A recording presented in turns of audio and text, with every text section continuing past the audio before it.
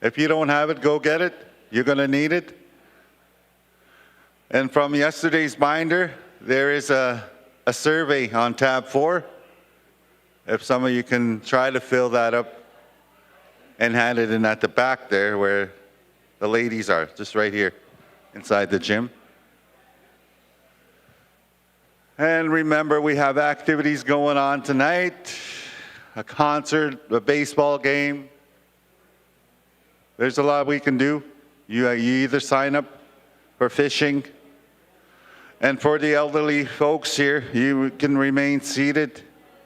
Your food will be brought up to you. You don't have to go to the dining room. Your food will be brought up to you.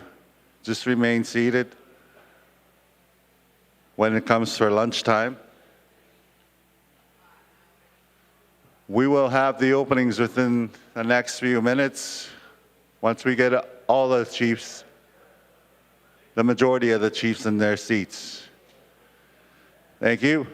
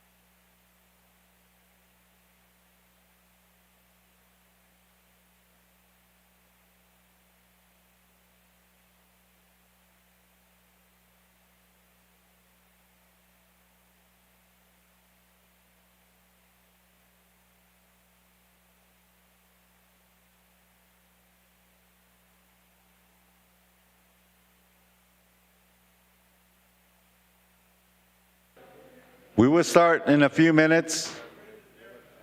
If we could have the chiefs get to their seats. If you don't have the agenda, it's at the registration at the back corner of the gym here. If you don't have the binder, you go get it. Go get them while you can. As we will start within the next 5 minutes with openings.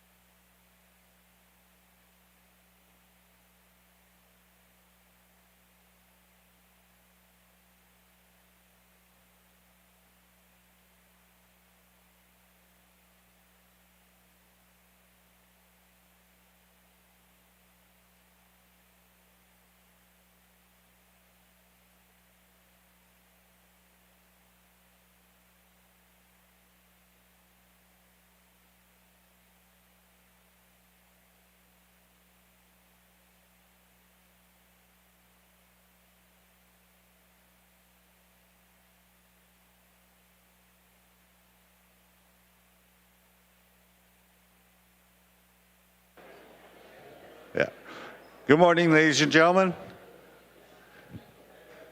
If you don't have an agenda, again, this is just a reminder, they're in the registration table. And if you want to go fishing again, you can register there as well. There'll be a band playing at the tent again tonight. Shades of Dawn. They're a group out of Winnipeg.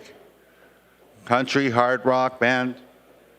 They'll cover all genres for you. Majman Gjiba Gag Jibak.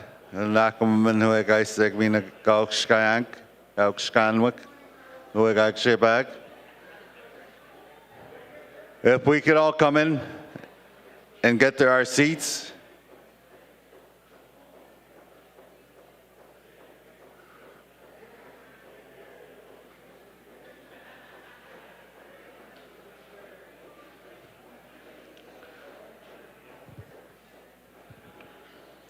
And we will start within the next few minutes.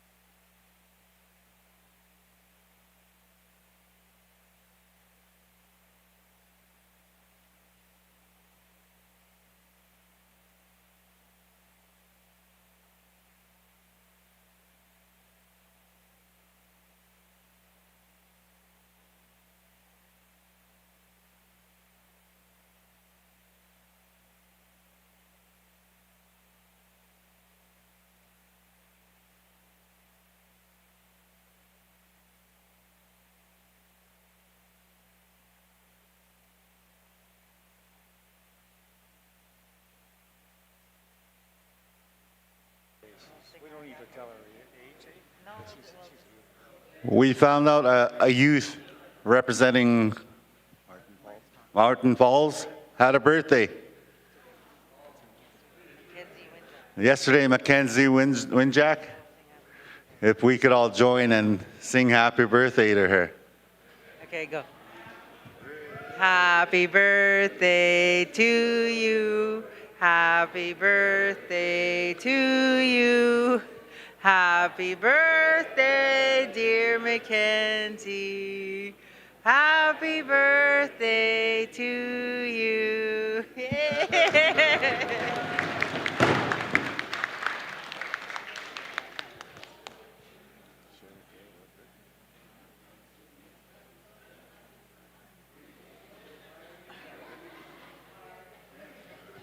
All right. Yep.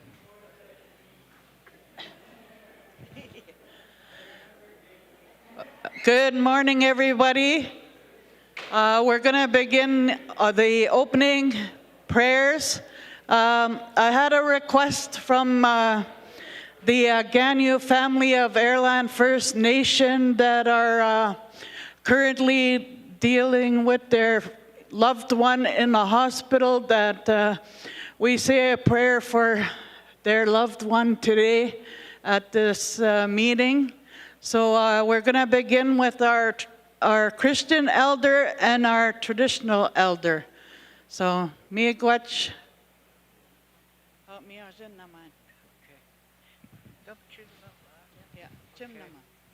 Okay. Our Father, who art in heaven, hallowed be thy name. Thy kingdom come, thy will be done on earth as it is in heaven. Give us this day our daily bread, and forgive us our trespasses, as we forgive those who trespass against us. And lead us not into temptation, but deliver us from evil. O my Jesus, forgive us our sins, save us from the fires of hell. Lead all the souls into heaven, especially those who are in the most need of your mercy. Amen.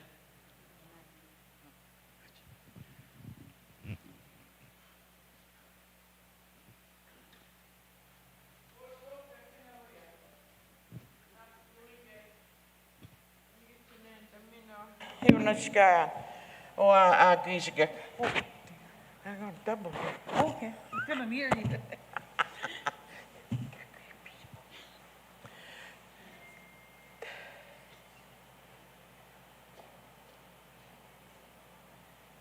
Kitchimi guatsana, Kitinigo, Kishamanito, or I know gum, I can say about it. Keep on the skank, Mina, Chippe, name it up, Yankamo, treat you good to greatness snap, Emananik, Tino and Takan and Anik. Kishamanito, second the coachman, Chia, Nanakto and Mato, go on, you come up and Matawa, no chance here, Oichi Ognia, or Semia, I can pin the gun out and. Be showered, chip and knock on again, and you couldn't get going. She gave me a sake about Mr. Nongum, Minor Gorge, Minak Sham, that Chippy, Shank, Chin Matawa, Chikaki, couldn't get going to give him this sick, and she down Chikate. Me Gorge didn't go. Me, I've been a big known Nina, chicken and knock at it. Go on your accuracy, you come guy out.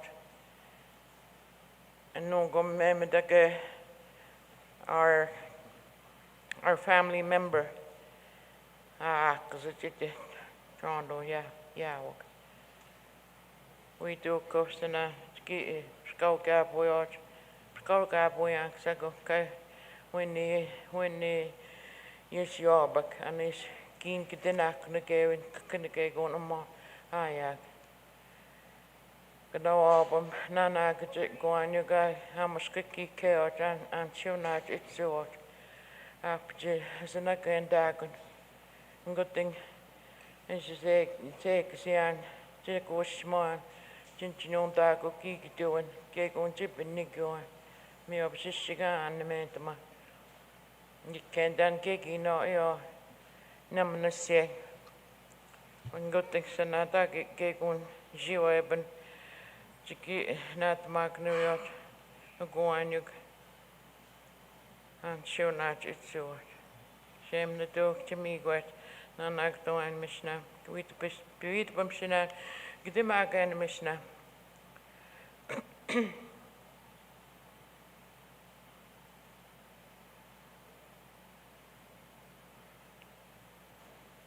Aha, me what.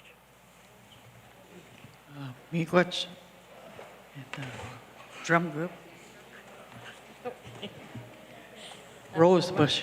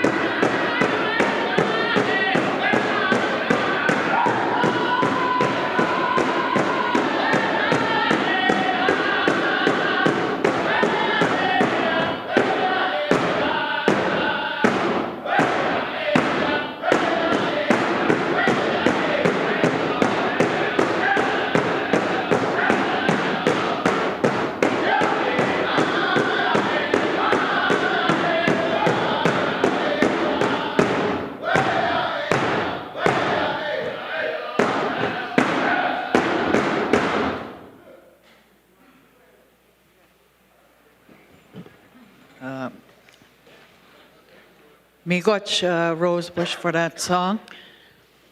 We're going to go to the welcoming remarks from Chief Saniganyo.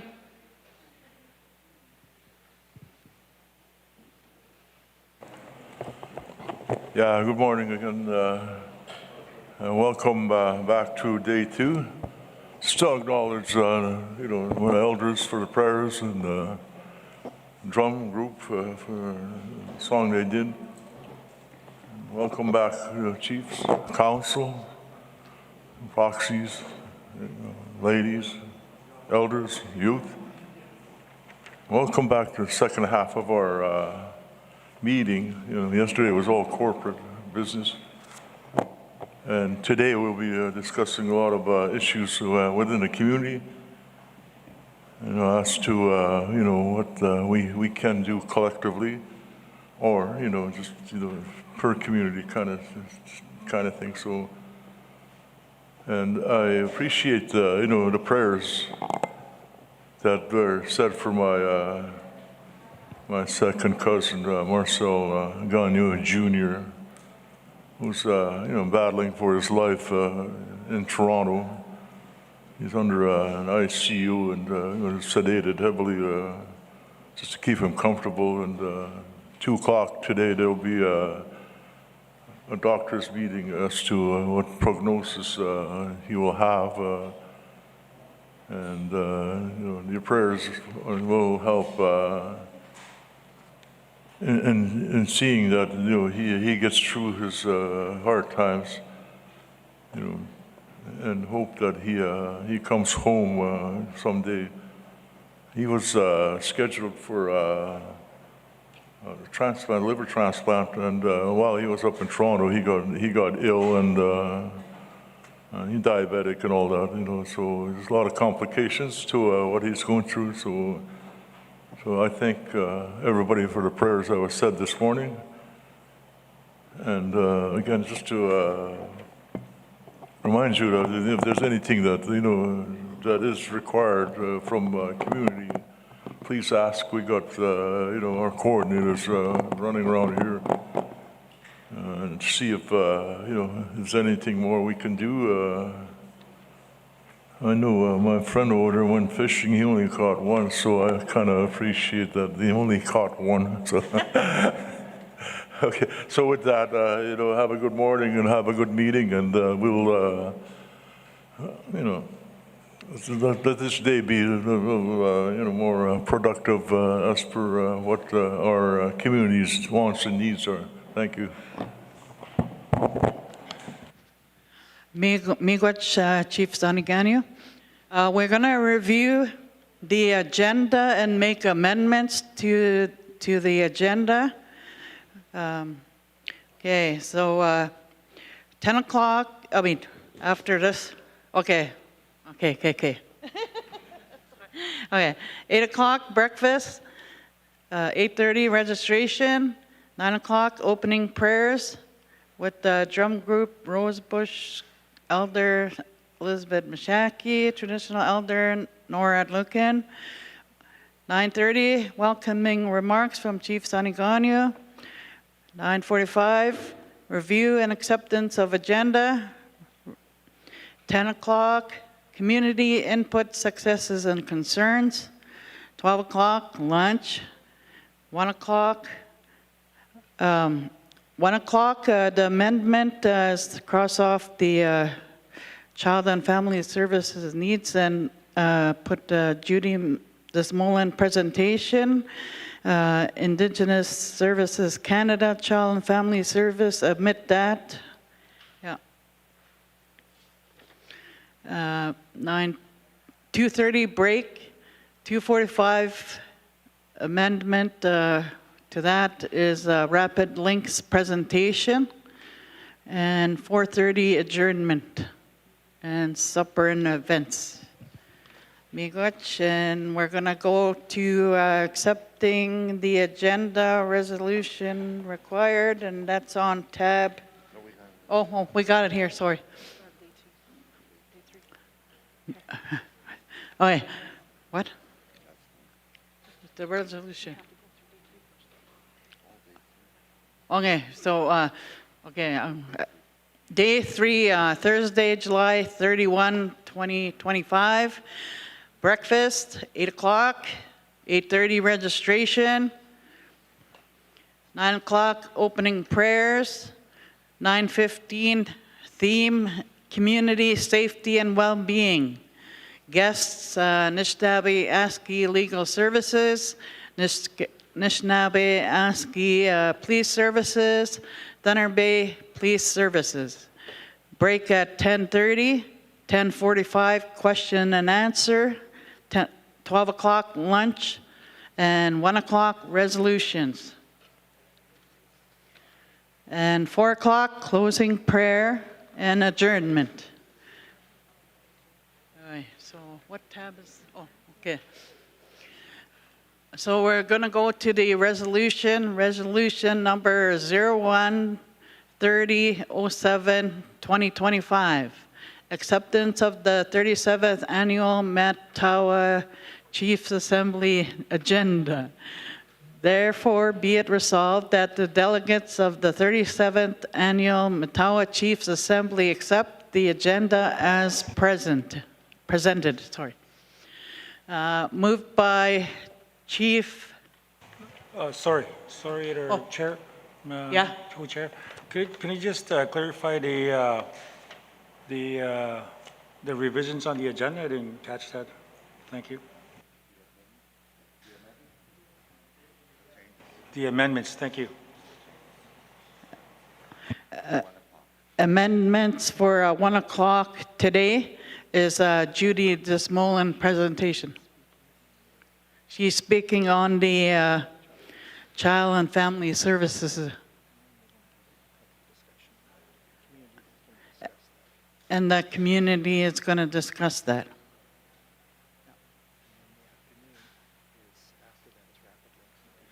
Yeah, so, and in the afternoon, after the presentation from Desmolin is the Rapid Links presentation at 2:45. Thank you, Madam Chair. I got you. Miigwech. Sakara, oh, Chief Sonny? Not to throw a monkey wrench into her. I'm kind of a little confused as to the amendments being made. You know, I think if we couldn't get copies of the amendments made so that the amendments are in front of us, and also, with all respect to Judy, with her presentation, I believe child and family is something that we all strive for every day. When we say this is our future, our children are our future, I'd rather keep it on just to mention, the child welfare reform and the impacts of how this is, going to turn for each First Nation that isn't ready to take on their own child welfare. So I prefer we keep it on. It's not a one child family services provider in specific. I think it's a whole. If you're Kunu, if you're Daliko, if you're Tikanagan, I think we should discuss this a little further to make sure that we know what we're up against. So with that, I'd like to keep it on, and after Judy's presentation for some input from the chiefs on child welfare reform. We also have Deputy Grand Chief Bobby Narcisse, who's very knowledgeable about, he might be able to answer a few questions that the chiefs might have. Thank you.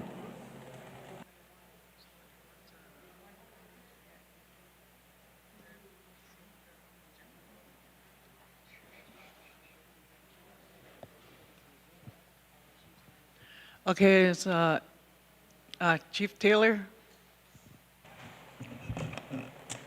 Good morning, everybody. Chief Taylor Kanugamine. I just want to acknowledge the prayers this morning from the two elders and the drum, the sacred items in the room, and also, our prayers are sent to Ireland for their, one of their community members that is fighting for their lives this morning. I just have a question in regards to the change. Is it so there's nobody from Indigenous Services Canada that's going to be calling in? Is that why the change has to be made? I was hoping to hear from them because we've been faced with a lot of cutbacks, and it would have been good to have them on the call here today.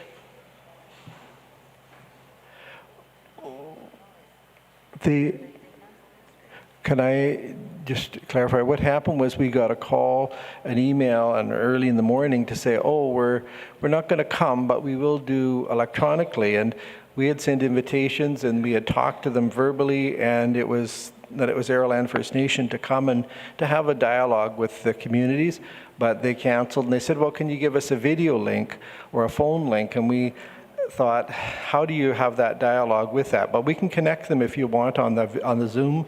I can do that, and if that's a preference. But they did cancel us electronically to visit. So I can get them electronically if you want. I would like to at least have them online if possible. Okay, we'll do that.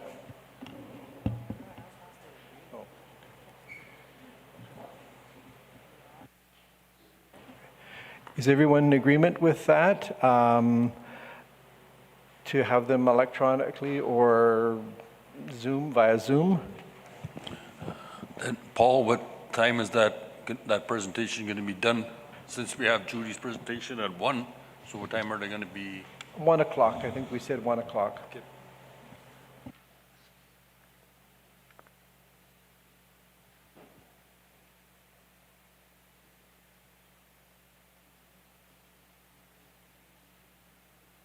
Okay, we'll have them back and we'll connect back with them to somehow with our technology department get it online so at least you can see them in front of you. Thank you, Miigwech.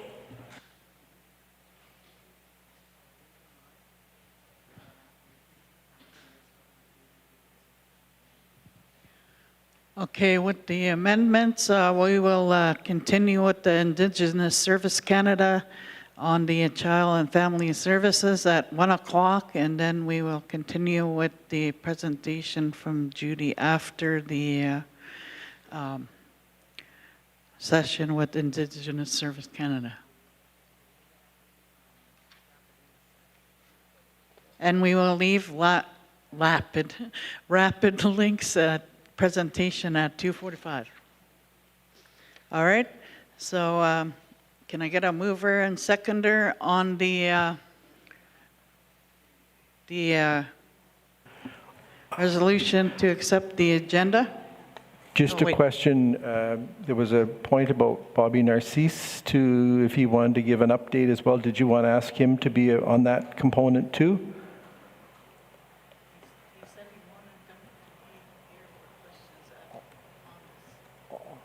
Okay. Okay, if the need arises, okay. Paul, maybe there's maybe an update from the Grand Chief on where the child reform is at this time, maybe? Just a quick, maybe 10, 15 minutes, since he's here as well. Okay. Okay, we'll include that in that component too. Chief Sonny? No, it's just to go back on our Chiefs Council meeting in Thunder Bay. We have stated that we want to discuss community issues from the community's perspective, and to say this is our meeting to talk about issues that we face every day, and I really didn't, wanted to talk to Rickford, at this forum yesterday because I have all kinds of issues. He comes in here and tells us, stands on the podium and tells the communities what he can and what we'll be doing. But this is not what I wanted to hear from anybody, any level of government. I wanted to hear the community talk about their issues, and then we take the issues up to the governments as political leaders, so that we have something under our arms to say that we're not being heard, we're not being treated right, and I think it's time that we don't look at not bringing in any officials from anything, because that's all they carry is, okay, yeah, and this is what I can do for you, but it just falls on deaf ears at times as to what they say and what they do. They're two different things. So that's what I was saying. If we have issues with child welfare or any other business for that matter, we should be looking at the solutions. I've always said this. The problems are within the community, and the solutions are there. And I was hoping that we would discuss issues with the communities internally, instead of having somebody stand on the podium and say, this is what I can do for you. Break away from that, paternalistic, mode that they come in with, and then we sit there and listen. It's high time we stand on the podium and tell them what we want, and this is how we're going to do it. So that's where, I wanted to see the agenda, Indians, ISK is coming here to tell us what we want to tell them. So again, I hope I'm not, really screwing up the agenda here, but that's my thoughts.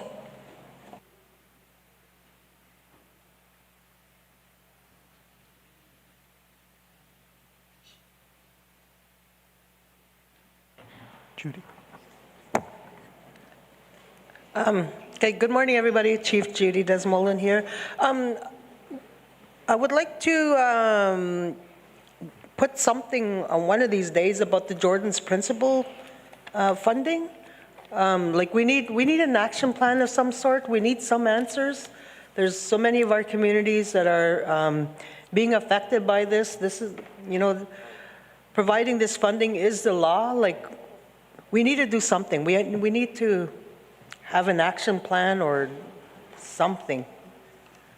Yeah, so I would like to see that somewhere on our agenda today or tomorrow. Miigwech.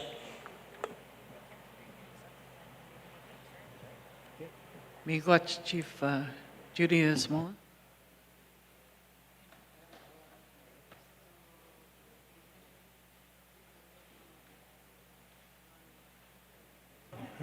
Hopefully, if we get enough, during the community feedback and successes, discussions, challenges, if that's a common theme that's running through that, we can pull together from the community perspective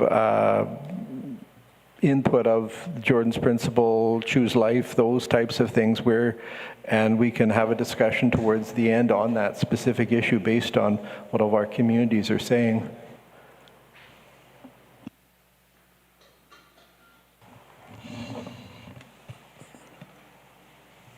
Any more recommendations, Rick Allen? Yeah, I'm just checking to see what the clarity of this agenda is now, because it seems to be some people want this, some people want that. I just want some clarity before we move on to the resolution of passing the agenda.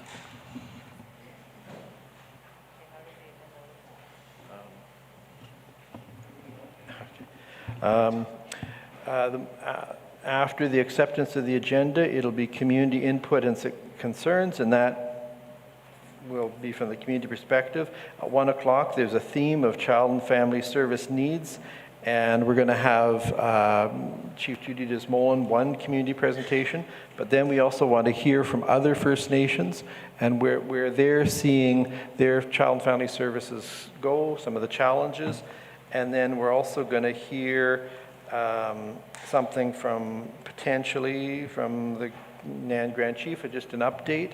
And then maybe at the end we can get feedback we can get someone from ISK on the call to respond to any of the questions people were having based on their community concerns. Hopefully get all that done before 2:30. And then we wanted to have a discussion with Rapid Links at 2:45, just an update on where that's at. And then adjournment.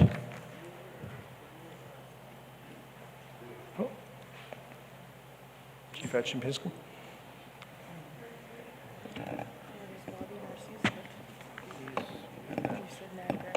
Sorry, Thank you. Chief Bruce Atchnipnashkanazankas, Martin Falls, Dunji. Igwich for the opening prayers and the drum this morning. Igwich to the host community for the excellent hospitality. I wanted to speak this morning on the agenda on the importance of finding out what are the key issues from the communities, that that we have, and with the community input that section there, we'll be able to do that. But there is a common issues that we all face, like one of them would be Choose Life and Child and Family, especially Choose Life with the cutbacks from Indigenous Services Canada. I think that'll be, I would have liked a representative if we had that on the agenda to follow through and, to get some accountability from Indigenous Services Canada to answer those questions that we have on the cutbacks, to those services that we all need in the community for our members, So that's very important for us. I hope that stays on there, or I hope they come online at least. It would have been great for them to be here in person, and we have to make that effort to have them at this forum. It's an important topic, but if they can only do it by online, then that's what we have. So we have to ensure that we get them online and ask them those tough questions that we need answered. For example, Choose Life for us, we have a program that's been cut and affecting our staff and services to our members, and it's not a good thing, especially in light of the inquiry on the seven student inquest, and we need to continue with that, with pushing on those fronts. Child and Family Services is a big issue, big initiative also as the Chiefs of Ontario are going it alone with the child welfare settlement agreement, and that should have been on the table to discuss and see where are we with that. As this is an opportune time with our community members to get that information out to the community members on where we are with Child and Family Services, not child, but child welfare settlement. So I'll leave my comments at that. Miigwech. Good morning. Miigwech, Chief Bruce Atchnipnashkan, for your comments.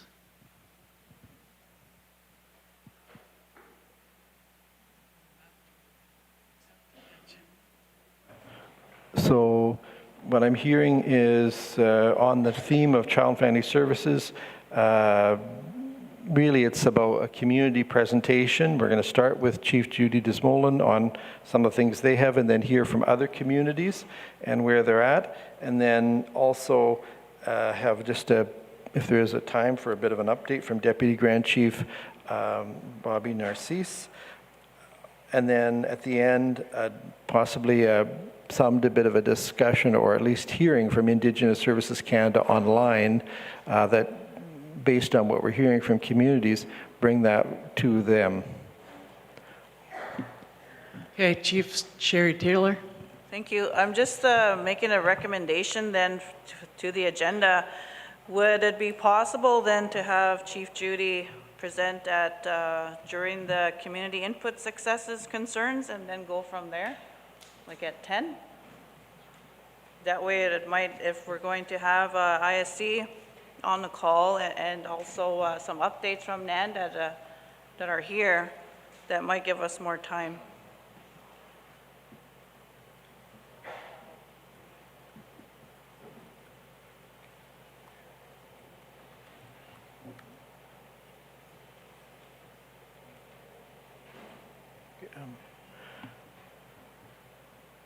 So how do people feel about that? That the recommendation is to have, Chief Taylor was to put in the community presentations, the Chief Judy's would be in the community presentations, and then hear everyone out on that.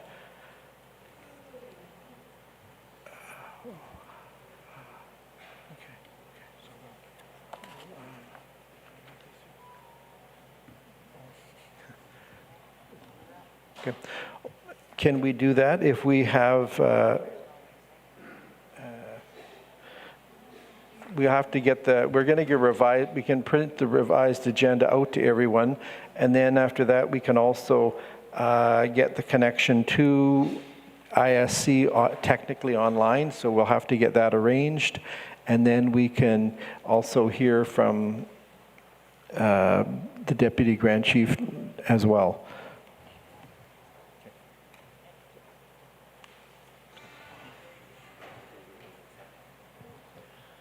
Okay, we're going to go back to accepting the amendments to the agenda as presented. Okay, we're going to read it again. Okay, resolution number 0130-07-2027, acceptance of the 37th annual Matawa Chiefs Assembly agenda. Therefore, be it resolved that the delegates of the 37th Annual Matawa Chiefs Assembly accepts the agenda as presented. Moved by Chief Rick Allen of Constance Lake. Seconded by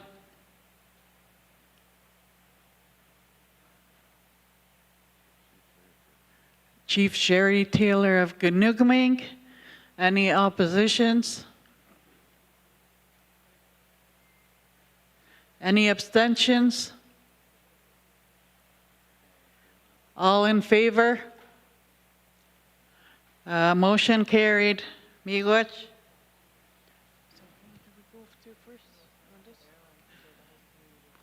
Okay, so we're going to move along to the community input successes and concerns, and we'll begin with the host community, Airland.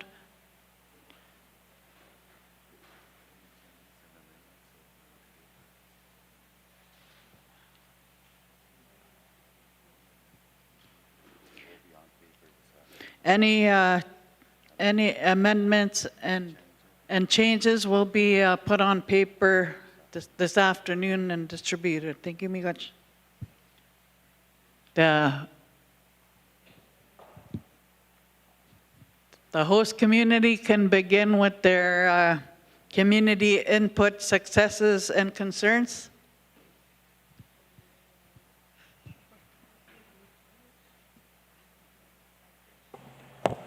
Can we reverse the alphabetical order here, please? Yeah, well, I just don't know where to start because there's a lot of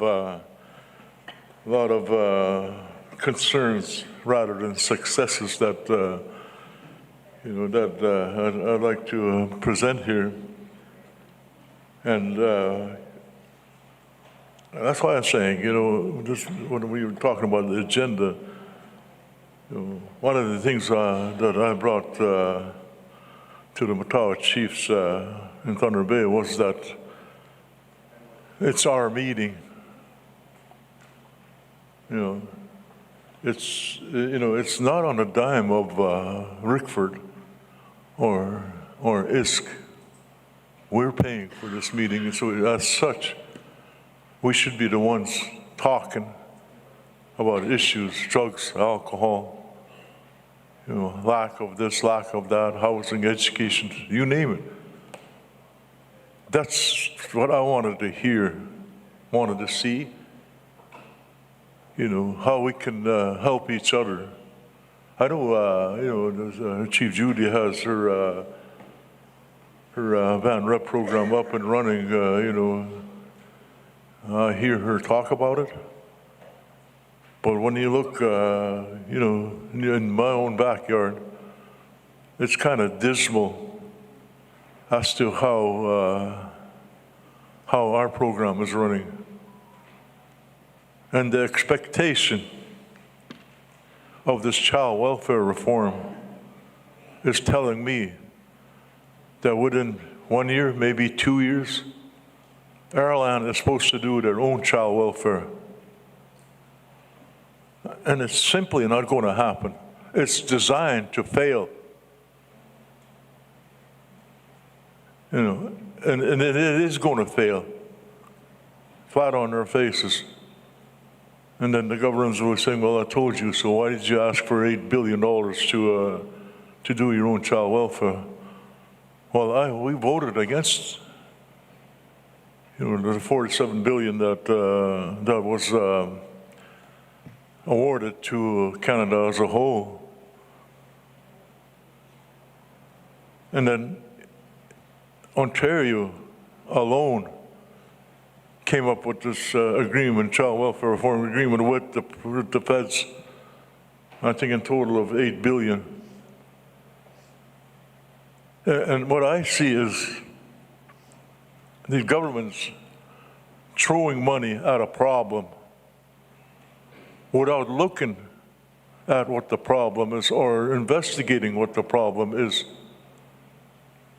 I told that to the minister way back, where he came up with an announcement saying that, okay, here's $800,000, fix your suicide epidemic. And there was nothing that came with that $800,000 to say how we're going to continue. One-time funding, 49 communities, $800,000. It didn't even, scratch the surface of what the problems were in the communities. The guy walks away thinking he's a savior. But I told him that that's not what it is. Problems are in the community, the solutions are there. We come up with the solutions, you fund what we ask. Then we're in, partnership. Going back to child welfare reform, I sit on an agency as a board, and what I see is that there's going to be cuts made, if not already. I think we laid off over 180 people because of cost cutting that the agency has to do. And 20 million somewhere along the line will be cut short. And that 20 million is something that the communities take for granted, that they will, lose out on because of the fact that that services they provided with that 20 million is not going to be there no more, because it's given to the communities. Which is okay by me if the community is ready to deliver the services that needs to be delivered. But my community, if I can't even get the band rep, going to a point where we're doing prevention, That's why I mentioned yesterday how disappointed I was when this tribal council, who was supposed to advocate on my behalf, formed, a band rep program that they didn't assist in helping our community do what they need to do. And I see other stuff that happened within the tribal council that is all Thunder Bay based and nothing in our communities. I'm not going to go into detail, but I'm just going to pinpoint what we always say: our children, our future. I think it's time that we really focus our attention on looking after our children, because of what we always say: they are our future. They are going to be our leaders, and they are going to be the ones that are going to be making decisions for us on when we're in an old folks home or something. And again, the successes that we see is that we're building a 20-unit elders home, kind of feathering my nest, so to speak. But the problem with that is that we have funding to build that capital, to build that house. But there's no program dollars in there to bring in your personal support workers. That, I have to really, go to town and get answers from the governments that will, provide us with programs. And to train staff to build capacity. I approached KCATS yesterday to assist with, with training, development of policies and on our band rep program. And I appreciate, the assistance that they're going to give my First Nation. But again, my concern too is also, I'm getting reports that ISK, Indian Affairs, Indigenous Service Canada, budget is around $25 billion. I think that's for the whole country. And reduction within the next fiscal year will be about $20 billion for the whole country. In the following year, I don't know if my calculation right, should be around $18 billion. So how are we going to survive with hat in hand? That's what the Premier always said. The dependency that we have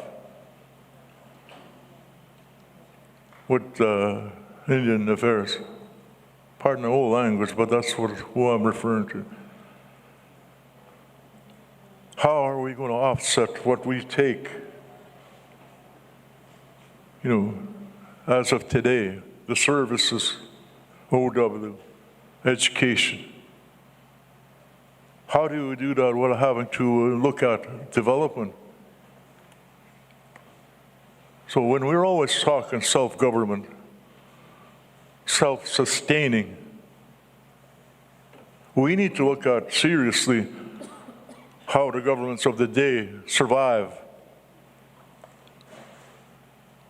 through development. They get, revenues from resources extracted. For every tree cut, it's an arbitrary figure. For every tree cut, let's say if it's $1, 75 cents goes to the company that cuts down that tree. 25 cents goes to the government. First Nations,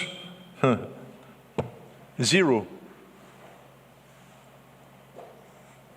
So that's how we got to look at how to move ahead, looking at the future of what it's going to be like for our children in terms of, what we take for granted as treaty partners. And our treaty partners are saying we're downsizing, we're cutting down on our budgets. So, to me, the best way to do things, you're going to be self-governed and self-sustaining, is to look at development in a way the governments do things. That's true revenue sharing, crown dues, royalties, and take that to our banks and use it to our future. Every time we get funding from the governments, it's always reporting. You have to do this. You have to do it that way, or else we'll cut it. But if we do things our way, in terms of resource development, then we govern ourselves. We're doing things how we want to do things in the future. Today is what we have to set for the future of our children's children. I know, I hear the communities that oppose, no, not exactly oppose, but they want to be part of it. Here's a good example. I think my communities to the south will agree that development has come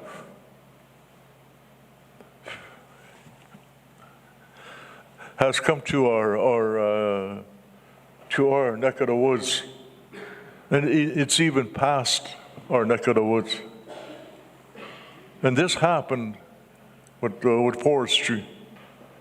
They took the trees, they took whatever they can for their own wallets, left us with nothing. And to say things, I'm going to lose my culture, lose my way of life, lose this. Well, Ireland didn't experience that. We still have our language. Well, some of it, most of it. We still hunt, trap, and fish. We still collect medicinal plants. And we still, do our harvesting of moose, fish, and everything. And this is without any input or say. We just had to make these adaptations. But if we're going to go and move into development, what I picture is that we sit across the table to guarantee that none of what I mentioned is lost.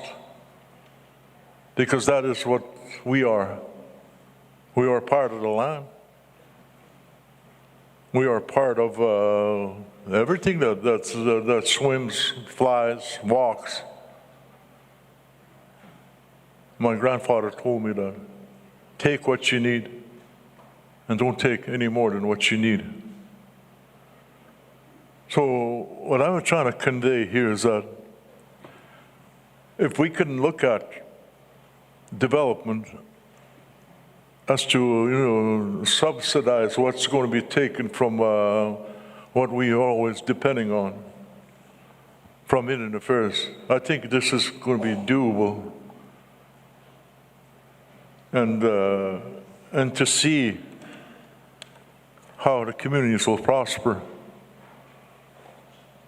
You go to any municipality, you see their houses, you see their infrastructure, you see either paved roads, paved streets, even paved driveways. That came from our resources. And you take a ride around my community, and we're struggling, to keep, to maintain what it is that our citizens need, what our children's need, or when they grow. When Ireland became a reserve, we were allotted 78 houses, and we built our water and sewer based on 78 houses. Well, we're about 130 plus houses in our water. Our infrastructure hasn't been, upgraded. Our lagoon was made for 78 houses. We got double it now, and there's nobody looking at it, looking at, to make it any bigger. So I get tired of asking to get what it is that we need. But again, going back to forestry, our community, strived on that. We entered the workforce. We had our own camp here, 30 plus people. We had our own bus, own camp. People here retired from that company that we worked for with adequate lifestyle. And, the dependency on welfare, was probably cut in half because we worked. I personally worked maybe for 26 years, 25 years. And this is what development does for you, for your community. And if we do development the right way, then we can prosper. We can be self-sustaining, self-governed. So there's lots more that I'd like to discuss, but I think I'll cut it short for now because, I don't want to, being host community, I don't want to hog all the time. But this is what I see. This is, I think, what we need to do to be who we envision what our children will have to live with in the future.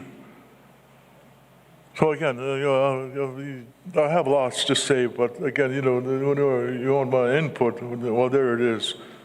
You want my successes? Well, there's very limited. And I have a whole lot of other concerns that I will possibly bring the next 2 days. And again, I have to say that the time we have together is what we should be discussing. Not bringing, anybody from the governments. They'll come here. They'll be answer. They're not going to come here with right, wrong, yes, no answers. They'll beat around the bush. I'll take it back to my superiors. When they do, they never come back. They'll brush you off. So I think the theme of this or the next meeting in Martin Falls should be ours only, and to set, come up with resolutions as to where we want to go, where we want to be, and, who we need to take our issues to. You just can't shoot arrows and miss targets all the time. You want to hit them.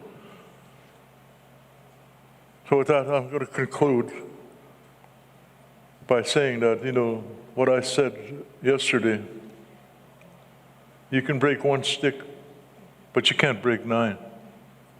And together, we can succeed on the things that we see in terms of resource development, how we can do things collectively, to be self-sustaining. You get a lot of rhetoric out when you go to cities, when people look at you as First Nation people. There goes another Indian that's, living on my tax dollars. But little do they know, the dollars they, feed their kids and all that comes from our backyard.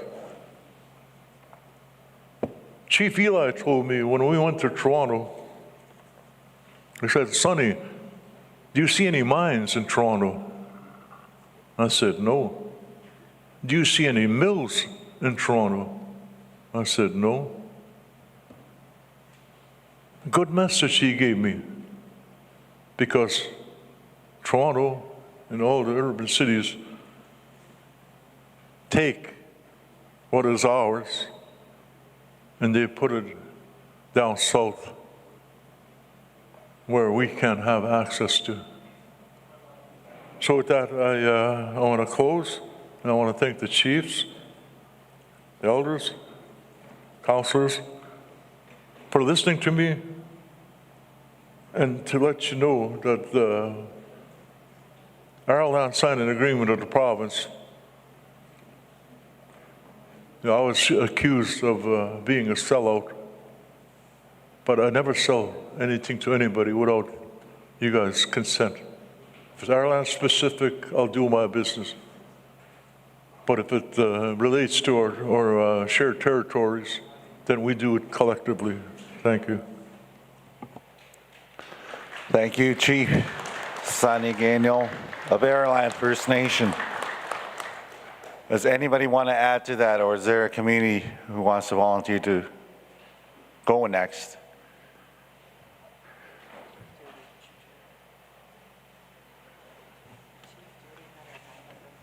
Chief Judy?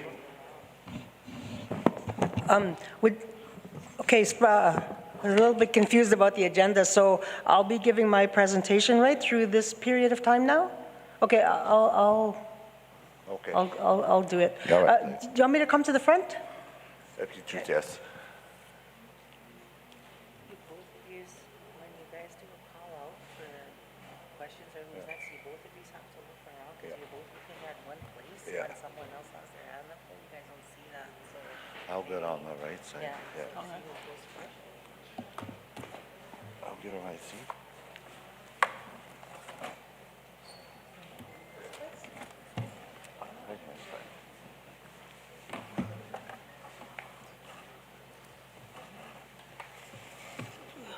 Do we have,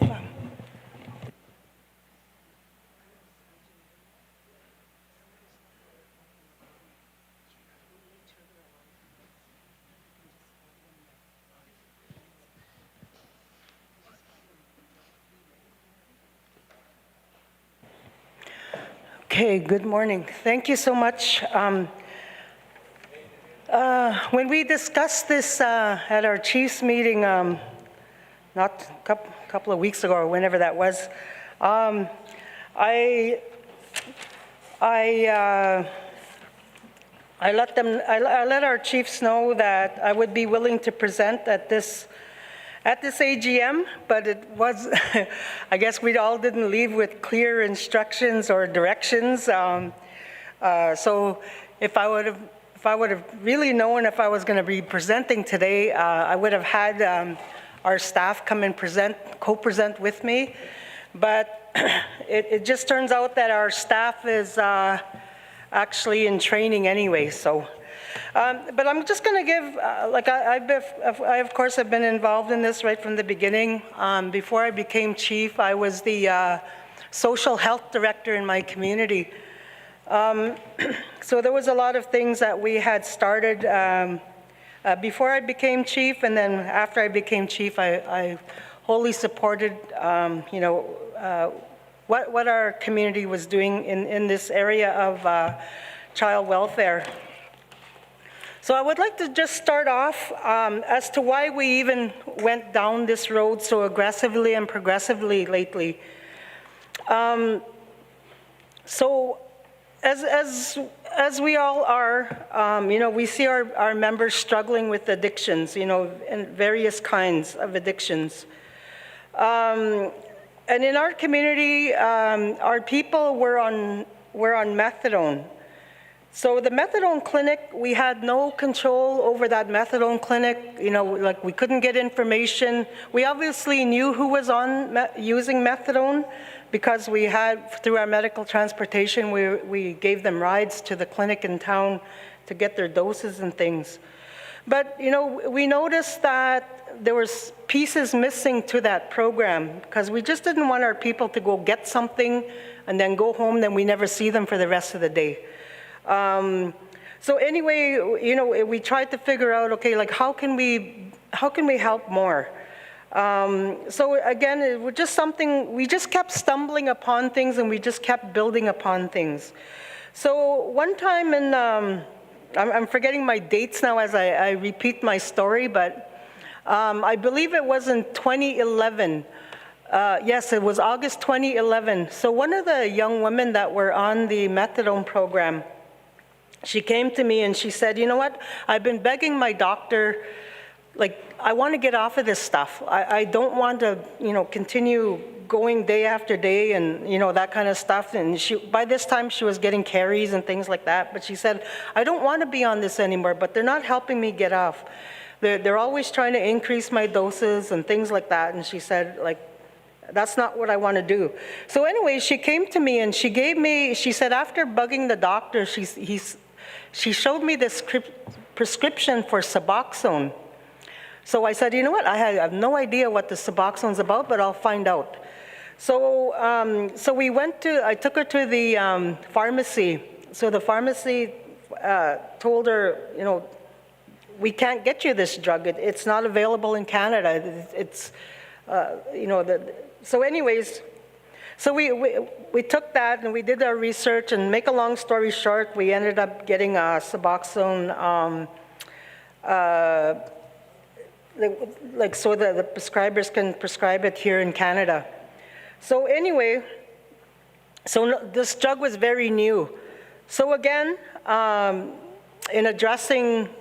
in helping to try and address the, back then it was the opiates, and people were spending like $80 on one pill during that period of time, and then they were trying to keep up finding $80 2-3 times a day. You know, again, we saw that devastation happening in our communities, you know, where there was a lot of theft and violence and everything else, trying to make this $80. So anyway, so I accessed some funding from Health Canada to try this drug Suboxone. So I only had enough for 10 people. So, but we ended up having 19 people that signed up and said, we're going to try it. You know, we gave them no promises how it's going to work, and, you know, all that sort of stuff. By this time, of course, we had doctors trained and things like that. So anyways, this is where our story starts with child welfare. That's why I needed to say this part.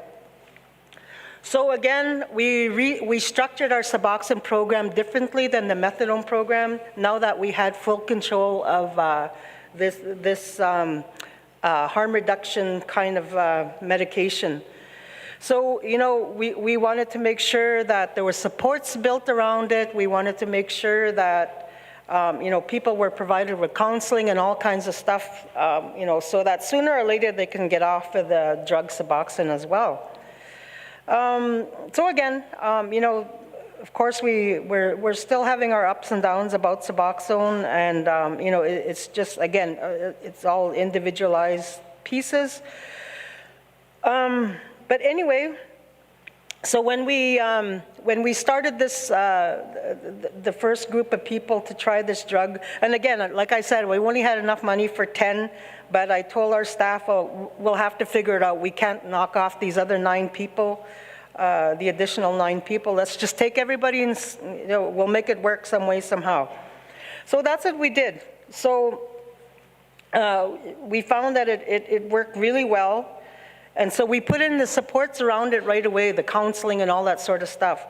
So the reason why we went down the area of child welfare was that 18 out of the 19 people that we had in the program had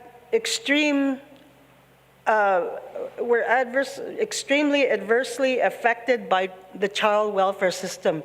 They were either children that were taken from their families, they were either parents that had kids taken, or they were grandparents that had their kids or grandkids taken. So So one of the common themes that we found with these original 18 out of the 19 people was that child welfare was, we realized how much the child welfare system has affected our community. So again, so fast track some of my information here. So some of the stories that we heard in our sharing circles and in our counseling programs, was the extreme pain of all this, the pain, the guilt, the shame, everything that came along, when it affected children. So one of the things that we ran into and heard was how when babies were apprehended from them in hospitals right from birth. As a mother, grandmother, great-grandmother, I cannot imagine that happening to me or any of my family. So anyway, so again, another incident, why we went down that part of the road aggressively and progressively was again in August of 2014. We had a family, it was someone that was brought up in care, and she came back to the community when she was old enough to leave the system. And so soon, she found a partner and she got pregnant. And so right away we got notified by the agency that this child is going to be going into care when it's born. And like why? Are these things automatic or what? So anyways, we worked with this particular family in this case. And so we worked something out. We thought it was all good. So it came time for the birth to happen. And for some reason, the mother was still really, by this time also we had other things happening. We had a parenting program and things like that. So this young mom vowed to herself, she hadn't shared it with anybody at the time, but she vowed to herself that she is not going to let anything happen to her child, anything that, she's not ever going to let her child be taken from her and things like that. So she joined all of our good programs, our parenting programs, and all that sort of stuff. She wanted to really prepare herself to make sure that she wasn't going to lose this child to such a system. So anyway, she was still feeling really nervous about everything. And so anyway, so the agency we work with is DELICO, DELICO Child and Family Services. So, we had a good plan in place for when this child was born. And this young family had everything already. They didn't ask us for anything. They used their money wisely. They bought, they got their crib and everything else that they needed to wait for this new baby to arrive. So, and then when this mother to be was almost due, I happened to be home, and she came to my door, and she was in hysteria. She was just in total hysteria. And so after I calmed her down, she told me what just had happened. She said she got a call from her former foster parents. And she said, I thought it was just, a good checkup call, and, just asking her how she's doing, and she heard she's pregnant and all this kind of stuff. Does she know if it's a girl or a boy yet? Things like that. Then all of a sudden, this foster parent dropped the bomb and said, you know what? Just letting you know that I'm going to be getting your baby when it's born. And that, imagine telling a mother who is almost due, telling her that. And here she, and here in her mind, she already said that that's never going to happen to my children, what had happened to me. So anyways, so again, make a long story short about that, we addressed that with DELICO. We thought we fixed the issue. So the mother was still feeling really unsettled about everything. And she asked me, she said, can you come to the hospital with us? Can you come to, because again, we have to go to Thunder Bay to have babies. Geraldton doesn't deliver babies anymore. So she was really feeling like not sure of anything.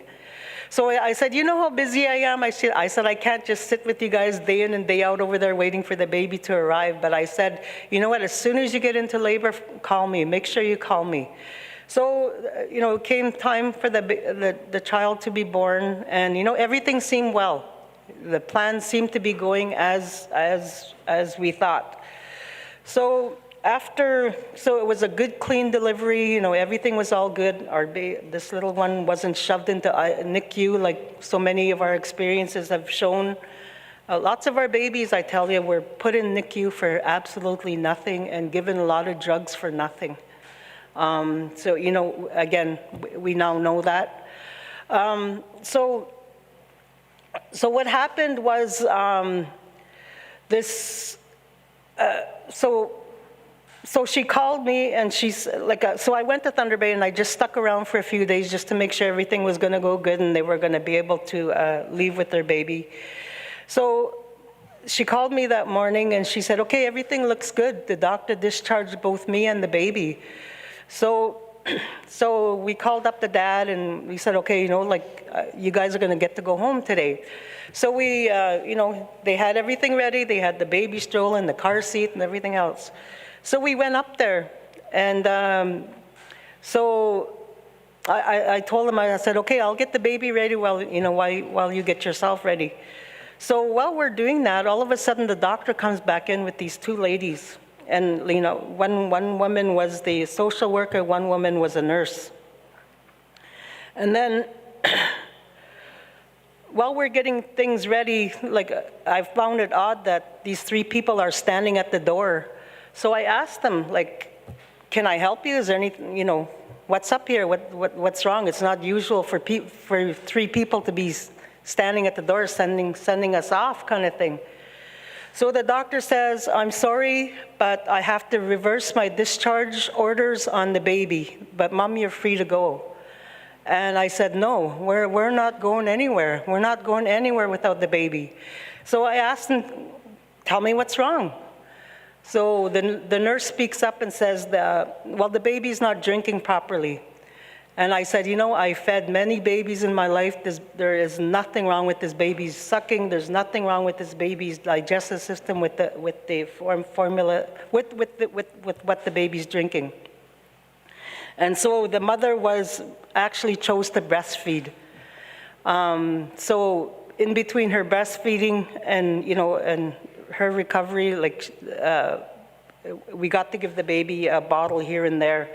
But anyway, there was absolutely nothing wrong with that. I said, give me another one. Give me another reason. So they couldn't. So I told the social worker. So again, you know, I had everybody's numbers on my phone. And I said, so I phoned up Delico, and I said, what happened to our plan? What's going on here? So again, they really couldn't, and so their answer to me was, well, she was brought up in care. What has that got to do with it, I said. Then they said, well, her mom was brought up in care. I said, what has that got to do with anything? Her grandmother was brought up in care. I said, what does that got to do with anything? So there was absolutely nothing. I said, you know what, we're leaving here today. So I talked to those three people that were standing at the door. I said, we're leaving. I am leaving with this baby today. So one other piece I forgot to just mention that just came to my mind was, while I was doing all this research about child welfare, in 1994, there's a piece that was in the Child Welfare Act under Part 10, I believe it was. And it said that the community has a say in our children who are in the system. It was just a 2-3 liner, I think, that was in there, but nobody ever brought that to our attention, or my attention anyway. So anyways, I found that, and I thought, you know what, today I'm going to stand on that. I'm going to stand on that little piece of and legislation. It's law. The child welfare is law with the province. So I thought, I'm going to stand on that. So I exercised my right that day, and I said, no, we're leaving with this baby. So the doctor said, you know what, we're going to have to call security. I said, go ahead. And then the social worker said, well, you know what, we're going to have to call the police. I said, go ahead. So anyways, I thought, okay, so we got, I need to tell you this other part with this whole situation. And this is what the real motivator has been for our community to go ahead with what we're doing now. And you know, I just thank the Creator for giving us that real insight as to why we need to go down this road. And yes, it was very hard to do, but again, you know, like I'm smelling our medicines here. And it's our medicines that took us through a lot of things that we've been through. And what happened when those 3 people were standing at the door, and while I'm negotiating with them and talking with them, the mother went back to her bed. She put the sheet over herself. And then her partner poked me and said, you know, pointed at her, and you could just see the sheet just trembling. And I thought, oh my God, what have our mothers been through before? You know, we're witnessing this right now. What have our people been through before with these kinds of situations, especially when there was nobody there to advocate for them, nobody to be there with them? And you know, it's no wonder that we see so many of our people on the streets. Like, who wants to go home after giving birth to a baby? Who wants to go home with no baby? You know, all that guilt, the shame, the pain that I just talked about. So anyways, so when this mother got back into bed and just covered herself, all of a sudden her body just let go. It honestly looked like a murder scene in her bed. So by that time, all the nurse and the doctor and a couple, they called this emergency situation. A whole bunch of people came running into the room and tended to that mother. So after we got the mother stabilized, I said, let's go, we're leaving. So I asked the doctor, is she okay to go? And he said, yes, she's, you know, they got everything under control. So we left. I expected security to stop us at the elevators. I expected to see a fleet of police outside. You know, I was willing to be arrested. I was willing to take that stand. But you know what? Nobody was there. No security tried to stop us. Not one police car was outside. That showed me a lot that day. That showed me a lot that day that we do have rights in this area. And we took that family home. And they thrived extremely well. She went on to have another child. She breastfed that first one for like 3 years. And then they had another one, I think 5 years later or something. I forget how old now. But she breastfed that one. They never asked for anything. They never asked for food. You know how we see that in our communities. People run short of this, run short of that. But they've never asked for anything. Their little one, their oldest one thrives in school, gets good marks, you know, just because she vowed that, you know, things were going to be different when she had children. So anyway, that's what our driver was. That's what our motivator was, to keep doing what we were doing. So the part about apprehensions from hospitals. So again, I went down that political avenue to address that. So in October of, again, make a long story short about that, in October of 2022, there is a law now in Ontario. I'm not even sure if it's national, but it's for sure in Ontario, that babies can no longer be apprehended from birth at hospitals. But some of the reasons why it's still happening is because they're using duty to report but for Long Lake 58 babies, we no longer allow that to happen at all. These babies are leaving the hospital either with their mom, their dad, or their grandma, or somebody in the family, or our own staff people. We are not leaving babies in the system anymore. So since this, we have well over 100 babies that we've stopped from going into care. So again, that's because we're doing things as we should on our own. So I just want to also acknowledge Salam Mamakwa that helped us do this, to bring it to the House about, changing this law about babies being taken at birth from hospitals. So again, this is all about breaking the cycle. So again, we have 100+ children that don't have to grow up in Delico, that don't have to grow up with some agency somewhere. That's not to say that everything's perfect, not to say everything's hunky-dory in that area, but we are, we are preventing and breaking that cycle. So again, that's why this story, my next part of the story begins in 2014, when we witnessed that happening at the hospital that day. So we thought, if we're truly going to make some progress, I guess, with all the addictions that are happening in our communities, we have to reach the trauma. Like, where's all that trauma coming from? Why are people wanting to cover up all this pain? Why are people wanting to, just do all that? Like, again, so 2014, we started addressing the child welfare stuff, we started lobbying and did a lot of sharing with different ministers and Indigenous Service Canada and everybody that would listen, like, we need to do something. I shared it with, when we had NAN meetings, I shared it when we had Chiefs of Ontario meetings, places like that. So again, make a long story short, there was this development that came about and funding became available in 2019. So between 2014 and 2019, our community just did what we did, took on what we did without any designated funding. But in 2019, BANREP funding became available. So we, as our community, we are ready for it. We took that on. We thought, okay, finally, we got some money to work with now to do what we need to do, and to really develop what we want to do. So there are some downfalls with the BANREP funding, and the main one being is that you have to use your own money and then put in for reimbursements, and then your band gets paid back. So again, a lot of our communities don't have, extra money laying around that you could use.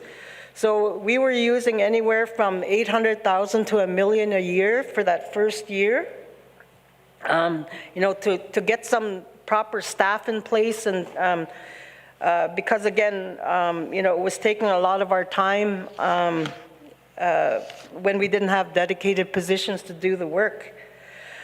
So we just developed from there. So 2019. So and again,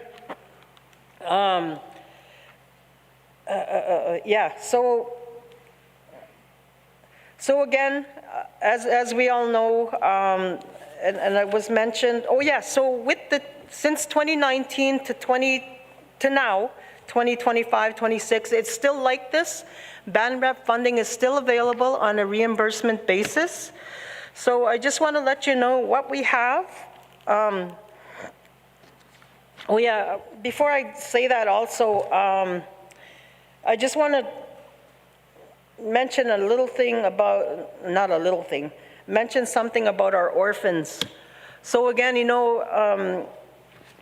our past history, the child welfare system and the residential school system basically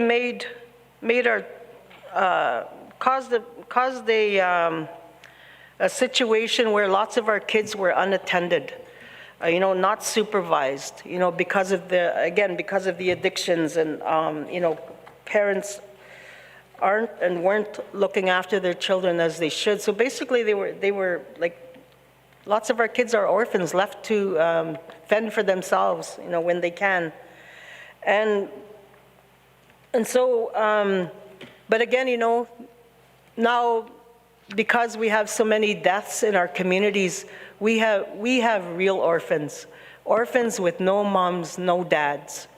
And our number is rising. We have 30 plus right in our community that don't have parents. You know, I shared with the chiefs, our last chiefs meeting, our former chief, Alan, has lost another daughter, and she leaves 6 children. And again, you know, that the list goes on, the list is growing. And it's really, and so with our services, you know, we include those families, we include those children to make sure that they're taken care of. You know, so again, you know, we're able to assign and have family members step in to look after all this. And we have siblings, older siblings stepping up to care for their younger siblings. You know, so orphans, if you do your own count in the community, you'll realize how many there really are. So again, you know, it's getting to know our communities and those numbers and stats also. So again, we were one of the communities that we're really glad that the government was working toward full child reform. So what that meant to us is that we can continue doing what we need to do to change the system and make it work for us. So again, this is what we call self-governance. So again, people, I'm getting crucified on Facebook for all this from my own members. But you know, this is what self-governance is. Taking back what you need to take back and make it work for our people. So we signed a child well-being law in September of 2019. So we're no longer under the Indian Act or any act. We're on our own with this. We can do whatever we need to do to prevent children from going into care and to build up families so that they can take their children back. And we have a strong reunification program built in our what we call our band rep program right now. So I'm really afraid I'm going to miss a whole lot of stuff because I really wasn't, but anyway. So we were glad that this funding became available. You know, I tried to share as much as I could with our fellow communities, fellow chiefs from Ontario. And so the majority of chiefs from Ontario were in support of this this whole reform agreement that was being presented to us. So of course we all had to go to Calgary, and then it had to go through a national vote. So it was turned down then, and I was feeling really I was feeling really bad about it, because I thought, you know, this money could kind of like ensure that our program, what we have going, can still carry on. Because like this BANRAP funding, they kept telling us year after year only, okay, you're going to get it this year, you're going to get it this year. You know, it was nothing really set in stone that we would be guaranteed to have that funding next year, kind of thing. So I saw with the child welfare agreement, reform agreement, that, you know, this is going to give us some guaranteed funding for future years, and right now it's for 10 years. And then it's supposed to be negotiated again in the 5th year. Maybe Bobby or I don't know who's here, but maybe they can clarify that part of it after. But anyway, so, and just to let you know that through Jordan's principle, there's another stream of funding. So the child welfare reform agreement is just to work with your on-reserve membership. But through the Jordan's principle, there's also a stream of funding that you can use to address all the other, wherever your membership is, off reserve. So what we have going now is, so for our on-reserve program, we have 1 manager, 4 band reps, and we put under this umbrella, we put our family support workers and our NADAP worker, like those are existing programs that we have. I think we all have those in our communities. We put them under the band rep program. We have a family finder. We have 1 assistant and 3 access workers, and we put our Jordan's Principle Navigator under here. And then we created a spiritual cultural lead. So we want to make sure that the spirit of everybody is always taken care of, no matter what your belief is in everything that's being done. And then we have an addiction specialist. How many of you have seen, well, I don't need to see your hands, but how many of you have seen the movie A Sobering Story, a film rather? I'm part of that, like 20 seconds of fame, I think, on there. But anyway, if you haven't had a chance to see it, I'd strongly recommend it. It's called A Sobering Story. And it's about the addiction issue that's happening, and it's focused on Thunder Bay. But again, it could easily be easily be any of our First Nation communities. But there's a person on there, one of the featured stories, his name is Kyle Arnold. And so Kyle Arnold is now on our team, and he's our addiction specialist. So again, with his help, he's really making he's really making a lot of headway with our families that are getting well. And then for the other stream of funding, so right now, currently, the band rep program takes care of all these positions that I just said. And with these, we've developed our own job descriptions. So again, nobody's telling us how to do this. We're working through this ourselves. We're figuring things out as we go. So we've been able, nobody's telling us how to run this, and we're just figuring it out. And through this, we also bought a building in town. If you know the town of Longlock, the old CIBC bank, that's our main office for our band rep on reserve program. So again, that building's not on reserve because we ran out of service lots in the community, so that's why we don't have it in the community. So so again, there's a $3 billion fund that's available, and again, we're told at chiefs meetings that this fund's only available till March 26. So again, we're able to purchase a lot of infrastructure right now. Usually there's no capital funding that comes along with anything, but with this, we have this small window of time to access some of these dollars. So through this other stream of funding, we are able to service our off-reserve members.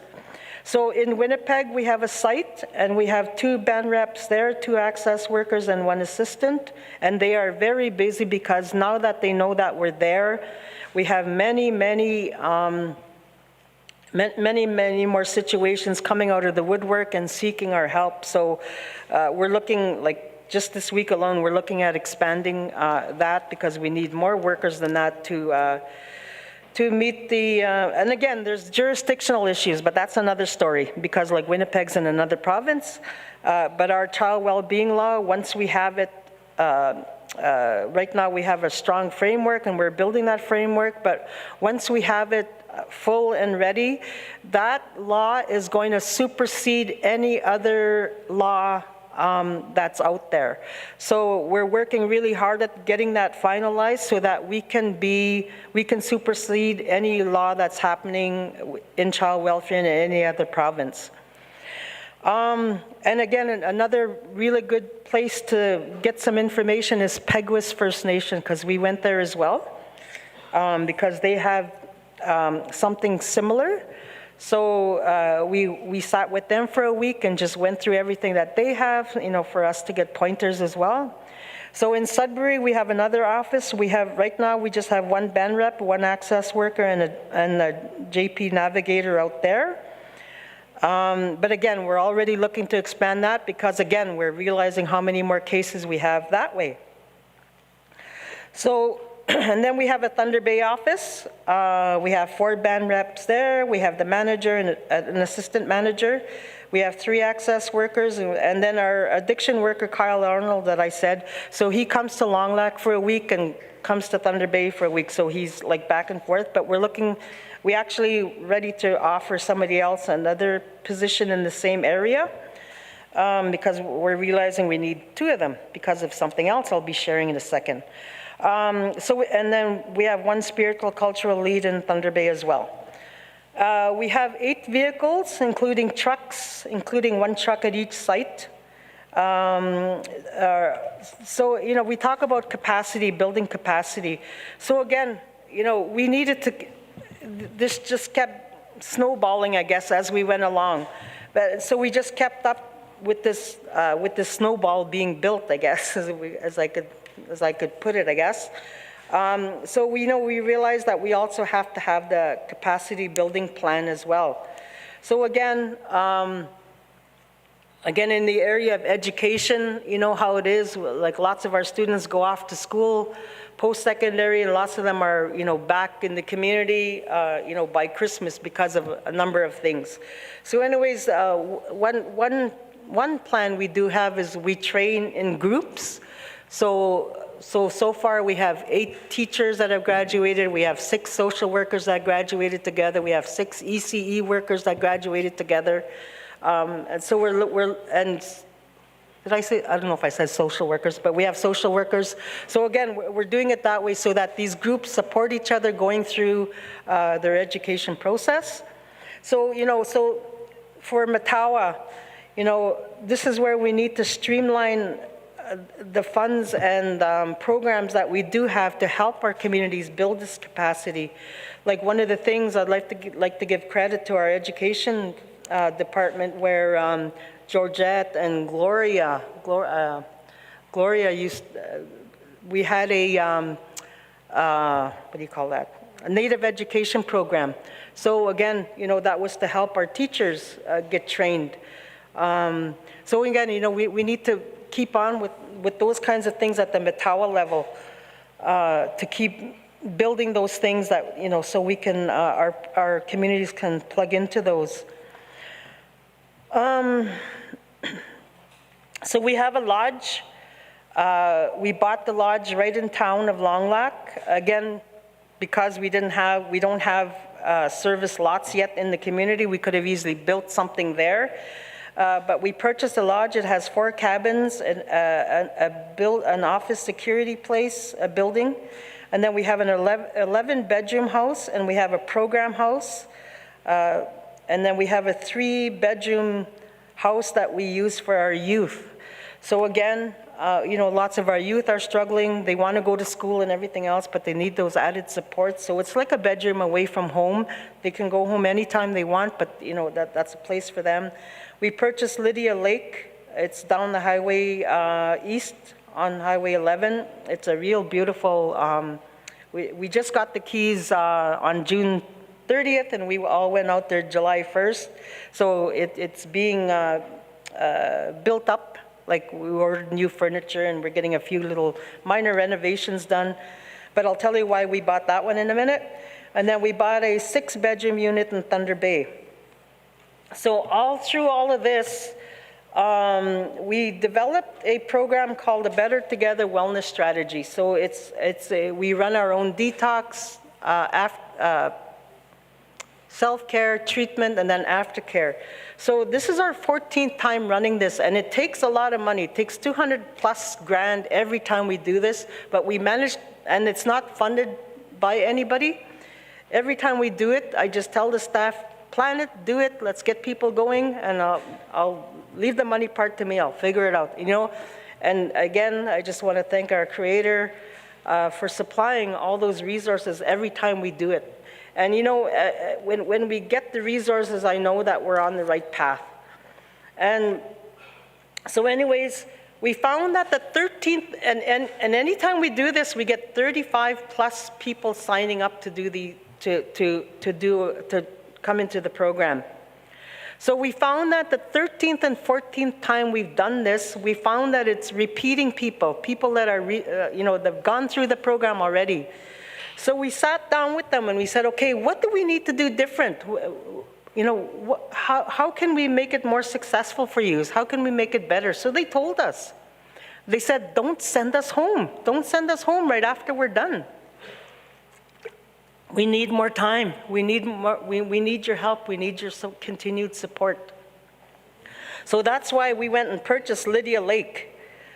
Because again, we were renting Airbnbs, we were renting different places, we were renting hotels, just to keep supporting people, so that we weren't plugging them back into their environments that they knew they weren't going to last. So again, there's long stories to tell about that process. So now we're able to put the Better Together Wellness Strategy under the band rep funding. Now we're able to use some of that funding to help fund what I usually go searching around money for every time we have to do this. And just to let you know, NIHP covers the first 7 days of our detox program. So anybody, so they fully cover that. So that's really good. Oh yeah, I want to go back a little bit to the child welfare reform agreement. So again, like I said, I came back, with my head hanging low for a while after we came back from Calgary, and the vote got defeated there. So I called up our Grand Chief Alvin Fiddler, and I said, is there any chance that Ontario, can we ask the government if just Ontario could ask for this? So he and his team and whoever else he had, I guess lots of other people had the same idea. So they simply asked the province, is there any chance that just Ontario can go ahead and move ahead on this? And I remember the call I got from Alvin on December 23rd at 7 p.m. And he gave me the good news. Yes, Ontario can get it.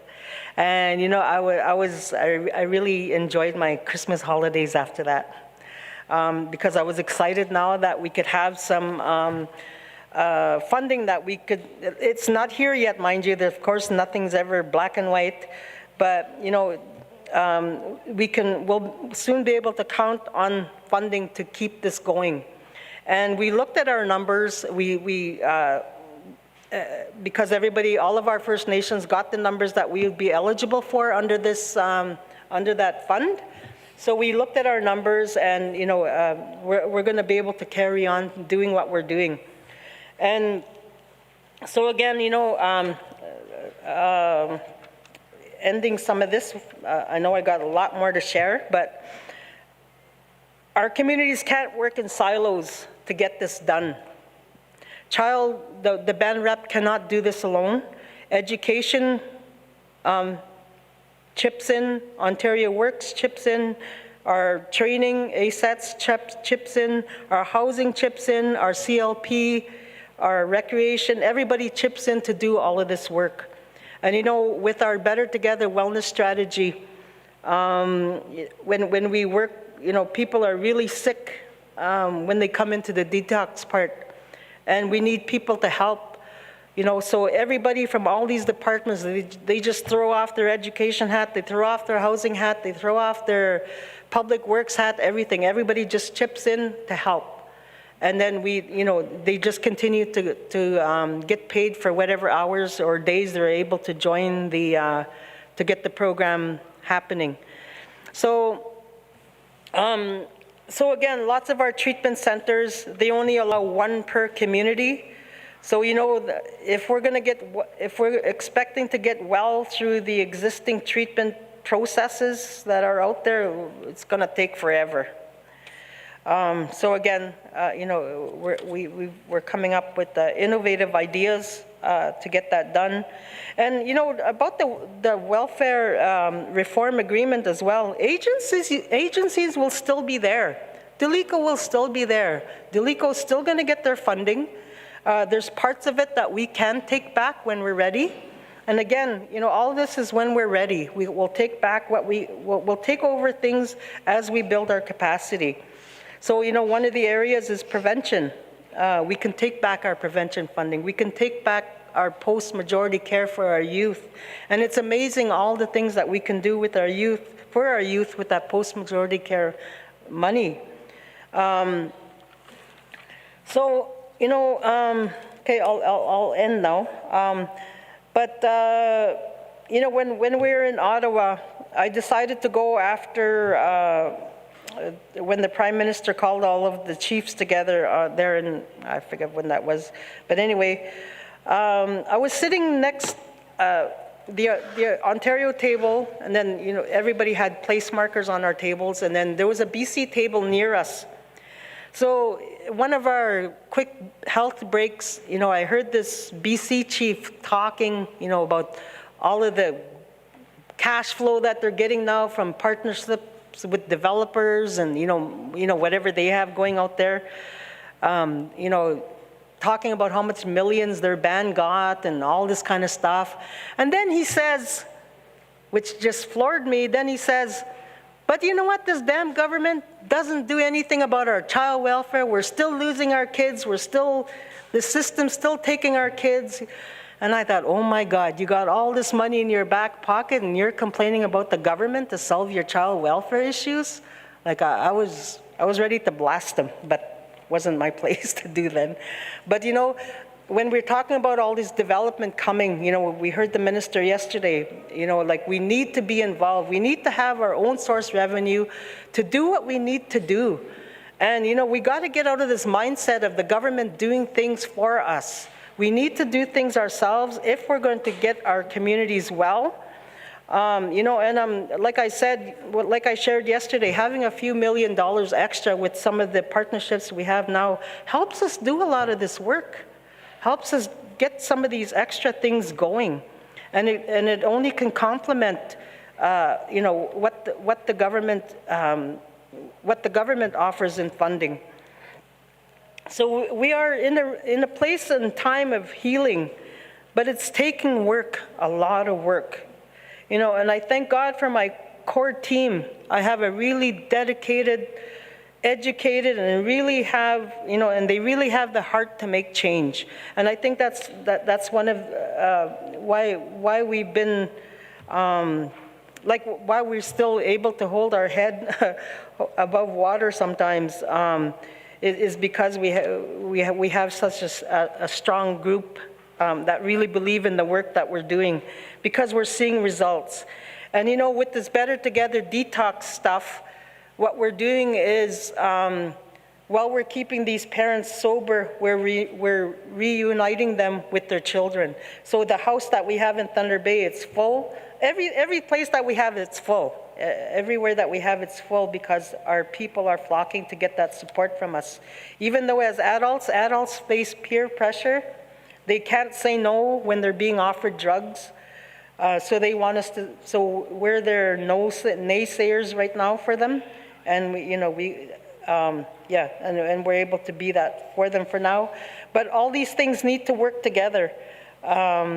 So again, just this month alone, we've been able to reunite 6 families with their children. So those are the kinds of things. And again, while they're with us under our care, so to speak, they're learning things. They're learning to get their IDs, open their bank account, learning how to cook, learning some routines for their children, because in the house, all the kids have to be in bed by a certain time, things like that. And they're supporting one another. They're getting well together. So, when we're wanting to get out of the rule of the government, getting out of the Indian Act, this is the kind of work that we're experiencing that needs to get done in order to do that. So, hope I didn't take too much time, and thank you for your attention. Miigwech.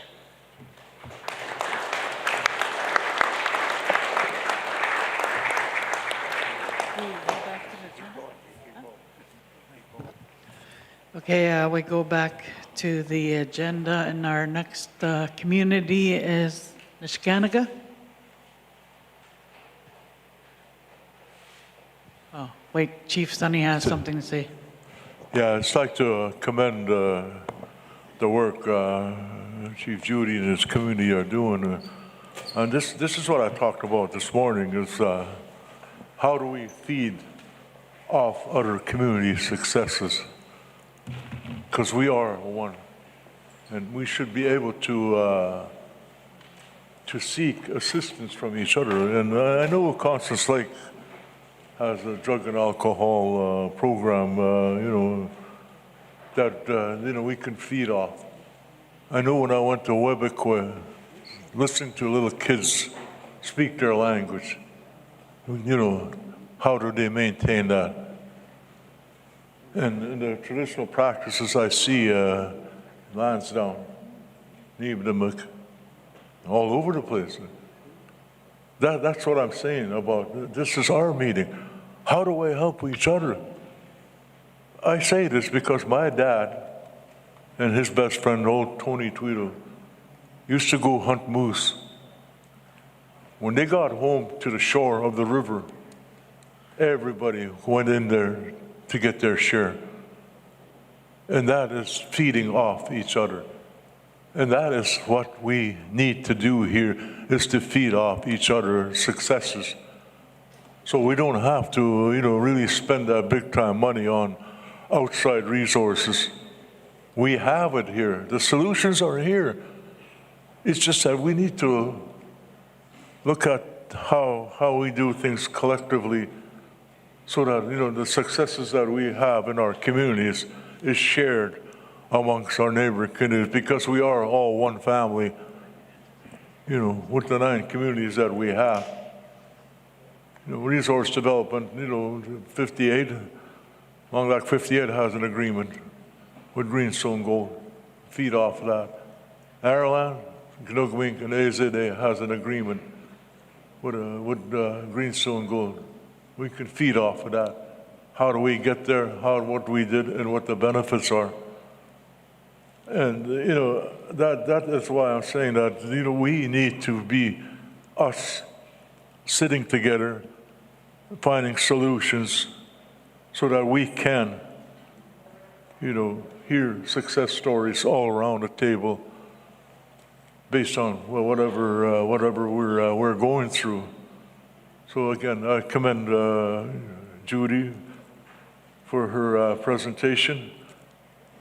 And I guess, somewhere along the line, we need to look at, when I said our program needs assistance, and how do we do that, collectively, so that we are geared to move in to our own self-governed, self-sustaining people, and not be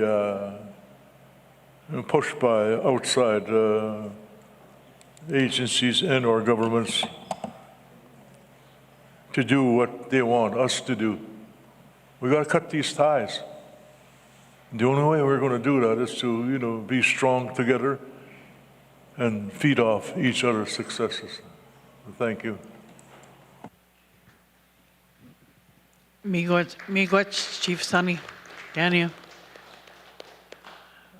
We'll go back to Nishkanaga.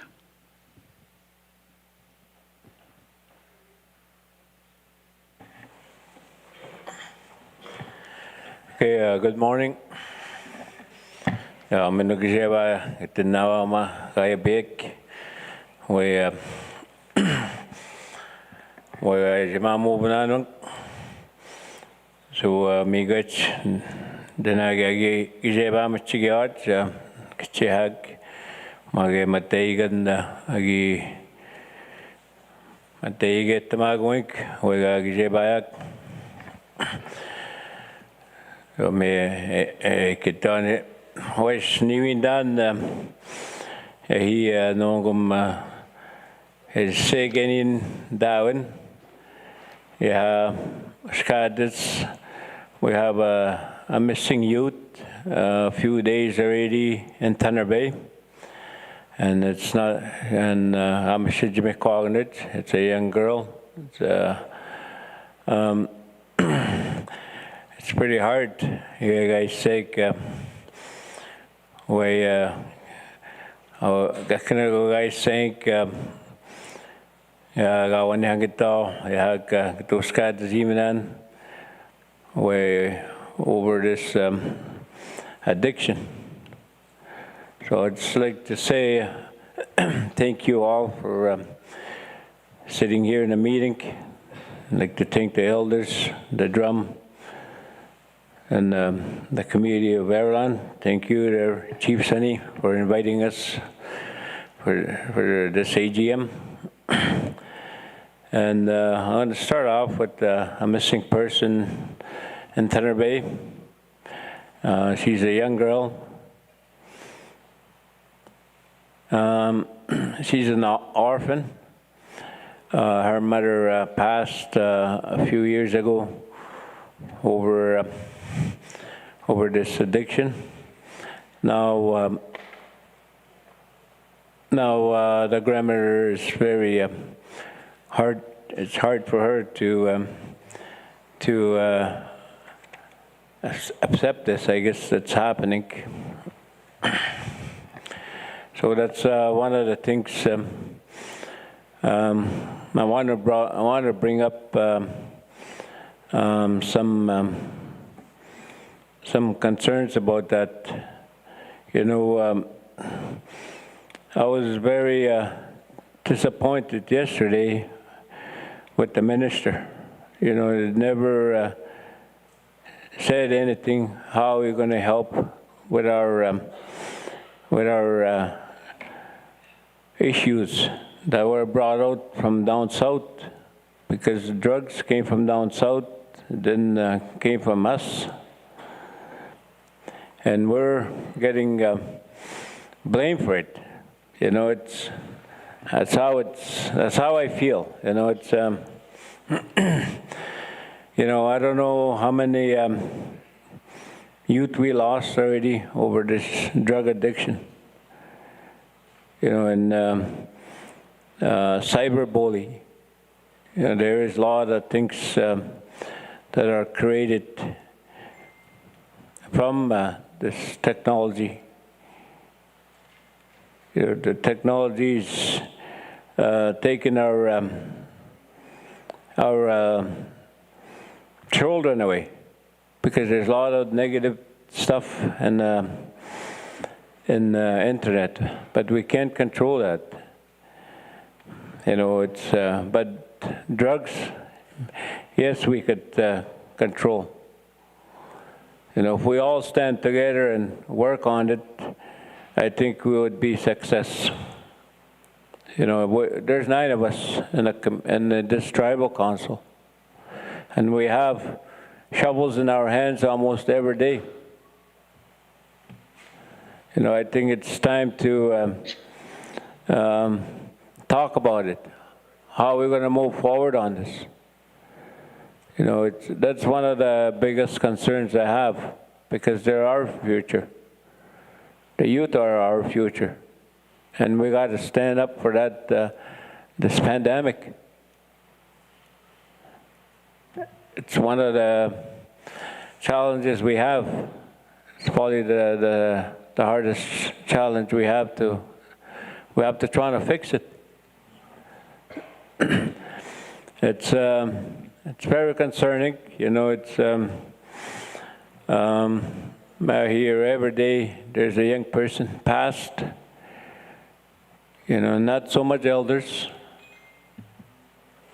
It's the youth, and I think we have to start talking about that. You know, I haven't heard that for a long time. What's the strategy? What are we going to do? Are we just going to continue holding shovels in our hands, or we're going to make a plan? And that's what I want to see as here as Matawa. You know, I heard Matawa is growing yesterday. You know, how is it going to continue to grow without our youth? You know, we have to save them. We have to save our communities. We know there's big developments coming, and we have to prepare. You know, right now, the government is taking advantage of us because all communities are not healthy. I see that. And there's very low percentage of workforce. The workforce in our tribal council is very low because we're not healthy. You know, our communities are hurting. We're all hurting. You know, we're all as an Anishinaabe, as a one, but we're in just different communities. And I hear Jody and Sunny about their comments. You know, the thinking for to work together. We've been talking about this a long time already, to stand together. You know, we have to put ourselves together. You have to get unified. You know, we're this generation, we have to do this to show our people to work together. You know, everybody, pretty much I heard a lot of things yesterday. You know, they're all same issues. You know, it's just different, it comes in different forms, but it's all same. That's one of them I like to see. And the other one is, you know, it's most concerning is the autopsy. When a person dies, you know, it takes about 2 weeks, 3 weeks to bring a body home.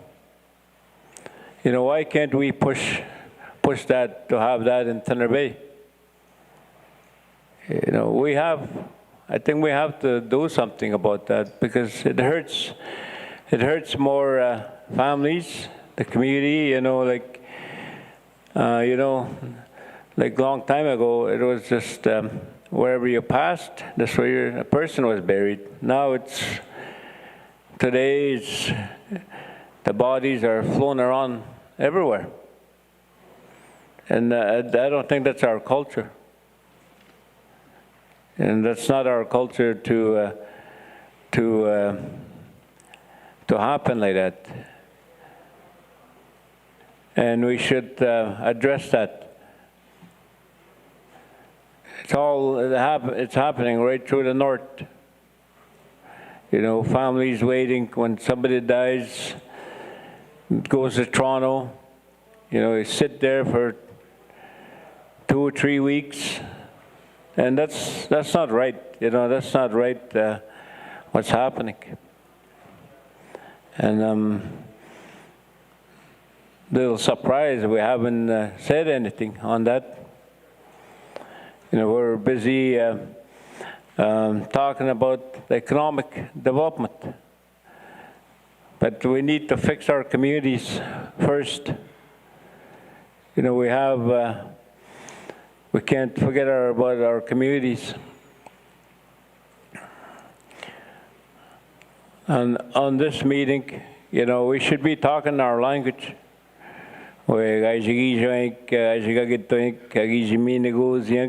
That's how we should be talking. Now we're talking what we learned, the English. So I have a couple of my members that are going to speak about our community issues, and we have success. Some things, you know,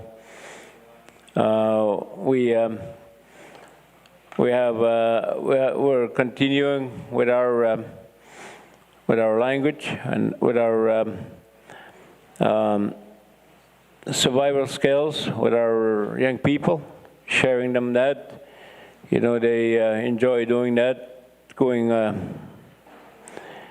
in the land. It's very important.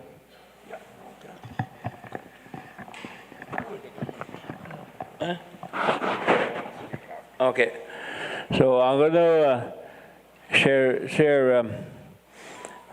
just a few, and I have some members that are going to get them to speak from our committee level. So that's that. These are the things we have to fix. You know, I'm going to talk about Suboxone. Like when Suboxone was brought into the communities, it's supposed to help our young people, our addictions.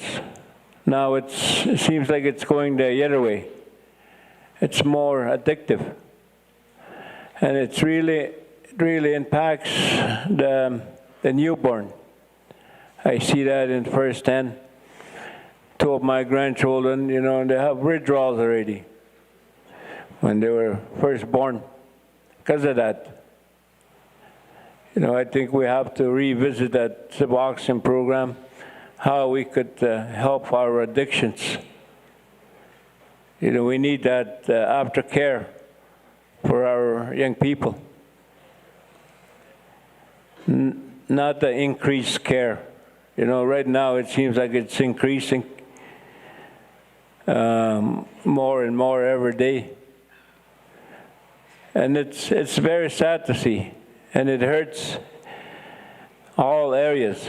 It hurts the workforce. You know, it hurts your policy, work policy. You know, because it's like in our policy it says no drugs and alcohol. Then it hurts. It really hurts it because you know, takes away time when a person does a Suboxone. So that's one of the things I think we have to fix. You know,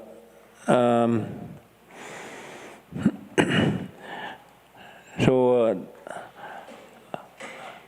I'm going to get the others to speak about the other issues we have in our community.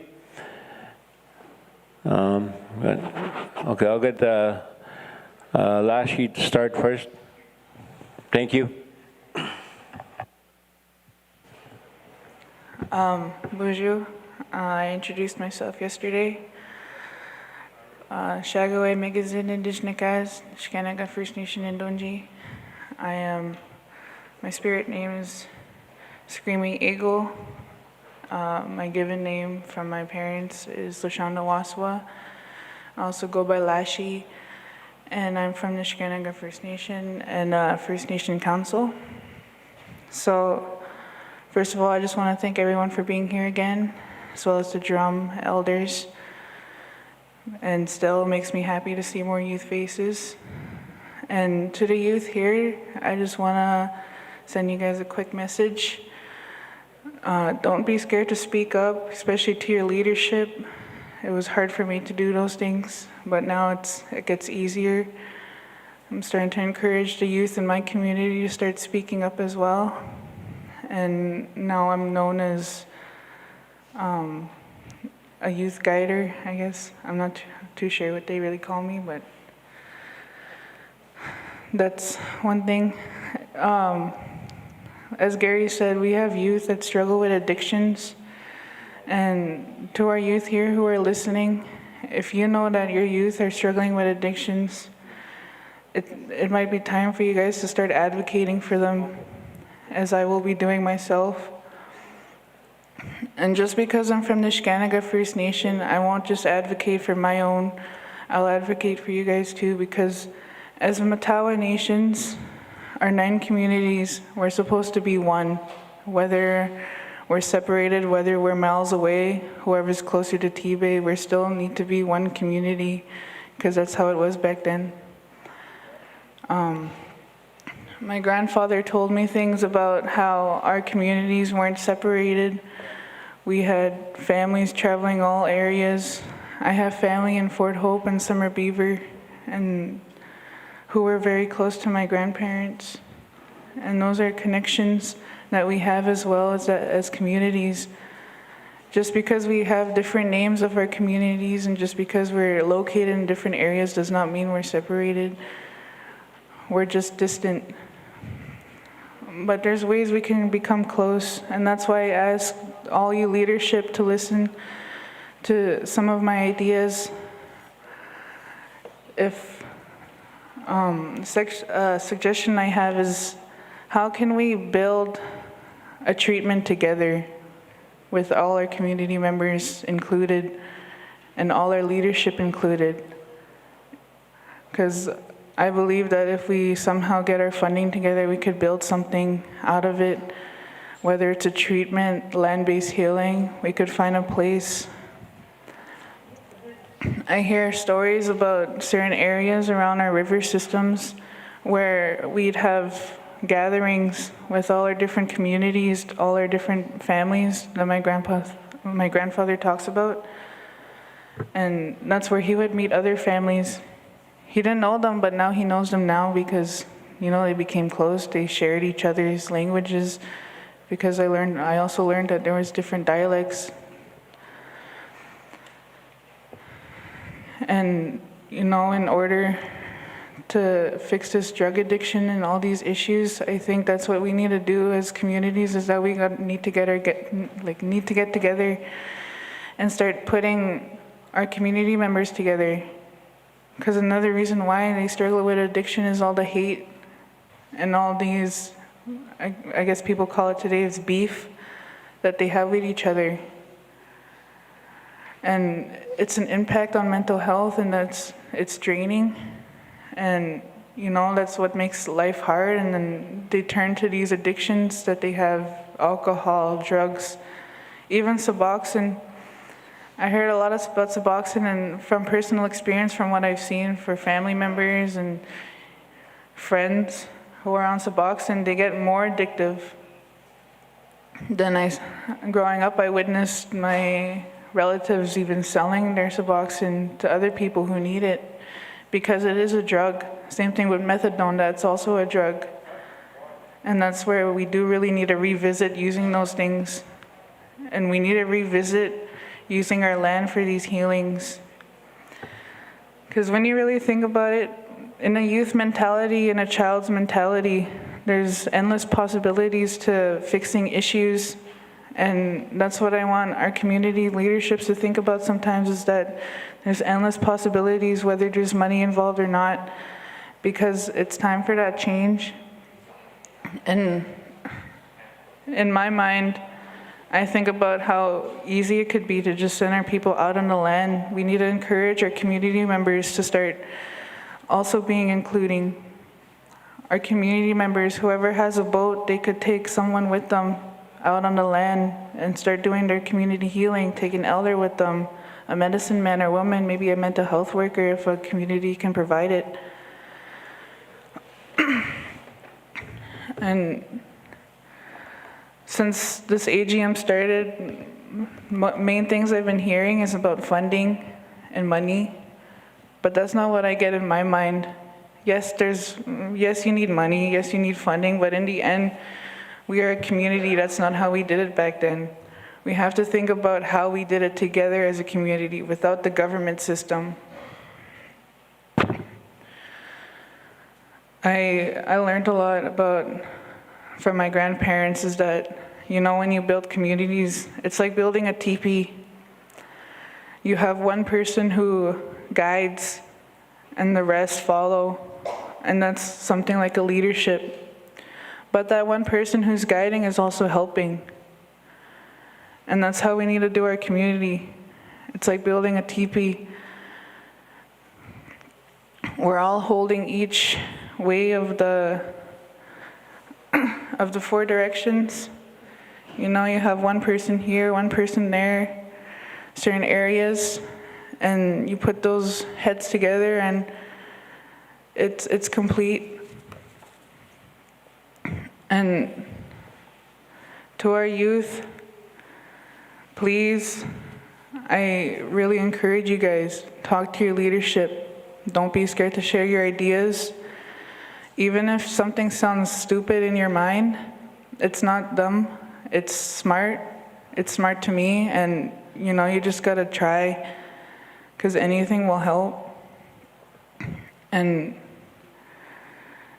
to anyone else who wants to share their ideas, don't listen to anyone who's blocking them. Because like I said before, in a children and a youth's mind, there are endless possibilities, and that's where we really need to think about what can we do to stop these addictions. And same thing with the housing and land uses. Some of the youth in my community said they wouldn't even mind living in a log house again because they're comfy and they're easy to build. And if we built like 10 of them, it wouldn't take too long. And that's something I've also heard from a lot of community members of my own and elders that I've met, is that when your motor breaks, when your paddles break, when the Wi-Fi goes out, when the northern store is closed, you always go back to the old ways, hunting, fishing, living off the land. If you're struggling with mental health, you go back to the old ways, prayers and ceremonies, speaking to your elders.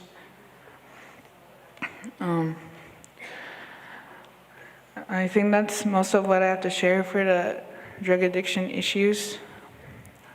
But I'll say it again, our communities need to work together on this and be open. Whether it's hard to talk about these things or not, even when it's hard to talk about the ones we lost, we still need to talk about these, because a lot of our community members are clinging to it, and that's what's creating that gap as well in between our youth and our elders and our adults. That's where the gap needs to be bridged, because once that gap is bridged, the communities will be different. We also need to bridge the gaps in between our communities, the distances. Yes, we have our differences, but in the end, it's all about our community members and our future leaders, our future workers. And sometimes you really gotta be pushy with it. You gotta be really open and kind of, I don't know how word to say, but you just have to say it. Like, just say what's on your mind. Be honest. Sometimes you gotta be straightforward with it, because in the end, we're just gonna keep losing more community members if we don't work on this now. We could easily be sending each other communities. We could work together.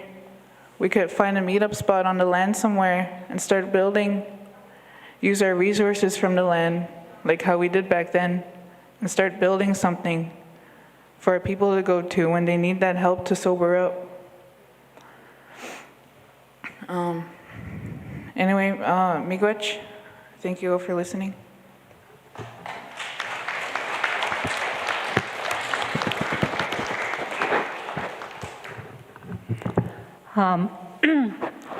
Pangingay, I want to bring up something here. My name is Dorothy Sakni from Nishkandaga. I never hardly hear about the justice. In each community. Chief Topsy. Because I lost my granddaughter just over a year ago, and nothing is moving, still today. And there's hardly any help too, and that's what we need. We need the leaders to advocate for the families, and I don't see that personally, because I'm going through that with my own daughter. She lost her daughter while she was going to school here in MECC in Thunder Bay. She was 14 years old, and she was found in Marina Park on December 18th, before Christmas. And we had a hard time looking for support. We even have a hard time with the Thunder Bay Police, and still today, we have a hard time getting support. I even wrote emails to get support and advocacy to get this thing moving.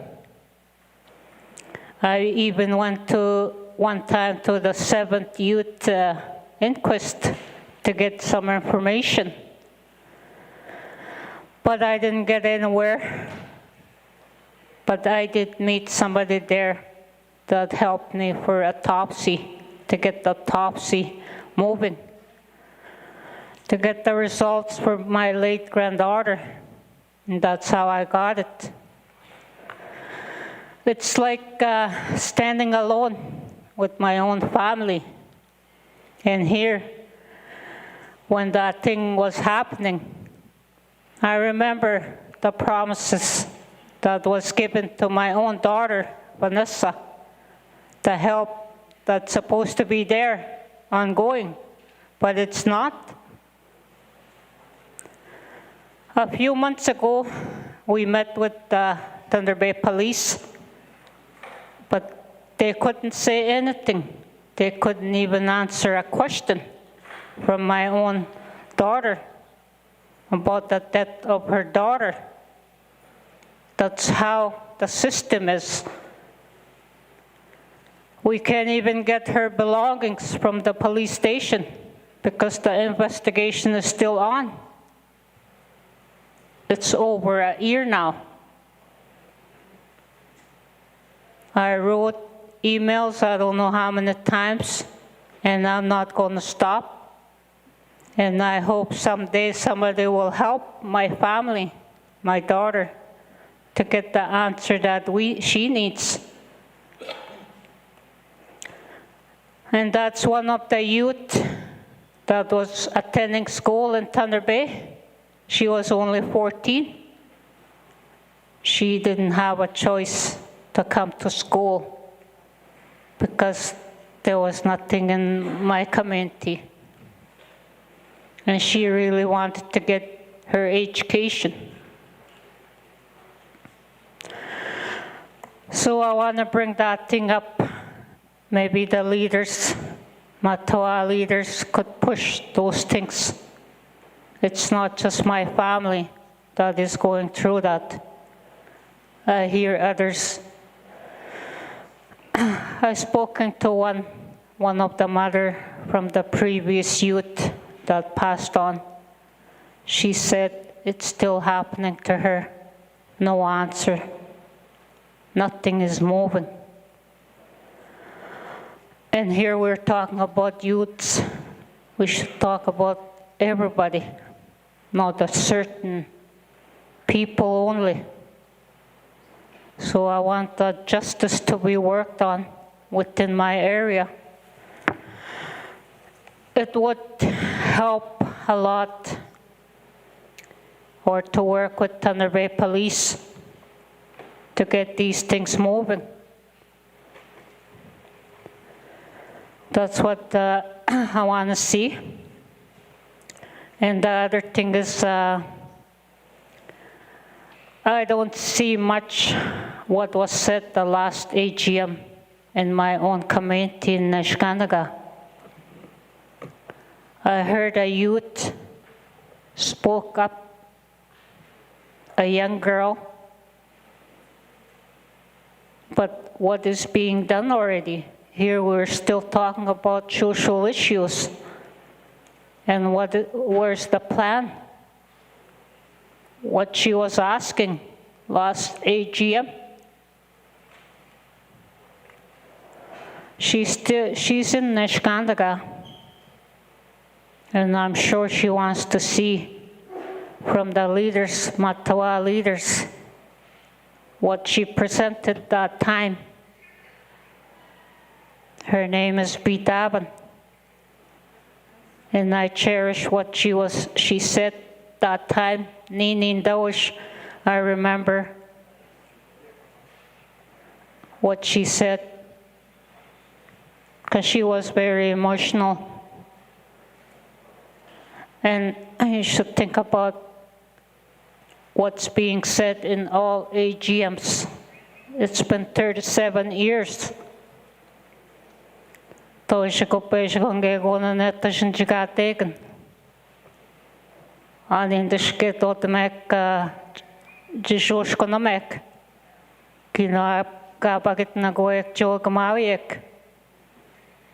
about the leadership. You guys are put there to lead, to advocate, and to move things.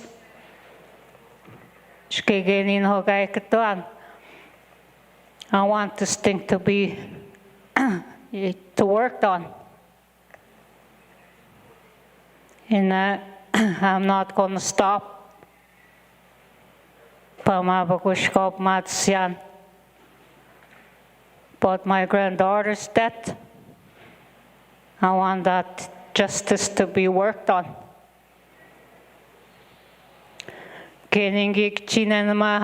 Noses, my granddaughter, she was only 14, just like any grandparents.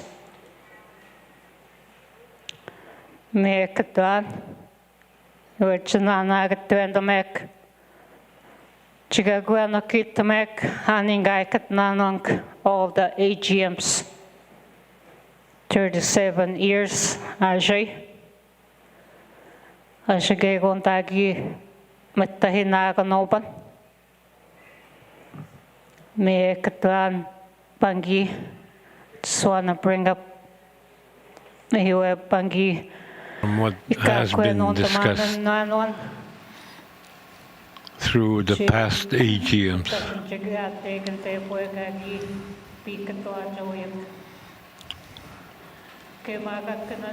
It seems nobody ever works on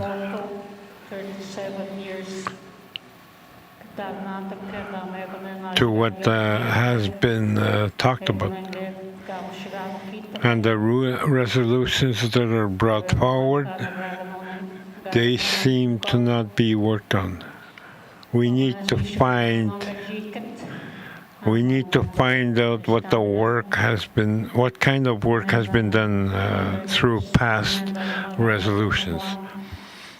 And I'm thankful for being able to say what I need to say here. And also,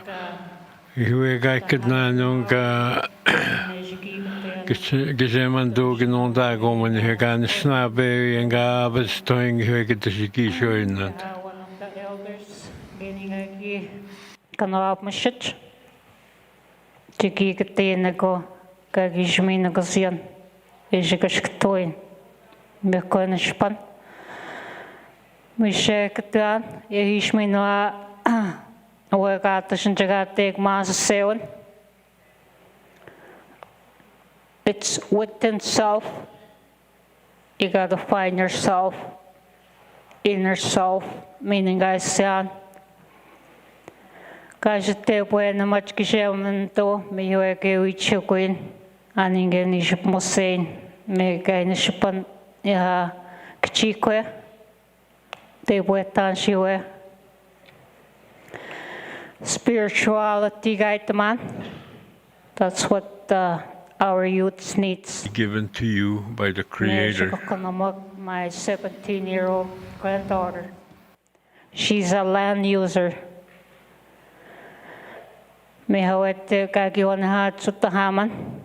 Sisterman. And she's the sister of she the sister I talk from about. Her land. She's 17, Ajay. She's been using her land ever since we've been teaching her. On the sun. She's a hunter. She kills moose. She knows how to go to rapids. And she does anything within the land, what she knows. Me hoje ko kana mo keginagani jan soa ko soa. That is what I encourage you to teach to your granddaughters and your family. And I appreciate the discussion on working on treating the addictions using the land.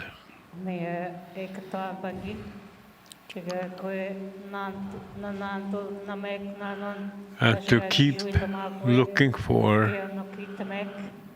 ways to work on the issues that are brought forward every year. There's a lot of issues that has been discussed over the last 37 years. I'd like to say thank you. Come in the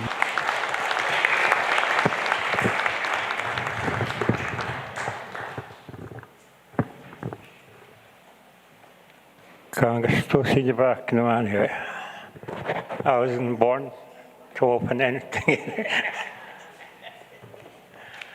Anyway, I suppose you're getting them gakina, mechanic, Chiahak, and Ireland First Nation. You guys getting them homa, about getting the shag, Tijima, Mamu Biank. Now he basically gone that you touching down. Now he's in the Kazwan Alex, I'm a Chigoje, Monias, Kegat, I'm a Chigoje. Monias. I would Chiga on the Kas and the Snavi, Dote Name. Dote Name. His clan is fish sturgeon. This time, I was sitting here. Mame Kachka Namatapian. If I wasn't a cargo to Magaban Ogamakan, Dogmakanim, my chief, I probably wouldn't speak. I wouldn't be able to say anything. There's something wrong in our meetings, in our gatherings. There's something wrong in our meetings and our gatherings. And that the elders out here, come chicken on doors, you are, and in a dog. He's all of them watch. How they see. Because they have knowledge. They have wisdom of the elders. They have experience in life.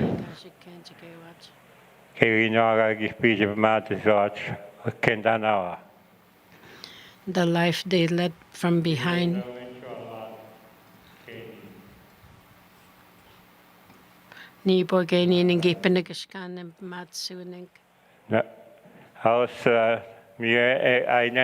When are they going to ask the elders for directions and guidance?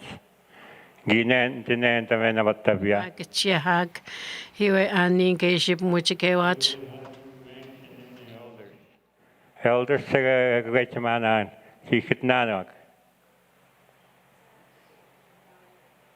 no, instead we listen to Instead we listen to the policies.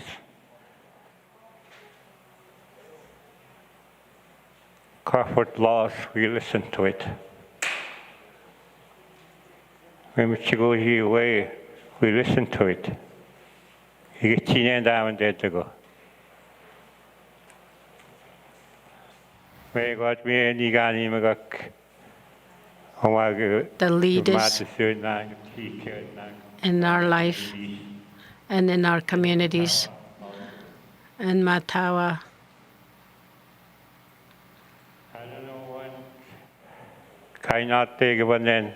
Matawa, he doesn't know what Matawa meant. I used to hear about it, that they were starting up so that way. our communities will run better, to work all together, so the leadership will be as one, and to stand with their communities. That is what I had heard.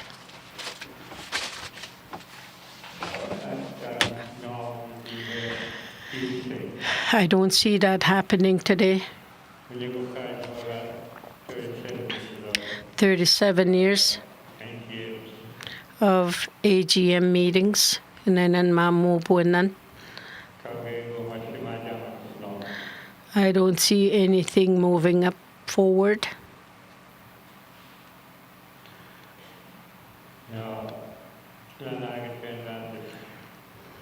I keep thinking about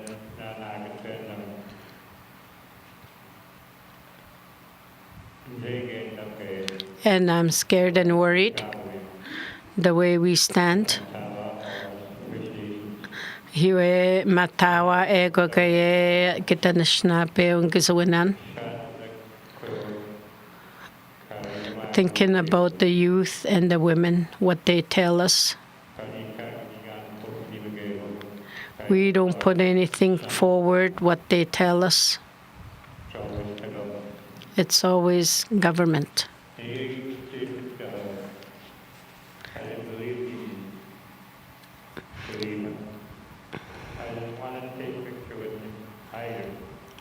I didn't believe him, and I didn't want to take a picture with him. I would feel like I'm working with him and I'm standing with you.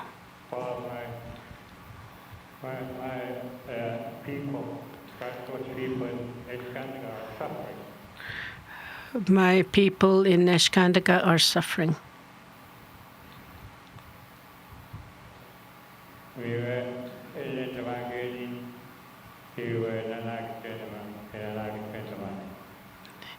And what I am thinking of, he sounded so good.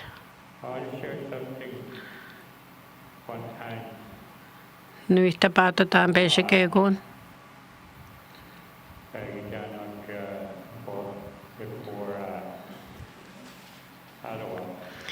Before we went to Ottawa, I went to Ottawa as well.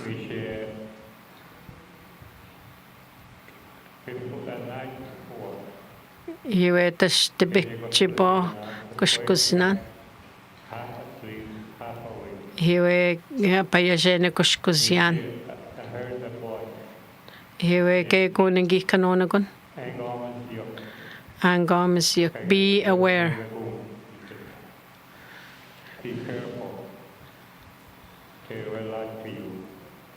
Kakiyo na magum. Meaning that whatever it's not true. What the government says is not true. We've seen that for a long time. I think it's how some passed on. Aja wish kachiwe katonja non damen. Peja gonna kit the win. The watch on dog. That's their you. Ta wish na non dan hiwe gaki pikit na non gweshkach. Here you are in Gay going. We're proud and we praise when they talk. The government talks to us. Because they're very, very tricky people. We engage. What nuggets to now watch you and watch. You gotta watch what we plan for with them. Because they're going to make another law anyway. Agreements. That's what they've been doing for a long time. You wish Kachasha don't They'll make another law.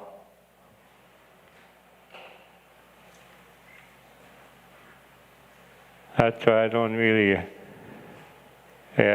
agree anything with especially. Man speaks, especially with the government.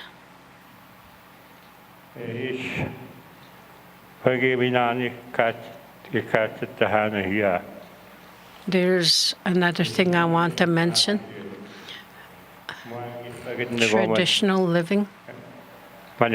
We were placed here on earth by God.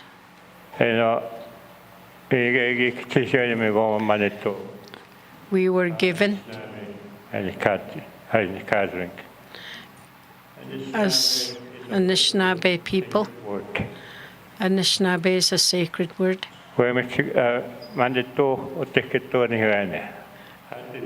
That's God's voice. And he calls that. When he named us Anishinaabe. When he made us in the form of human, of Jewish stone. When he made us in the form of human. Anishinaabe on Mother Earth.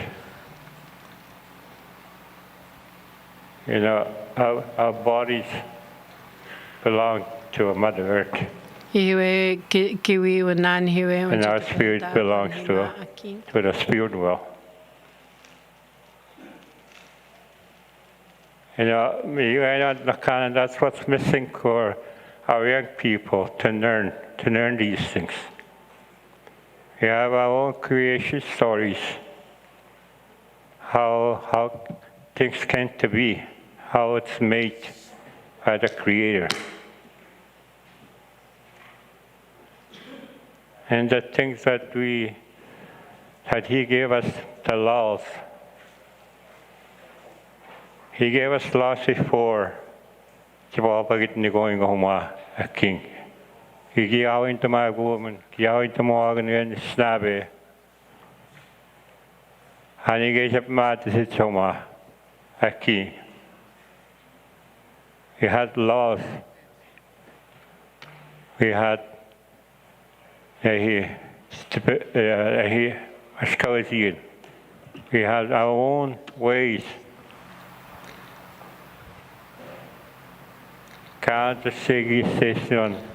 And it has not happened. When the white man came, they break our beliefs. It went another way. It went to a different direction. Way. Now, and I say now is what our children. They're 13. And the Snabe. It's in the middle of the road here. And this is where the confusion is. That's why you're seeing our young people dying today. They don't know where to go. They don't know what to follow. And they don't know who they are.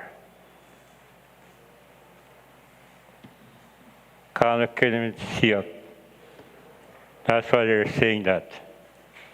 Our young people, they need to know who they are. And the Vendagazwatch, and the Ventiards.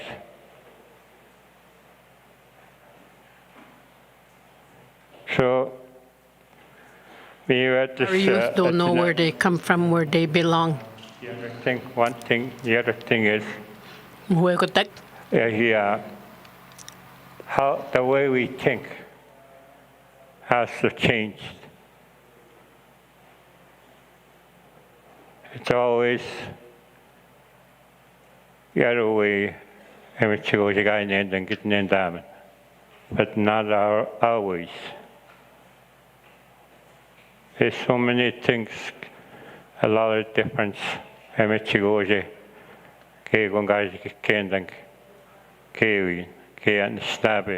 They understand their ways. And we think differently. You know, mental health. Mental health. Talk about mental health. Our minds. Our thoughts are different than the way. We look at things different way. We're supposed to look at different ways. And Mr. goes away and they think in boxes. Na Michigoshi him. Box get the stone winning of matters in. In our way, it's the medicine wheel. It's always in a circle. That circle moves forward always, doesn't stop. And cycles the Yamagan. Then when you think about Nemichigoji, you have to move it. You pick it up to move nahi. Or nahi makak. Until you pick it up, it moves. But in our way, it's not. And that's why our young people are stuck in this box. Our youth are stuck in this box. This is some of what I'm talking about.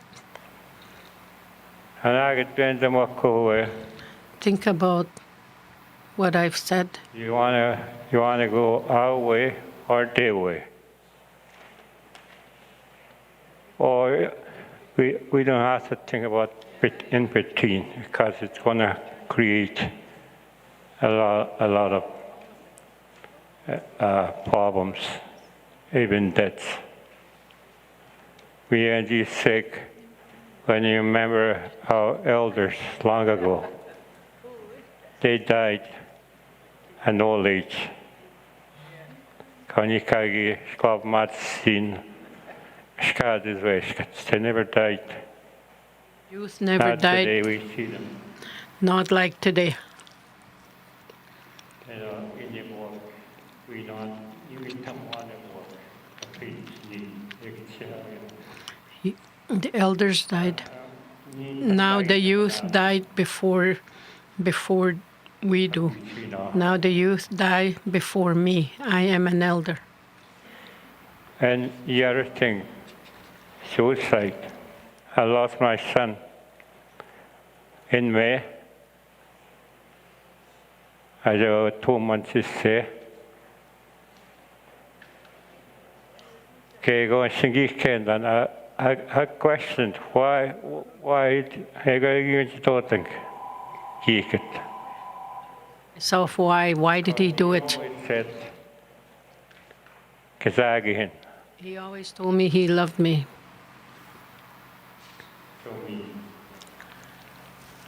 He always said, Dad, I love you.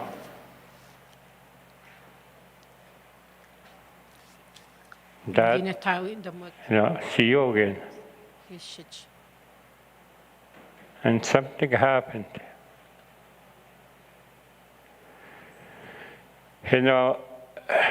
It's just more like then give on last week. First, give on I'm a traditional here ways. That's how I am. Follow my traditional beliefs. I do a lot of ceremonies. It's my ceremony. And then the snappe op moet je kunnen bimishahan. Yes. One thing. When they talk about those youths, shadow. It's a spiritual thing. And there's a law that we have. There's 2 laws in our culture. And you get change those laws.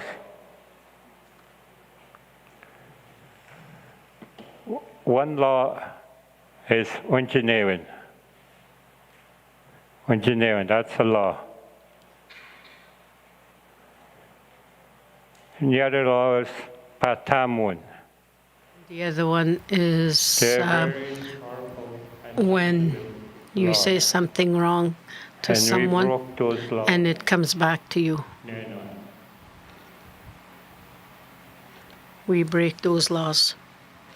And engineer get the shower our young people. Ungenewig, our people, means the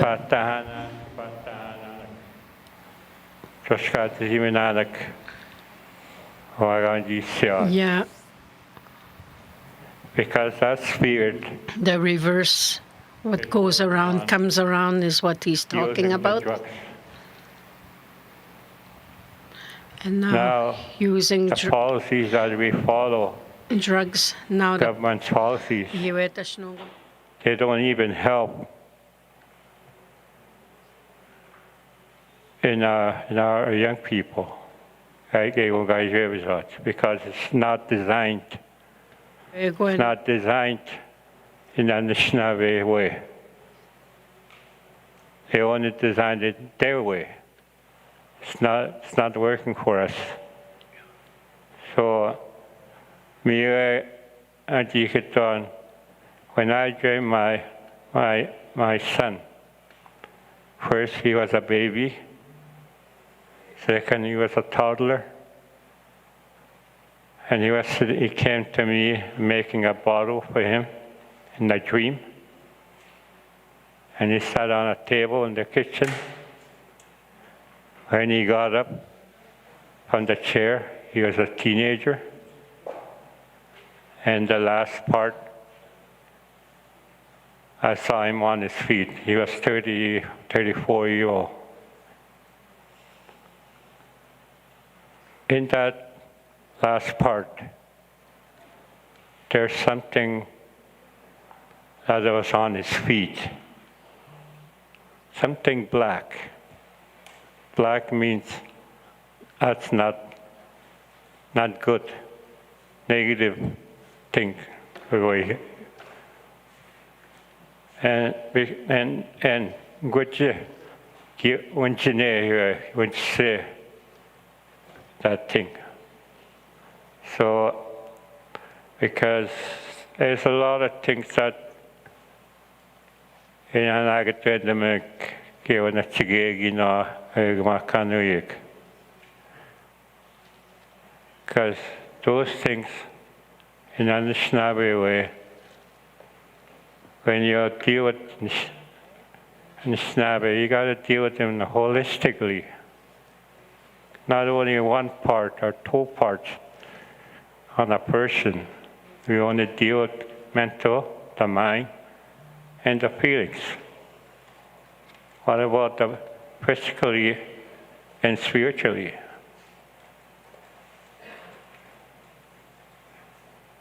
We had Nakaga at the man here, because even drugs, I know the drugs.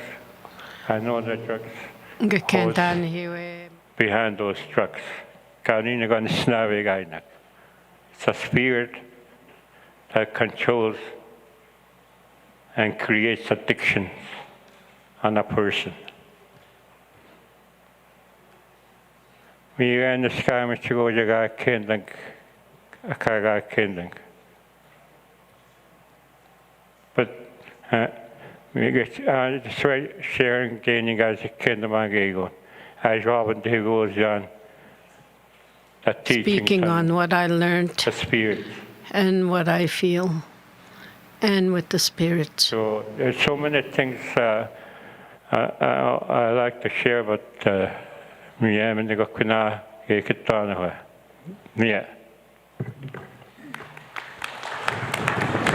Thank you very much, Niskandiga First Nation. Lansdowne House. It is 12:05 now. We're going to break for lunch. There are a few communities left. We will reconvene that at 1 o'clock. Every community will get a chance.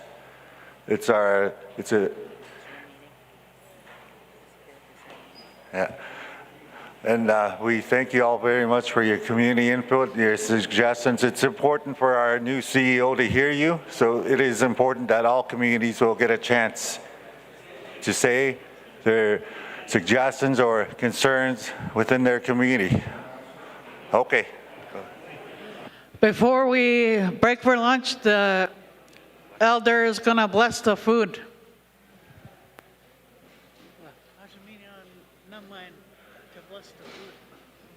Whatever you want to do.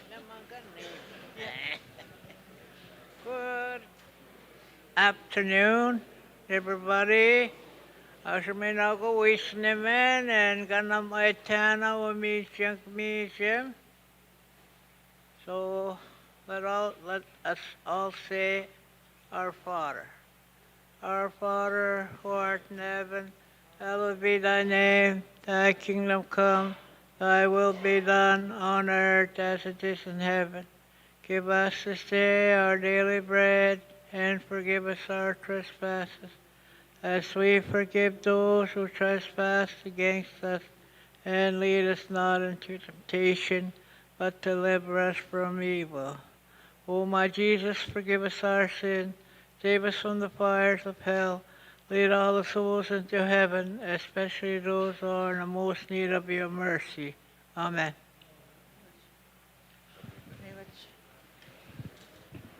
Thank you very much. Have a good lunch. And we found a set of keys that was brought to our table with a white key holder. It says S, a side-by-side ATV. We will reconvene this segment of the agenda at 1 o'clock, 1:00. And Crick Allen, Constance Lake will have the honors at 1 o'clock. We have a lot going on this evening. There'll be 3 bands playing at the tent this evening. Shades of Dawn. There's one more. Mosquitoes.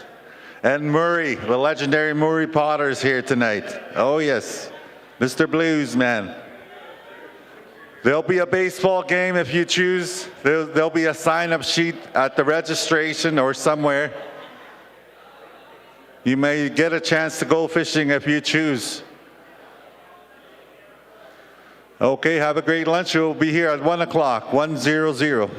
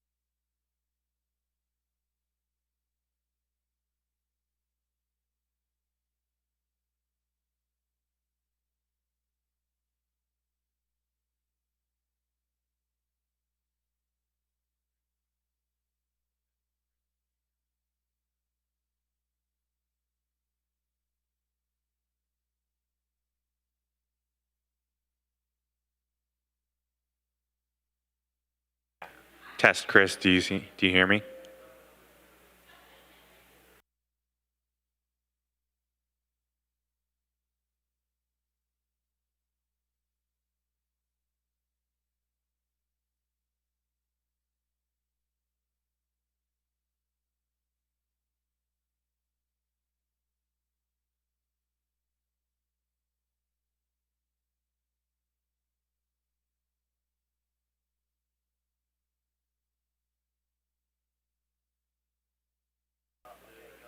Test, test, test.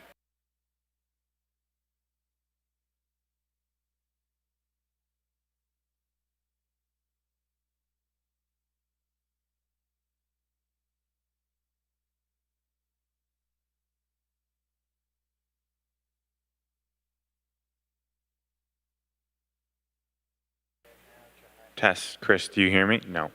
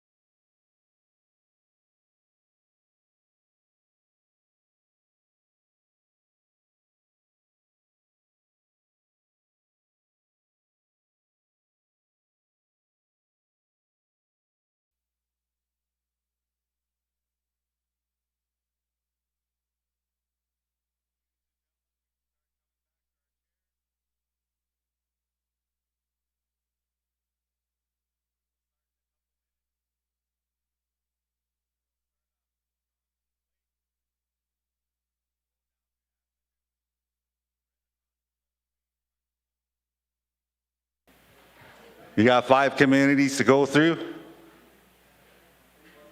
And Nebenemic.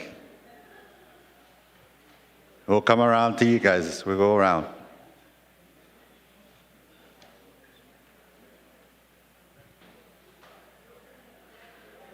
We will turn the mic to Constance Lake at 1 o'clock.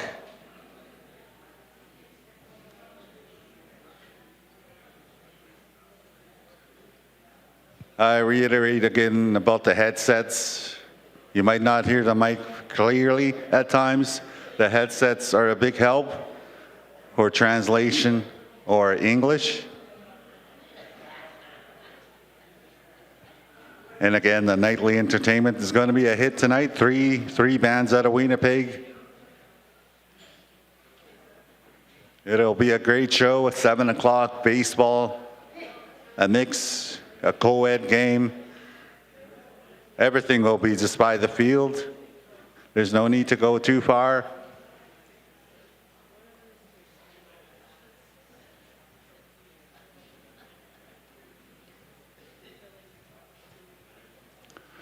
All right, we'll start at 1:00.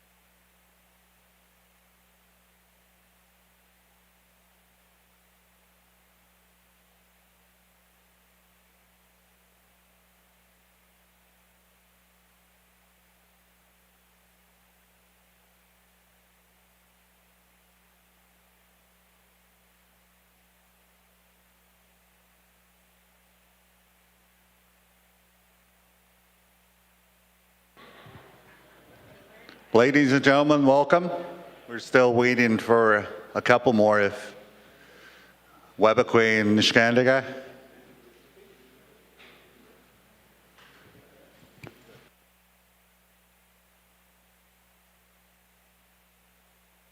Oh yes, so we just want to welcome you guys and go ahead and start. We will continue what we were starting at before lunch. We ended off with a blessing of the food, but we want to welcome you again this afternoon. We will continue on. And at this time, I want to welcome Constance Lake, Rick Allen. Good afternoon. Again, I'd like to thank the community of Ireland for the hospitality and the food that they're nourishing our bodies with. I'd like to acknowledge the drum and the prayers that were opened today. But I brought a delegation here to voice their concerns first. I know we all share common things within each community, but I'm just going to let my delegation speak first, and then I'll finish it off and stuff like that. So I'm going to just start off to my left here, and then they're going to speak. Okay? Wache Boujou, Roger Wesley, Constance Lake Band Council. It's been a crazy few years for us. One of the things I want to touch on today is a disease that hit our community in 2021, blastomycosis. We're still having it. It hasn't gone away. And a lot of it has to do with some of the development pollutions that are legacy issues in our community. If you ever been to Constance Lake, you'll drive in and you'll see an abandoned sawmill. There's a huge sawdust pile there. We currently have a sawmill also operating on the other side of the lake, creating sawdust. And this fungus lives in organic, rotten, woody debris. So we're kind of thinking that's where it's coming from. But the first year we got hit with that thing, I think we had 72 people get sick. We lost 5. And we think we lost more because we had 10 people die of pneumonia months before we identified it as blastomycosis. But today we do a lot more promotions. If you catch it early, it's treatable, albeit the medication's hard on the body. Currently right now, my 11-year-old daughter might be having it. I'm waiting for test results. She's been treated for pneumonia, antibiotics, and it's not responding. So we're thinking it might be blastomycosis. Hopefully the test results come in by the end of the week, and we'll know for sure if it's blasto or if it's another strain of pneumonia. So, but one of the big things that we learned about this thing is it's treatable. And with thanks to Four Rivers and the Constance Lake Health Team, we were able to put together a lot of information packets to inform the people, inform the members, and how to deal with it. We've also made connections with the local hospital, and they fast track us when we walk in there now and claiming that we might have pneumonia or blasto. So they fast track us versus keeping us waiting, 8-9 hours in the emergency room. So those have been some benefits, some learning curves. One other thing I want to announce is we have started after 40 plus years of trying. We are actually beginning the construction of our own arena. The shell is up, the lines are in, the cement is poured, and we're hoping to open up sometime October, November. So get ready for some Constance Lake hockey tournaments, and ringette, and broom ball. Miigwech, everyone.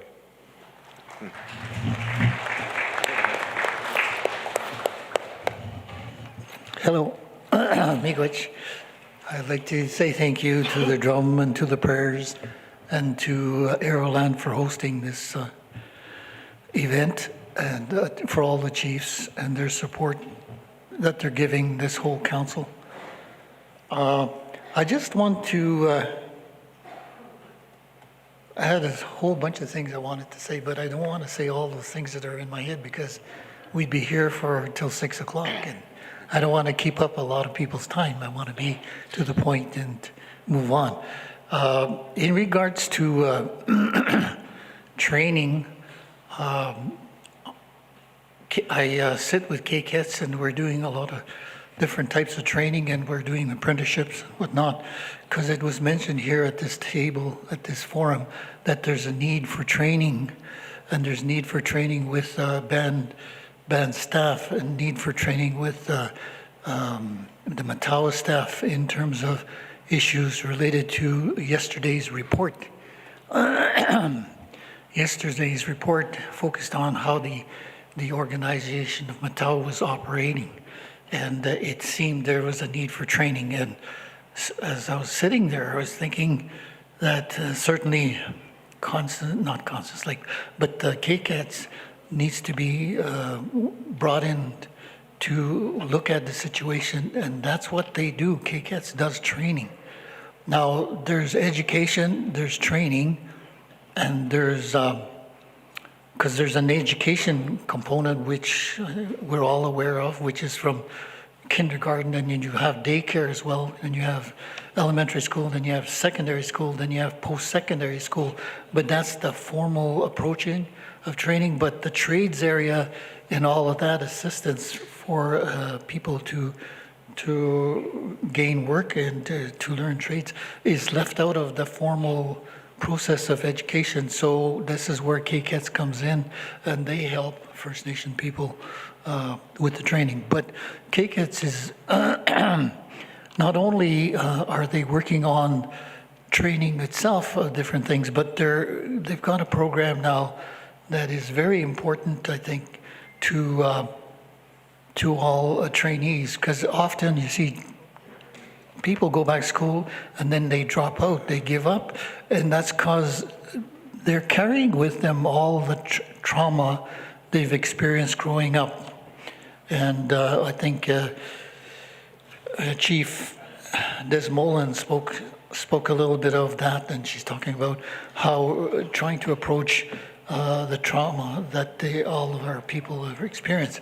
But KCATS now is working on a program that is providing that kind of training for people. Now, there's counseling and there's counseling and there's counseling. There's all kinds of counseling that can be done with people. And my background is in counseling as well, and I worked in education, counseling with students. And very often I saw a lot of cases where people needed more intense counseling and more, like for addictions. That's a different type of counseling than you would have in the school system. School systems just require an immediate type of counseling and a sounding board for the students, because they need to talk to someone when they're experiencing some very difficult situations. But KCATS now is also putting together a special program to help students. And what the idea behind that training that KCATS is using is that they're teaching the students to identify when triggers occur in their lives that brings back that trauma, that gives them a hardship of when to deal with an issue. And when this thing is triggered in them, then they end up reverting to methods of coping with it, but it's negative types of methods. It's methods they've only learned on their own and through what they saw growing up. And certainly one of those methods is the use of drugs and the use of alcohol and the use of other kinds of things. And basically those methods are methods of distracting them from the issues that they're going through. And that's the only methods they know. But now KCATS is delivering a program in which they're teaching the students when these things are triggered, what to do about those things. And those kinds of things are breathing exercises, meditation exercises, those types of things, because once you have a trauma, that stays with you for all of your life. It's kind of recorded in your system. Boom, it stays there. So, and I've listened to speakers speak on this issue, and I've attended some workshops on that. And what it is we have to learn to work with it and know that it's there, know there are triggers, and know what can we do when those triggers happen. And that's what KCATS is working on now. But KCATS is also sending out trainers and training programs to each of the First Nations. I know Constance Lake has experienced that training programming, and they're securing the best trainers they can to do that, and it'll help our frontline workers to deal with it. Now, the other First Nations are going to have the same type of service provided from KCATS, and we'll make sure when that trainer goes to your community, all the people that work in frontline type of working get that training from this individual. And also that even if you're not specifically an employee of the band, but you're a volunteer worker and you work in crisis situations, and whenever there are crisis situations, you're there to help out. So make sure when that trainer comes to your community, you take advantage of it, make sure all your people are at this training session. Those are the things. I wanted to speak a little bit about this whole thing about the drug crisis right now. And I sat in the council with Chief Allen in the past and other chiefs as well. And that whole issue has been brought forth to the chief and council's table many a time at general meetings. And so the chief and council, along with their staff, came up with some plans of how they might work at dealing with it. And what they wanted to do is try to eliminate the dealers that are coming in and feeding off the illnesses that our people have and the weaknesses that our people have. So they're selling the drugs. If economic development is an issue in the First Nations, well, it's really doing really well in the drug trade. Because I always hear about these young people who sell drugs. They say they make huge amounts of money. And of course, they talk about that to their friends, and other people want to do it. So it just increases that use of fast money. All you have to do is sell drugs. But that's a really bad line to get into, because I think we've lost one person and we don't even know where he is today. As a matter of fact, if you drive by Constance Lake, going to Constance Lake or coming from Hearst to going to Constance Lake, you'll see a large sign on the road. Have you seen this person? We're still looking for this member. And no one has been able to locate him. And we have these ideas that it might be related to the drug trade, because there's the people that work in the drug business, they're pretty ruthless. And a lot of people won't talk about that, but that's exactly what goes on out there. So I think the way to approach it, we tried to stop the drug. And what happened in the community, everybody said, yes, we want to stop this. Chief and council and the chief researched it along with the staff and along with the council, and he found out that there were other communities that were working on hiring specific officers to work with this, their own, and then also to eliminate that. And they were going to ban First Nation people from the community that were selling the drugs. And then what happened, lo and behold, when we started to do that, when that started to happen, a whole series of other people that are related to the people that are in the drug trade business came out and really voiced their concerns and really went against the chief and the council not to do that. So it's like there's a positive and a negative, and the positive and the negative were stuck at a standstill, and we couldn't get a lot of support to move forward. If anything, as was mentioned from Niskandaga, one of the elders said maybe there's a strong spirit that is helping a party, a group of people that is continuing this whole thing with the drug business. And I think there's some merit to thinking about those things, because First Nation people are very spiritual. I had a great uncle who practiced spirituality and practiced the shaking tent, and did do a lot of things to help people. And he used it for his hunting, he used it for helping his family. But what happened to him? He lost a lot of his family to smallpox and illnesses, and consequently he thought, and I guess he was hearing a lot of the messages from the church that might be wrong. So he changed, he stopped doing that, practicing that, and then he went towards the church and became a strong church follower and practiced it, but he still knew his traditional ways. And I've talked to Constance Lake elders who have passed on now as well, and they said, Ken, we used to practice a lot of our spiritual ways in Constance Lake, but what happened was one family and another family, they started competing with each other, and they started using the spiritual ways to hurt each other. So then the people of Constance Lake, he said, decided we can't follow those ways because we're just going to hurt each other. And we don't want to do that. And so a lot of people turn to the church and follow the church ways because of that. So that's, just wanted to talk a little bit about that, a little bit of what we're trying to do with the drug business.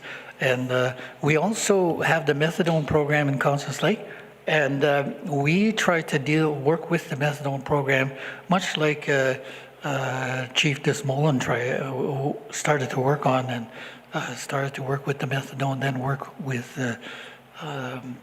Suboxone. But Constance Lake tried to do that too, and Constance Lake approached the people who were running the methadone program, and apparently that thing is a big business. It's a lot about money. It's driven by money. And it was kind of shocking for our chief and council to learn that the doctor who was actually heading it up out of Toronto was the one who was promoting that, the methadone treatment program. And what we try to do and with our management and administration is to recruit some doctors in the area, young doctors who would be willing to work on it to help us deal with it and work with it. And lo and behold, the doctor from Toronto threatened the young doctors and threatened their licenses if they were going to do that. And I said, my God, look how strong that money issue is and how it's really hurting our people. And I was just floored by the whole thing. We still have a methadone program, and we're still trying to work with it as best we can. But I think the best way would be, and a lot of people have talked about it, they say, well, the doctors are increasing my dosage and and I want to get out of it. We would like to try and help them and work with it as a team, as a community, because we know that this is killing our people. We know that. We see a lot of young people taking the drugs, and then this fentanyl is very deadly, and we've lost a number of people on that. It's not suicide directly, but inadvertently it's like suicide. But again, it's because, again, people got mixed up with this thing and started to use it, and they believe that this whole drug thing was a wonderful answer to the issues and problems they're facing. But those drug dealers and drugs are really false prophets. They don't really help you in the long run. They hurt you. So I guess that's all I want to say right now. I'm trying to talk fast because I want to take up too much time. And I'll allow my elder,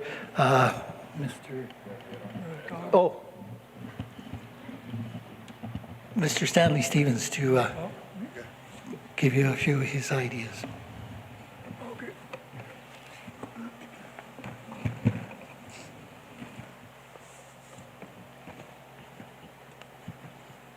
Okay, good afternoon, everybody.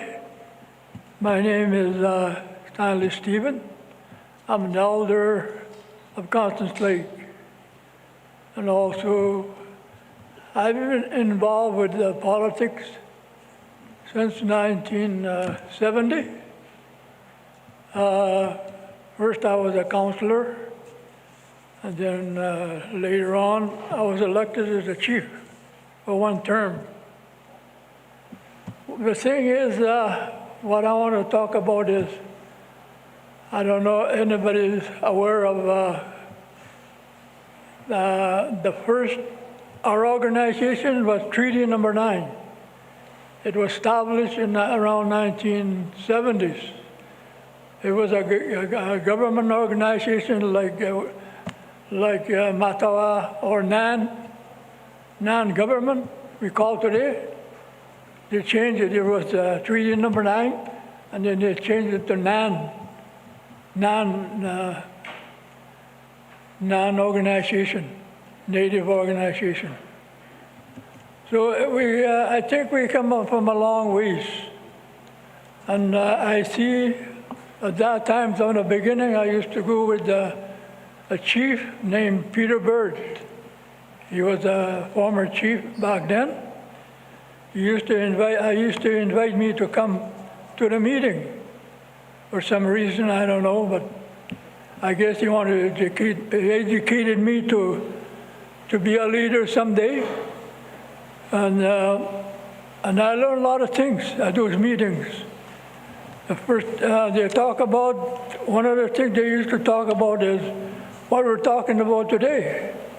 Talking about how things are going to be in the future. If we don't do things, if we don't start doing things the way that's going to happen. And I see that happening. Exactly what they were saying.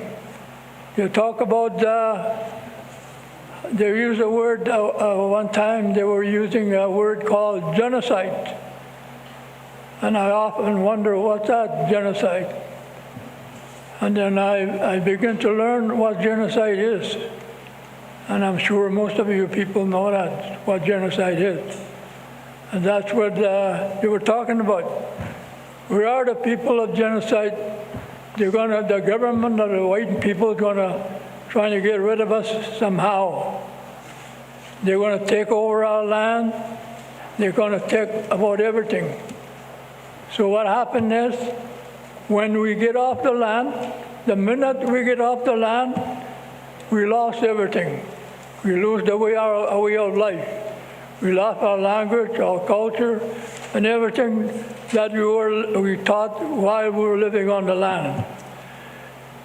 And you know as well as I do, when you live on the land, we depend on the land so much. We love our land because it provides everything for us. It gives us food, medicine, everything we need. We didn't depend on anybody else to come and feed us or to give us that medicine and all that. Our medicines were there, we used that, and they were very powerful. We didn't have all these we have today, like doctors and nurses. We had people that were practicing medicine, like medicine people. You know how to cure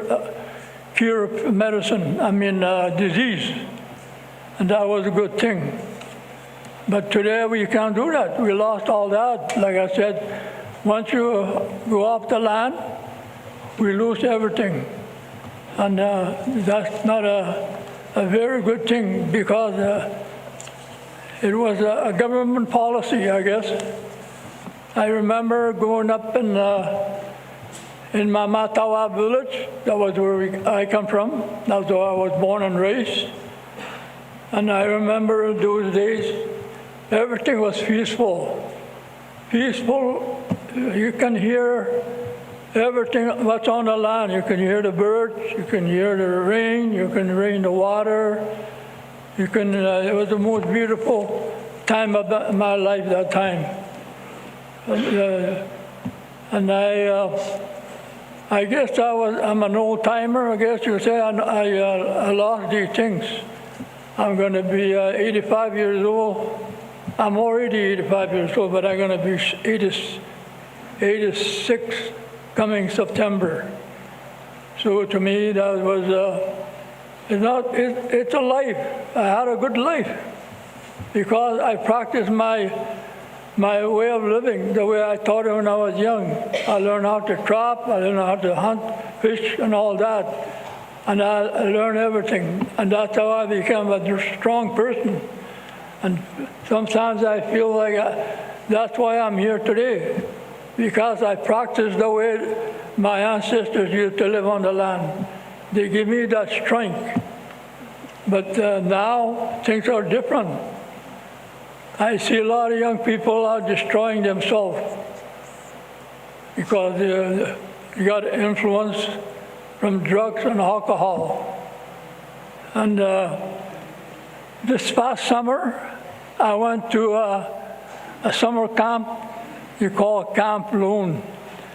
Camp Loon is it's where young people, like the junior rangers, they go there, they have the Camp Loon where they go to every summer. And they invited me to come to talk to the kids about the way of life, the history of how the Native people live on the land. And one of the things I talked about was drugs. I told the kids at that time that you know what's going to happen to you people if you don't stop taking drugs and alcohol? You're gonna die. You're not gonna have a long life. You're gonna have a short life, because drugs and alcohol and smoking is just as bad as alcohol. I see a lot of my people, a lot of my friends that die from smoking and taking all these substances that kill the human body. It's very devastating. The way things are going today, I see a lot of things happening. And I guess the only way we can survive is to, like I see some people are saying this morning, the only way you're going to survive is to be a self-government. We have to be like a self-government like we did many years ago. When we were living on the land. Like I said, we didn't depend on anybody. We provide for ourselves whatever is on the land. There's a lot of food on the land. We don't have to go to the store to buy things. Maybe some items, like we've been on this conference, we've been eating moose meat and fish on this conference, and which is nice. I think that's what we have to do. We have to go hunting and fish and provide food for us on the land. Anyways, I don't have too much to say. I mean, there's a lot of things to say, but I am not capable of doing this thing anymore because of my age. My mind is not working as good as it used to be. And I guess the reason that we always blame some people for something that when something happened to us, we always blame other people. We blame the government. We say, oh, the government have policies. They're trying to govern us like the way they live. But I don't think we shouldn't do that. We should give our own self-government thing, provide our own things. We got our minds, we got intelligence to do all these things. We're not dumb. People we're like us. We're intelligent. I hear a lot of good people talking here. They sound like very intelligent people. And these are kind of people that we need to do to help us to make things happen, the good things to happen to us as the Native people. Anyways, I don't have too much to say. I had a lot to say, but I don't have the capacity or the knowledge to say it at this time. So anyways, I want to thank you for listening to me a little bit. Good.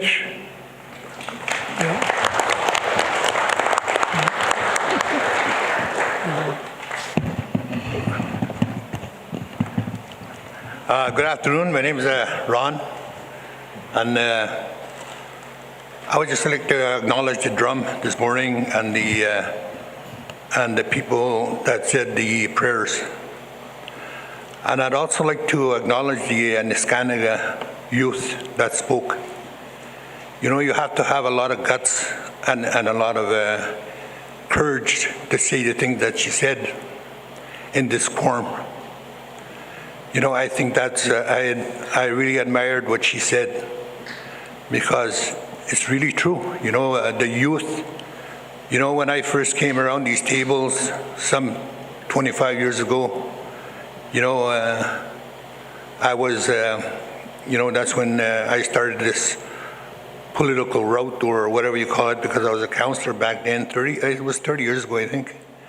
And, you know, before that, you know, I was a mess. I was one of the biggest troublemakers in Constance Lake, you know. and I was a drunk. I was an alcoholic. I was a drug addict. And I almost died from it. I had a massive heart attack from cocaine overdose. And throughout the time, like Stanley said, I get to travel with Stanley a lot, and he has a lot of wisdom. And I get to ask him a few questions about our lives, and one of the things that I learned is how we live our life. I lost 2 kids to drug and alcoholism.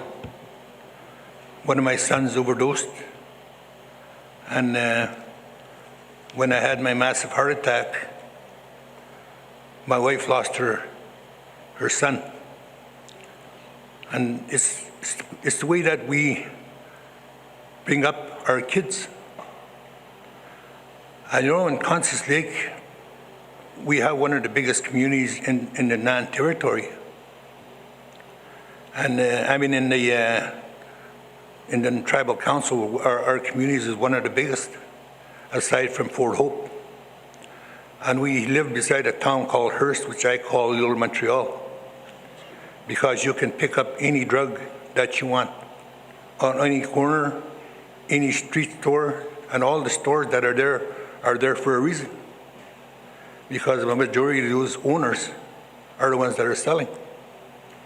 So drugs are everywhere. I try to listen to what people are saying here in this forum. And some of the chiefs said, we're doing repetitive things.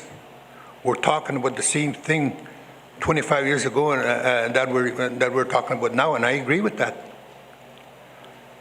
So I say this without prejudice to the chiefs, when are we going to turn that corner? And I agree with Sonny, when he says this should be a First Nation driven delegation by the communities. And I think we as First Nation members have a huge epidemic in our reserves. We do have, we can't go like this, closing our eyes and closing our ears anymore. We have to come together and talk about what we're going to do, how we're going to proceed. I started working with the kids in our community, and before my wife started working in this detox that we have in our community, we used to take the kids into a place called Paiwa, and we used to take them on the land, hunting, fishing, trapping, and doing whatever we had to do with them. And we used to have an open concept after, like during the night, talking to the kids about what is wrong. And they talked exactly about what I'm talking about, with how I raised my kids. How I raised my son that I lost. And, there's one girl that came to us and, she said, I don't go to school. And I asked her why. She said, because I have to go run around for food to feed my younger brothers and sisters. How wrong is that when we, as leaders, don't pay attention to what's going on?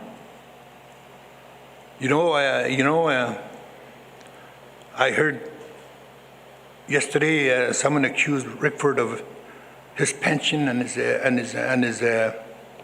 his wallet. But aren't we doing the same thing? We're not looking at the main issue in our communities.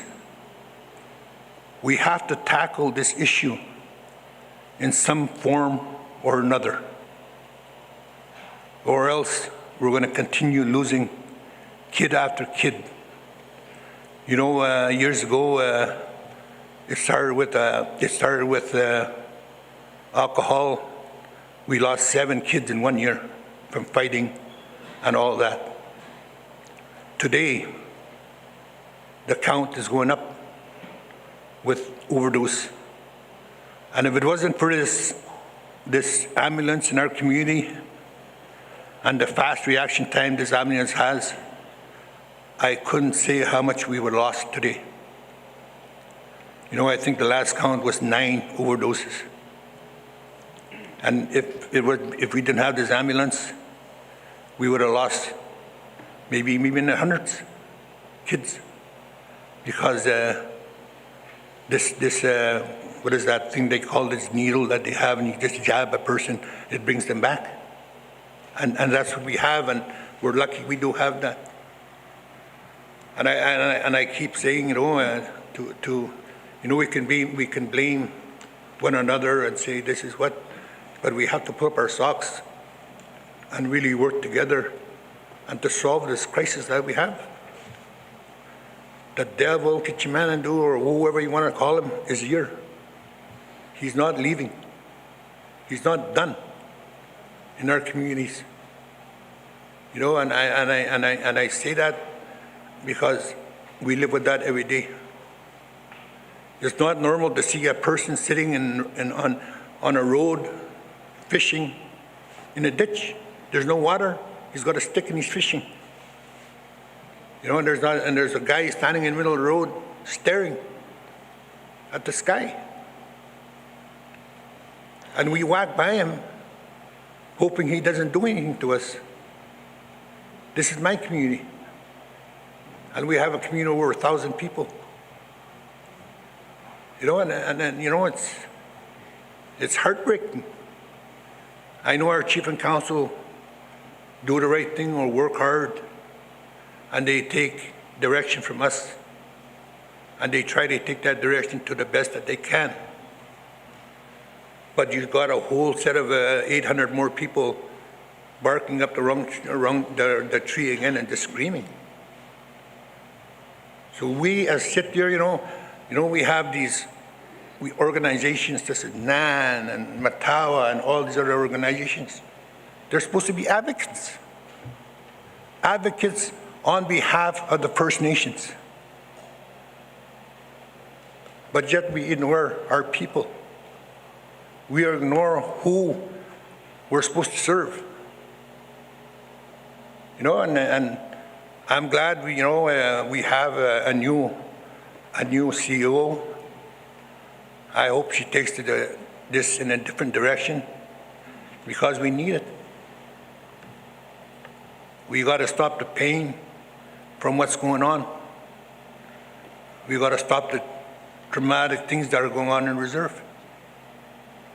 You know, like I said, you know, it's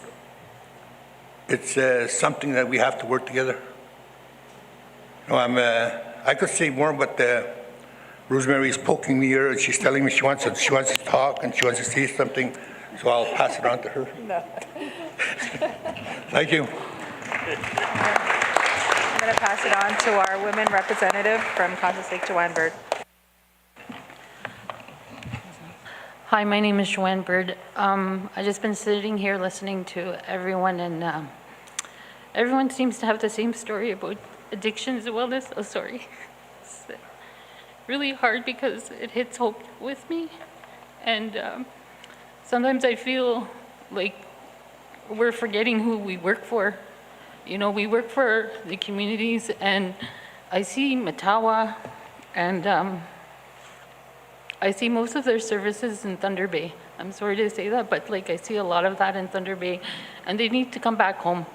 They need to come back to our communities, because that's where most of our people are. And because I reached out to Matawa several times to hopefully bring some people into our communities, but the services were not there.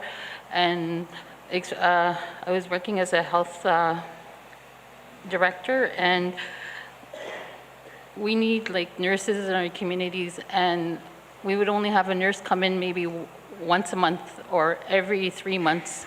The health team, I know, sometimes have shortages, but if we had some of the funding flowing through into our communities, maybe we could find the nurse to come into our community full-time, or even the mental health supports. They only come to the communities once or twice a week, 2 times a month, but maybe they could be there full-time instead of being in the offices in Thunder Bay.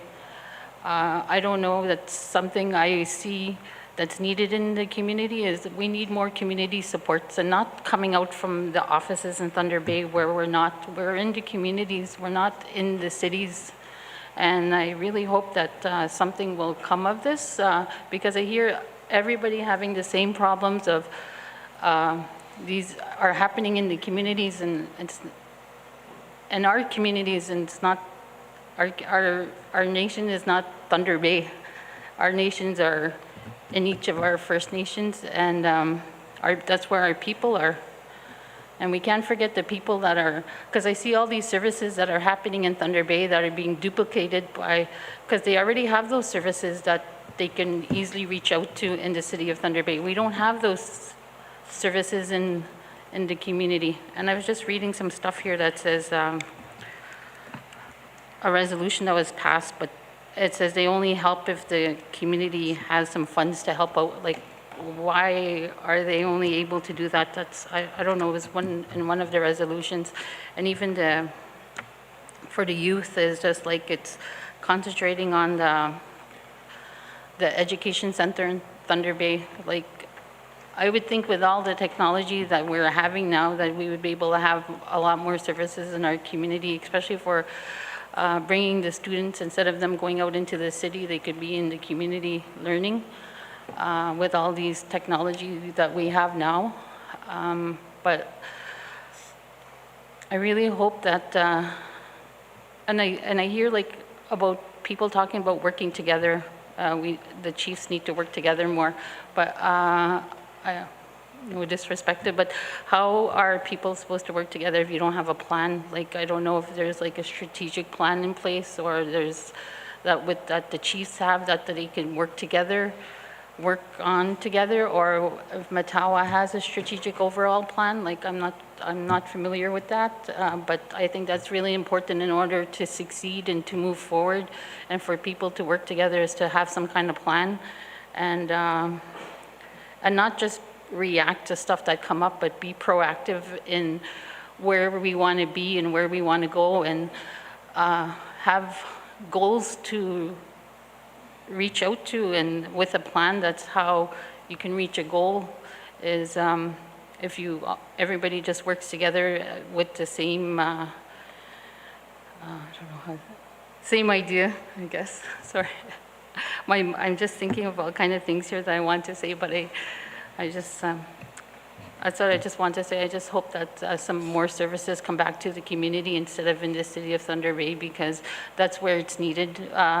Like the remotes, I'm sure they have a hard time finding mental health counselors full-time, but if they could hire somebody in the community instead of the counselors coming only once or twice a month, it'd be better if we have them full-time, because I really believe that's needed, or even a nurse full-time if the funding, instead of having the nurses in Thunder Bay or doctors or some, I don't know, but I really hope the services do come back to the community, and that's really important for it, because that's where it's needed, because we don't have those services. And in Thunder Bay, they can go to other clinics that are there, they can get other services that are in the city of Thunder Bay, but we don't have those services in the community. That's all I just want to say. Miigwech.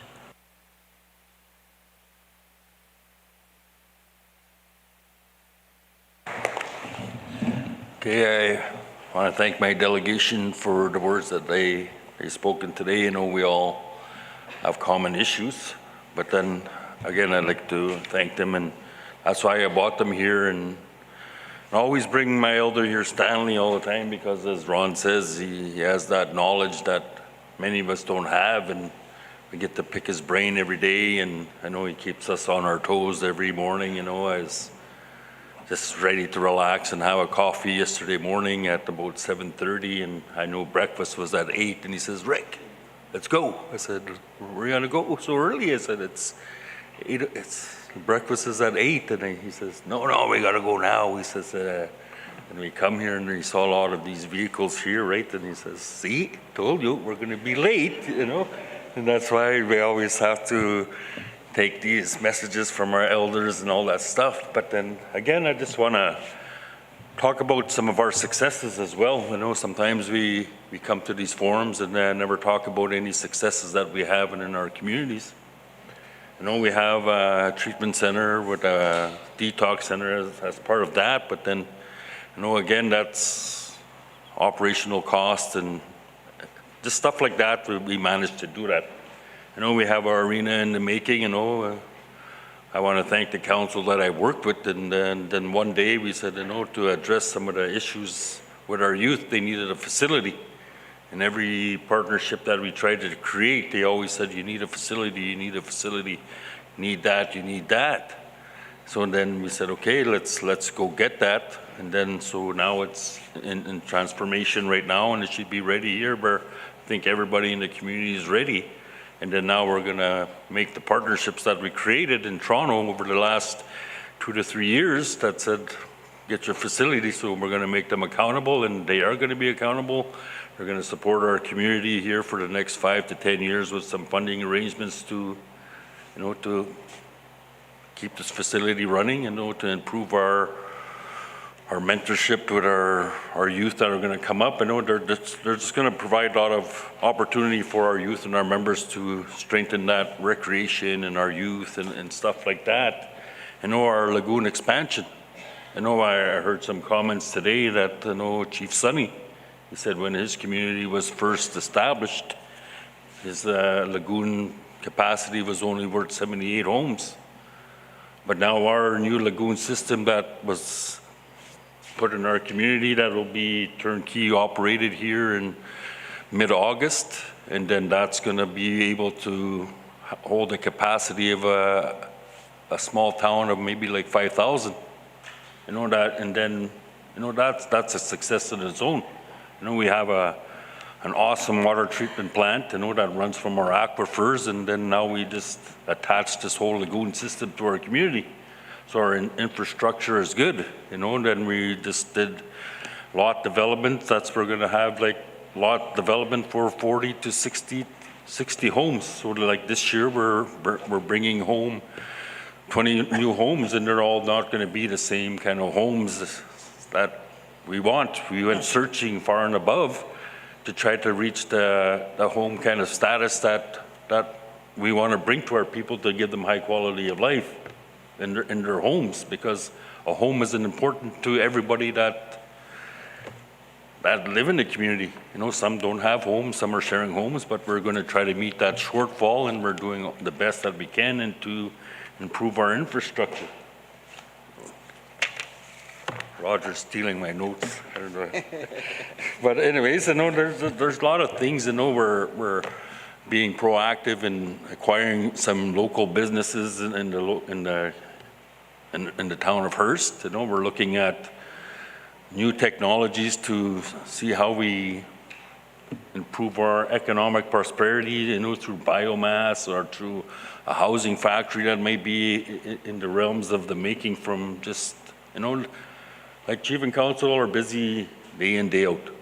You know, before coming here, I had a plan to come here at 3 o'clock and leave and catch dinner, but then I kept getting held back. It kept held back and held back. But then I know that's the rigors that council do face within in our communities. You know, I want to acknowledge all the chiefs here that with all the hard work that they do. I know sometimes people lay the blame on us, you know, and it's not our fault. You know, it's a community, and it takes a community effort. And then some of the issues that also come above is this big epidemic, as Ron was speaking about. I know we took that initiative action to evict our members. I know that wasn't a mandate from Chief and Council, but that was a mandate from our people, because our community members started to die, and not knowing the effects of this new drug, fentanyl and down and all these kind of things, and we started to do that.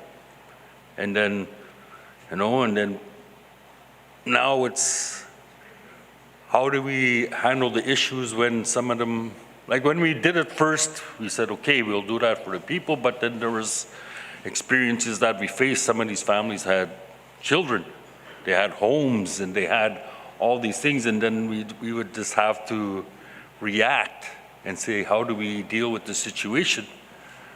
But then, from our perspective, they got notices.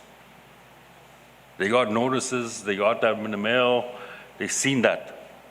They seen our message that we were going to be true to our word and evict the drug dealers that are hurting our people.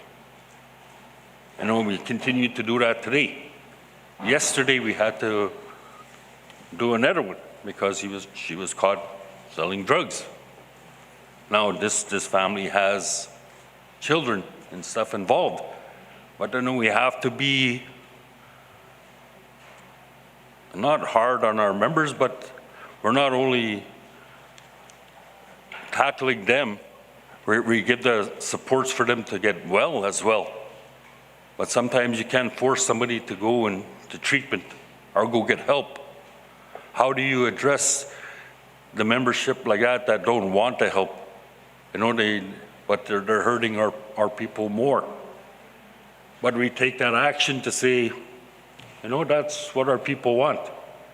We want healthy kids, we want healthy programs, but sometimes at the end of the day too, it's the lack of capacity that we have within our communities to run all the programs that we have.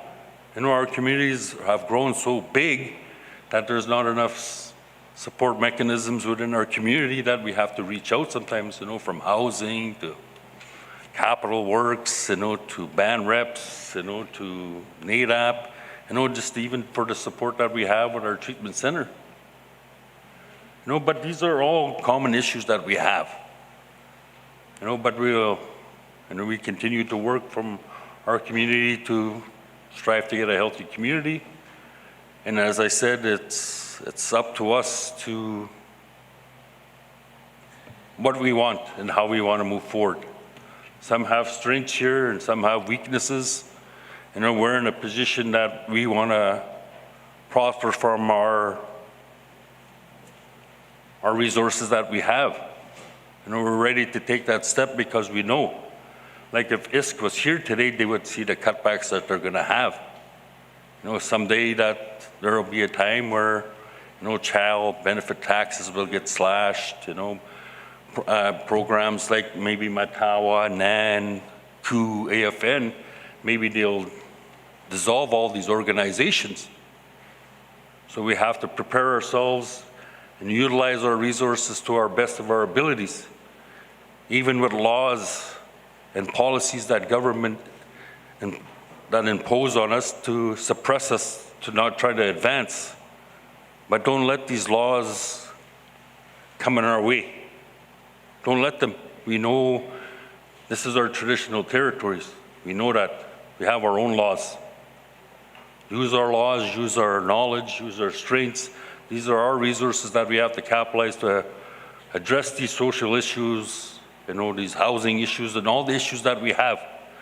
Don't be afraid to take that step into economic prosperity, because there will come a day when there's going to be no funding allowed. So now it's time to take that step to fill our pockets, fill our coffers, so that we know we have resources to help our own community and the ones that are well, the ones that are sick. This is our opportunity. The time is now. We can't hold back and let laws or legislation or policies impede in what our goal is to be. Is that these resources are there to help us. So now let's utilize our resources. Let's help our own people and advance in a way that governments will never help us in that way. But I just said it again, I just want to share that microphone with everybody else. So let's all listen to everybody and support everybody in ways that we can. Miigwech.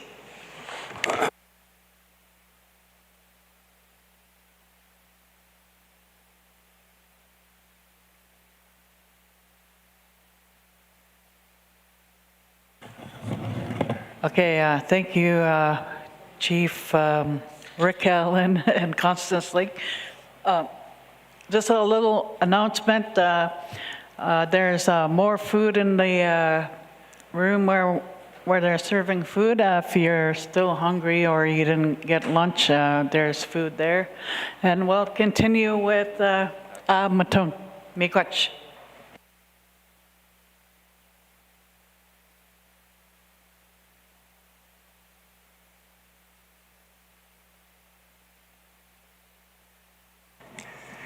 Okay, can you please get your food and water, because I may be a little while here. Okay, I'm going to be perfectly honest in some of the things I'm going to say, and a lot of it is, I guess, will come from what I see in life and how it evolved until today, what is happening with our communities as well as our children in particular.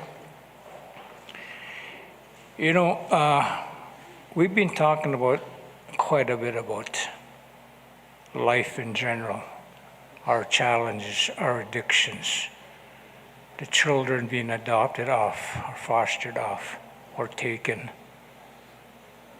And I went through some of that.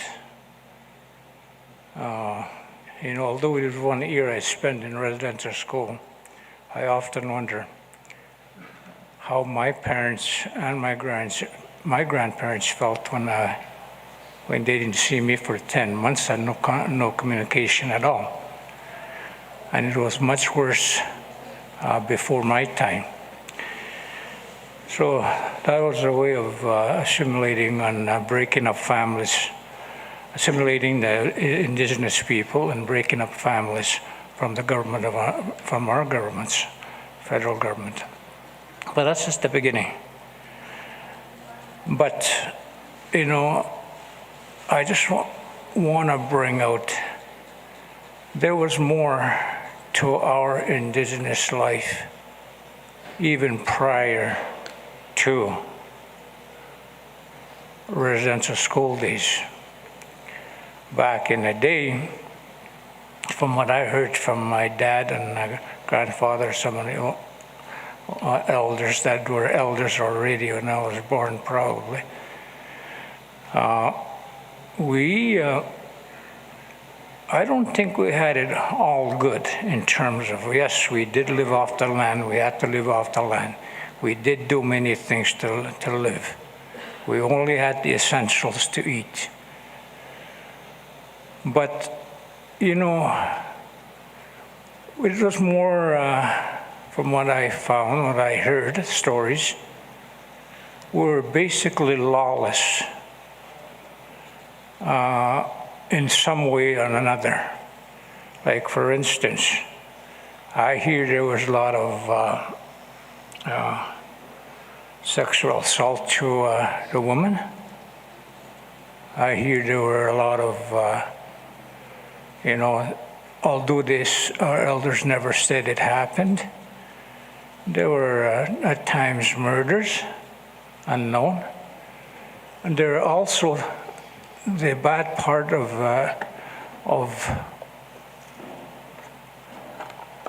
the indigenous reality in terms of spiritualism. There are also curses to the family that done you wrong. And that is true. My grandfather told me about one. He said, when a man came to my house, a father of an individual that married his that wanted to marry his daughter, came to his house and said, you know, my son wants to marry your daughter. And Grandpa told him, no, we're not going to let her go. She's going to choose her own husband. And you know what happened that whole year? He was cursed not to kill anything to survive. Food, hunting, and all that. His traps would be, you know, closed, or somebody tapped him, and you know. And he just kept going, didn't think much of it.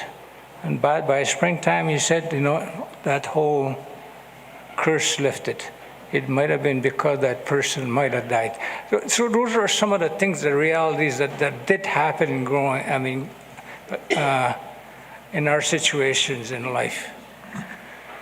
Now, we talk about today the difficulties we have.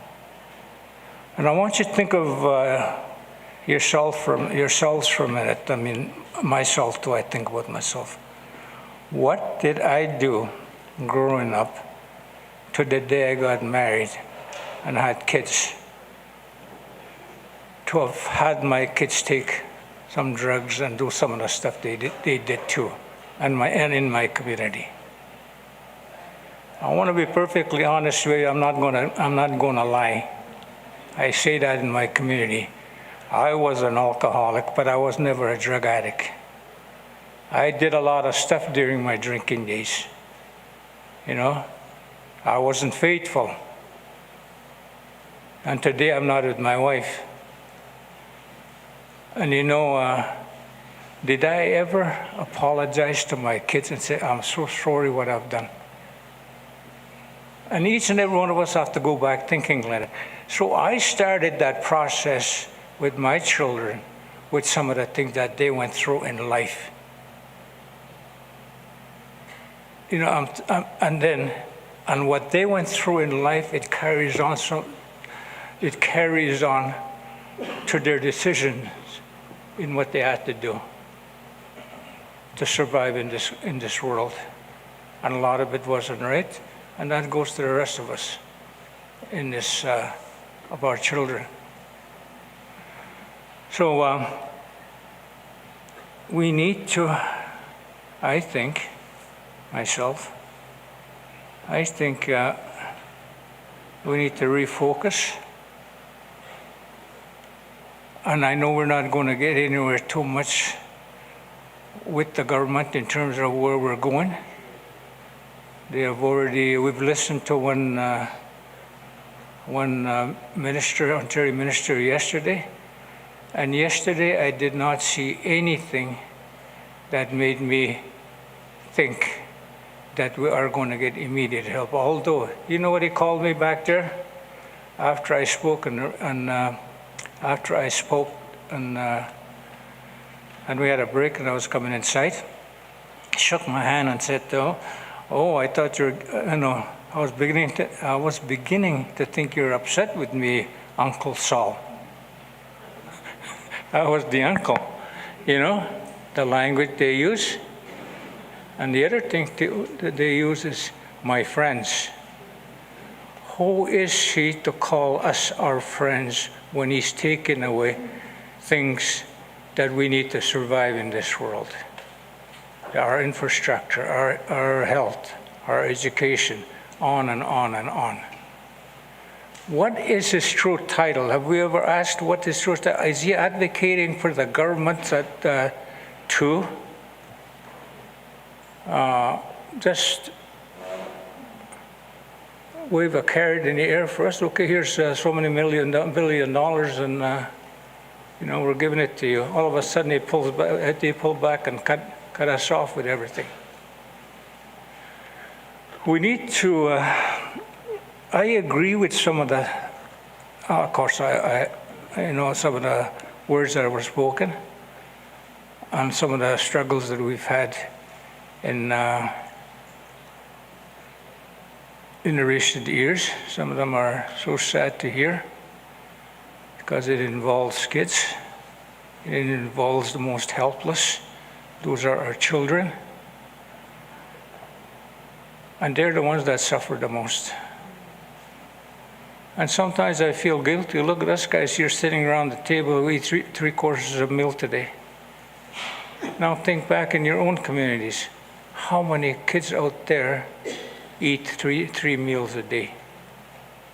You know, some of them don't. And I think I heard a speaker there say something about that. We take some of the stuff for granted, and we don't. We got to pay a little more attention to our community and see what's going on. So that's an area I think that we need to pay attention a little bit more.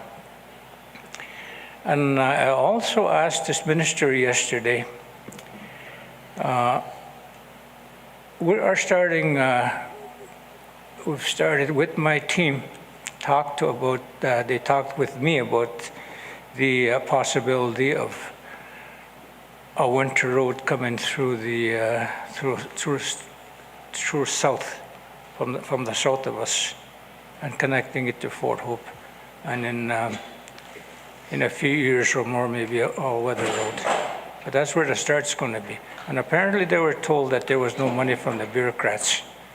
So I had my staff member that's here with me that works with winter roads and all that, and capital projects person, to talk to Assistant Deputy Minister. So that's going to go. So, you know, and he told me prior to me seeing him in the front here, we're ready to cut checks, Al. We're ready to cut checks. That's after he told me my uncle. The change of language he has after we just told him what we were disappointed with him about. Turn around and call me that. That is not right. He didn't listen to us, right? He did not listen to us. So what are we going to do? We all identified today, and some of the speakers that were here today, some of their many challenges, some of their needs, some of their, shortcomings in the community, or drug issues, or policing issues, on and on. The list goes on. My issues are the same as our shortages and what we do to have a better life is just the same as every First Nation here, and we're not moving any faster. If the funding is the same the next 10 years in our community, our funding for housing, that's 10 years from now, and we're already over 200 houses short. We're going to be 300, 350 short. So we got to think more openly and come up with ideas about how we're going to catch up.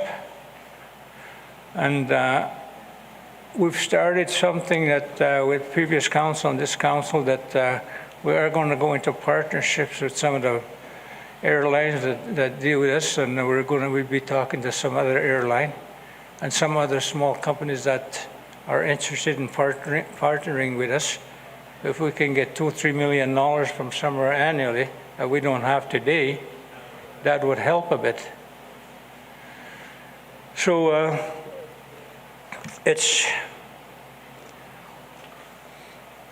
we are heading towards challenging times, very challenging. And we are working on our community, how we're going to do what we can to at least eliminate some of the drugs that are coming in, the alcohol that are coming in. And we're not getting much, I guess we do catch alcohol is easier to catch than drugs because we don't know where they're hiding it, but we got, at one point, I was given 32 members in our community are selling drugs. It's in the community. Can you imagine how much drugs are going?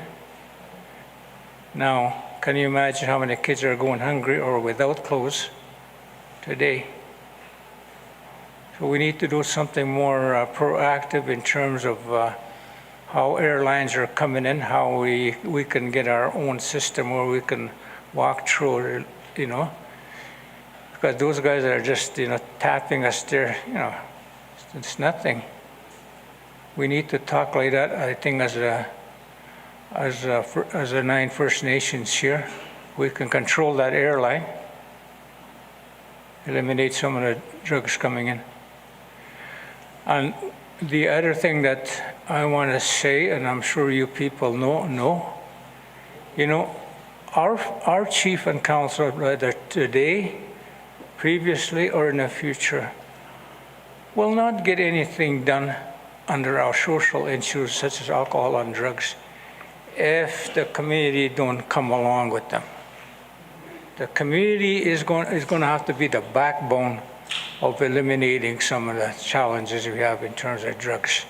They have to come on board, and we have to tell them in the meeting forum to say, listen, we need your help here. You all know what the problem is. Come on board with us. So those are the kind of tough decisions we're going to have to make. And I heard one, I think it was Constance Lake, that said they banned some of their members from leaving. What we're going to start, and I think I mentioned that before, and I already got that on, circulate that in the community as well as the council did, and as well as the, radio station announcement. We have every right to decide what we want to do with non-band members in our community.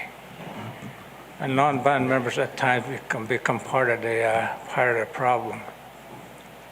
And we decide, we have every authority to do that, but we do have a bylaw that's in place, and we just, we had it done and written up, that in the very near future, it's already out there, it's just a matter of implementing it and enforcing it, that if any member from another community gets involved with alcohol or bringing alcohol and drugs, will be immediately asked to leave.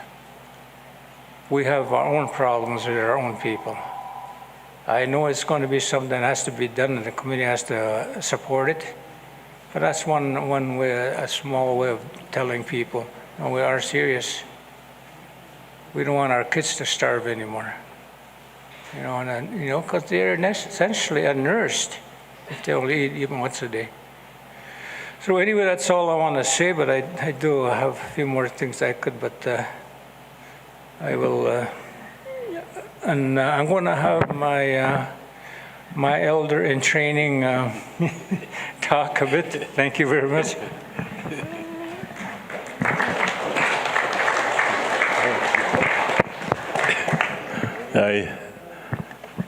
Good afternoon. My name is John Shormash. My dad used to be a reverend. He used to go to church. He used to lead the church way back before he passed away. And the common thing that he always had every morning was that he prayed. And when we began our meeting here, we did the same thing. He asked for knowledge, he asked for wisdom, and he asked for strength.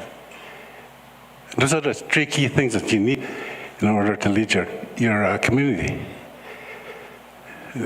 Those three, and love, that's the greatest. He always used to tell me. I work in it's a boxing program, and we have like 223. There's one more coming in today. There's 224 people, community members in the program. And what I've seen and what I've known for all these years I've been there is that people are hurt. People are hurting. And drugs is where they run to. That was keeps them from thinking of wanting to die, of wanting to not feel the pain. That's what they tell me, and I have to believe them because I come through trauma. I experienced my granddaughter. She died when she was 3 months old, and she died, which was preventable. She stayed in a house where there was a lot of mold. And I see that happening at home too. People are complaining about mold. What if somebody else? It really hits me hard. And that's trauma. That's trauma at work. I want to cry when I hear somebody complaining about the headaches and coughing for 3-4 months because their house is not clean. And the sad thing is that the day she passed away, they were moving to a new place. They were moving to a home. That morning they were about to move. They had to take her to emergency, and the mother called me and said, "Baby's gone." And talking about trauma, then about a year later, I got a call.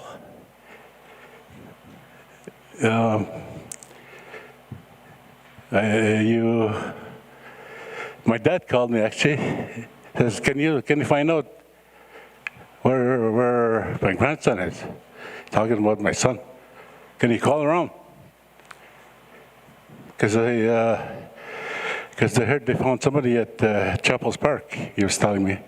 He called me 6 times the whole day until 4 o'clock when I left.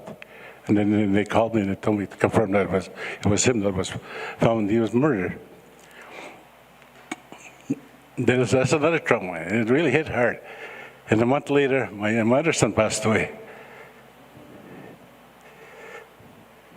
And he had a heart attack. And about a couple years later, my sister passed away. Overdosed. Not overdosed, but she died from AIDS. So because of needles. Then my foster sister passed away. She died because of alcohol. Then my brother, my younger brother, passed away. Same thing, alcohol. It wasn't alcohol, literally like the bottles they make, but it was some that hand sanitizer. He was drinking that all the time. He pretended to get sick. He'd go to the hospital and steal that, take it home, drink that. That was his cure. But when the coroner called me, he had 400% over the limit what he was supposed to take. That's why he's not alive today. So that's the WACSA program. It's like kind of a lifesaver for me. I welcome it. And how do you get them off? That's the question. And we're doing good for the first 5 years. Then all of a sudden cocaine came around. Cocaine just jumped. Now we have like probably half of the town is using it. I wouldn't doubt it. So we got you leaders, even myself, I guess, because I work in that capacity. We have a big issue to tackle, and like I said when I started, we have the Creator, God, we can call upon to lead us, to guide us, to give us that knowledge, to give us that strength, and give us the love to carry those people through what they're going through. Because trauma is it's a tough thing. Don't take it lightly. Because I deal with it every day. My tears come down. It's not easy. And thank you for listening. Migosh.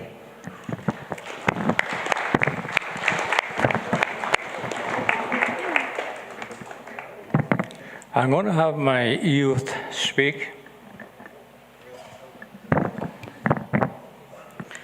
Bonjour, everyone. My name's Sierra Fox, and as a youth, I've been sitting here for the past 2 days, listening to everything, the problems, but I'm not hearing much about what we're doing for the youth, except for Lashy. Not sure where she went. I really admire what she said. And when it comes to advocating for the youth, I'm really big on that. I started my journey in high school, and I just stuck with it because it really felt like that was my path. That is what I meant to do. And, you know, I've been brainstorming, speaking to other youth on what we can do. And what we always stumble upon, me and my friends, are problems with the adults. And I don't mean that in a bad way. I mean it in a way where we are affected by generational trauma. And I know every generation have been affected by that. But it's time to think about what we are doing to prepare our future leaders for the battles that are coming upon us. And these are some very, very, very, very bad problems that we are going to be facing in the near future.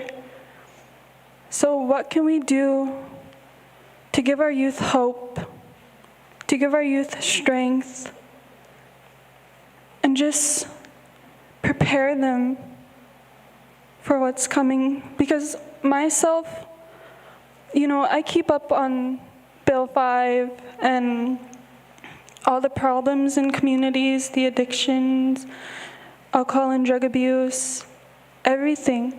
I keep up on that. And I'm scared. But I don't want my youth to be scared. So I will continue to advocate because it is what I'm meant to do. And when I think about what we can do, is bringing communities together. And I like this. This is my first AGM that I'm attending, and I like it. Hearing what our leaders are saying, knowing that they are fighting these battles every day to make it better. But what about our youth? What are we doing for our youth to make it better for them? You know, over the summer, since the summer started, I run into youth around my community, and they seem happy, you know. But when you get to talk to them, when you sit down and talk to them, they'll tell you, oh, but my parents are always at home. My parents are in the washroom for hours.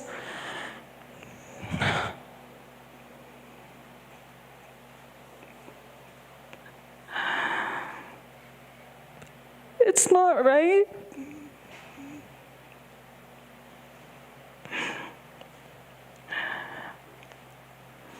But what are we doing for them? They need hope, and we need to give that to them. Because the current youth, you know, the little ones, they think it's normal when it shouldn't be. And when I first got back to my community after graduating, I went on a camping trip with a few youth, and we were out on the land. They were so happy that they were learning new things. And some of them even taught me a few things. And that's the way it should be.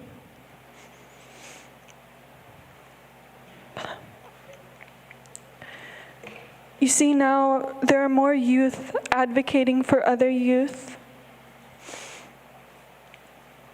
And we need voice. Because why are we advocating for ourselves, you know? We need the adults to listen. We need you guys to hear what we are saying. And And I have friends from all these communities. We sit down, we talk, and when the conversation gets deep, we start talking about problems. But we don't talk about the adult problems. We talk about the youth problems. And the message I wanted to pass on is, we know, we understand the struggles you adults are facing, but what about us? We want to know the future you guys are creating for us, so we can be prepared too. Thank you.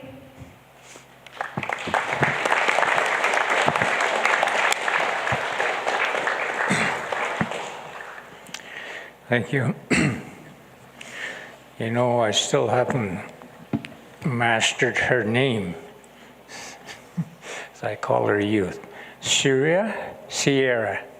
Okay, Sierra. You know, Sierra stayed with my daughter in Thunder Bay for 4 years, going to high school. And she told me one time, if there was an award for a student that stayed in a foster home, she would have got it for sure within 4 years, because she had never had any issues with her and always, you know where she was. So she was a model foster student. Thanks, Sierra. I'm going to have Counselor Mike speak. I don't know where our Counselor Hazel is. Okay, Mike, go ahead. Good morning, good afternoon. My name is Michael Slipperjack. I'm a Hamilton Band Counselor in Secretariat and Shinabin Yakaz and the man they do with them. And this is my second term, and I'm also a survivor, residential survivor from my parents, second generation. So my parents went to residential school, and just it's not too far away with the effects. I'm also a grandfather. I have 2 granddaughters, 2, and one is just going to be 1 pretty soon. And when I look around here, we've pretty much been around, visit every community. Majority of it went to their powwows, and I had a lot of friends in Niskandiga that passed away. A lot of singers, hockey buddies during the years. Just to name a few, there was the late Brian Ostamus, and Gordon Sackety, and plus in Summer Beaver there. I haven't been there in a while. I had a lot of friends there too. Also Webquay. I have my aunts and family that live there. Jacobs, I think Randy Jacobs still council. Yes, he's my cousin brother. And Martin Falls also. My mom used to live there with the late Melville Baxter. And I'm also grew up in Matong. I was born there. And I was born at the clinic. I was born at on the reserve, so it means a lot to me. And I've been through struggles of myself. I grew up as the middle child. Growing up in my childhood, I was bounced around and different people kept me. And as a youth and teenager, we were told to shh. We're the shh children. We're told to be quiet, not to tell what happened or or say anything. So that's what we had to face through. And seeing the youth that are talking today, I was once there too. Now I'm 45 years old, grandfather. I think last time I spoke I was brought to this meeting.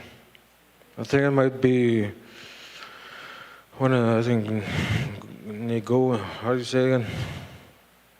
Long Lac? One of those places between there.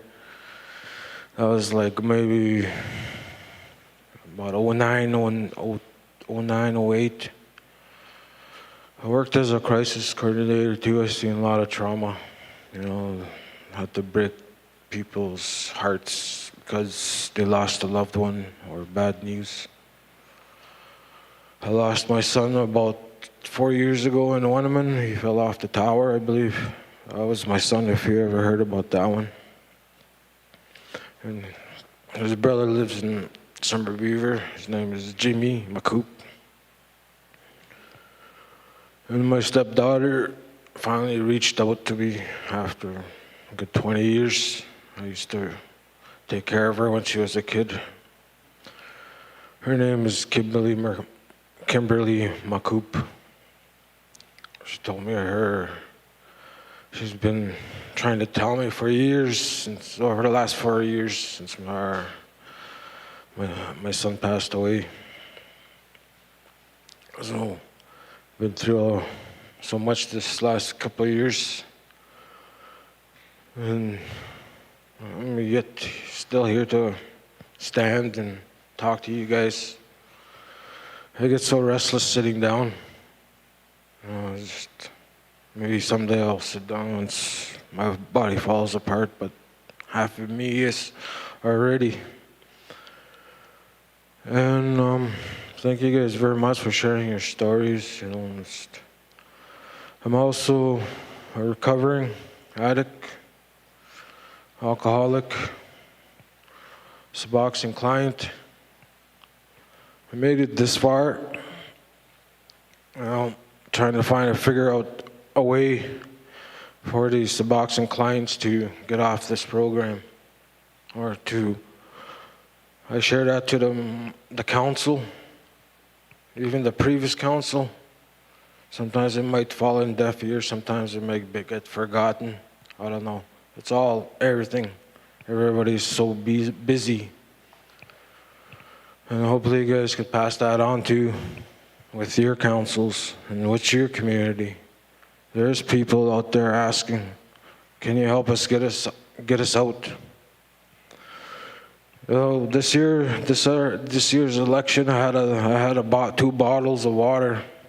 Each time they asked me,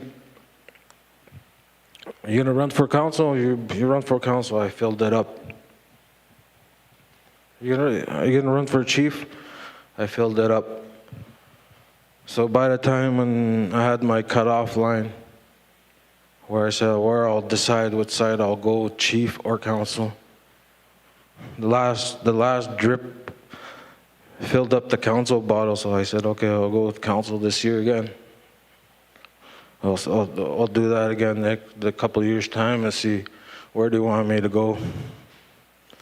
So I used the water, practiced the water. And that's where I am today. So I represent Amatung as a council member. It was pretty close though. Maybe a little bit higher than the council chief bottle by the end of the time where I had to decide what area I wanted to go, or the people actually wanted me to go. All this is not because of me, it's because of our people back in Amatung. So all the chiefs that are here, I know a lot of people talk it's not working, it's not working. It's because they're not working it. You know, I would like to see, and other people like myself that struggle with Suboxone and drug addiction, we need more stuff. We need more information, more programs and stuff like that. Or even the money you get from Suboxone, give it back to the Suboxone people so they could generate that money so we could have programs or training or whatever we need to survive. That's one thing I would like to see. And not just me. There's other, how much clients you said? About 200? Just like what John said, I talked to those people. And other people that are addicted with cocaine also, I was there. Because we were the kids from yesterday. I always try to always remind that to the people that are older than I am. I had to re-educate myself. I was trained to think 12 months a year. The government owes me 1 month because we follow 13. And originally, when I add all that together, I must be at least 48 years old or something. Because that's 45 years of 1 month being deleted out of my life. And these boys here, I like to say, so happy to see these guys. These guys followed us around, the singers, when we were growing up. You know, we helped them out. I think they were called Red Spirit Eagles at one time. And it's good to see them that they're doing things to help out. You know, I've been through, everybody's probably been through the circles of life. I've been through emotional abuse, physical abuse, mental abuse, spiritual abuse. I've been through 4 of those aspects where we're supposed to follow. You know, beaten and physically, you know, abused emotionally or mentally, even spiritually. You have to believe in this, Jesus Christ, or traditional way with the Creator. Spiritual abuse, you know. Wonder why we sacrifice ourselves. You have to sacrifice yourself, just like Jesus Christ did. Or, you know, the traditional side where you have to offer or whatever. You know, sometimes it gets too much. That confusion, what the elder was saying.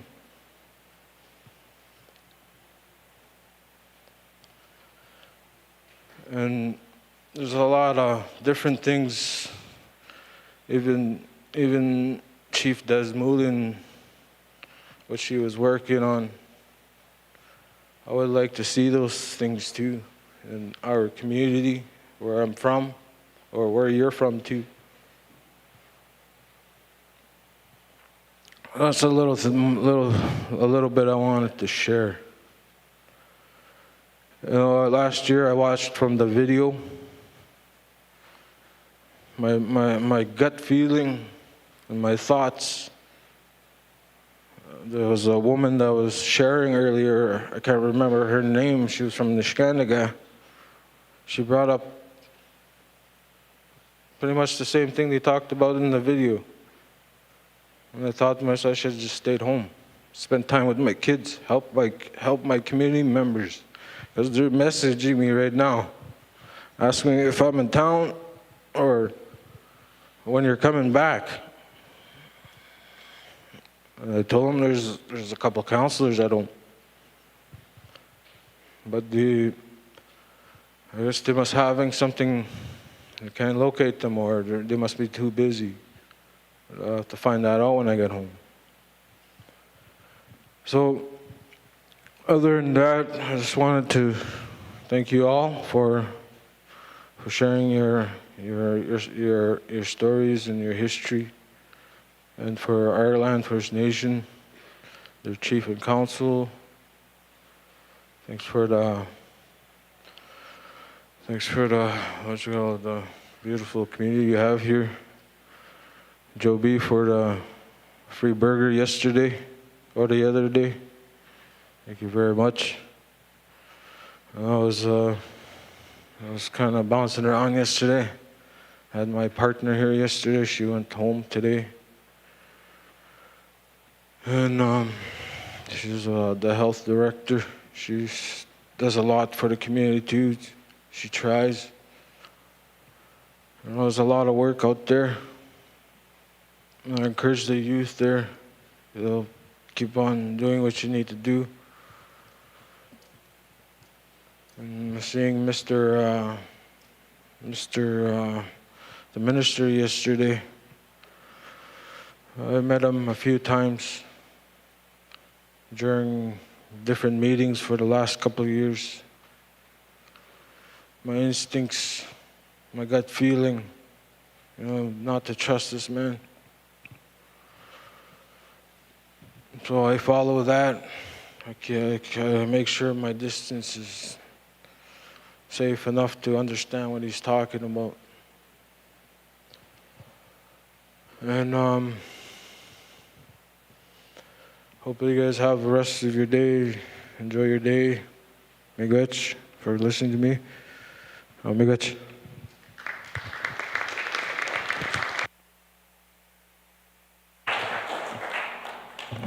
Miigwech, Saul Lucan and his delegates. We will move over to Ganukawing Chief Sherry and her delegates. Miigwech.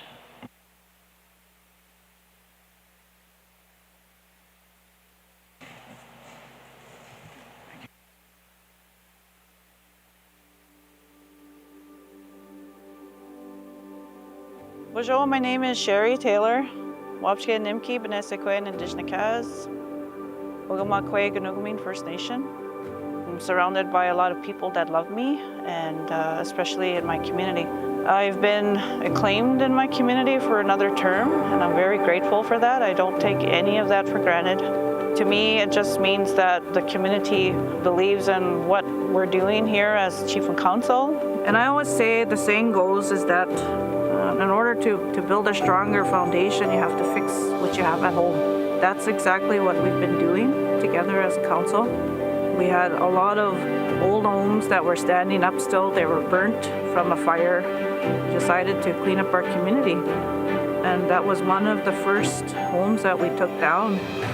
I think it gave hope to the community by doing that.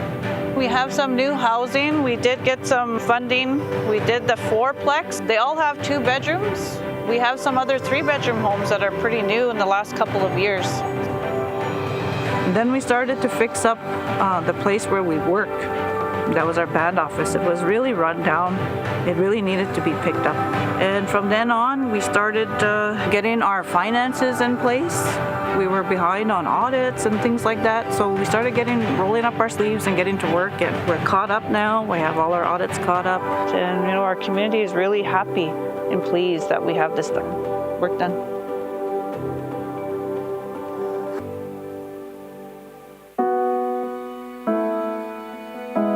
This is the Making Ground River Bridge. Not this bridge, but the original bridge was a wooden foundation type bridge. It's been 70 years since we've had any type of work done. And when we raised concern over the safety of the bridge, it was always neglected. Nobody wanted to take ownership of it and do what was needed for the community. We decided as Chief of Council that we needed to take matters into our own hands for the safety of our children and our community. And we said that we're just going to go ahead and do what we needed to do. And the government of both federal and provincial will have to just follow along and meet us as treaty partners. So we did that.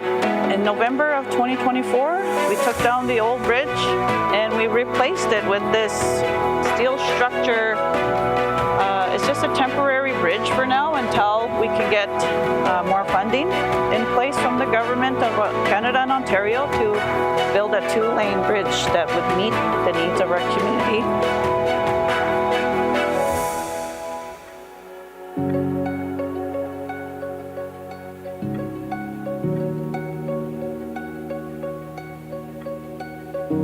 We're at our healing lodge, and this is the ceremonial lodge. We have our invited traditional healers, elders that speak to our kids. There's a lot of cultural teachings that happen in here. We usually have like big events in the spring and in the fall and invite the schools in the area. It was built by our community members. We had somebody that was that came to visit and helped us kind of give them some training and teaching on building this because they built it in another area. I'm really amazed by it. I'm grateful.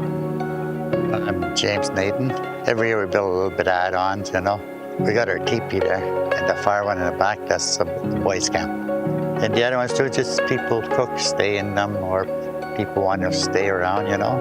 And the back one is the ladies' camp, the fire one over there. This is our power grounds in Ganugumeen First Nation. Our people used to live here. The reason why they had to move out of there was because of industry. They had to move to make room for a sawmill. They were promised, you know, to have new housing, a new band office, and things like that.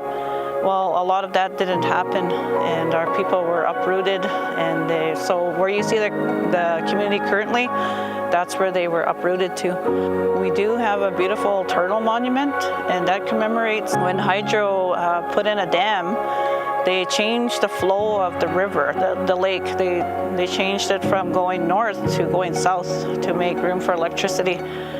All that was done, you know, without our consent. There was so much flooding done to places of sustenance where they got their food, where they lived, and places where they buried their loved ones. So a lot of flooding happened, and graves were flooded, and so we built a monument and to commemorate those losses.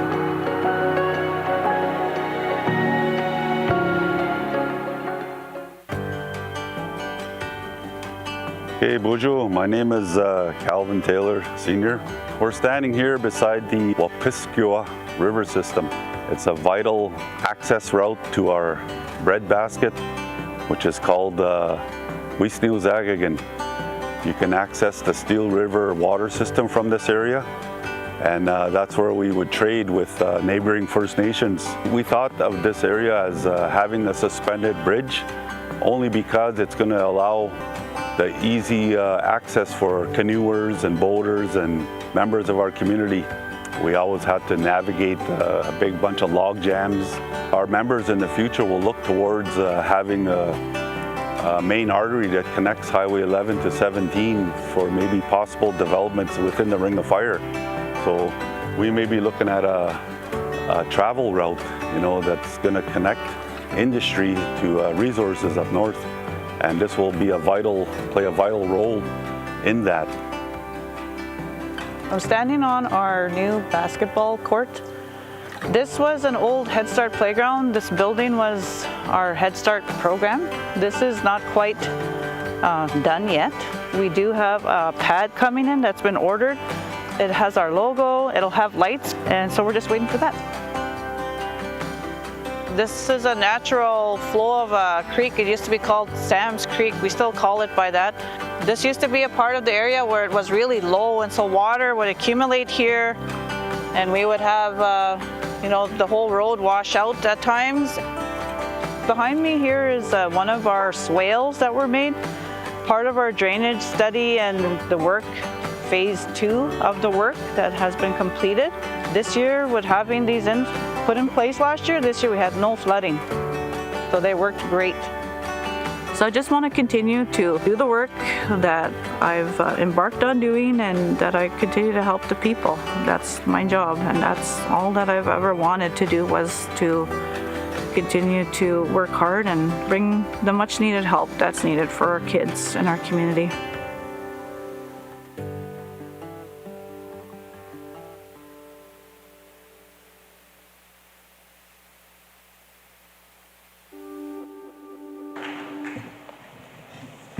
Hey. Good afternoon, everybody. Quickly, Chief. quickly. Oh. Quickly. Yep. I wanted to ask Sherry a question. Sherry, where are you? Oh, right there. How many cuts did it take to get that basketball in?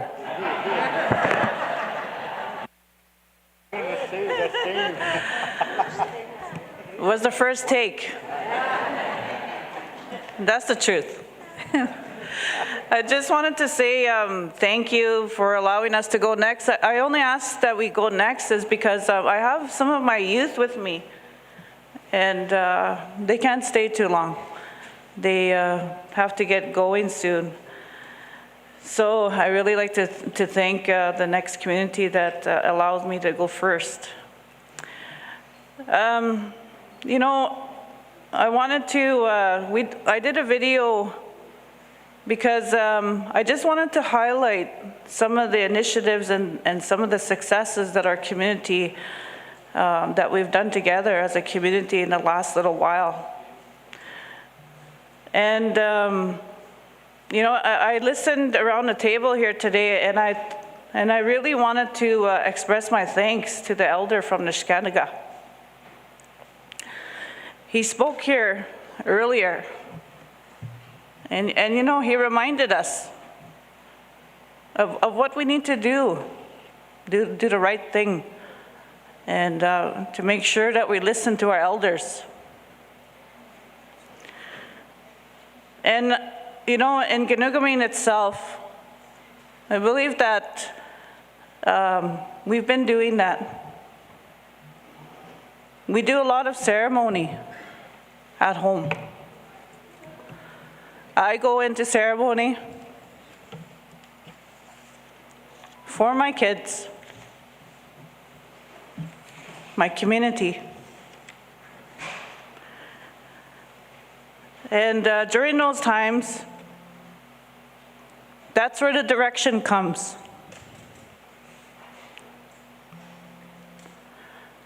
The directions come from the lodge, and I have to follow those directions.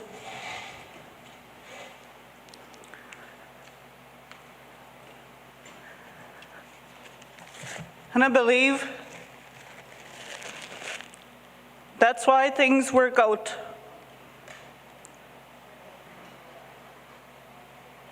You know, yesterday, when that minister was here, there was a lot of things said. I heard from our communities. We talked about our inherent rights, our treaty. But at the end of that, I felt that we compromised to them, to that government. I felt that our message was not going to be carried, was not going to be respected, because that's what they do.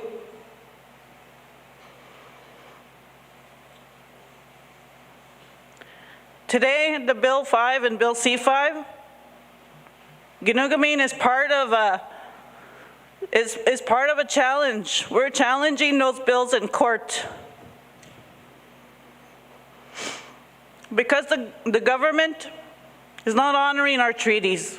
They're trying to rewrite them.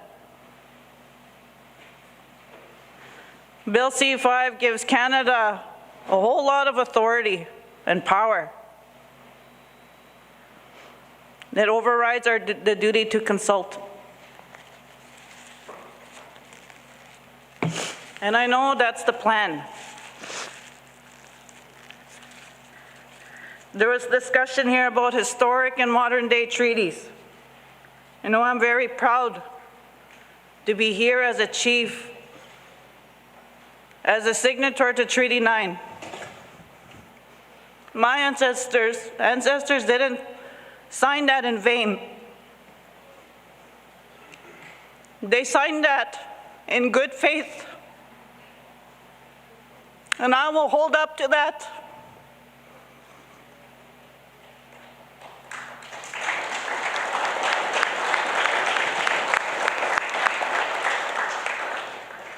I don't question it. I don't say whether something is good or bad, because they signed that in good faith to know that things were going to be good for us.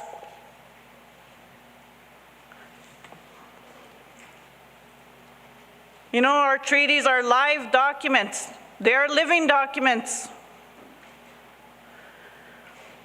They're going to carry on. They're going to, you know, the obligations under those treaties, they're going to be provided to us. Because there's increase, there's going to be more increase in industry, and that's what they want to do. They want to create more projects. And we're going to make sure that our people are going to have everything that we deserve and more, because that is what our ancestors have wanted from the beginning. And for me as a chief, I'm going to make sure I do that. I hear a lot of talk about money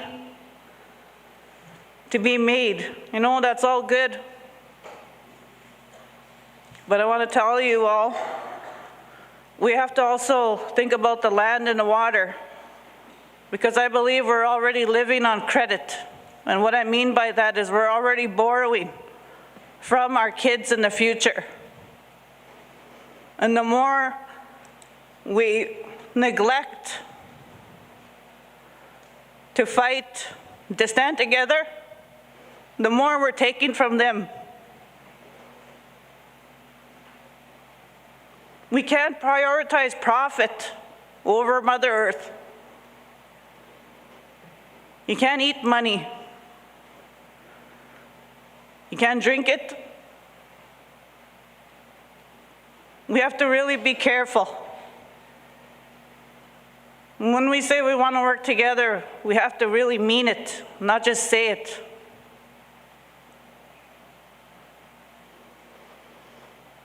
And to the person that said here something about what I said yesterday, and it's the truth. You know, people like those ministers that come here, they don't care. They retire after. They make money off of the backs of our First Nations. And I can only speak to myself, about myself and my community. That I can guarantee you that I fight every single day, and I sacrifice things that I cannot get back. So it's not something that I do to my people. Some of those words that are said here can be very damaging, and we need to be careful.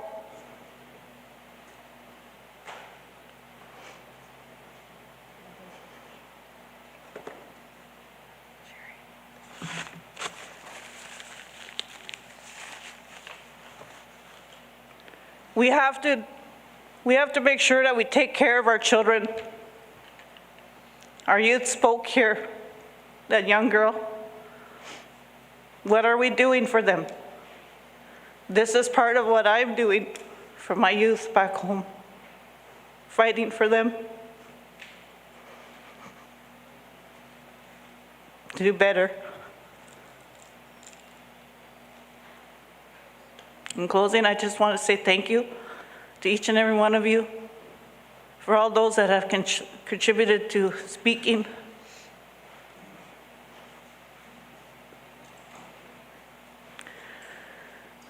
You know, this time that we have together is precious. You know, I see an elder here that's 85 years old. A lot of our elders are gone.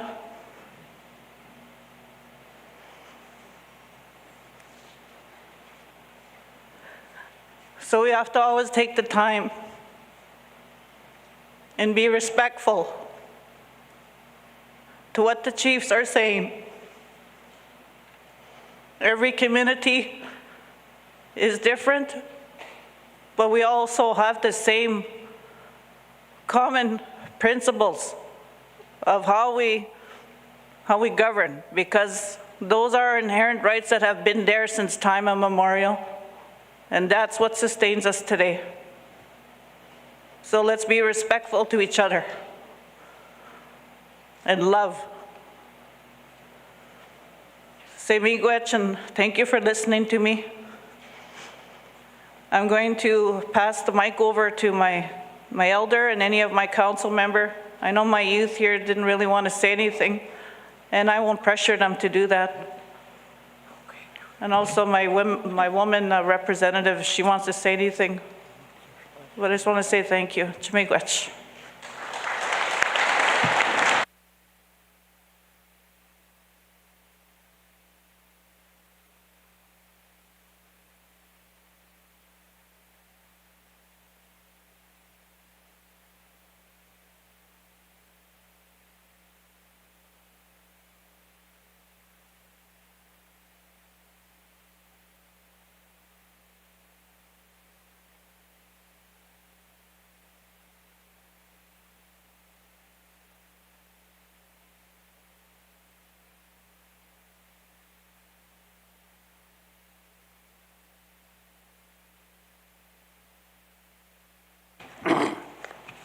Hi, bonjour. Miigwech. Cho miigwech dina ko mo nishna wek. I'm going to come week as in ka tai ko ki. We are going in ni go musta up with in ka ta ko. Ni just mo ngipin jim boy ko mo. Getting that this margo, more getting the pension that this been working on more.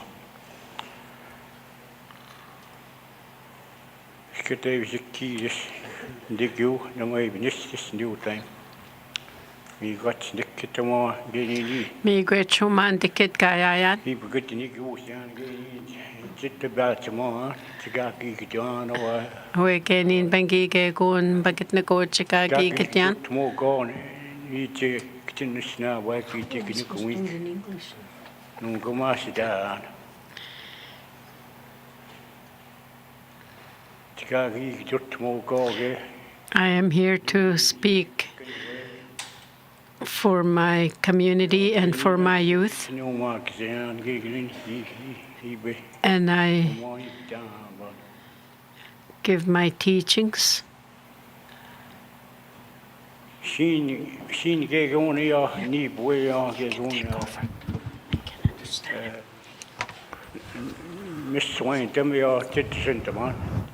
There are a lot of things I would like to talk about, things that are important to us.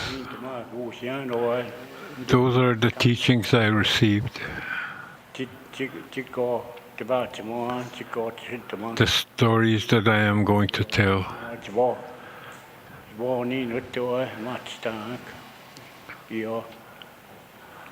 And I want to say these words before the young people leave.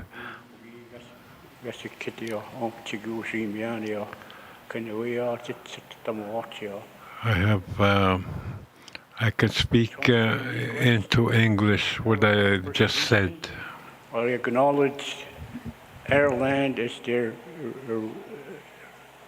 traditional name.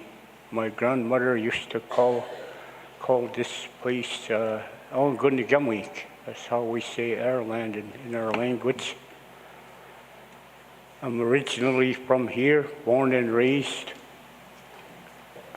And I don't want to get into too many details about what happened, why we moved away, but just to, quick story about that. We were always registered in Ginugwik First Nation before our land was officially recognized as a reserve. And again, I'd like to also acknowledge our elders that did the opening prayers, the drum for the song this morning, and also I'd like to acknowledge all the other elders that speak before me. I'm very honored to be here, glad to be part of our Ginugwik delegates, to be selected by my chief to be part of his delegation. Yesterday, I sent a quick message to my brother when I made it home after supper, and he messaged back real fast and said to me that some encouraging words to be part of this Matawa AGM. And he says to me that, texts me, he said, brother, I'm so proud of you for representing us as Ginugwik First Nation.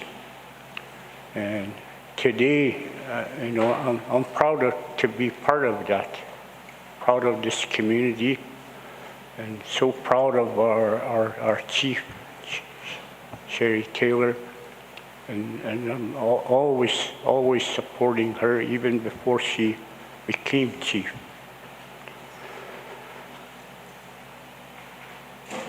I'm proud to talk about the things that we see in this short video. There is so many other things that was not on part of the video that our current chief and council has been accomplishing for our First Nation, and it's a big deal to us. Some people might say, I'll give you an example. A couple of years ago, we had lighting. They put street lights in our community, and maybe there was street lights 30, 40 years ago, but we got them back, and somebody said, and we did a little ceremony over that, just to commemorate what happened, transpired. And somebody said, what's the big deal about it? It is a big deal to us, because we're moving on with, almost like living in third world conditions. And, I'm proud of my other staff, chief and council that are here, delegates. And I don't want to get into too much about the problems that we have. We still have a lot of problems. We still have those social issues of alcohol and drug abuse in our community, and we're still fighting that, combating that every day. Addiction and mental health, we're fighting. As I mentioned yesterday, I'm a NADAP worker for the Ginugwik First Nation. I'm going on 14 years in January. And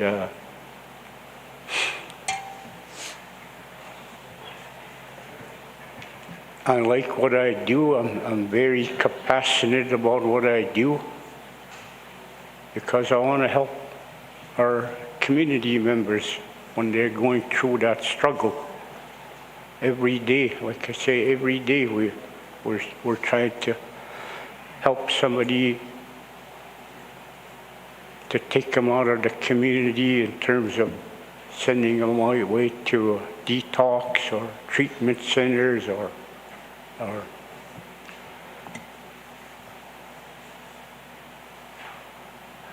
and also our other community staff that's there with other programs. We're there 100%.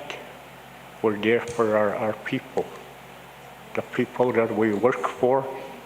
Reason why we're there,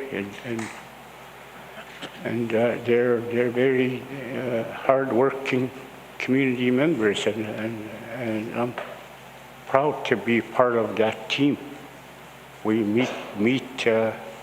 we try to meet weekly. We call our team social team. Every worker, a staff member from each department, whether it's Choose Life, Family Well-Being, or Band Rep, and the Health Center.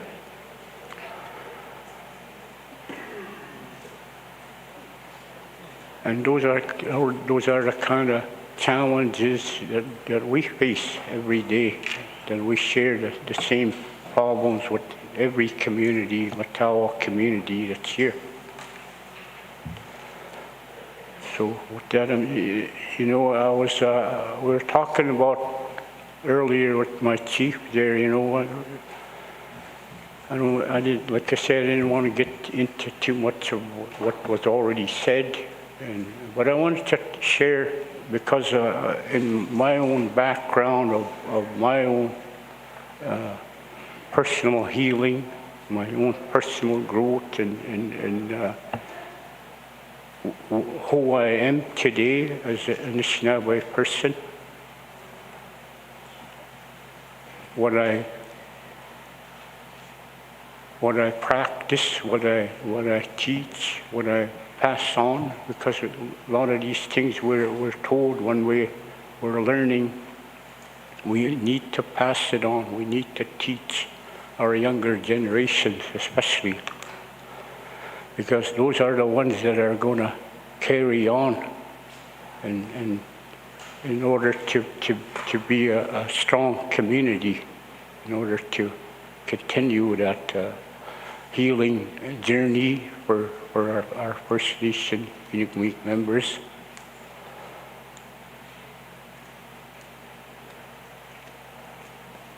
Like Sherry mentioned earlier about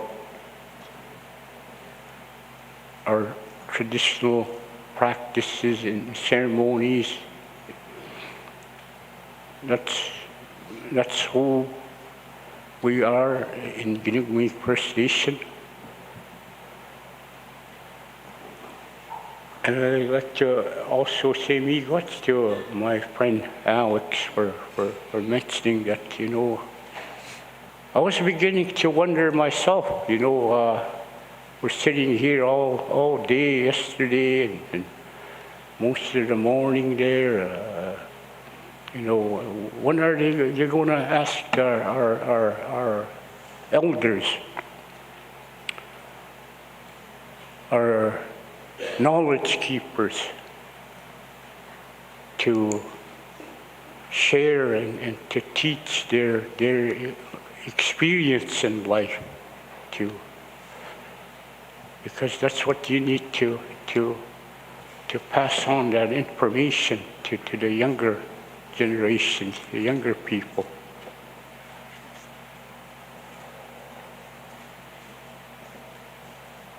You know,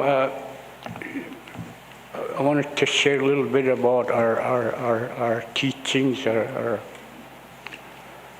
know, one of the things I thought about right off the bat when Chief Sonny talked about his morning introduction there, talked about his community, he said it right off the bat about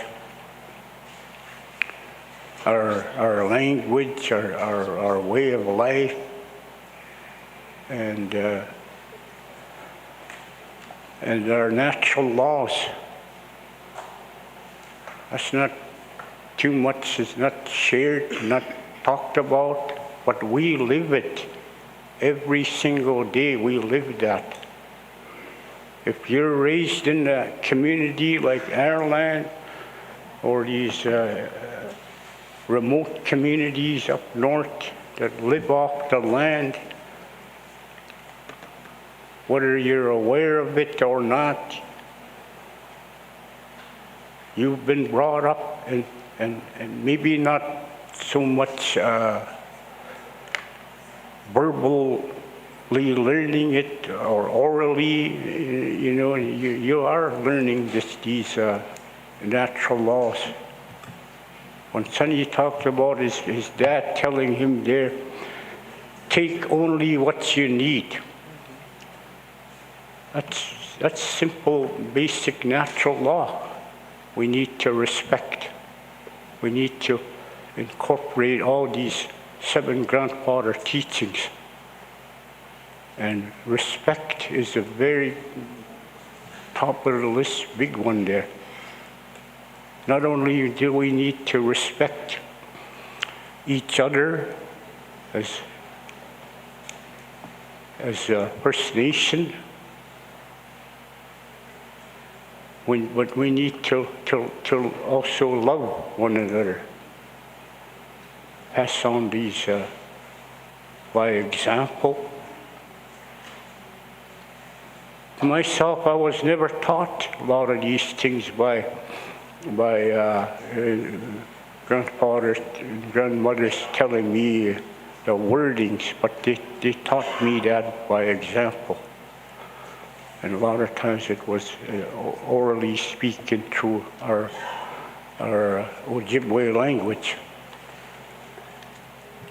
We need to respect our Mother Earth. That's natural law.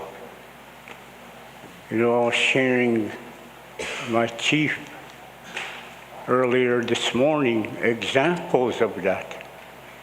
How do we respect our Mother Earth?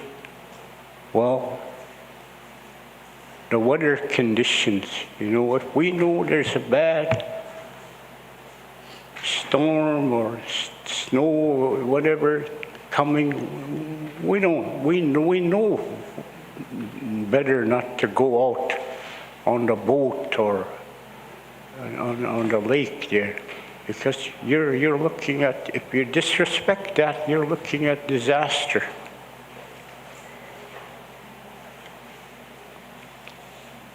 The hunting part of living off the land, we're always taught to take only what we need. And if we have too much caught, like easy example to that is when you set a net, you can't predict, I'm only going after one couple of whitefish. You check the net the next day and it's loaded, 100 fish. You can't, it's not, you're not in control of that. And Sonny talked about that this morning. Well, what you do is you invite your community, you share that. I've seen that, I've lived that as a young boy. I've seen that in my lifetime. Our grandparents would bring a couple loads of boat. They would have fish, ducks, geese, beaver, everything. And the community members would go down the rivers, and everybody would pick up what they need. And nothing went to waste. Another one we were talking about with our chief and our counselor here was the kids, the younger generations need to be taught how to hunt, to look after their what they catch, because today you see young people go hunt the moose, and guess what they do? They only take the arms and legs, and what happens to the rest of the moose? The ribs and the neck part, the head, and the bones are all left there to waste. And that's disrespecting what that animal offered you. That animal offered their lives to help your family, to provide for your family. And that's another natural law that we don't follow today, because we don't teach our younger generations properly. You know, there's so many things that like the Constance Lake elders and we're talking about. You know, I could sit here all day and talk and share these teachings, but you know, we're only given a limited time to share that knowledge and teachings. I was given those gifted that for a reason, not selfishly to keep it for myself, but to pass it on.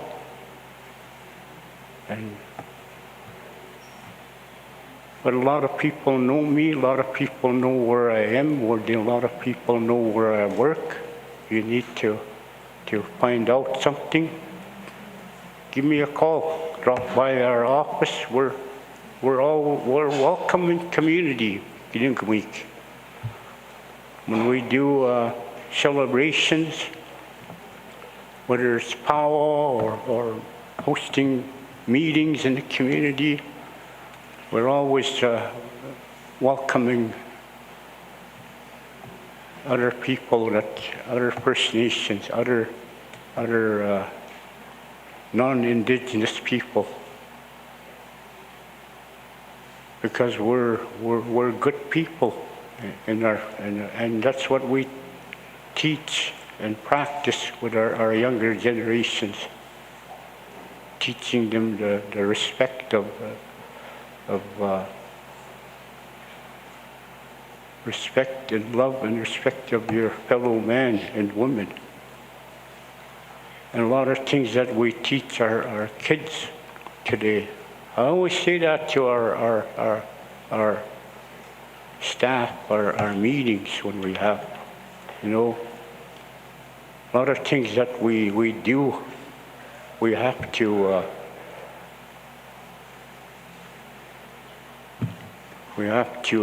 before we pass those on, we need to be practicing them ourselves.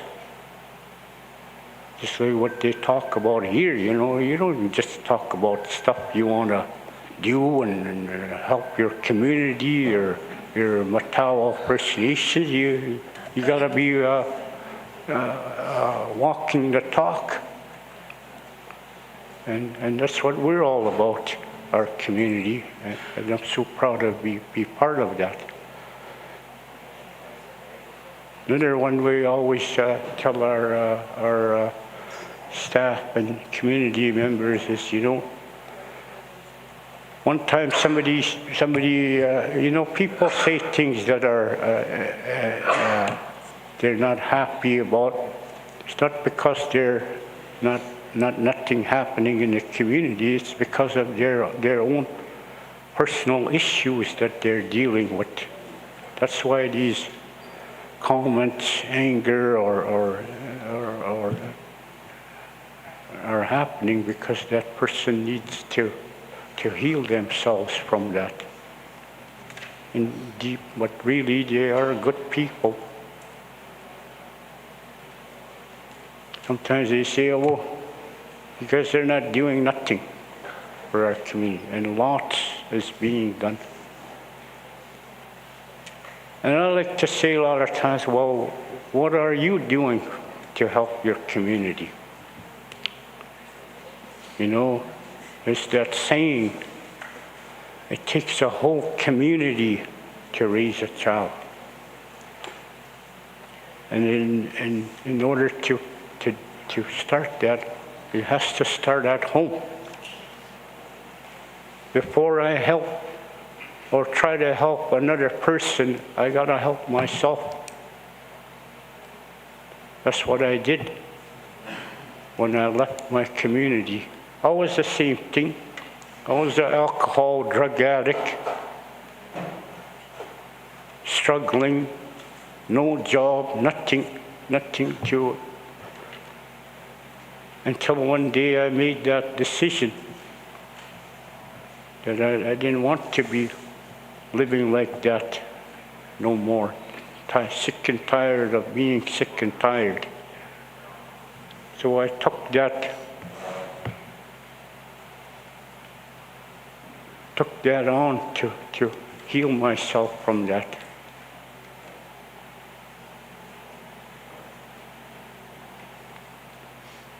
My uncle, he was here earlier, I don't know if he's here, Jerry. He's a very big part of my healing journey from day one. Quickly share that story about my healing. I was out on the streets for 2-3 months. Every single day I was alcohol driven. I did everything I can to put that upon myself, to try to find that alcohol. If I have to steal it or rob somebody, I did that. Until one day I said, enough is enough. I had enough, and I called my dad, and my dad picked me up within minutes. And the next day, they were packing up, and I said, what's going on? My dad said, well, we're taking you to the bush. We're taking you to the land. And my uncle was there. He took me out to the land for a couple of weeks, and it was like 4 days I never woke up. I guess I was detoxing myself. But after that I was done. I needed to continue on with that personal growth, to deal with those issues. Why was I doing that to myself? And I went to the treatment center and sobered up.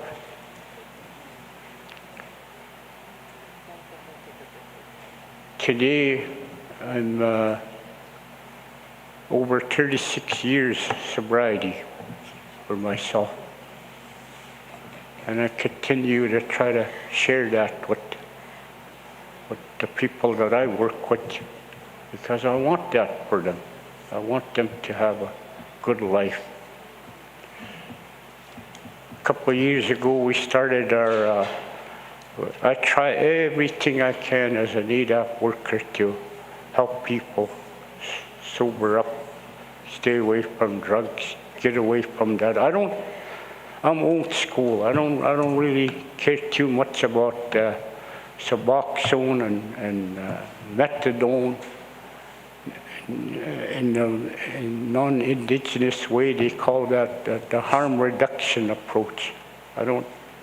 Again, I'm old school. I did it the old-fashioned way, quit and never mind get on Suboxone or,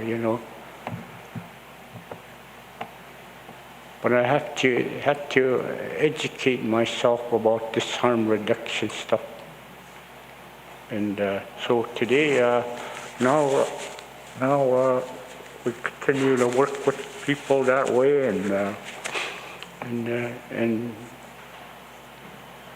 but somebody talked about,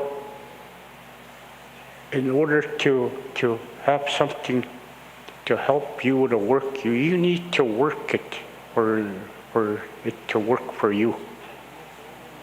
And same thing about people wanting help. People have to want that help. You can't force that. We tried so many different times to try to force, but it doesn't work. The person has to be ready for that. So I was going to say that a couple of years ago, I think it's 3 years now, we started up, like I say, I try everything to help our community members with this addiction field. So we started up our AA meetings, and we're still going strong weekly, every Wednesday. Our doors are open every Wednesday. If I'm not there, there's another member that steps up to chair the meetings. And earlier going, when we started, somebody said, well, you know, when you start up a group, you have to have a name. And one of our young members at the time said, we got to have our own name, Nishnaway name. And I said, okay, well, what do you figure? And he says, and this actually it was one of my nephews. He says, how would you say the good life? Because when you work this program to what is expected of you, that's what you're going to get, he says. You're going to get the good life. So I said, well, thought about it real quick. I said, well, Minnovamadsilan. So that's what we call our group today. Minnovamadsilan is an open door for anybody there. Newt Center. So, with that, I say miigwats for listening to us here today, and miigwats to host community, Ireland. Miigwats.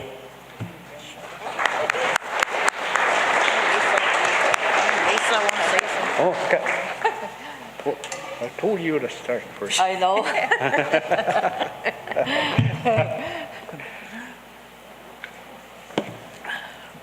See, I told,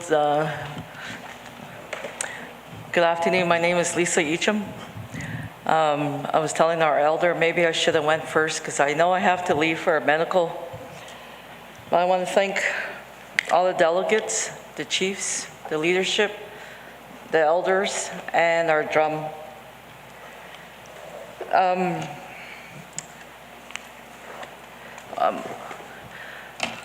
My background is mental health. I'm a mental health worker. Right now I currently work as a Choose Life coordinator for our community. And I just want to talk about our youth, and I would like to thank all the youth that made comments, that taught in our AGM. It takes courage to talk in front of a large group. So for myself, we do a lot of land-based stuff with children, and that's where I prefer to be, because when I was looking at that video, children and youth just love to be in the land. And I like taking them out there because, one, there's no phone access, so no one can go on their phone. But I love doing programming, and we need to do we need a lot of mental health supports. And I want to thank the one delegate that talked about having a mental health workers within our communities, because we need to have more mental health on our community-based. And for myself, and someone said we need to have a voice. I think one of the youth said that, and I firmly believe we need to have our children and our youth to tell us what they want for our future. And she did made a comment about what are we going to do to help our future leaders. And I think as leaders and as chiefs and as delegates, just sitting here and listening to one another, and just to be, and acknowledging all the hard work we're doing in our communities. And I want to thank all the chiefs for your work and for your words, even the elders. And I was going to mention something, but I think I'm going to wait till tomorrow, because I noticed that non-legal's on, but you know, the last 2 years been difficult for my family. Because when you say no voice, I have my niece, Autumn Shagnash, missing. I think it's 2 years. And I remember sitting in my office and her mom came to see me and she said, "Lisa, do you think we're ever going to find answers what happened to Autumn?" You know, and I told her, someone knows something. It's been really difficult, and Autumn is from Constance Lake. Her mom's from Constance Lake, her dad's from Gunagubin. And we have lots of missing people out there in our communities. We just gotta work harder and be our own advocates, because for myself, when our niece went missing, you know what's the hardest thing is, we live our everyday, but we don't think about when are we going to see this person the last time? What were they wearing? Who were they with? What were they doing in their final hours? We don't think about that. We just think, sometimes we take our life for granted, even the people that are around us. I pray every day maybe we'll find answers for Autumn. I pray for her family, especially my niece, her sister, and Barry. She's there, she's the best advocate because she talks about Autumn, because Autumn was living for her at the time. And I remember hearing stories about where Autumn was, who she was with, her lifestyle, but you know what? I just want to find her and just find answers.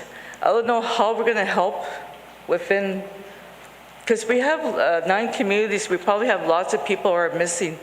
But so I hope maybe one day we could just figure out how we could help one another. And just pray for the families that are people that are missing out there. And I just want to say Chimigwich for everyone that's listening to my story. Miigwech.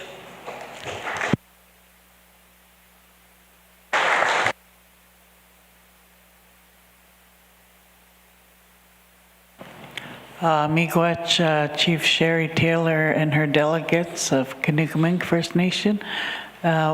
We are going to Chief Wabas and Webekwe at this time. Miigwech.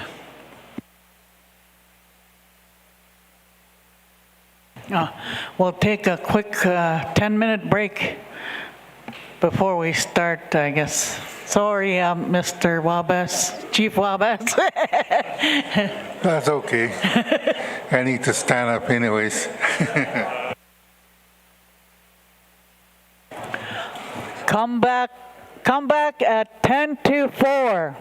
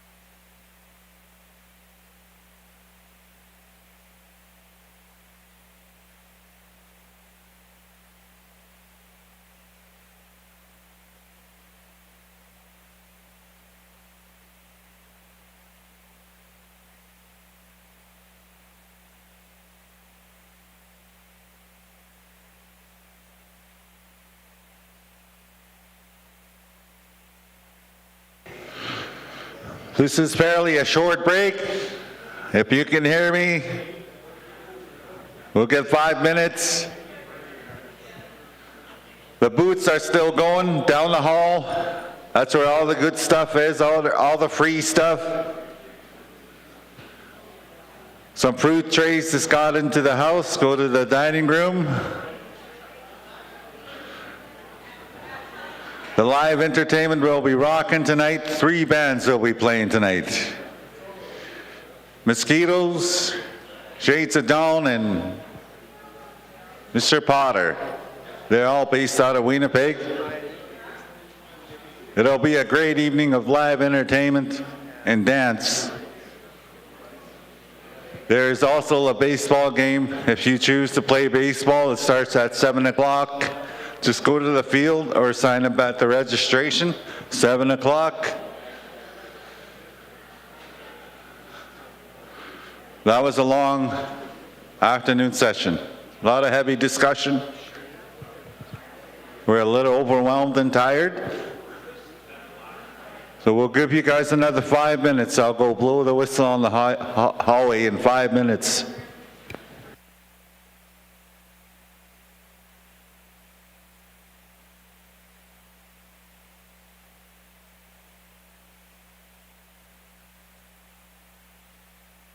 Anuman Guabmamatuk, your table garden object. The wild rice has been distributed to every chief. There should be wild rice on the tables. On behalf of KKETS, thank you very much, KKETS, Miigwech.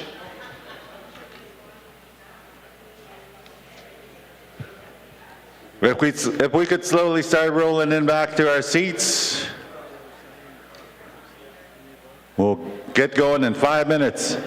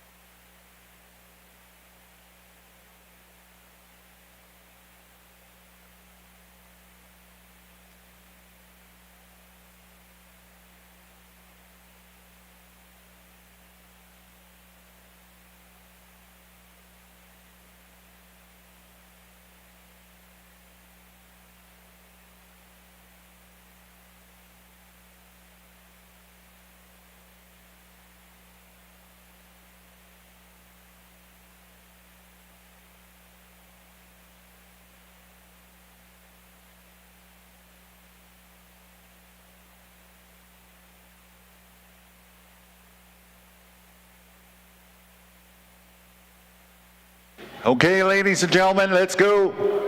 You heard the whistle. Come on back in, we'll get going.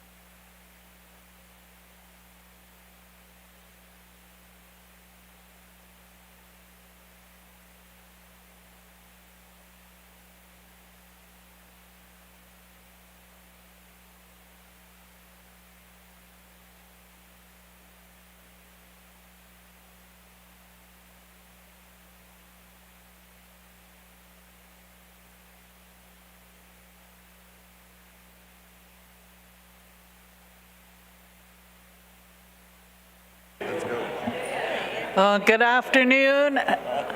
We are going to begin with Chief Cornelius Wabas from Wabakwe and his delegates.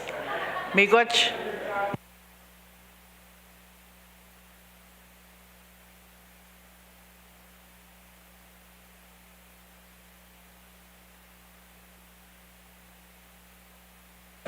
Yes, again, Fred. Even make him. Yeah, Fred, yeah. Probably. Hi, good afternoon, everybody. Cornelius Wabans, Chief Wabakwe First Nation. First of all, I'd like to thank the opening prayer and the drum to lead us in a good way from this morning.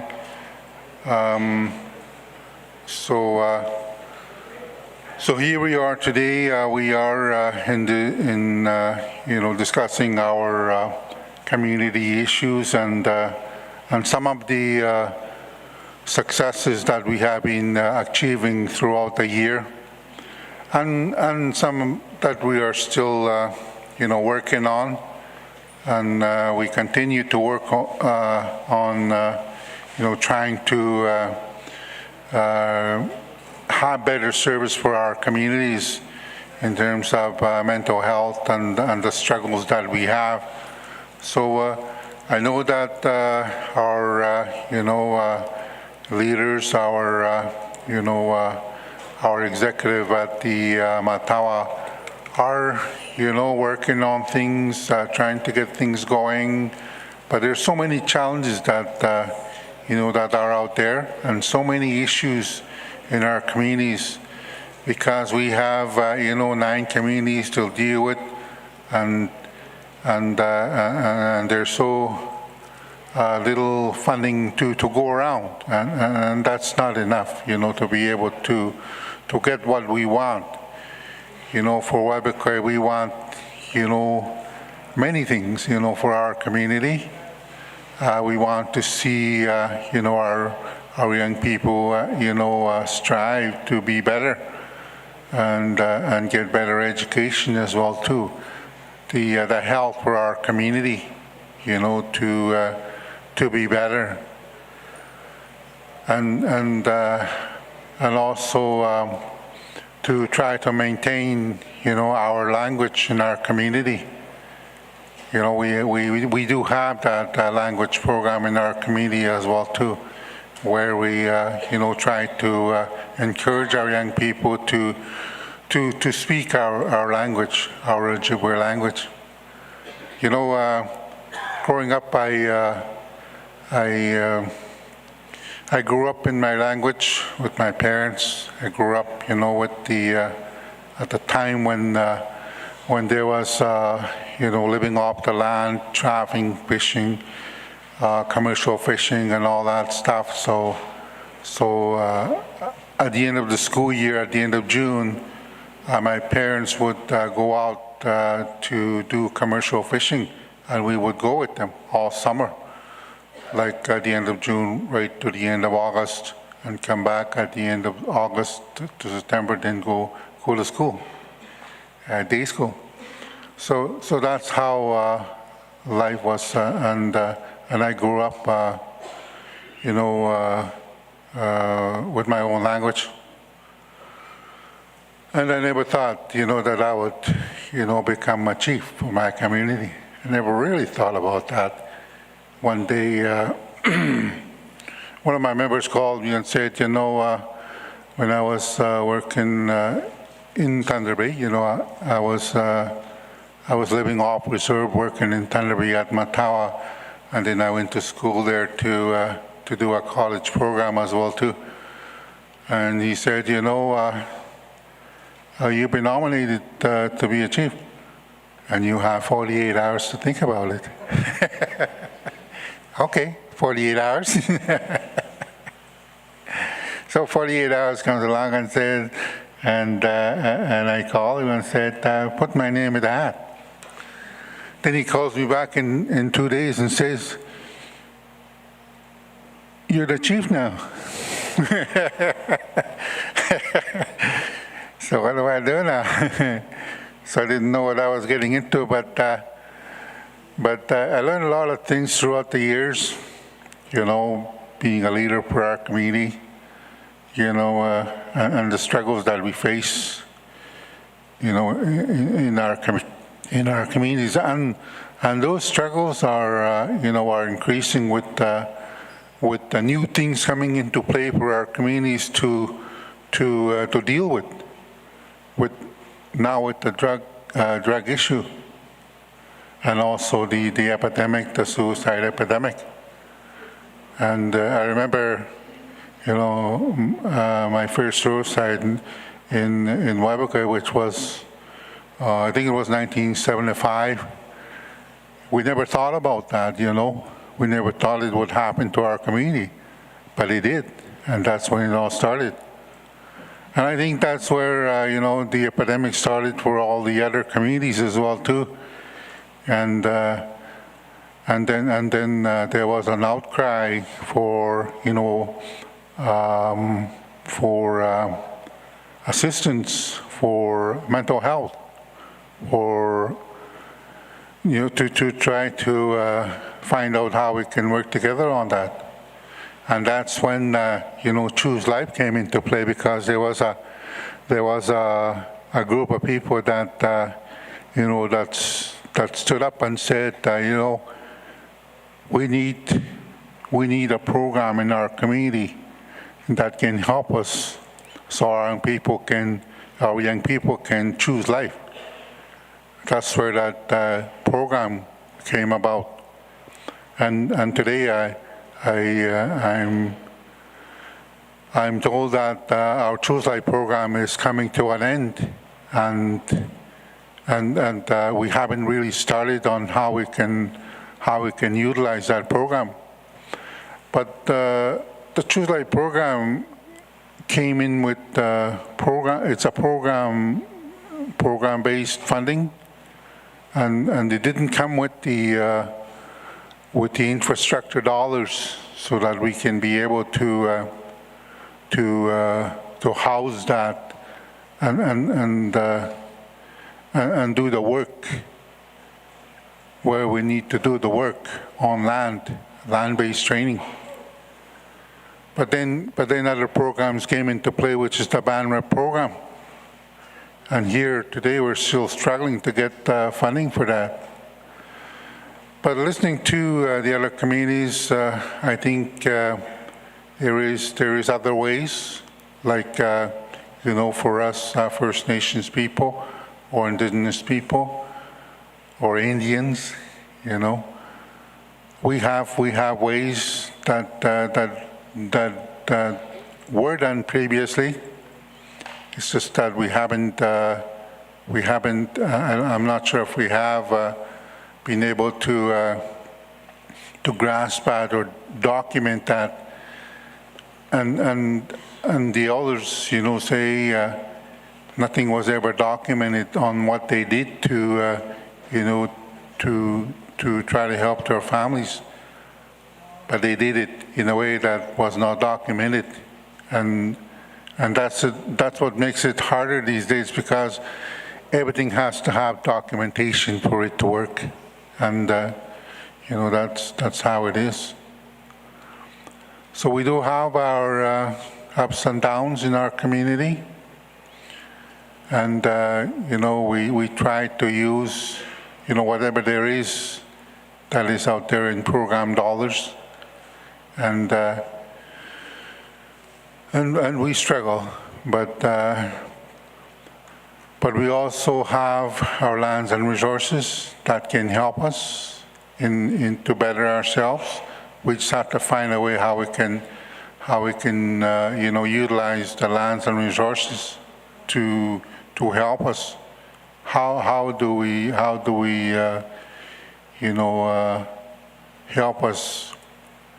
How do the lands and resources help us deal with our problems in our communities? There is an answer to that. There is an option. When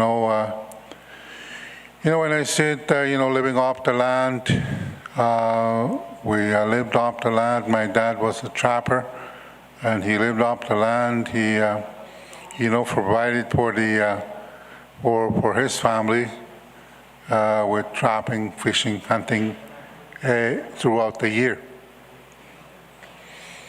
Now it's different.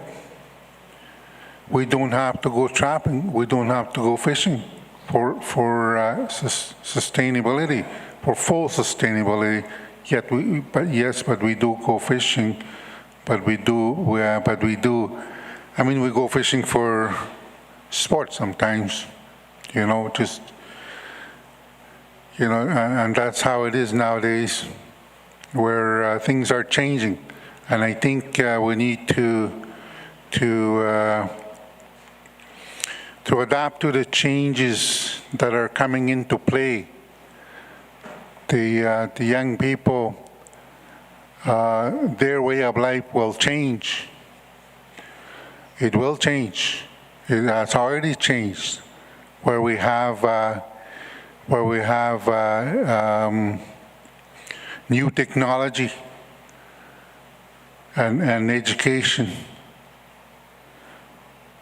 That's what we have today. How do we adapt to the change that will help our youth, like the cell phones or the laptops or whatever we have, the new technology. Today we just go down to the store to buy food so that we can sustain ourselves, and we have to have a job to be able to have money to buy food. And I think that's what we need to create, our jobs for our young people, so that they can live the new way of life. And I think, but it's not to say that we do away with the life, the lifestyle that we had previously. It's just the new things that are happening now are starting to affect our young people. And I support, the young people when they say, that they need help. They've been saying that for a number of years. But when I was a youth, when I was young, I didn't know anything about that. I started working when I was 13 years old. I started tree planting. I'm going to have my elder, George Whitehead, make some comments as well too. And then I also have an elder in training, which is Fred Jacob. He's the translator, and also my new board member, Glenn Mabas. Yeah, that's how it was for me. I started working when I was 13. And that's how I learned, to strive for myself, I guess, and try to make a living and try to have a full life from there on. So I know that there has been many things discussed here at the AGM, and we do that every year. And we need to continue to try to find a way to realize these things that we talk about. Like how do we help ourselves? How can we work together? What is out there that can help us other than the funding from the government? I mean, we go out to the government to try to get our funding proposals approved. We have to go out there. I go meet with the ISC. I go meet the funders and say, I want this proposal to be funded. And they do. But sometimes some of those proposals that we submit we have to put in our share to make it full. We have to put our equity. And sometimes we have a problem with that. But we go ahead. I was funded for 10 houses previous years. IAC RDG came to my community to announce that to the community members. She said, your funding for 10 houses has been approved in the amount of $2.5 million. And right away I said to her, that's not going to be enough for 10 houses in my community. Because to build a house up in the north, it's, costly, $500,000, $600,000, $800,000 a unit. And 2.5 million won't cut it to do 10 houses, but we went ahead because it was a take it or leave it type of thing. And we ended up spending $6 million at the end. So, and I hope, government starts to understand the costly situations up north. So there are many things that we need to work on. And hopefully, as we continue to move forward, that we will do better. at the AGMs that we have in our communities, I think what we need to do sometimes is for those that the executive staff or even the staff at the tribal council to provide updates on where they're at with what was discussed from the AGM. If housing program was discussed, then the housing department should just talk about what updates have been done for each of the community, or any mental health issues that the mental health workers have worked on to try to address some of the issues that have been discussed at the AGM. So that way, every AGM we have a progress report on some of the things that we talk about at the AGM, and then from there on we continue to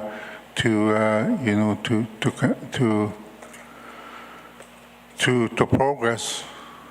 So that's how it is. And for Webecker, we do have a vision of our community, of how we want to prosper. But in order for that vision to work, there's a lot of challenges, a lot of work that needs to be done. And it also requires unity from those that will be affected by anything that happens on the land. So there's a lot of challenges. We face a lot of challenges. We face a lot of criticism at times, but it comes with that. When you want to do something that will better your community, and that may include other First Nations as well too. So I'm hoping that we can come up with good plan for our tribal council, and the communities that are affiliated with our tribal council. First, I want to, so those are my openings. I want to introduce my elder in training. I'm not sure where he is. Oh, Fred. Fred is elder in training. He's from Webecker, and he wants to say a few comments on this AGM. Thank you.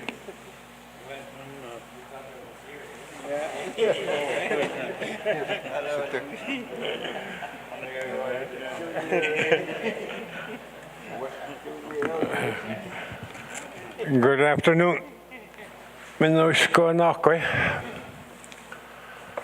Now everybody's going to be making fun of me. Elder in training.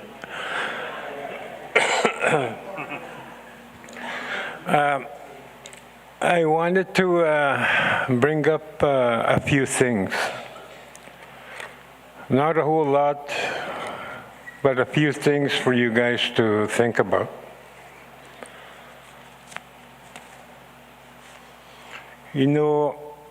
I've been translating for the chiefs for 40 years now. This year marks 40 years. I remember the first day I was asked to translate, and I was scared. That was at the old Westbury Hotel in Toronto. That's where the chiefs were meeting. So I went ahead and I started translating, and I haven't stopped. I love my language. I don't want to lose it. I want to be able to transfer it by developing ways that people can keep their language. So that's what I'm doing right now, on my own. Nobody's telling me to do that. But I wanted to mention all these meetings that I've been translating for. Every meeting talks about the same thing. Over and over and over again, every year, we talk about the same thing. Nothing has changed. That's because we accept the colonial system of running ourselves. Every money that you get from the government, they tell you what to do with it. They tell you, you got to fill these forms in order to get that money. That money doesn't give you the right to very limited change in what you can use it for. And I've seen that. 40 years I've seen that. Same discussion. And I've seen that things we ask for are like children asking their parents to give them this in order to do something. And it shouldn't be like that. That's how we have been looking like, asking the government every time we want to do something.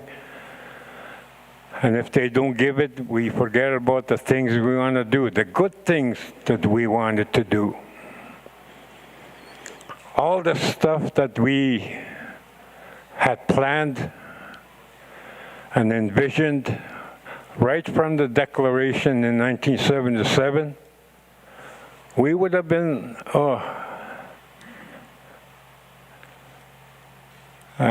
we could have been, I don't know how you would say it, but maybe our own little country, I don't know. But something very powerful that we could have been.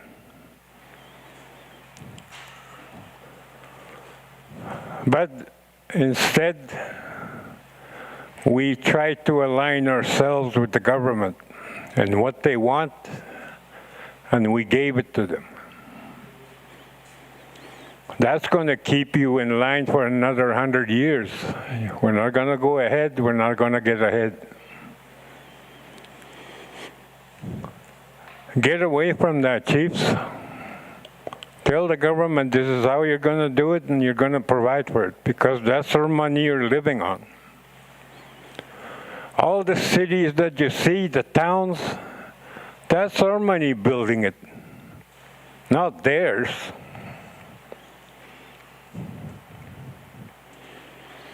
Our money builds the road from here, the highway that you see to Geraldton. That's our money. It comes from our land. Even the big city of Toronto, the way it is, that's our money, not theirs. They're just borrowing it.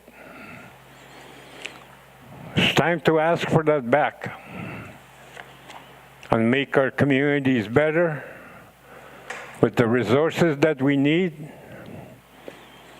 to help our young people with all the problems that they face today.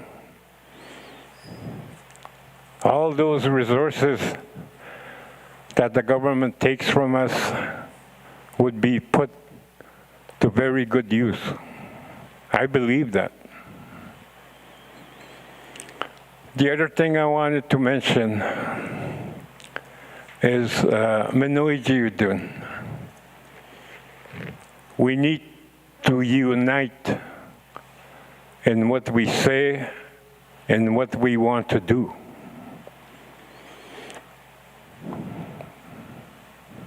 The 7 grandfather teachings that you are taught don't work without kindness. Kishewa disuin.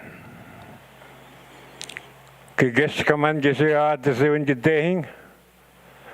You will be able to love. You will be able to be brave. In your life, that's all you need. To love one another, to help each other.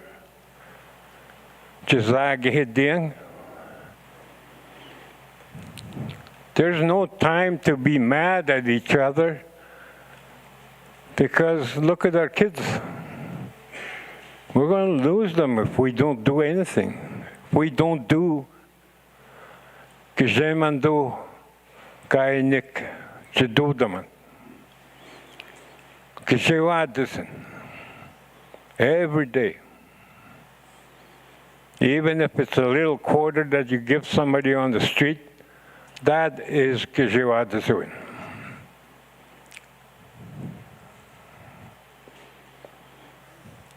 Ego mishinge go nan gidamen kan snabein.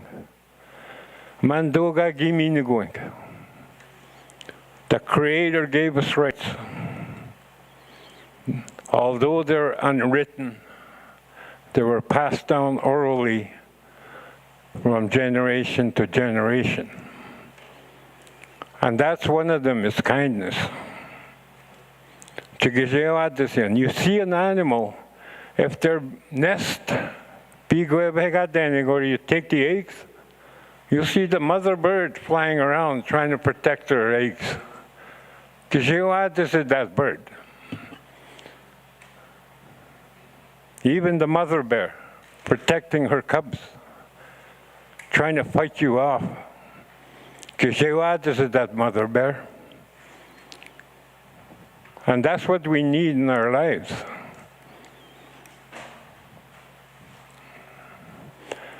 For 40 years I've been listening to you guys, not you personally, but the chiefs. The things that they had dreamed of, the things that they wanted to do, only to be brought down by the government. And that needs to be reversed. Mashkawizian belongs to you. It does not belong to the government. Okay, and I hope you stand up and grab your shovel and do, you know what. That's what I wanted to let you know, because our kids are suffering right now. My son is on the streets in Thunder Bay. I had to leave, and I left because I had a duty to do.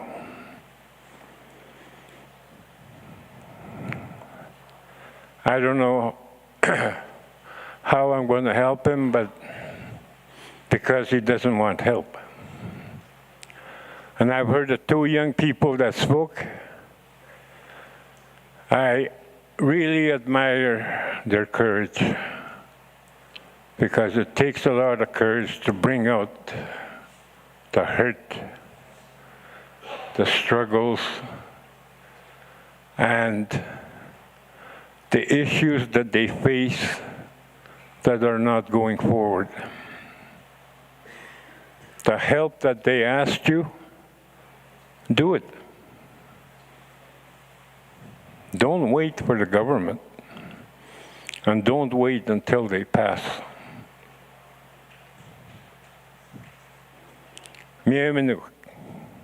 Thank you.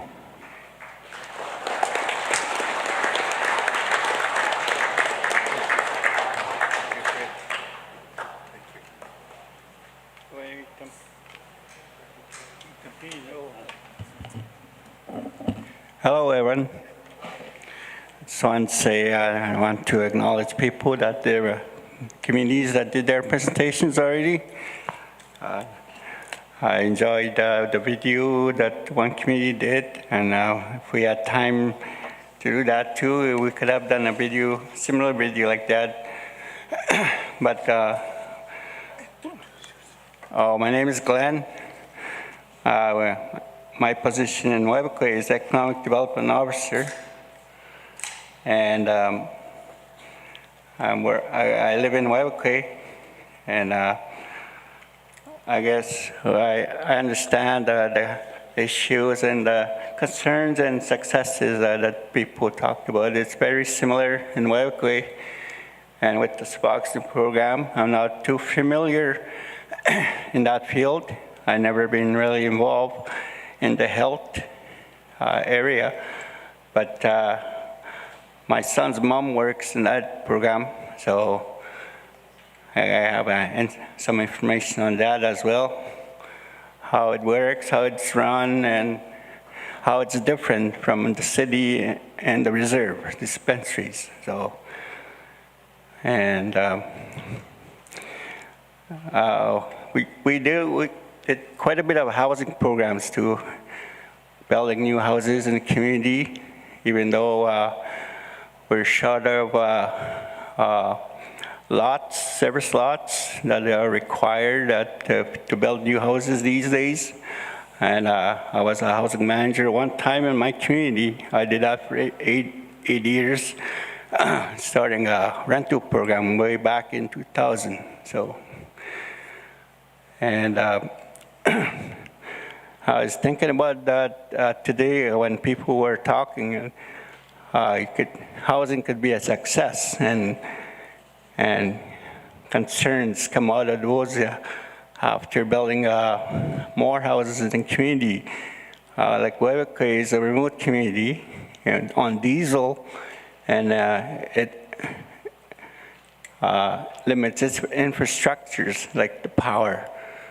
I know one time we were on hydro restrictions for 15 years. We didn't build houses for 15 years. Then once we started building, we did our upgrades, hydro and water and sewer. We were maxed out within 3 years because we were building close to 100 houses. So it's like success to concern in a few years. Well, it's something I wanted to talk about, but I enjoyed all the presentations everybody's doing, the youth, elders, the chiefs, and that's all I wanted to say today, so I'll hand it over to George, our elder.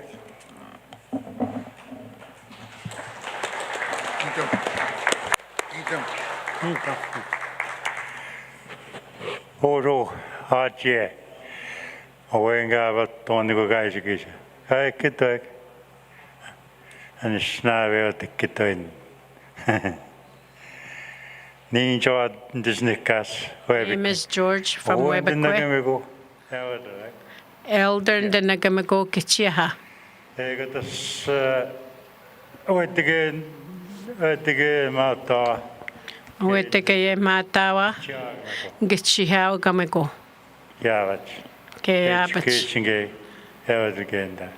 Education, I'm used as an elder as well as Matawa.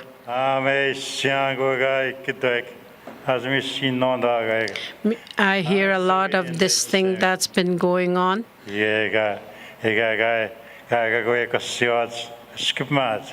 We hear a lot about the youth, things that are not going right with them.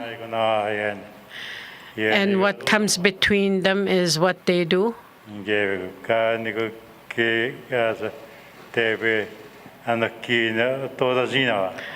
today they are not working jobs because of this, is what disturbing them. Sabox and Kaye, they're still doing the same thing. With Sulakaut Menoyawan Hospital 5 years ago.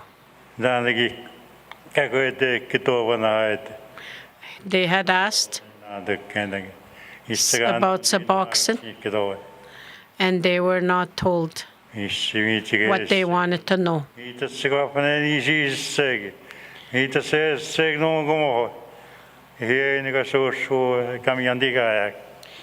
And it's the social services is put behind against the youth.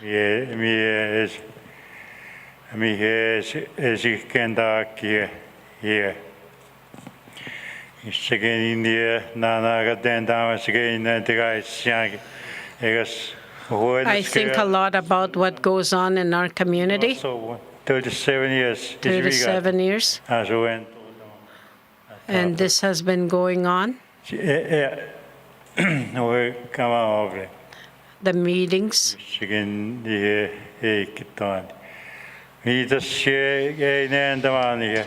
And this is what I think. There is a lot that is happening in our communities. In the past, it would have been working fine if we had set ourselves up.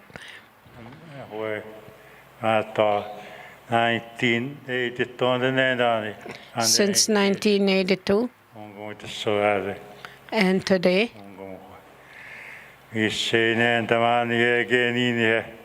this is what I think. We should be working with our youth.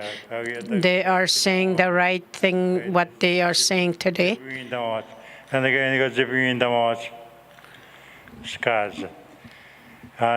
they should be told.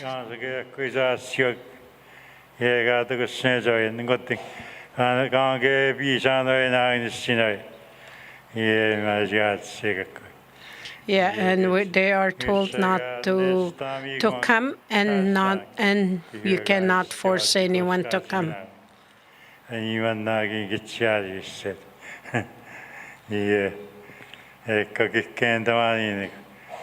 This is all I know what to say.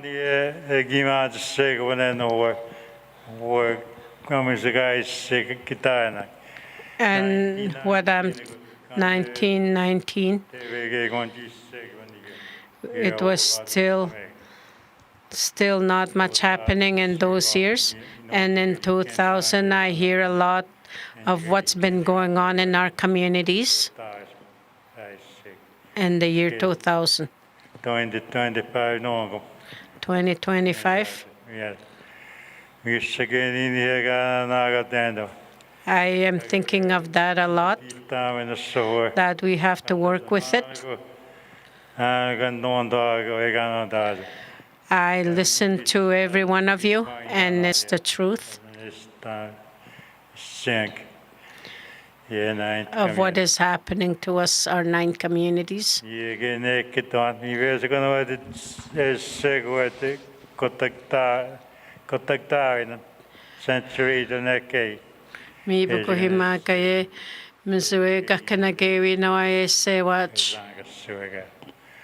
This is all happening all around us.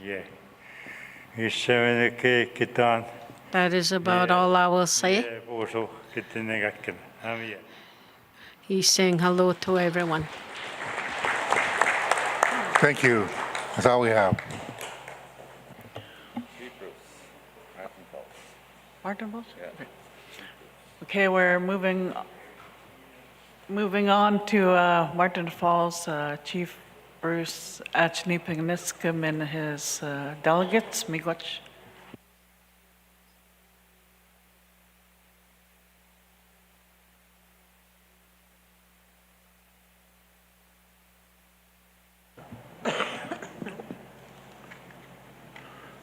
Bonjour. Miigwech, Chair, Co-Chair. Miigwech to the community of Ireland again for the wonderful hospitality. Miigwech to the drum and the prayers this morning from the elders. I want to just make my comments brief as I can, because I have some members also that will speak from their experiences and what they see. I think that's their time to speak. You know, as chiefs, we are front and center most of the time on speaking on our issues, and we speak on a lot to the media, and we've had our time to speak at those sessions and on our issues. And you know, And it's no different for Martin Falls First Nation. You know, as a community, we have always called ourselves people Agokilene or Wikwajanang, where we signed the treaty. Wikwajanang is the Martin Falls. Our people lived in our area encompassing Goki Lake, Current River, west to Makuk, and the Washoe Lake, east to Albany, Kanogami, north to Goods Lake, Pim Island, and also to the mouth of Makatai River and Dwabasket-Zibi River, including Wangwaching Sand, or it's called now the media it's called the Ring of Fire, Sand Hills Esker. Our people sustain themselves on those lands. Our people, mainly a lot of the family names from those areas, Achnipanishkam, Munias, Coasters, Baxters, Loons, Wenjaks, Whiteheads, Riches, and many more. Our First Nation membership is smaller but growing, close to reaching 1,000 members. Our council consists of 10 council members this fall. Currently, we govern under the Indian Act, but it is an imposed legislation. We govern in spirit through our traditional laws and our customs and practices, those inherent laws that are upheld by our own values and by our teachings. Unfortunately, our own governance systems were misinterpreted and ignored to be replaced by the Indian Act Council system. We do not accept this in principle. In practice, we continue to use our own community processes, practices, and traditions to govern ourselves and our lands. Those governance practices, protocols, and systems now form in principle and are rooted in our teachings and values. All too often in the community and between conflict today, I see that we're in conflict. This conflict turns out as a Machenjigewan, and it's a bad feeling between each other. And it's not our way. This is highlighted this spring with all the media attention on Bill 5 and C5, and how those will impact those laws that are imposed will potentially impact our inherent Aboriginal and treaty rights, our own inherent rights. So as a community, we're also concerned about it. We're concerned about how development may impact our lands, and without much a say in our part. That's happened in the past for us with the diversion dams lowering our rivers and affecting our ways of life, our culture, and also making our people move to the cities and urban centers because there was no promise. The water taken is left us unable to navigate our rivers, and today it's like that. We're not able to navigate our rivers, and Chief Sonny was mentioning to me that he wants to go fishing next year. I don't know about that. If we can even go fishing, as you know, our rivers are depleted of water. It's not the same as other areas. We're already affected by development. So we have to think about that hits us harder. So we have to think twice about how do we approach development? When it comes, the proposals like Bill 5 and C5 and the projects that we're involved in. We're trying to lead those projects, and in principle, that's what we try to do with all projects and or all development proposals on our lands. We lead them. We lead them because who else knows the land better but us that have lived there since time immemorial. So we must get back to, you know, our core principles, our core teachings on how the First Nations will work together. And we have that with our elders, Ichikikendauzoan, which is the traditional knowledge our elders carry and pass down to us, the next generation. As a community, you know, we're like any other community facing the struggles that we see. Not the same, as we don't have roads, we don't have transmission lines in our community and our neighbors. So we're equally, we're in need of that, you know. It hits us harder. Issues are harder for us. Transportation is harder. You know, and there's all those other issues. Traveling to see family members. It's harder. Transportation costs. Building supplies, bringing building supplies in, etc. The cost of delivering programs and services in the community is higher in the north. The dollar is stretched really thin when you have to factor in transportation. So it's one of the reasons why we're working on an all-season road to the community.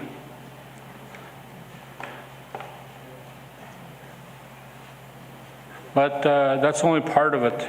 It's you know, maybe the promise of what our people need in the future. You know, economic development, maybe jobs and training. But we don't want to do it at the expense of the environment. We want to save our sturgeon. We want to save our moose species in caribou. That's why we're leading it. We don't want to pollute our river. Our logo is our river, our life.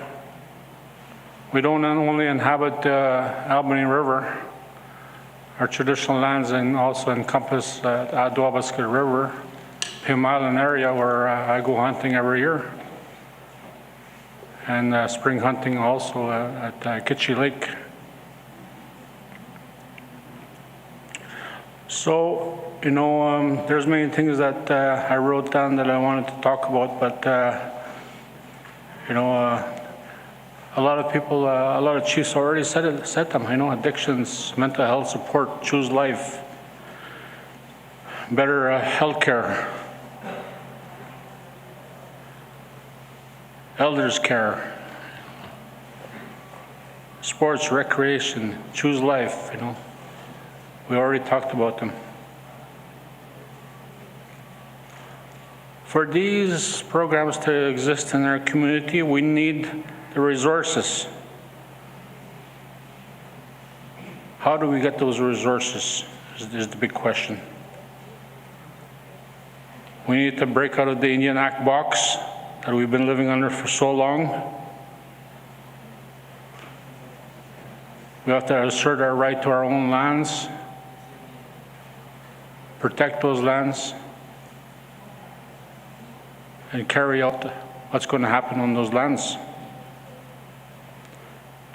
Should development come, we need to seek revenue sharing that's equitable for our communities. To do all that, we need to start planning. So Martin Falls is starting that planning.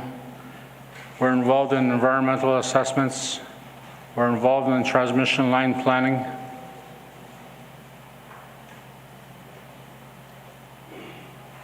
This is the hope we have to build a future for our youth. Not only tomorrow's youth, but the youth after, and the youth after, 7 generations.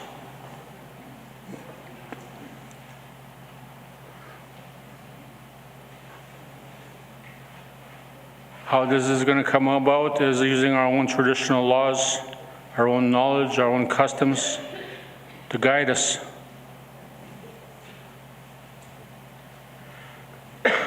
There are many good things happening in our community today. Some funding, some housing has come in to alleviate homelessness. Last year, I had 15 people living in one house until we completed 12 units last year. A young man came to us today, that day when we gave over the keys. He had tears in his eyes. He said, I thought I'd never get a house for me and my family, my 3 young children. But this is it. We shouldn't be relying on these handouts.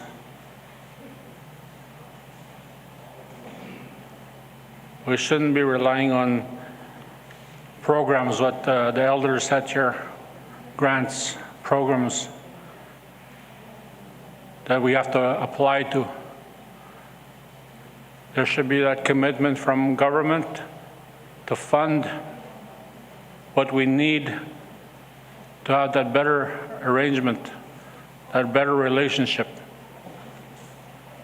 with the First Nations that are here.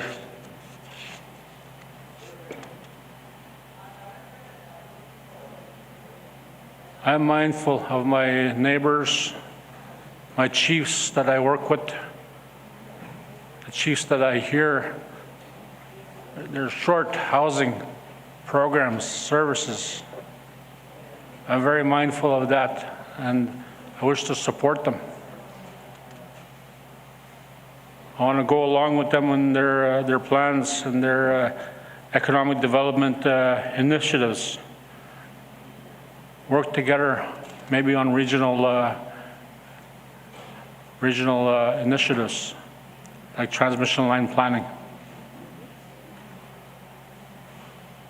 But to do this, it takes planning, it takes being at the table, working together in a good way, and getting out of that Indian Act box. We've been in this for so long. We need support. Support from NAN, support from Chiefs of Ontario to listen to us at our opportunities that we have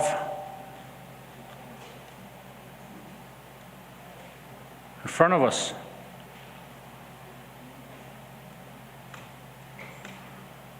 Past few months, wherever I go, I feel like I'm looked at contempt. I feel it. All I'm trying to do is better my community, bring a road into my community.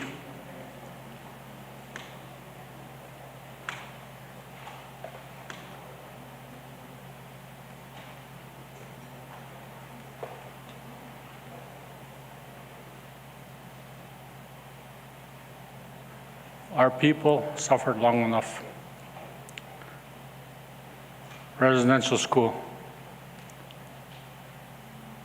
Chani Wenjack. He was trying to walk home.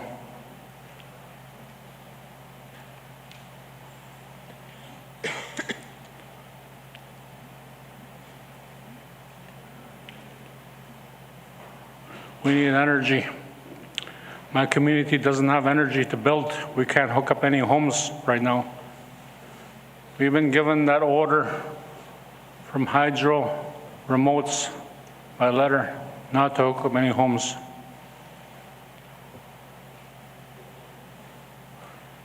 I'm building a detox facility, a safe house, the same building.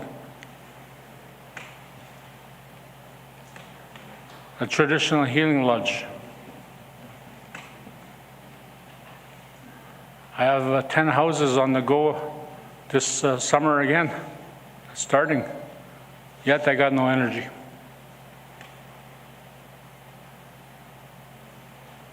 But I'm still doing it. Find a way.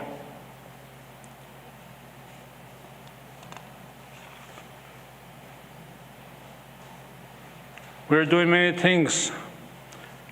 We're doing infrastructure planning. Working on our state of emergencies that we had, wastewater system.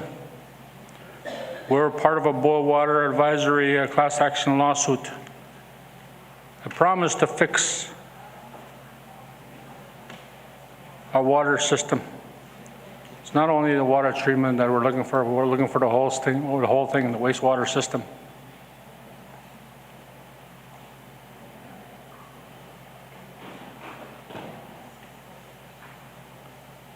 These are compounded by a slow bureaucracy that's non-reactive. Federal government doesn't react. The almighty dollar doesn't flow our way. We need subdivision planning. We're running out of lots in our community.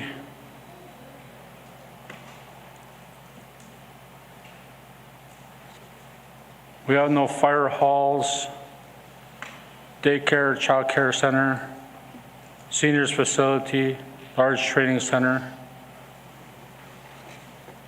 proper education facilities, proper roads repair and ditching, waste management.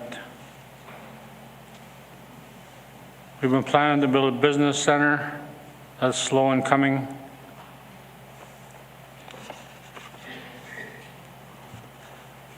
And you know, with all that said, I just wanted to say that, you know, we need your support as communities. We need your support for our youth.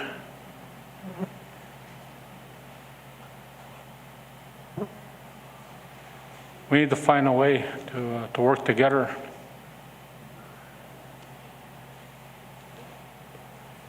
We need to find a way to move forward, to leverage what we have. If we don't, we'll remain in the status quo.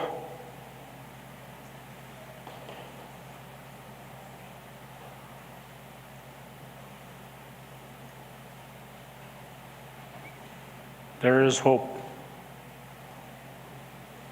I see it. I see it in the young people that are here today. Spoke powerful words. Eventually, you know, I, like the rest of the chiefs that have come before me, will go. My time will come.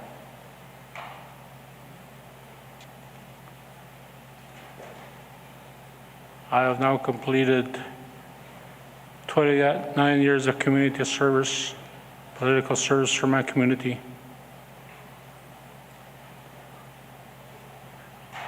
And if I had a choice, I would do it all over again.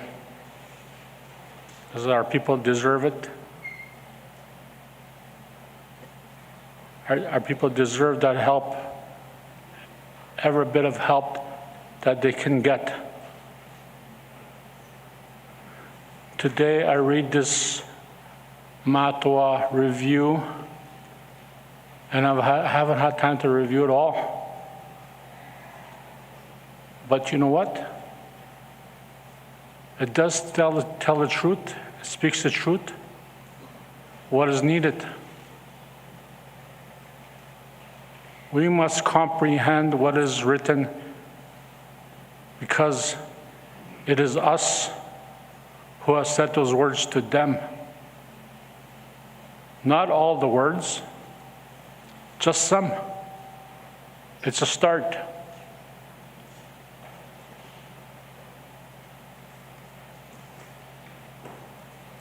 I'm going over my time. Thank you for listening to me. And I pass it on to my elder on the miigwech.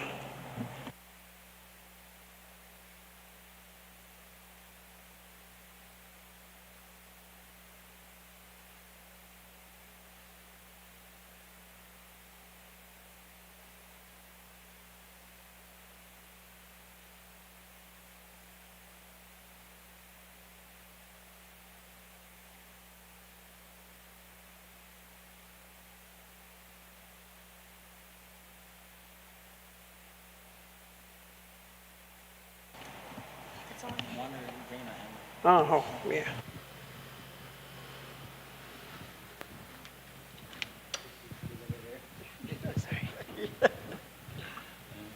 Hello, bonjour. Bonjour sa ganin na bikituma ganin mga pinamatabian. Bonjour dinawe o gimakan. The chief Ganyo. Ogmakan Ganyo, that we come here to visit. And I would like to say thank you for the drum this morning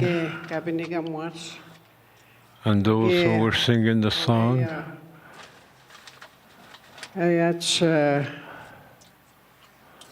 Dr. Sharon Nate. And also to Dr. Sharon Nate, thank you. Counselors and the youth. I guess what I'm going to talk about is the language, Anishinaabe. Iknomage Anishinaabe with Matawa in Thunderbay. And I guess I've been teaching the language for about 30 years. I graduated at Lake Erie University. I believe it was in 1993. And I went on to work in the States. That was my first job because I seen a poster at the university and I applied and I got it. And I was there in the States for some time.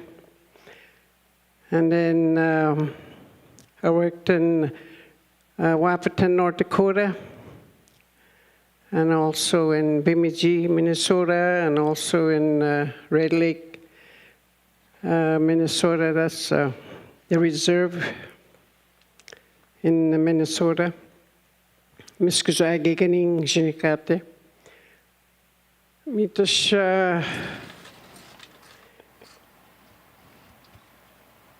Kegon gig chijueban with 2004. There was something that happened in 2004. Miswega jibe minau mangi pigiwe.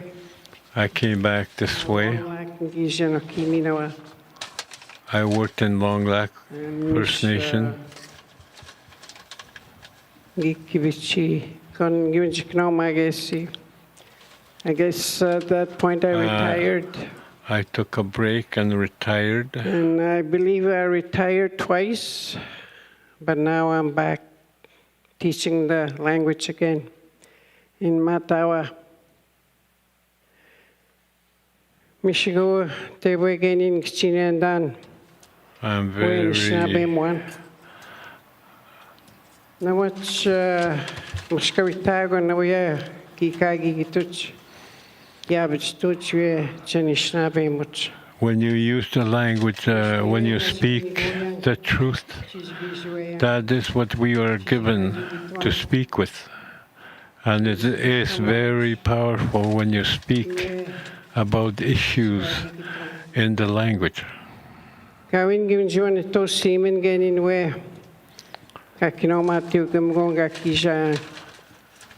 I didn't lose my language when I went to schools, to the schools.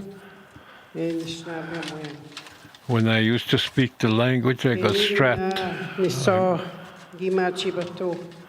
3 times I ran away from that school in Sulakaut Ishke Sault Marie. and also in Sault Ste. Marie. Migeninwe kanunda gayan. And when I hear Tizani Winjak kakiunji. about Charlie Winjack and how he died, he was trying to go home. That's all he was doing. I never forget. That is how we were too when we ran away from the school at night time.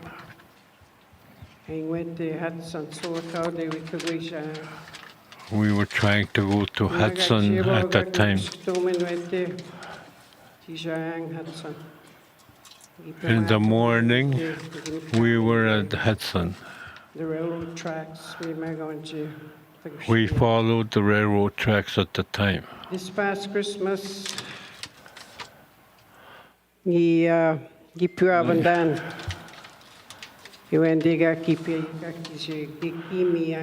This past Christmas, I saw where we walked along those trails, along those railroad tracks. Where the train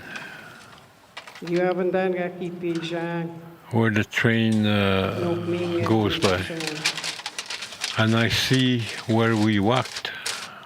I just want to translate a little bit what I said there. The time when we went to Sulakaut, remembering Chani Winjak, we ran away from Sulakaut, but we headed towards Hudson. And I just cannot imagine how we managed to make it as far as Hudson, because the next day we got caught. But this past Christmas, I went to see my son. He works in Whitehorse, Yukon Territories. And going over there and coming back by train.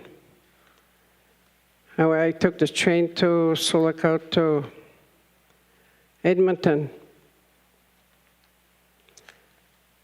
And I just cannot believe when I seen how far we walked through the bush that one night we spent, because it took us one day to get to Hudson. We slept, the clothes we had on, and we spent a night. It was just around springtime when we ran away. And being on a train this Christmas, I realized how far we went. We crossed, I think, about three bridges on the tracks. And I cannot imagine how we made it. There was like a lot of us. There was about maybe 6 or 8 of us that ran away. So, when we went through, when we got our money from the residential school, they did not realize the hardships we went through. Missing our homes, our parents, never seeing our parents for 10 whole months, being kept in a strange place, people talking to us in a strange language. And I think for myself, I got ripped off when I got that money. I only got $30,000. And what I hear now, a lot of people got more. And, if I had a good representation, I think I would have got more. And I think about that now. And now, it's, I guess that's how the government works. They took a lot out of us when we went to resident school. The thing I most regret now is not speaking the language to my kids. They know some words. And but working in Matawa, and I believe I'm going on now to 4 years, fourth year. You know, the students that we have, they have a lot of fun. And we share a lot of stories, we share a lot of words. And, you know, they really love that, taking the language. It's not like the regular school system. It's a lot different, teaching the language the way we are using the books. And I hope that Anishinaabe will keep taking the language, because that is your way, that is your way of life, and that is the connection to our ancestors. Because when we say our prayers, we say it in the language. Then when we go to ceremonies, we pray in our language. And anything you do in the woods, you know, it is our language. The language is a healing place to be when you're out in the woods. You know, you hear the bird and you can recognize what that kind of bird, you know, is making that noise. And as we all know, that the land is a healing place. And the way our lodges are built, it's a healing place. The sweat lodge is in a circle, like our life. When we talk about the circle of life, why we matizuin kaichigatik. That's how we live, in a circle. And I want to share maybe about our health issues. Because when I was living and working in Wahpeton, North Dakota, I got sick. I didn't know what was wrong with me. I was losing my hair. I was feeling tired. I was sick, and I didn't know what was wrong. So instead of going to the hospital with the white doctors, I went to see a medicine man.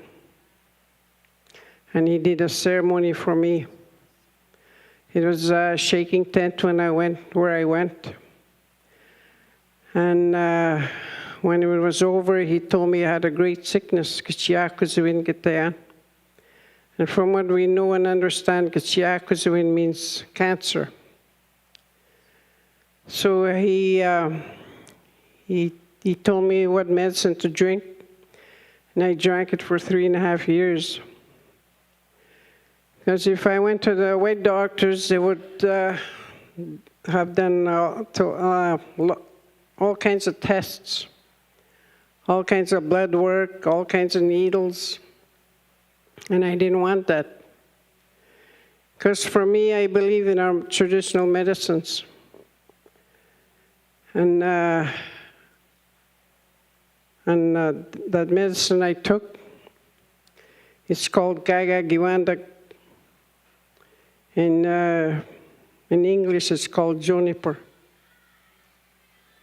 I just want to share that with you because it is important to share our medicines and what helps us. We need win gusag mashakiwin in york. Zama masigagon gitang dotagomen. Misha kogening gawab magon wichanish na be kakuzurgam gongayawach. Me testimonying bishik na matawak. like the wheelchairs right the man, and they get their legs amputated. I also know the medicine what to take for diabetes. Okay? So I'm talking about the well-being. What do we do? It is up to us to seek a help through traditional medicines. And I know there's so many things to say and share when it comes to our ceremonies. Don't be scared of them. Gagawin kutachiken chiwa much Anishinaabe mashkiwin or Anishinaabe kwe. Ukenda nawa anin kejinata magoyang. Migenin we kagababindigayan matutusuyaning. Hinging ginatamagon. Yung ang given sa niya sa tansin, yung matutusuyan ka chikatek. Gini kendantas. Miwe kenin we siminenda manko. Ipindigayan. And I always also recommend the way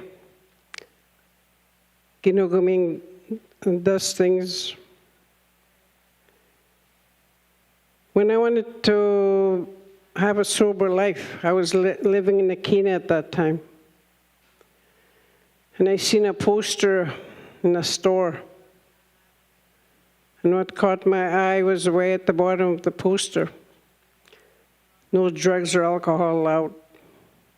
Mitigay Shayan with my kids. And that's where I started my sobriety, my healing journey. And I believe that was in 1984. That's almost like about 40 years ago.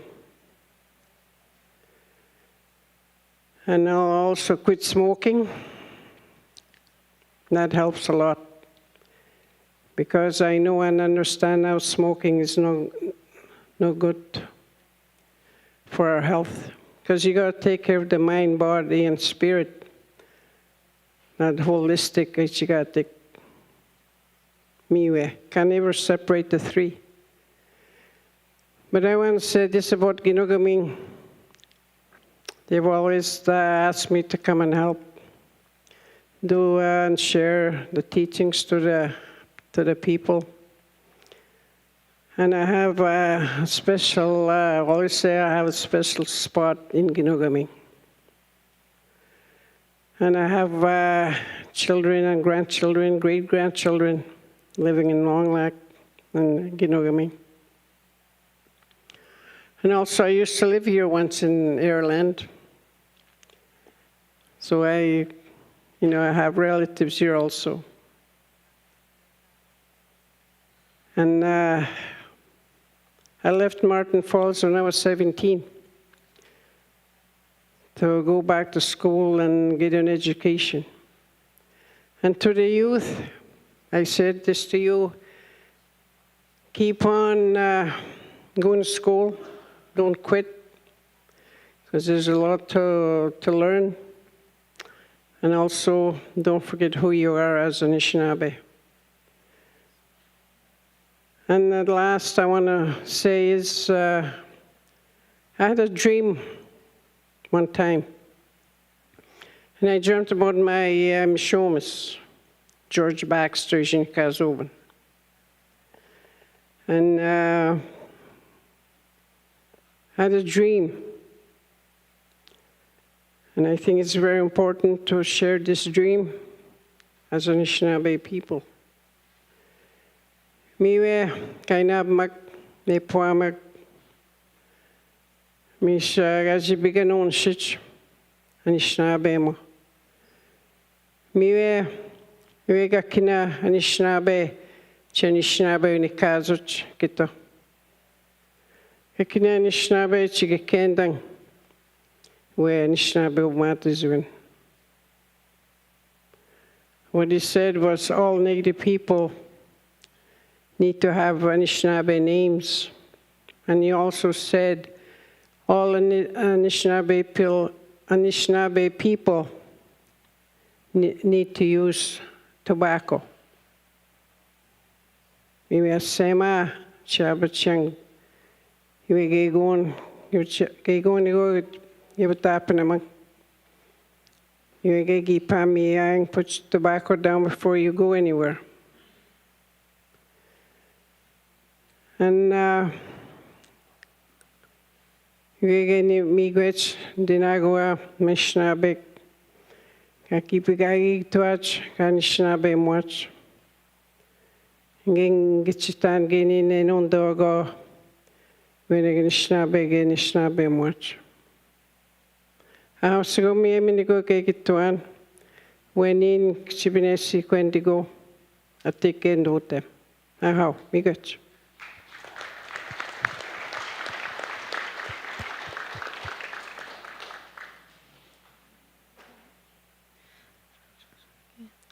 Bonjour, my name is Maya Baxter. I'm a youth representative from Martin Falls First Nation. And first off, I would just like to say thank you to Chief Sunny Ganyong for his hospitality and giving me this opportunity to speak here today and share my thoughts. As an Indigenous youth going to school in the Thunder Bay, I see addiction and alcoholism every day, and it makes me sad when I see people who have lost their way in life, especially if I know them, whether they're from my reservation or not. My heart feels for them all the same.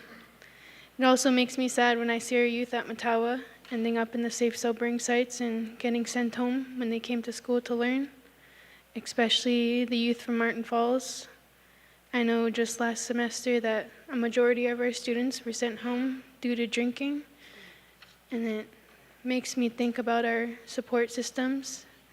And we need better support systems. We need people who have dealt with alcoholism and addiction, and who can teach us how to cope, how to heal, and show us that there is more to life than drinking and drugs. It has to stop. When does the change and healing begin? The trauma was inflicted onto our kukums and chumishes, parents, the addiction, alcoholism, abuse. The trauma is generational, but it doesn't define who we are as the Indigenous peoples, the people of this land. Let's break the cycles and stereotypes for our youth and future youth. Miigwech.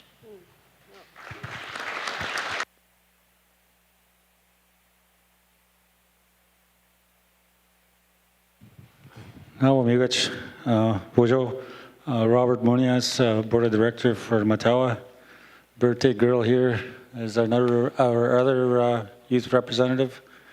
And she's not going to say anything today, but I want to give my time to Elder Counselor Paul Achiribnescum. He wants to say a few words.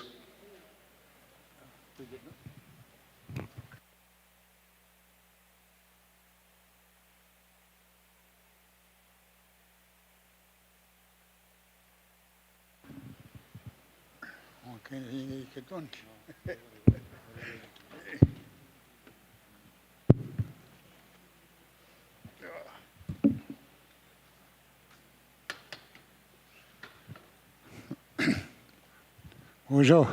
Good afternoon, everyone. Miigwech ndikidwa gabijan mga istigmino kabinamata biangin. Anya yon jobi gasti bijan ni pia ragut ni penasa kanamane ke maunji tun yanda tamananin ane knano umaga maunji nano. First of all, I want to thank Sunny Ganyol, our Land First Nation, and the council members, and the staff that are the cooks and in the security, everyone that's involved in and this community here, for allowing us here to be here in this community. I also want to thank everybody that spoke on behalf of their community.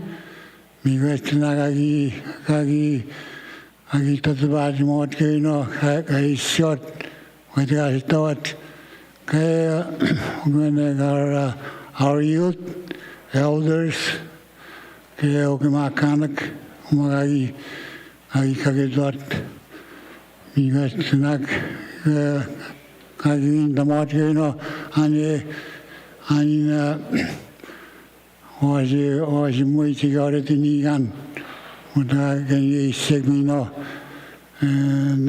a couple of years' time. So, Nimerendanamagi Pisan, Penamatabian, Kenin Bangigagun, Mani Paketnan, Gazaman. I've been in the AGM for a number of years now. I've been listening with the Danagagi Pekananum. On a picture, Kagun on the scene. Simaji Skag, Nigan, Evan Mutka, Kuma. Where's you going to go? Where's you going to go? In that Tegat, Shinagun, the Shinan.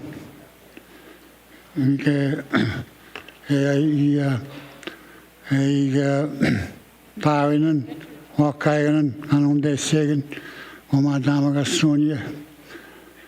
Miserable and the Junior as mini going so as we're going.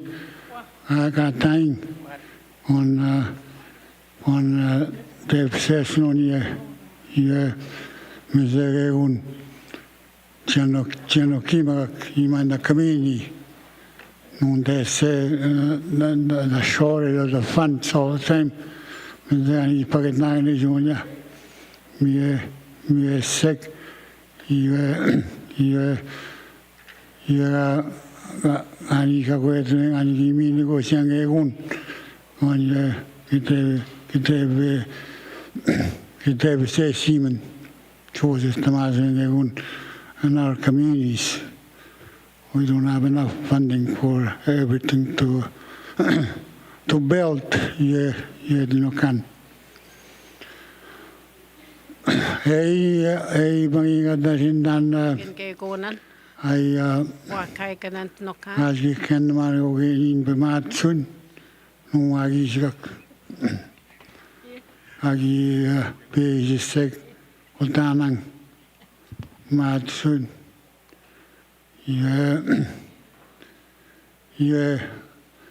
gagage kung agi wanatsem weskat apeti no agizak ni boge un anjiska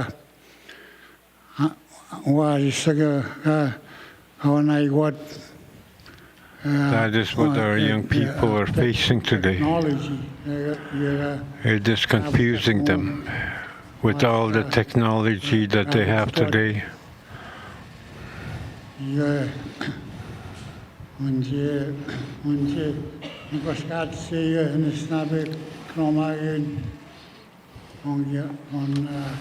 It interferes with our Anishinaabe way of life. We could be using the land to heal our young people. Iwe davskod Anishinaabe artisan jigunti kikentam wapan. Even the young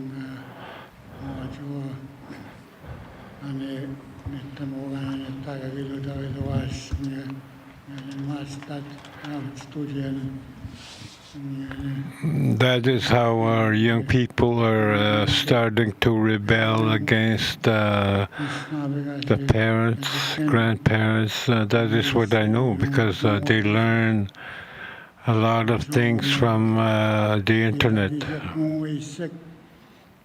That is what I know that happens.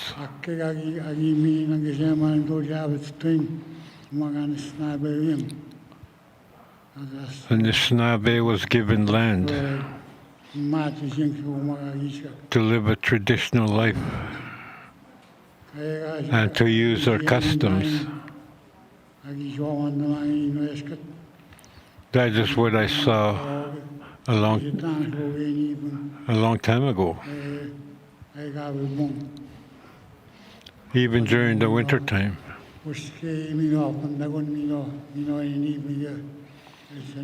Every year, the whole same process begins.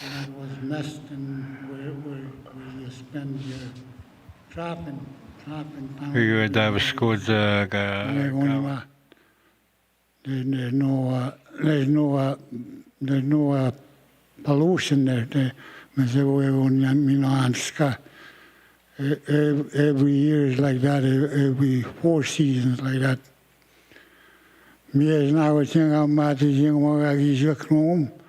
That is what happens to that is what is happening to our lives today.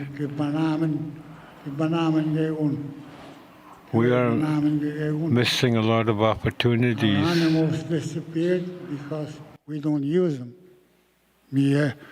Our rabbits, we don't have no rabbits in our community anymore, as guys. The muskrats are not there because we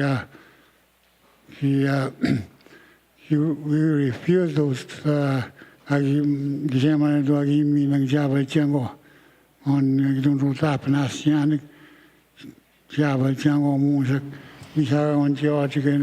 We should be using everything that the Creator gave us.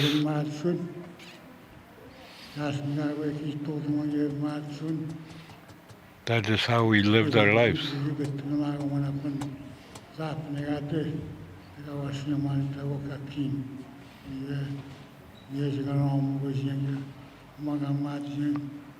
That is what the Creator is looking at us, with the life that He gave us, that the Creator gave us.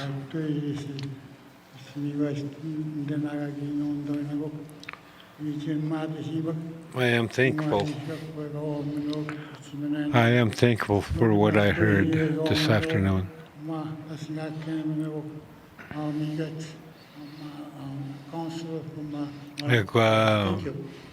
I'm a band council member in Martin Falls.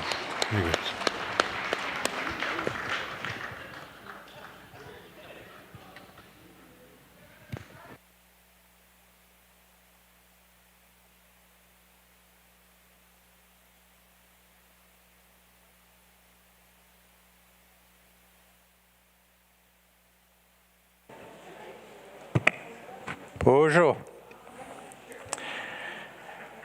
Bonjour, my name is Bob Baxter.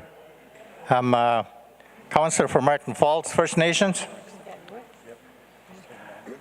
And I'd like to thank the host community for hosting us here, Chief Sonny Gagne and the counselors and the members of Airland. And I'd like to acknowledge all the chiefs that are here, their counselors and the workers of different organizations. And bonjour, I'd like to say that, I've listened to what each individual has what's been said. And there's a lot of thoughts that's going through my head and how do you respond to some of these items that was discussed, the challenges and what have we. But I want to talk about our road to Martin Falls. This has always been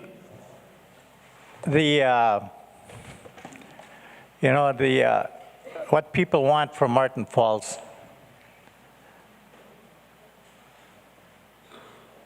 For the well-being of the community, to lower the cost of living, and to have that access to the Southern Highway. I'm one of the members tasked with working with the environmental assessment process of Ontario and the impact assessment with the feds. I've been working on road for about 10 years now on those assessments, plus working on Martin Falls land use planning. And you know, we do our due diligence to try and protect the area where the road's going to go. We gathered a lot of our traditional knowledge from our members to identify sacred places, burial grounds, fish habitats, bird habitats. Our members wanted to protect the water system, the lakes, the land, and the people that live up there. We are still working on this project.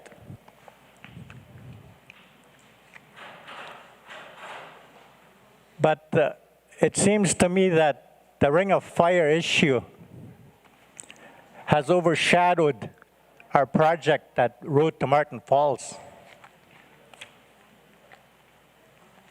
Everybody says that they welcome Martin Falls having a road to their community. But it's overshadowed by the Ring of Fire. The reason I say that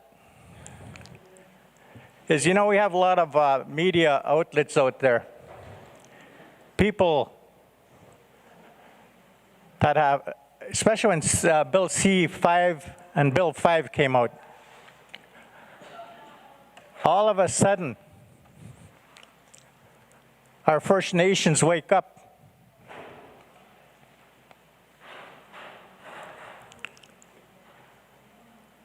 Like Chief Bruce says, our traditional lands go right up to the Atawabaskat River, up to Makatai, and all those places. And all of a sudden, we have people from Atawabaskat, Lansdowne, and Skandaga congregating around Pym Island, where Martin Falls goes hunting. I've been up in Pym Island for about the last 45 years. I've been going there. My brother has a camp there. I have never seen anyone from Lansdowne in those 40 years I was there, or anybody from Atawabaskat. But I understand their concerns.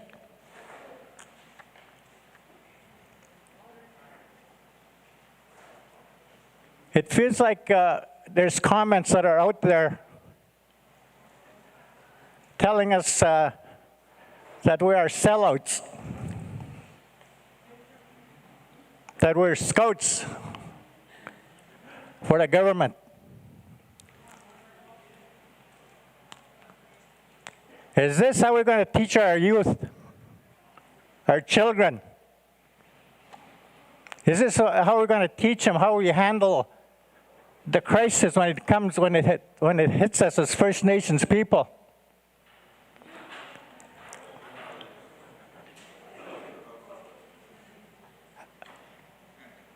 I think,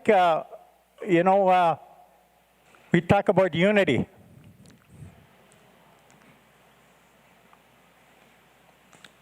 When we talk about unity, just like the elder from Webuquoy said, it's just going to take another 40 years before we change our way of thinking, how we do business. When are we going to truly unify on moving forward? Just on those initial statements that I've seen and heard, I don't think that's the right way to go.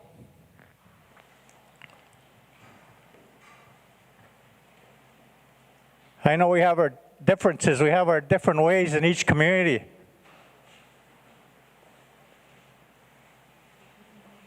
But we're all related, some way or another.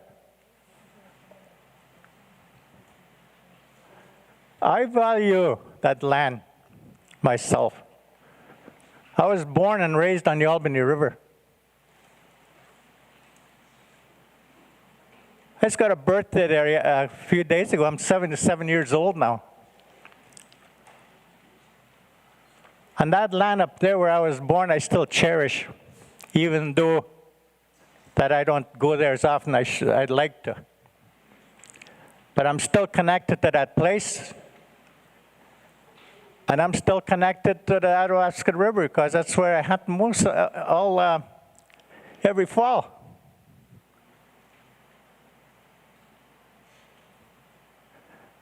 So we have to converse with each other.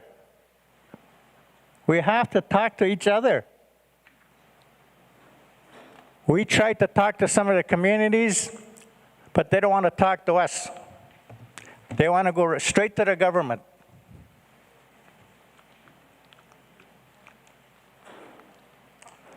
We always hear that word, divide and conquer. The government is good at that. And we seem to fall into that cracks like that.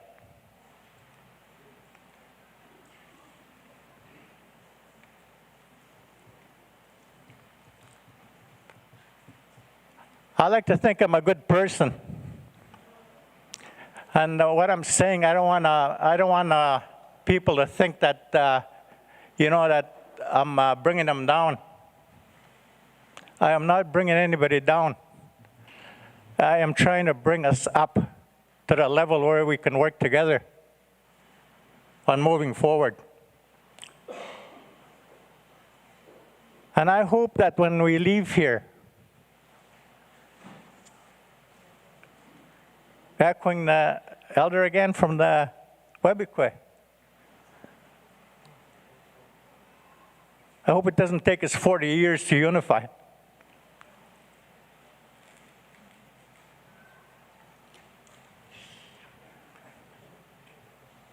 I love who I am too. I love being a First Nations person. And I'll fight for what's right for Anishinaabe. But unless I know what you are thinking, we can't walk that road side by side.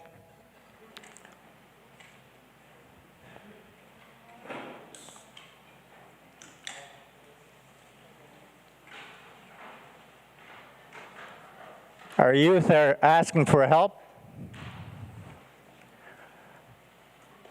The status quo of the funding that we get doesn't seem to cut it at the reserve level. So we have to find ways of so they can get their education, their jobs. And let them see that we can lead in a good way. Instead of interfighting with each other, which it will come to if we don't talk and come to some kind of consensus on how we move forward.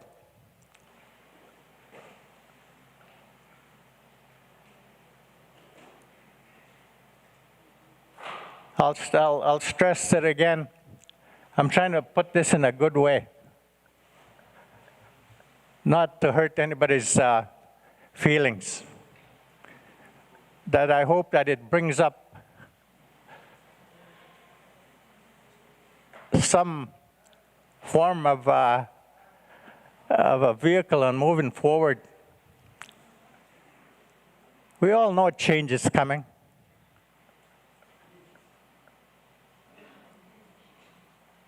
And if we're not ready for that change, we'll still be sitting around this table talking about what we should be doing.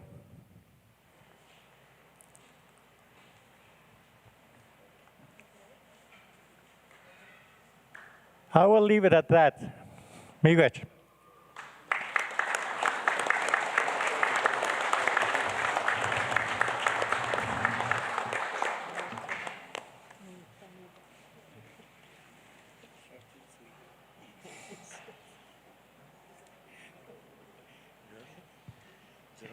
Yeah, I think so. Is it on? Yeah. Hi, good evening, everyone. My name is Maria Baxter. I'm from Martin Falls First Nation.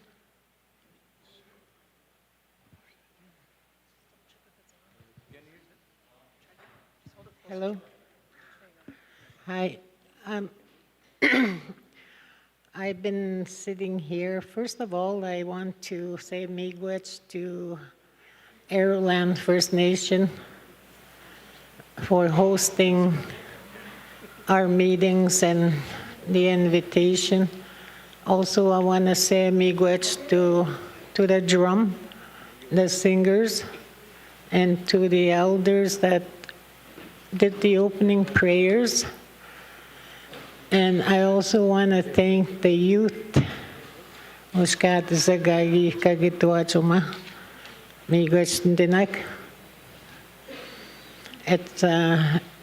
very good to hear the youth speaking. I've always wondered about something. I'm an elder now, and I've been in a council this will be my last year at council, and I've been there for 4 years. Every year I listen to a youth asking for help. You know, what are you going to do for us? And every year, you know, we give them silence, nothing. I worked in the education at the school for the 4 years I've been a counselor. And I've done the very best I can to support the education department in Martin Falls, and I'm very happy to say that I'm going to be leaving happy with the way things are, with the management, the good management that it has now, and moving forward to provide better education for our students. I was going to talk about things, but I think most of our community are facing the same issues as we are. But the two things I wanted to talk about, I'm not a political person, so I don't know politics. I wanted to talk about child services and also the services that our Anishinaabe people provide, and especially in the Nan communities, are inadequate as I see it, and I've lived through it. Why I say this is there are a lot of services that are being overlooked to our youth, especially our youth in care.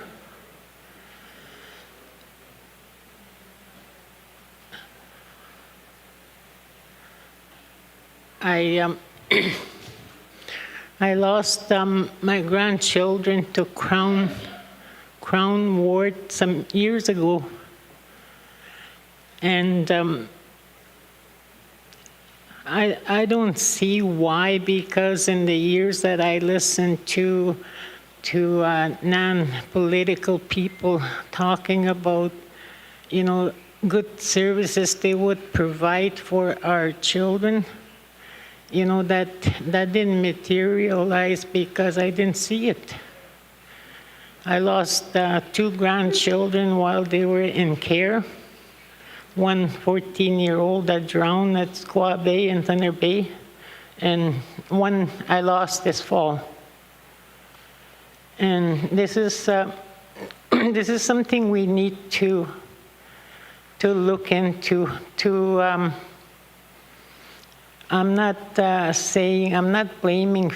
pointing fingers at anyone, but we need to provide better services for our children, especially in children that are in care. I wanted to share a story about Aiden, my grandson. He went into foster care when he was a year old. Then his foster mother died at the age of 5. And he was well loved in that home. So Delico brought him back to me, and I kept him for 3 years. So he didn't speak a word of English, not even a word of Anishinaabe Moan. And I taught him that when he was 5, he came into my home. I taught him the language, and he learned it really fast. So that's another thing that I'm saying is that you can teach your children how to speak the language. He learned it in the 3 years that he was 8 when he left again, and I had to make the hardest decision a grandmother had to make in order for him to provide him better care and better education. I had to put him back into child care again. And this time I was involved in finding a home for him in Kenora. So he had a good life, a good education until he was 16. And this is where the services for the aging out children that are in care, there is no service for them. Not during the time that he was there. It seems like we just threw them out on the street after they age out of foster care. And I know that there are services now, but at the time when these children needed them, there wasn't any. So anyway, another thing I want to talk about is my grandson died in September last year, and I wanted to touch a little bit on what my friend from Nishgandaga was talking about, that the services for the autopsy reports. We haven't received an autopsy report for Aiden, and he died 10 months ago. We haven't received any. And when I called the office, I keep calling, but the person that I spoke to changed their number on me, because I guess maybe he was annoyed with me for asking the same question over and over again. So I still have no answers to provide for his other family that keeps asking, what happened to my brother? So I have no answer. And also I know that everyone loses a family member. I hear stories today that brought me tears to my eyes when people talked about their losses. And we need better services for to help provide assistance for people, support services, I guess you would call it, for people like us, the grandmothers, and the moms, the families, that lose their loved ones.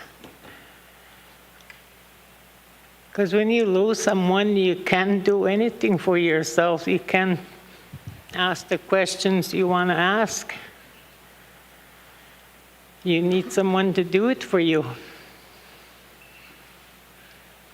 And I want to say, I wanted to bring this out because I'm talking to the chiefs, the leaders, that they need to provide these kind of services for their people. And in closing, I want to thank for an opportunity for me to speak, and I want to thank everyone that spoke here. I'm very happy to be here as well. I like listening to new ideas. So, when you get to be a senior, there's no such thing as you can't learn anymore, because you learn more as you age. So at any age you can learn, And I wanted to say in closing, I want to say miigwech to Ireland.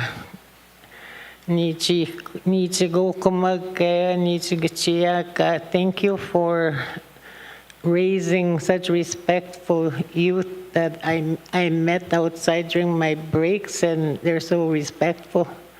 It makes my heart, it's a good feeling to have youth respect the elders.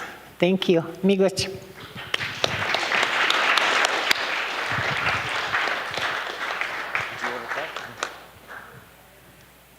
Oh, bonjour, Ganindikit. I just want to say a little bit, miigwech and denage manito agi kanonang sheba ke nishnabe dishtigain. Chinen dagonon ikat nanon inanan do kanan gagatas in the march. And this morning, Mwaginin Gagi Fijan. And by the way, my name is Albert Achinibenashkam. Ningetchabe Martin Poles. Which got to go man, don't it as he can in all my life. Me have to go on appointments. I go out sometimes, Thunder Bay. I go to share a bit, Sanagina, go to Washkanigo, Thunder Bay, no Marco on the street, and they got it to what a mad is what go on the short. I wish you got this in the mega school. School, it got it.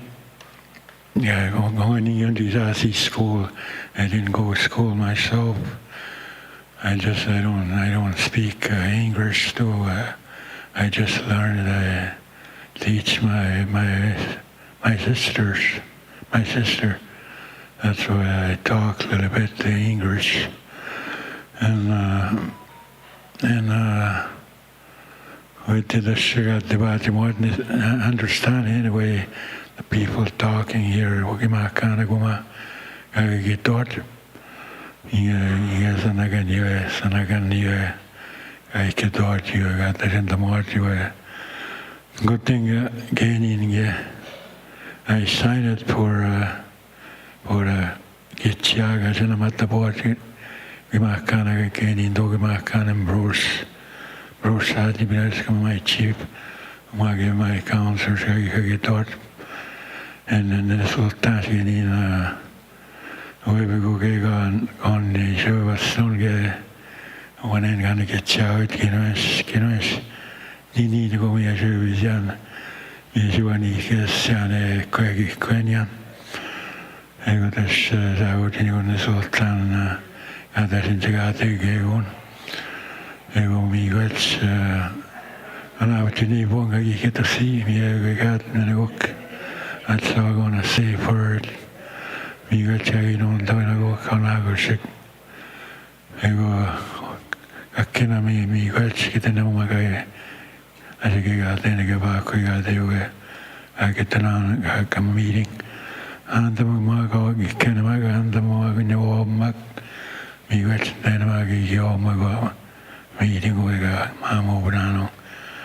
I guess that's all for I can say for this evening. You got get to know on here.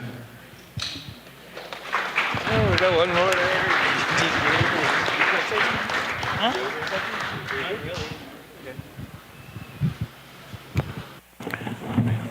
Miigwech, Martin Falls, sorry. We're going to go over to Nibenamik.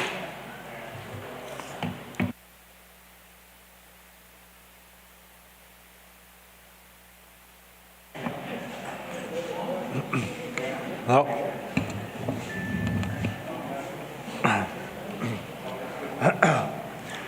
Bonjour.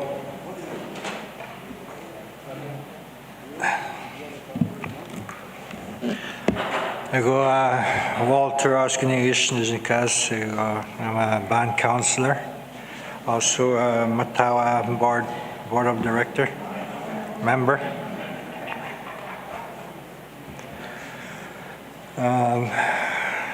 We get my tags now. I get direct. We go. As you go and get in, just salmon. Can you go? But can just say salmon. Maybe go as you go and get got. As you think. I go. You go. I go agenda with them in terms of success. I guess he go going Joawin down and going Joawin down and I go new tam Homangaya. I go gakna going Gina go on the win this wagiak. Kevin G. Bagid the watch and the gave Nagaji Wabin the watch. Does he care none? I go let them successes. I guess we currently with English garage to he going to what you was him. Kaga Gijni Kadman and going to Chigits now. Okay. I go successes. I go in. I go megach kaya yang kini naint what the jikanat. I go water treatment plant. In I go ki upgrade ka devan. I go 2-3 years. I go gitashi got that. Upgrade, which it's still not operational. I go again in 19 to go in terms of water boil advisory. Gagis been Sangawan, which was in 2013. For 1 year, get the Gavin. 1 year, get the Gavin Minogan Gavich doing it. I wish Kagis been sang when me not boil water advisory as the Kading come out. I go good day and do the bank for our First Nation. Matas Wakagan, we're building 10 homes, 10 new homes, 3-bedroom houses. Getting na go overcrowded homes getting down. I wish Baskan a few years ago, Kashkatumna Baskan in terms of Canada's housing program, we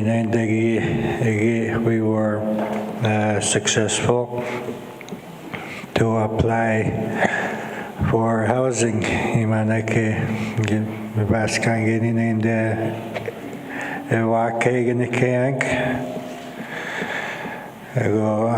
so far we made probably 25 units kitchen baskan kamatsik 2018 imajua kay kanowan ini nagoyin got the big idea ka ayag in the program gayag I go good like we're making another building, a nurse's residence. It comes with 4 rooms, 4 apartments. I go make in house doang.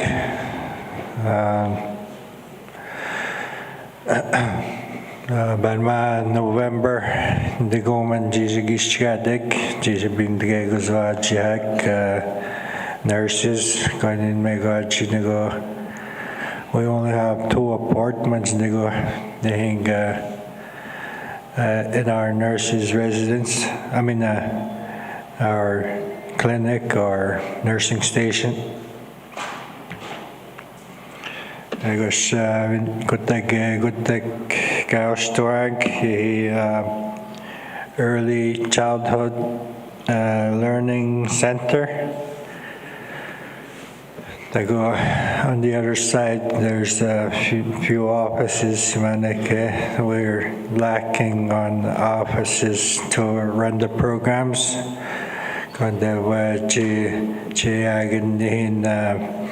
Programs kayayang kan dewa minuhtay magakin nanon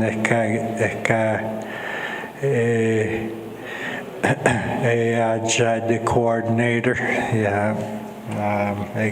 coordinator office which you go getting in there and the bank but hinga Navynamic First Nation. I go like one of the other successful in terms of programs. We've been running youth retreat Minagekit Amaneke 24 years as a Bimitotavan. That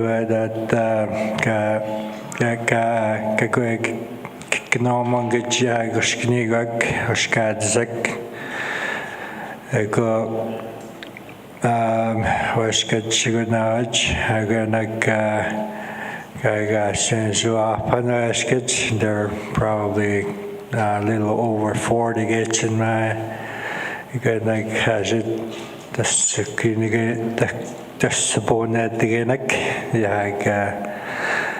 Nagnetam Gagi often Gagi Magic no one often.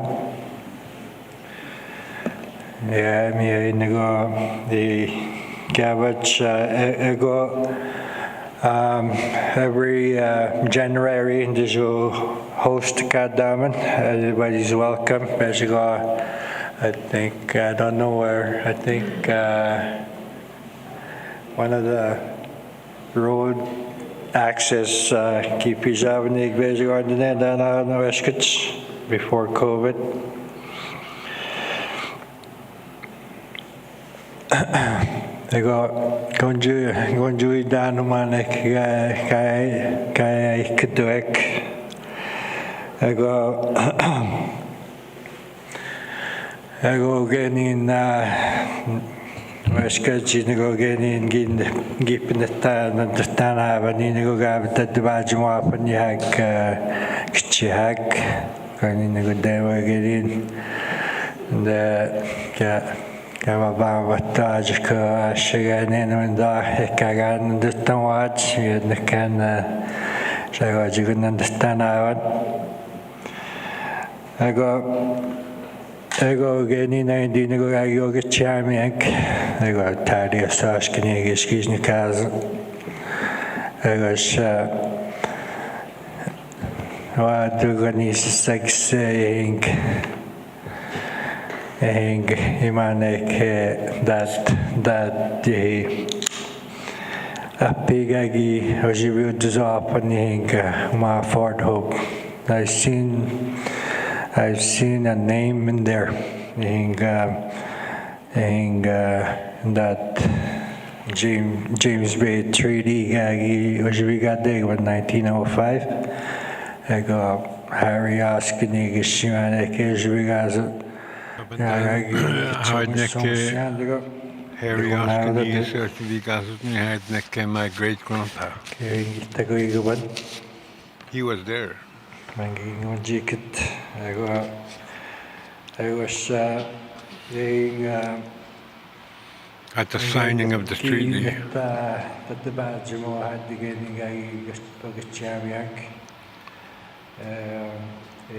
He used to tell us stories.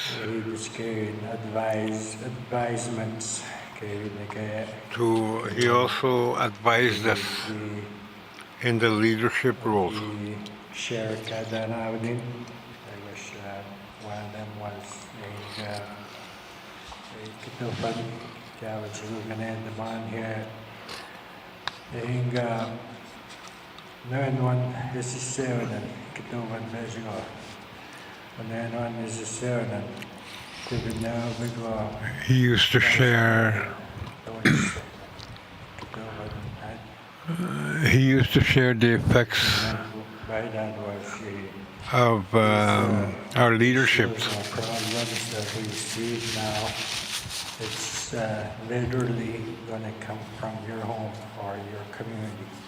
All the problems we face come from our communities. That's what he told us. One of the things that I kept, and we get in my knowledge. That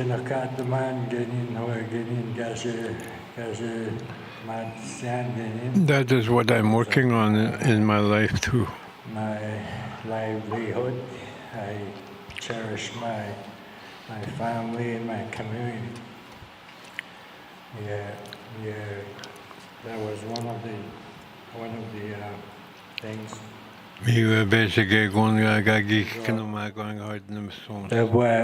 Everybody go out with them and grief and mental health. We see a lot of the mental health issues and grief. One of the tragic events getting in Dagisang Weshkich. One of the 2003 in September. During that year, we passed on getting I was starting to work during that time. I transferred from school, from working 8 years from school as a guidance counselor. I did that for 8 years. But I transferred in April of 2003. I took a position, a band capital manager. It was September, guy sick. That year. That same year. Coming out.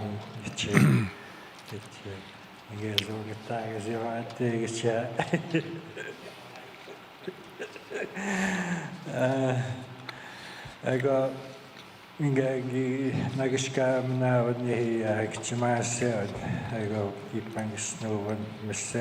we had a plane crash 2003. in 2003. With 7 of our members was supplied that there were 8 casualties during that time.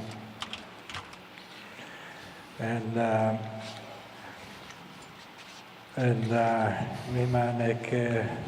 that's when That's when I started decided ganyan ginondo abanik ni ba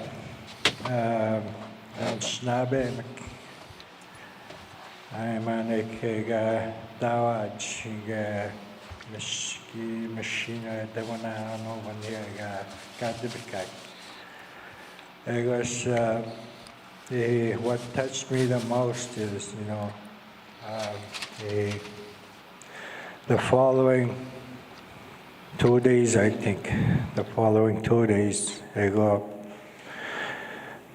here. There are, there was about 300 people in that little community that we have.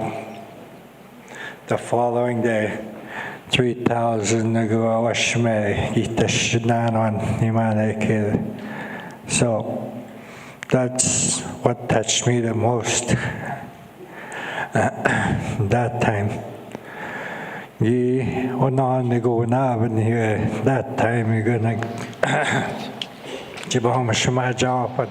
I can't hear. You go like kayo otogumamiang. And those casualties, there were 3 elected members in that flight.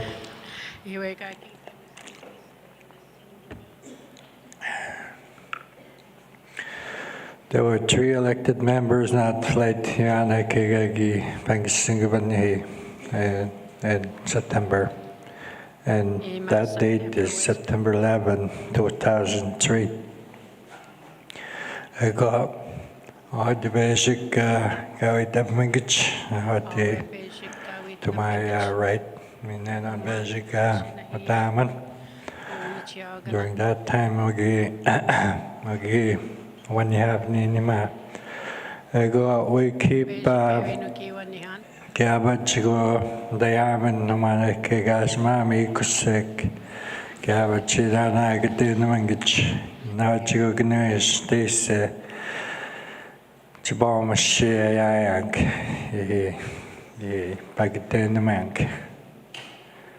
Continue a memorial at the crash site. Average teaching that we're doing it right in terms of dealing with it. It takes one death or 7 years to meet. So if you're dealing with 7, that's 7 times 7, that's 49 years. I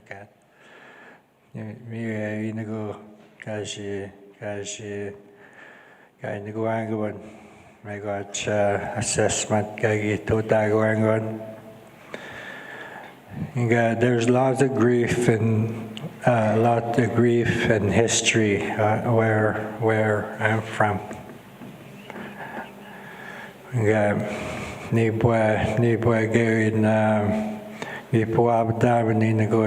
terms of being we've seen house fires, children, we haven't really even in the community talk about on the usually the little details of in communities, and there were Chinakade, and like for example, our fire department. We don't have a fire department. We do have a fire truck, but we don't have a fire department. I go public works, and it's been said, I was a band manager for over 19 years for that First Nation. I saw a lot of needs that First Nation should get, and one of them is public works. We need to improve that department, and whatever is included in that department, like road construction or heavy equipment, housing, all those water going. and doing getting my First Nation. You know, we like to improve, but we don't know where to go for where to get funds. Even when we even those ones are funded in the kind of like, you know, they only and those programs only afford the garbage bag. They can't. It is not. Hate to say, thank you. Get it. I mean, the government getting in terms of operations and maintenance dollars. I go get you. Negotiating to make better facilities. We managed to do a upgrade on water.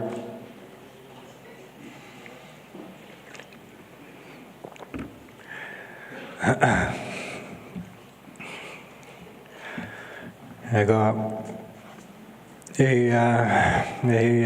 want to share something. One of the advisement, and it sort of relates to our katakiminant ka noji ka going oganag the government. I got the other advisement. He could open the again in Chiamiak. Minga kinetaba ba mea.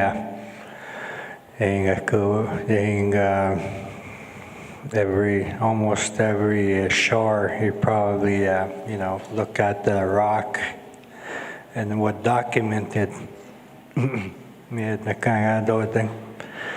He was more like a prospector, I guess, in a way. I go, he could do one, there's a go, I didn't have any of this new. I didn't have any of this new. Me hired the Kagwag Kinemic. I didn't get any much. As you were going to think about you and to be none on these projects that we're talking about now. You know, these are projects where just find a way or find how much can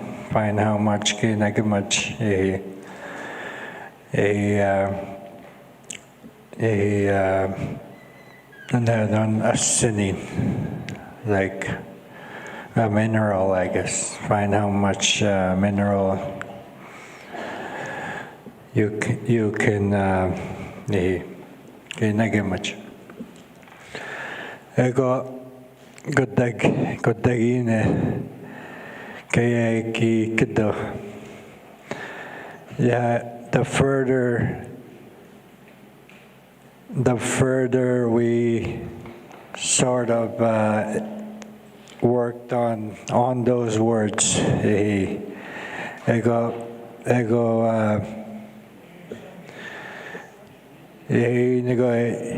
do one 7.5% negative, or the you know, the federal government.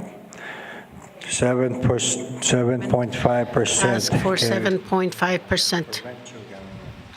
And the provincial government? 7.5%. Mi pag-uhiwechi na he ended that kind of model, I guess.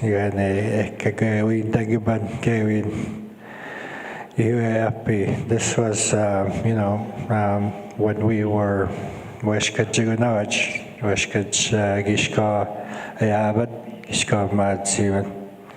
It's the way a long time ago. That's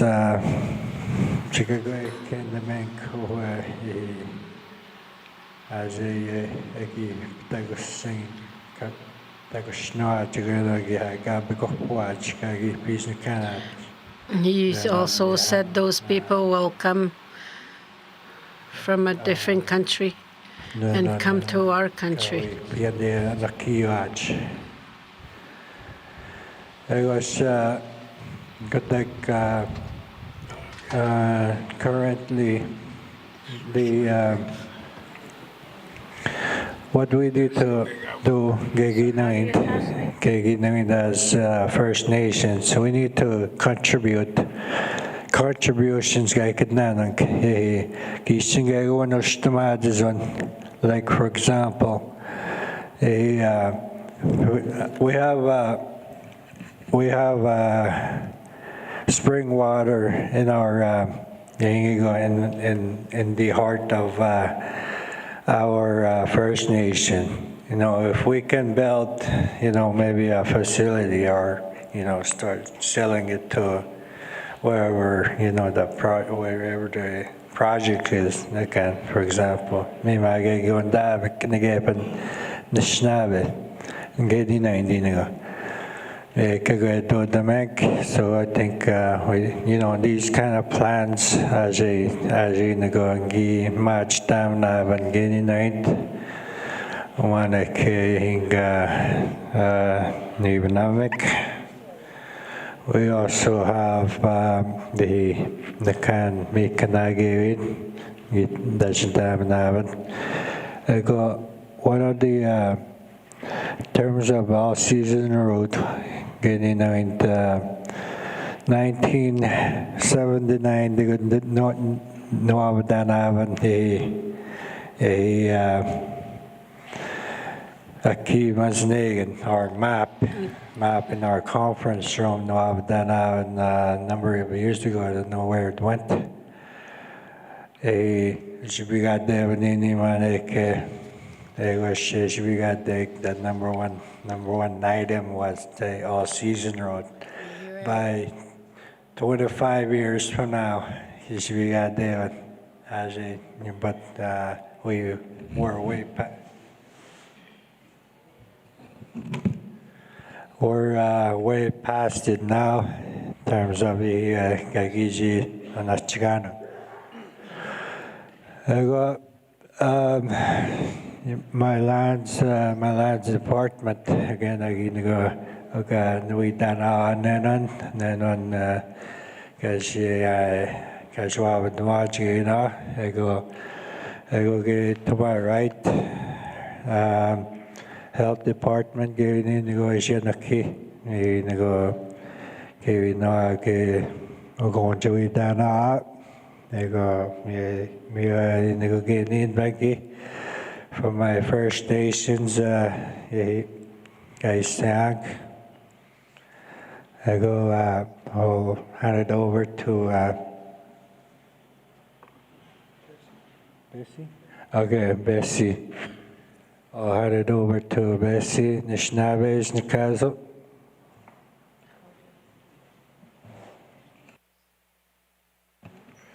Papas Nijita Magat.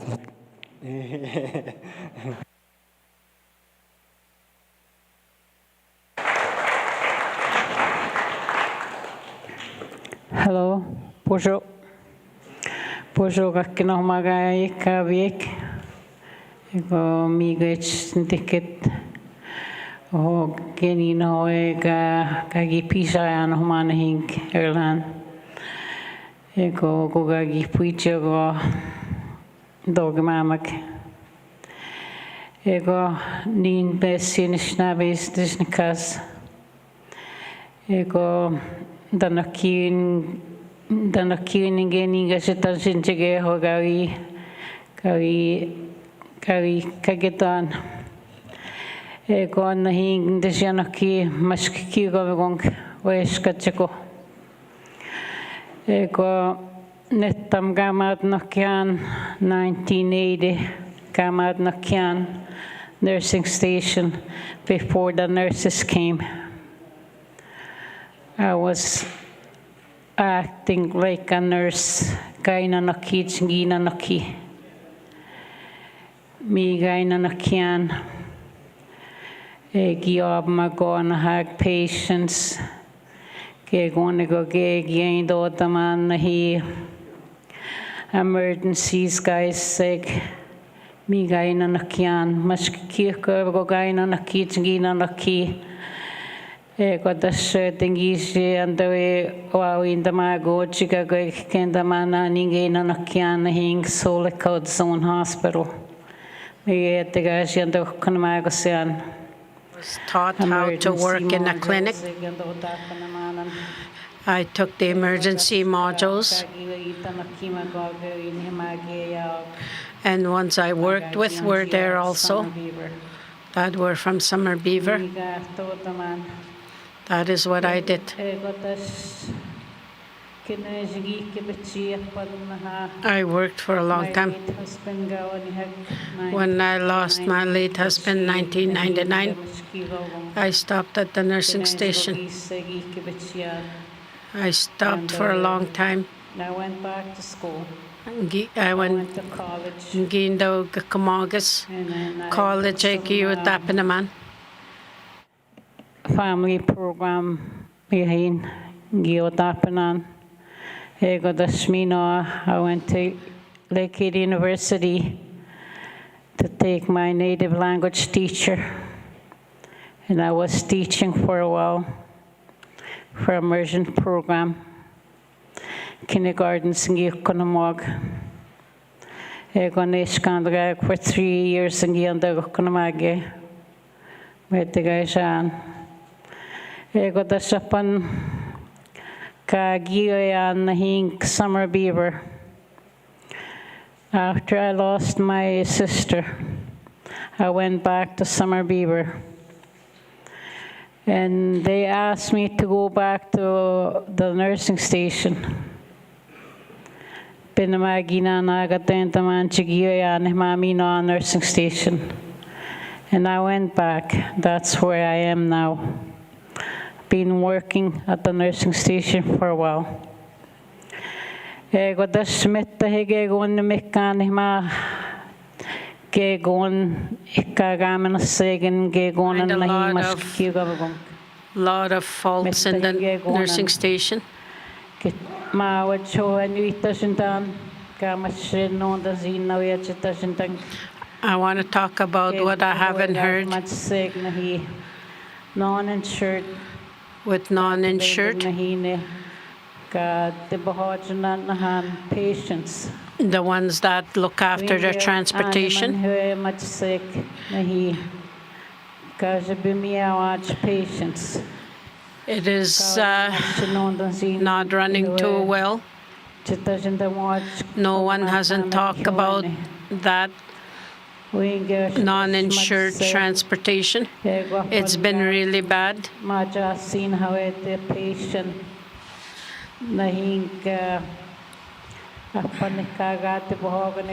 When a patient has an appointment out of town and there's no reservation made, then they don't leave.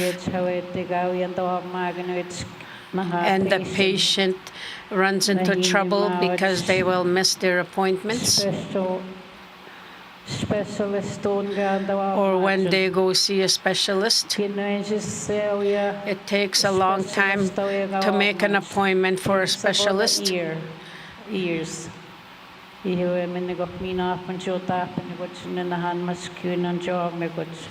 It takes a long time for them to reschedule an appointment.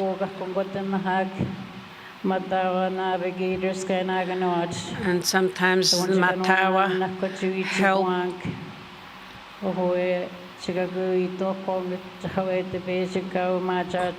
If we can get help to help the patient to get to their appointment. And that should also be considered at this meeting. Why is that happening? Non-insured for air transportation. That's what I'm asking for, if we can work at it. It's really important to help to go with the Gawin daw siya document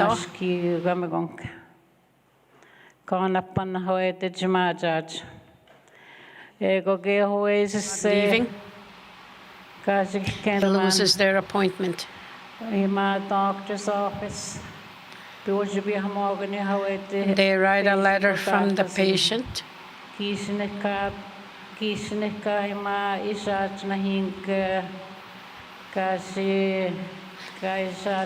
If he doesn't attend, if the patient doesn't attend, there is a fee to pay.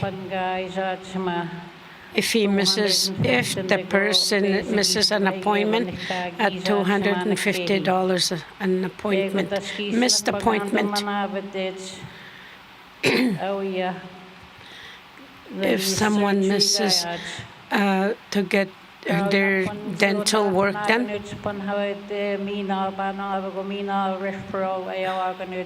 they won't take them back until they get a referral. It is hard to get medical attention through non-insured. It is very important. I worked for a long time from the nursing station. I find a lot of faults. Suboxone, that really hurts the youth.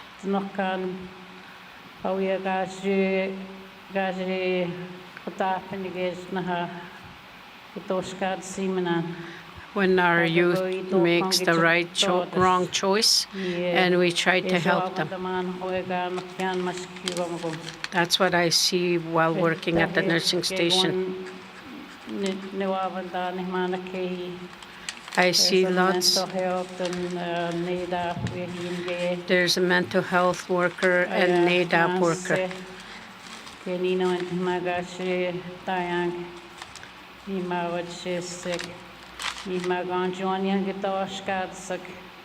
This is how we lose our youth.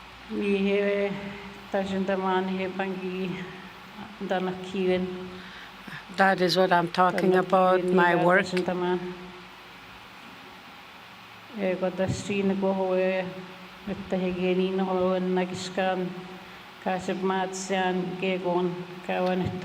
I have lost a lot in my life. When the chief spoke about the plane crash, I lost my son, my only son, on that plane crash. I lost my only son on that plane crash. There was a lot of hurt.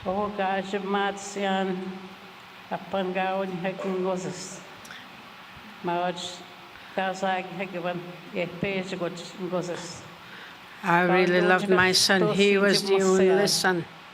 I couldn't walk. I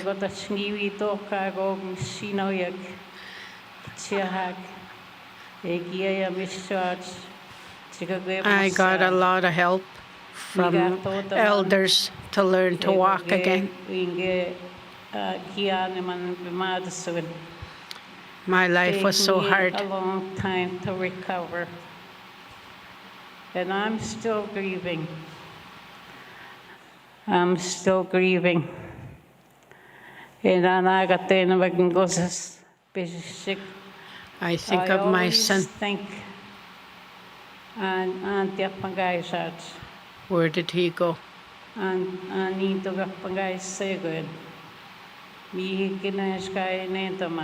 That's how I used to think for a long time. And then I realized that I needed to help myself. I helped myself.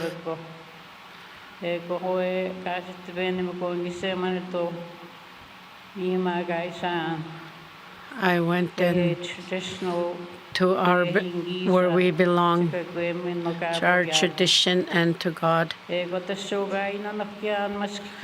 today that I work at the nursing station, I help a lot of people. I feel that. That's how it'll help me to lift me up, that I am here. I receive messages.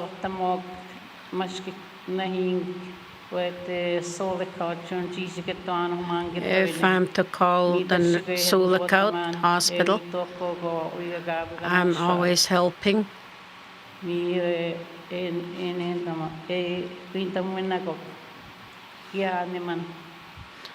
is very hard. It is hard when you lose a child. My daughters. I have 2 daughters. I had 3 children.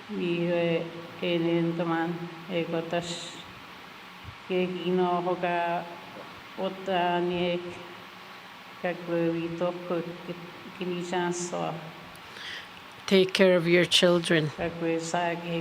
Love them.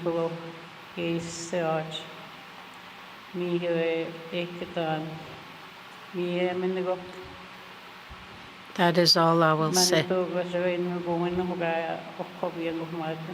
God will watch over us.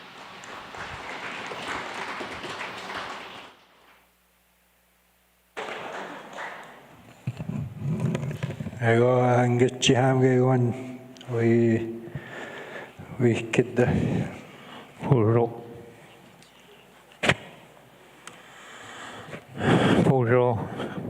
knit na magaik again again be man kedanik given us nakina ni gotevo iskin go on danga say sigina son go on danga nakina nek But this is my first time in this community.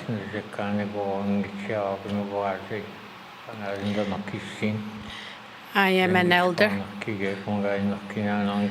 I don't work anymore.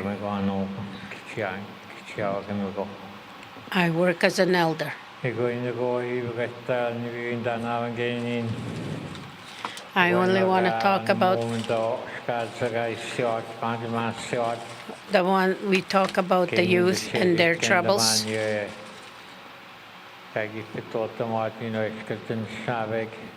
I just want to mention that what they've done in the past, of what we did with our youth, what would happen if we did that.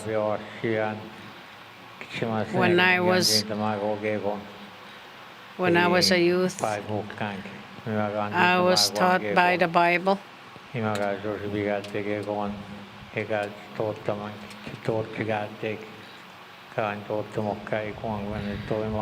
Were the things we are not supposed to do. That is where I was taught from. But for alcohol, drugs and alcohol,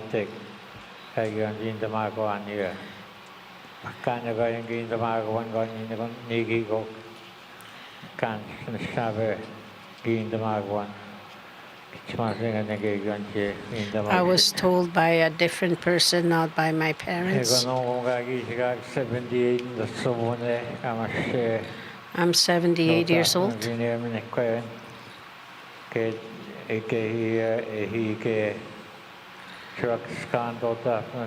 I don't do drugs. I'm 78 years old.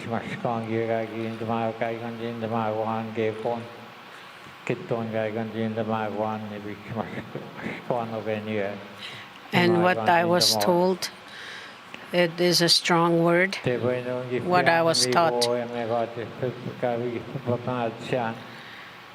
And all through my life, it was a struggle. And my friends tried to give me drinks to try to fight me because I didn't want to drink.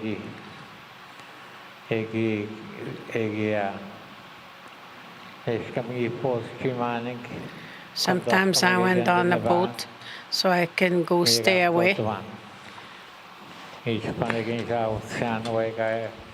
And then I pass through, and I still don't take I still don't take what troubles the youth today. And I know what has happened to me in the past. If a youth does that today, and if they decide not to take, they would pass. And today it is a struggle for them.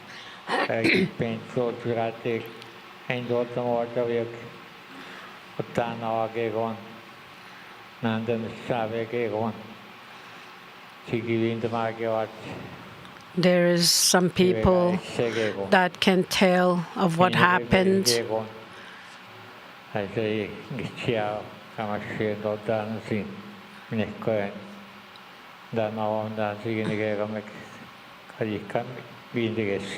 When I see a bar, I don't go in a bar.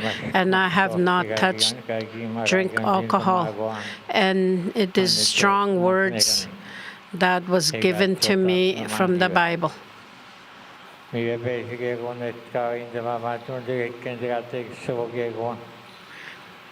That's what I wanted to tell, just to hear my story.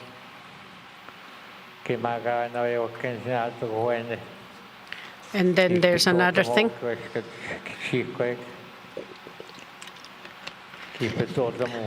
The women did what the woman did. If there's a young woman that is ready to give birth,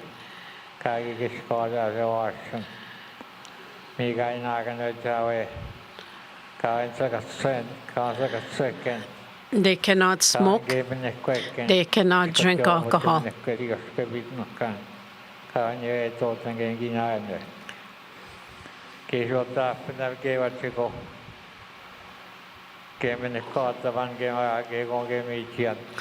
Anything you drink, anything you eat, that is what your baby will use. And today,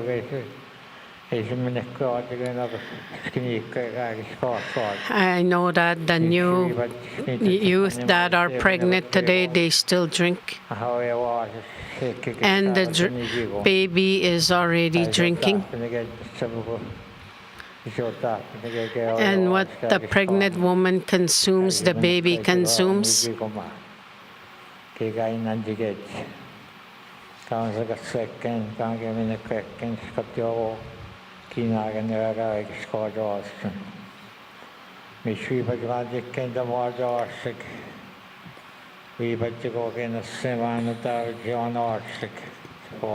And today the young children know about cigarettes and alcohol. If you were smoking as a pregnant woman, your baby smokes. I'm just thinking that maybe that is why we are so troubled today with youth. They used to say that the young mothers would have to eat healthy and drink fish broth, and the baby will be born so healthy. Any wild game,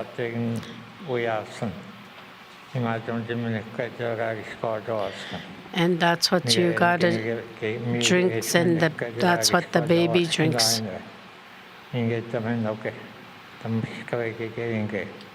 The baby will be born strong and healthy.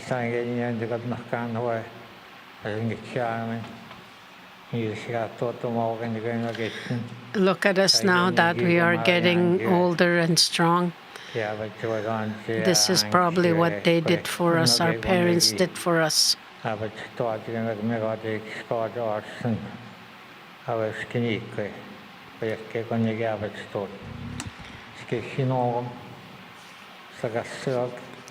And today you see they smoke, they use drugs, and they drink alcohol. whether they are pregnant. I don't know, maybe that is why the children know about this, and maybe that is why they have so much troubles.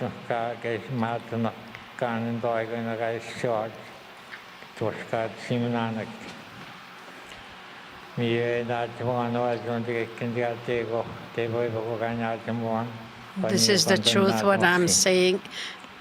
And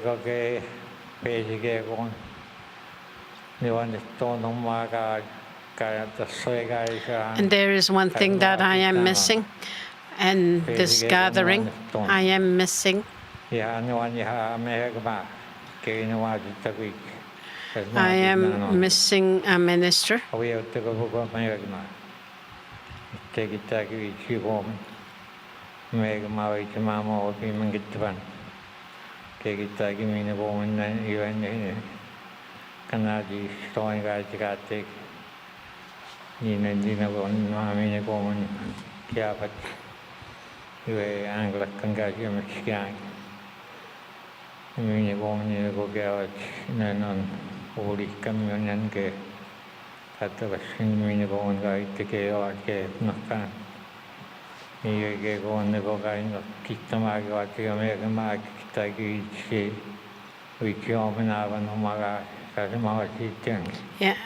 Yeah, ministers should be invited. I do not see them here.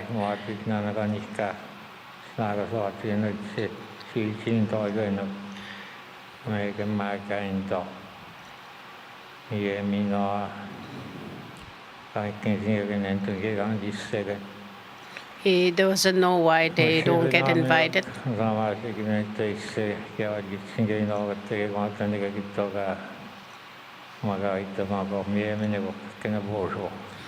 Good evening. That is all.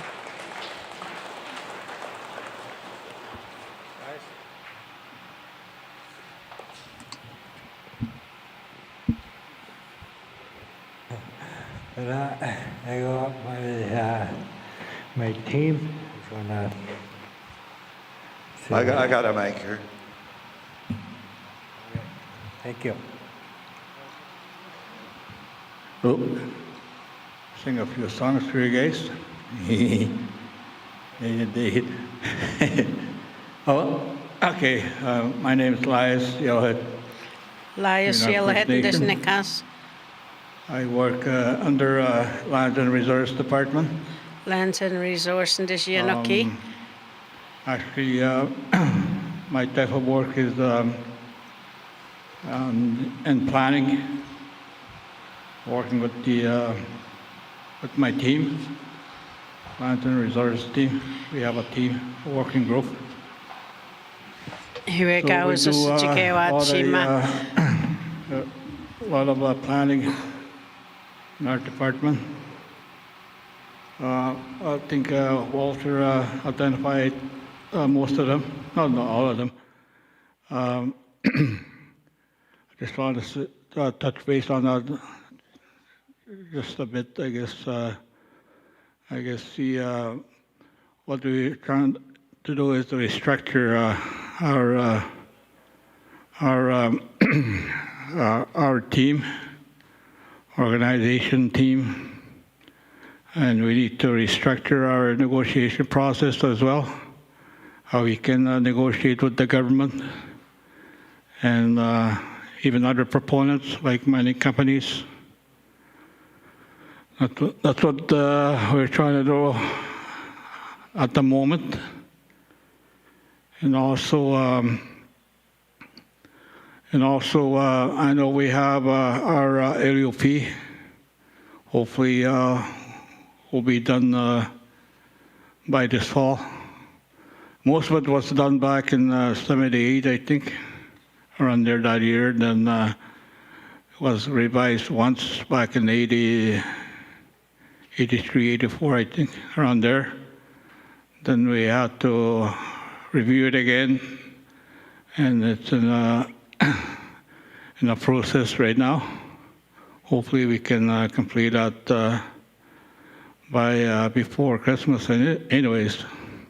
That's what we're doing right now.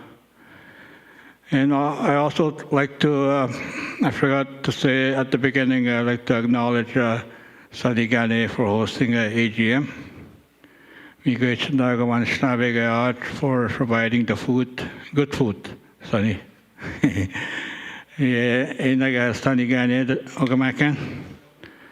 And also, I'd like to acknowledge Matawa chiefs, elders, youths, and women, and other delegates that are here in the Matawa AGM. I enjoy listening to your comments and also addressing your recommendations and issues. I gathered a lot of information in my head. I didn't write notes this time. I'm trying to put it in my head. And I know I'm going to write my report once I get home. And also, I'd like to acknowledge, what do you call that? I forgot what they called there used to be,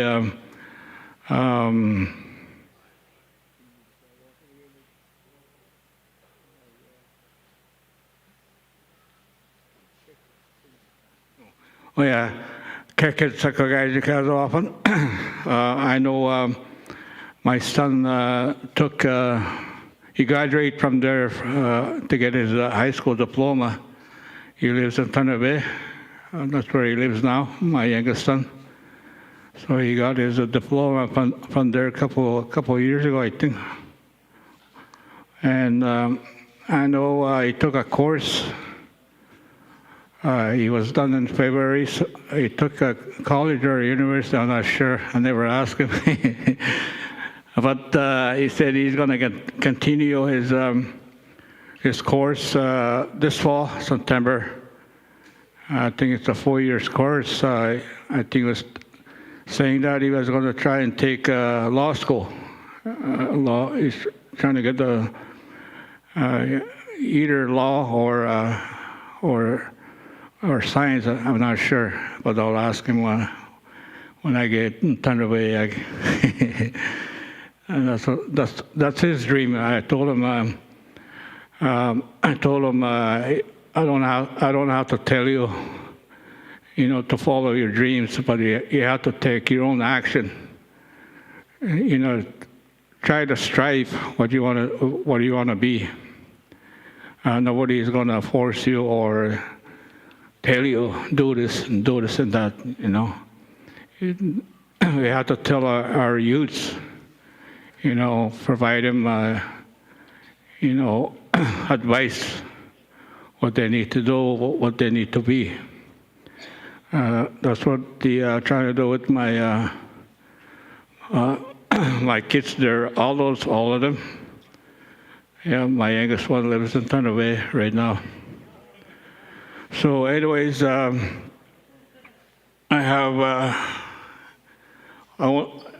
had 4 children from my wife. I lost one. And we have 9 grandchildren, I think I lost count. And I have, I think, 3 great grandkids. Beginning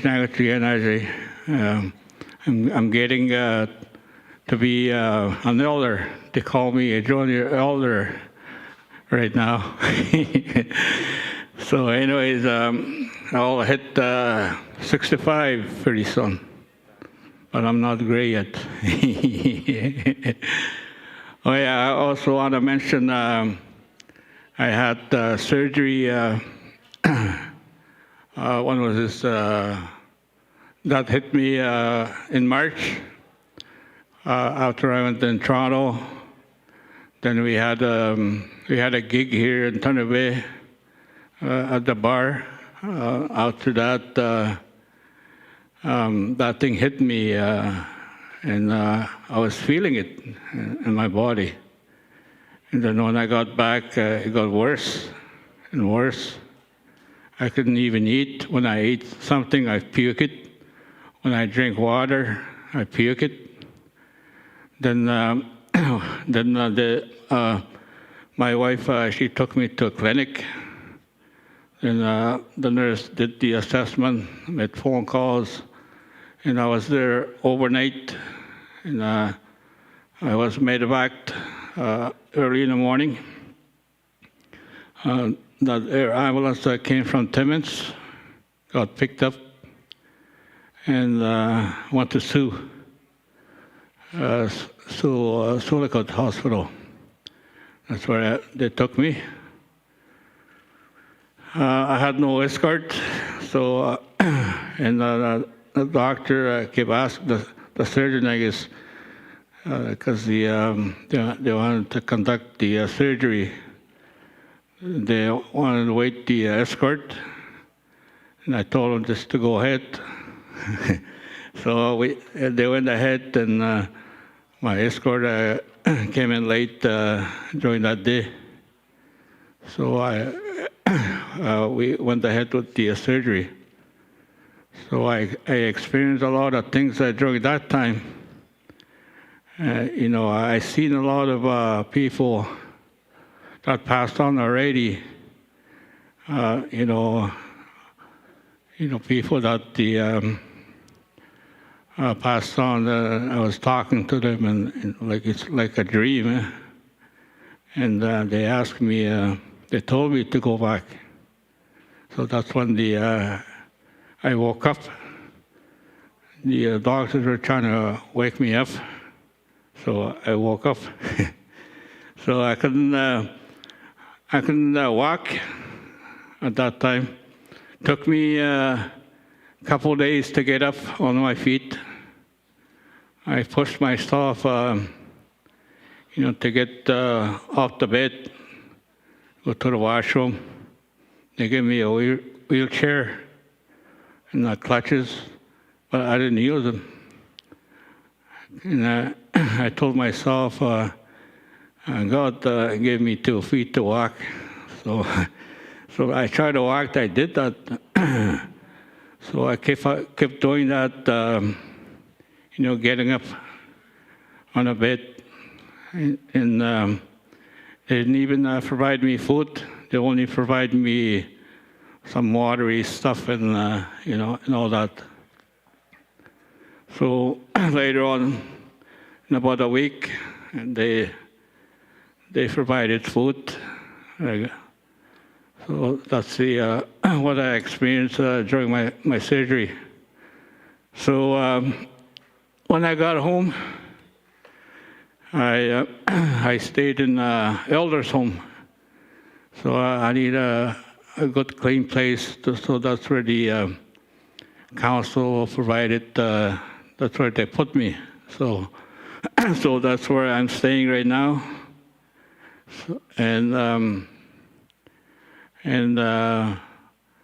I'm glad they put me in there. At the my next door neighbor is Edward Wabas, and the other elder is Stephen Schnavis, and the other one is George Jacob Bieber. So anyways, right now I'm not 100% yet. I try to do exercise every day, because I know I got a gig coming up this weekend. I brought my drumsticks. So we're playing in Solicate this weekend at the beach. Then head home on Monday. Then come back again, what is that, on August 8th? August 8th, and turn away. Migaj Nikit, I just want to say a few words. Migaj. Good, Lars. Just want to say a few things. I don't want to take too much of your time. I know, just looking around the table, I know People are anxious to leave. It's been a long day. I just want to acknowledge Chief Sunny Gagne for hosting the 37th Annual General Meeting. And I'd like to acknowledge your council and your workers, coordinators, cooks, Kichimigues for the hospitality and food. And I'd like to acknowledge the traditional drum that's sitting in the middle of the center of the floor and rendering the honor song at the beginning of this morning. And I'd like to ask if we could consider doing, I know it's been a heavy topic, I know everybody's tired. I just want to recommend maybe do a healing song, because we need to take care of ourselves. I know it's been a long day. And I know we have common issues too, like what's been talked about today, this afternoon, even right through this morning.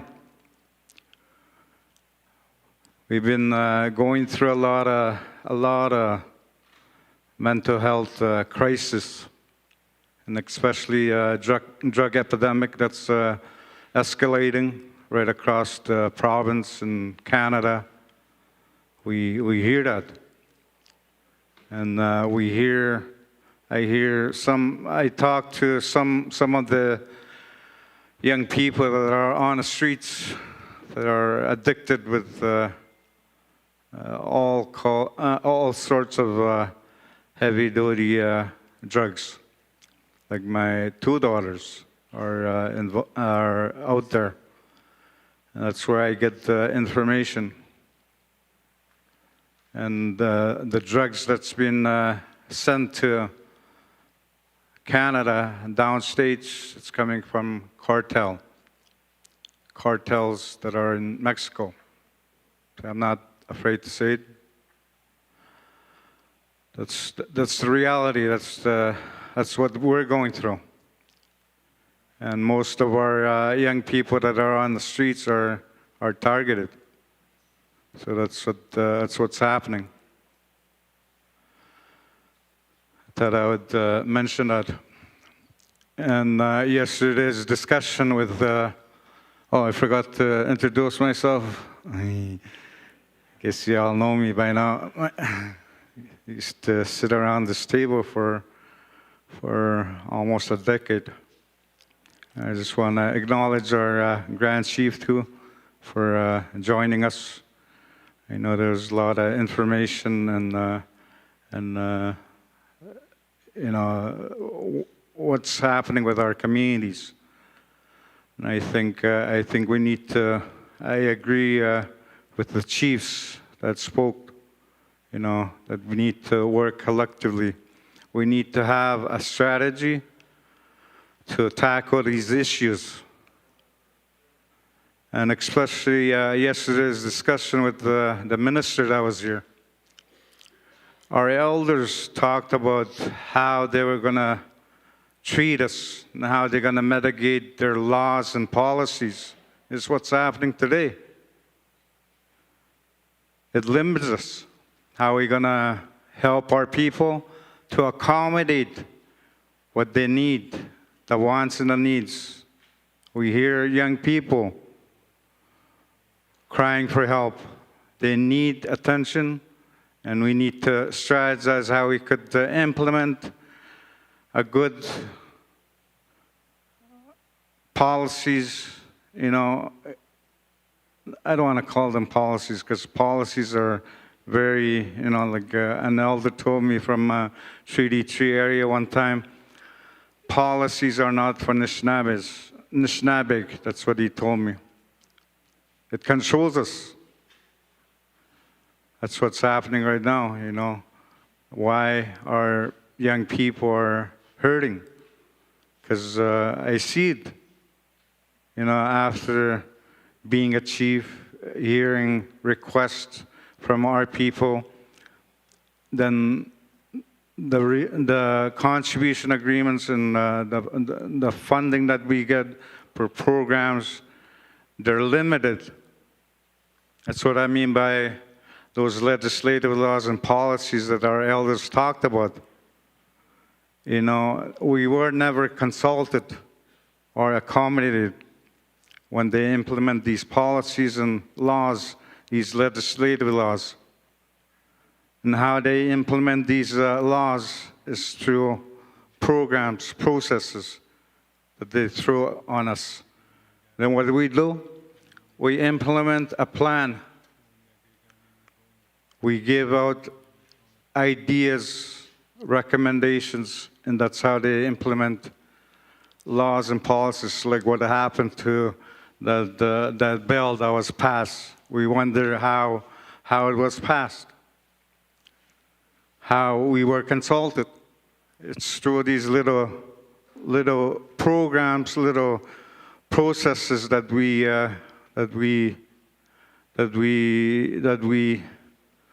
participate.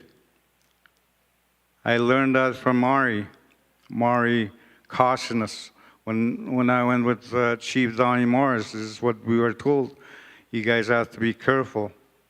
Every time when you sit with the government officials, or you know, when they propose any programs or any projects or any assessments, that you have to be cautious, that you cannot share too much.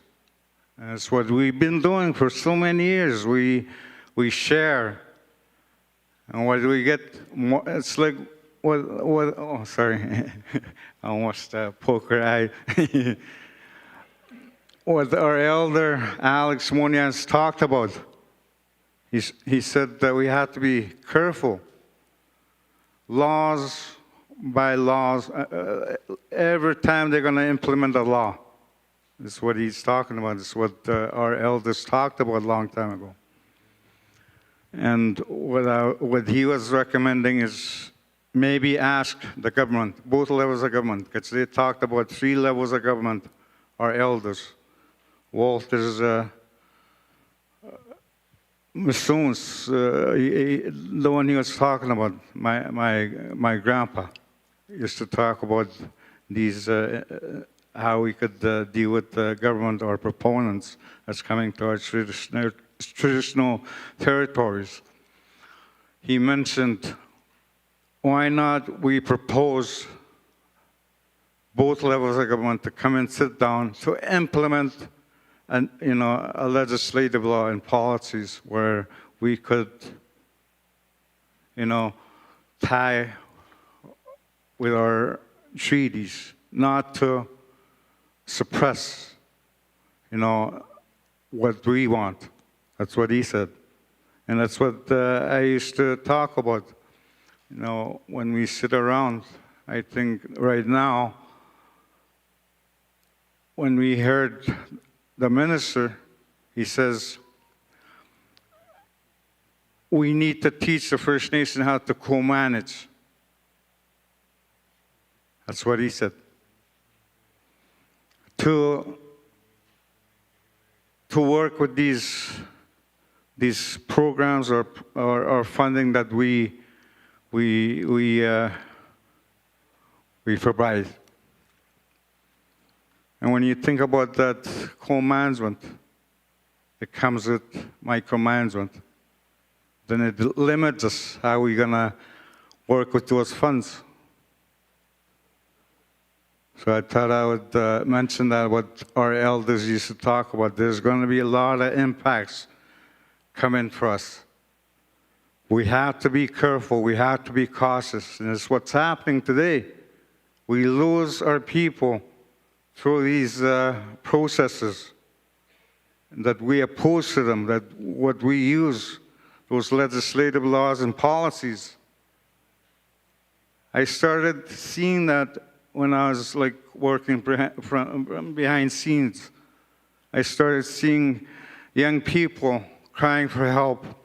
We need these programs, we need these. Then again, we have to follow these policies to to try to work with these young people.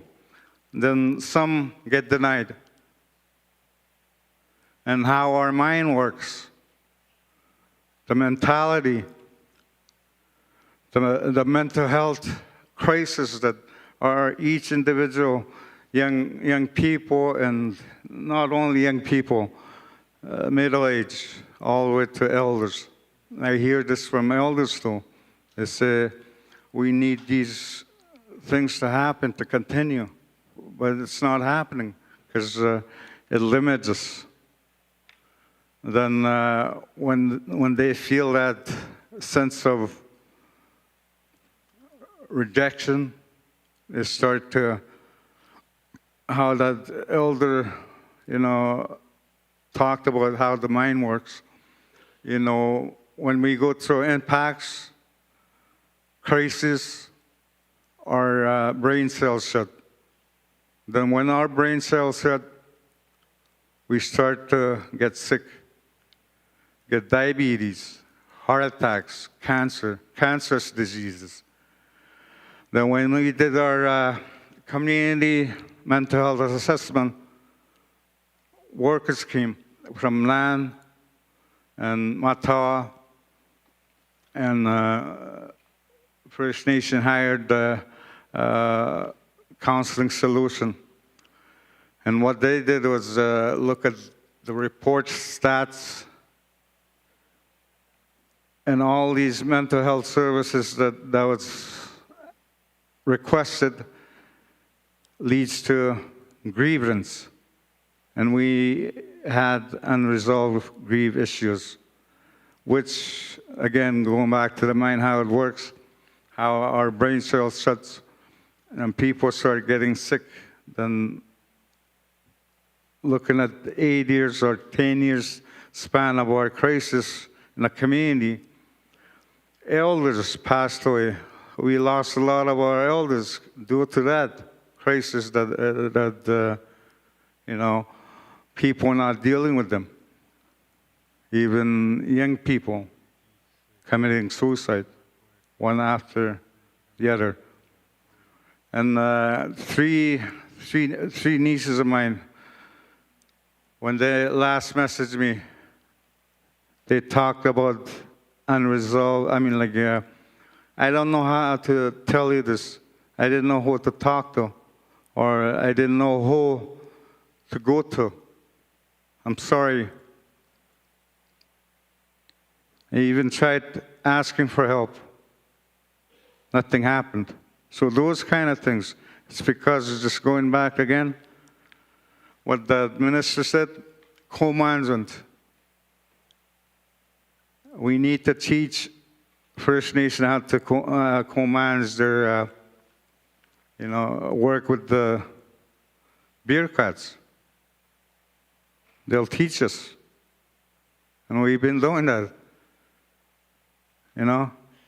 That's where we're lost. Again, elders said, Kinoint, we have that power. Fred mentioned that. We have that power to ask or to say, to give directions. When we talk to the minister, I felt like we were asking, about how we should work. I always get carried away. Even I'm sorry, but that's the reality. That's what we see. We talked about that land resources, even Elder 80. We talk about these, how we should, collaboratively work together. Even Martin Falls mentioned about divide and conquer. It still works. I remember when I was a chief, a young lad sitting around the table, I was asked to go talk to Chief Munoz. So I met him in the alleyway. Could I have a supper with you? He says, yeah, sure. He was very, open-minded. We talk about, issues. Next thing you know, we're inside Parliament, addressing issues, trying to get more resources for K-Kids, Matawa education. So that kind of thing. So I think it's, like we need to work together. Never mind, it's for our future generation. Understand each other. We need to understand each other. And Elder always talks about elder happiness, forgiveness, love. That's how we're gonna, gain that trust to work side by side. Because again, those policies and legislative laws is always separating us. So I thought that I would mention that too. I know we need to work together. I'm sorry that I'm taking your time too much. I'm gonna stop there. It's me, good.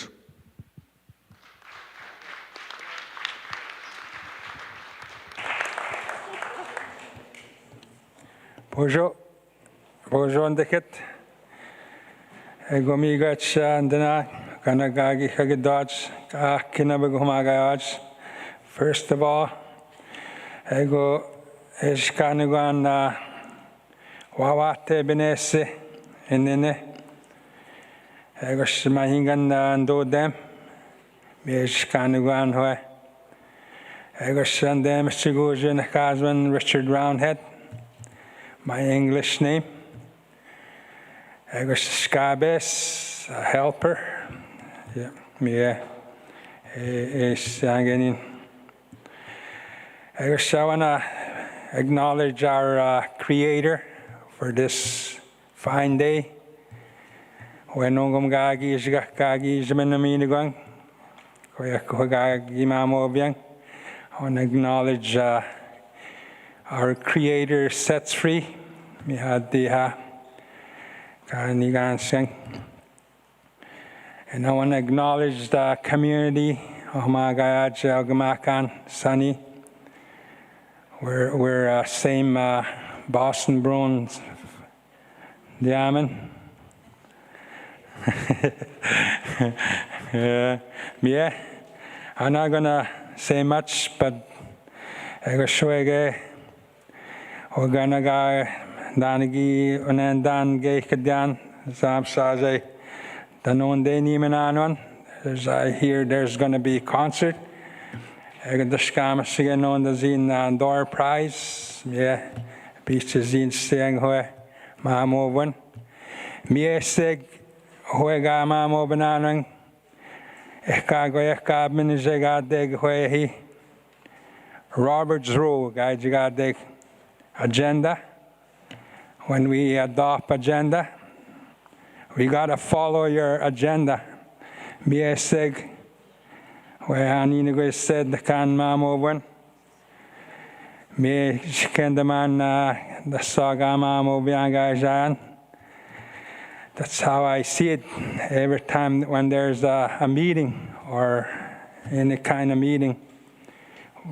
We don't follow the agenda when we adopt the agenda. Me say we end up when I was listening to all of yous,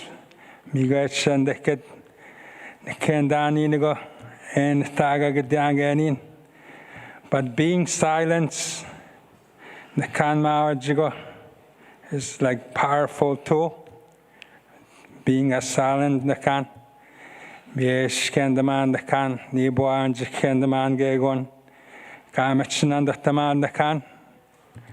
Danig kendan inigo geik dan hoega doesn't make. Ego shoege ma mujgan Matawa First Nation Management. Hoega doesn't damang the kan oskadzag. I think we should prepare the youth councils for Matawa. Every time when there's a meeting, for Matawa Dakan. Youth Council Jigir Hendaban for each community. Miegegi Segban. And I was driving home from Winnipeg to Sulakaud, and all of a sudden, Ogamakan messaged me to go to that, to be a proxy in Matawa Chiefs, and I just turned around. And I was at that meeting there talking about this AGM. What are they're gonna do, lining up the topics. And there's one thing they overlooked when there was an AGM in Neshkandaga, when the Neshkandaga youth made a resolution there. And all that year they overlooked that resolution. They never look at the youth's wants and needs to be recognized and I was just wondering why it was like that. And I know there's board members there. I know one of my counselor there is sitting there. They should work on the resolutions. Like right now, we made resolutions. And we almost overlooked that. I think we overlooked that resolution. That youth resolution. I don't know what's her name that brought it up in last year. Don't know what's her name. B. Daban, I think, yeah. And I think that's Matawa should restructure their organization to have more betterment for each community. Yeah, I don't see Matawa workers to come in my community. They never come and do the work. We have crisis. We have everything like issues. And the reason why the chief, our Ogamakan, is not here, he was attending a funeral on Monday. That's why he's not here. And he's still out there, I think, trying to get here. Yeah. And we don't even have a proxy here. I just appoint Walter to at least lead for this Nibenamic First Nation. That's how it is. Sometimes when we do something like mostly Ogamakan, they're so busy, this and that. That's why they overlooked that resolution. And Matawa First Nation should try to provide those whatever the resolutions are, so they can work on it throughout the year.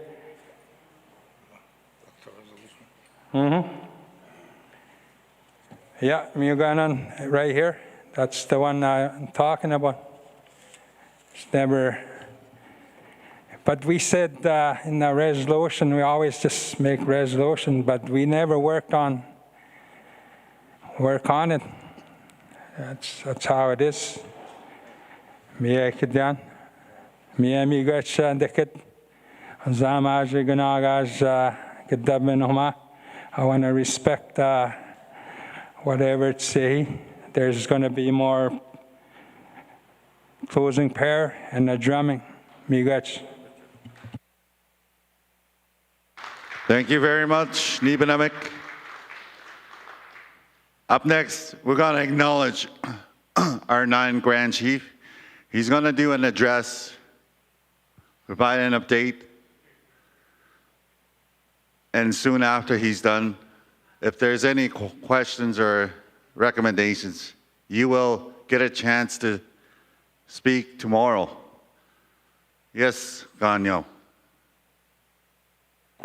Yeah, in our closing prayer, I'd like to request that we have the same prayers for our member that's really sick in Toronto, and it doesn't look too good. So with that, I ask, that we keep Marcel Gano Jr. in mind. Thank you. Sure, we do that.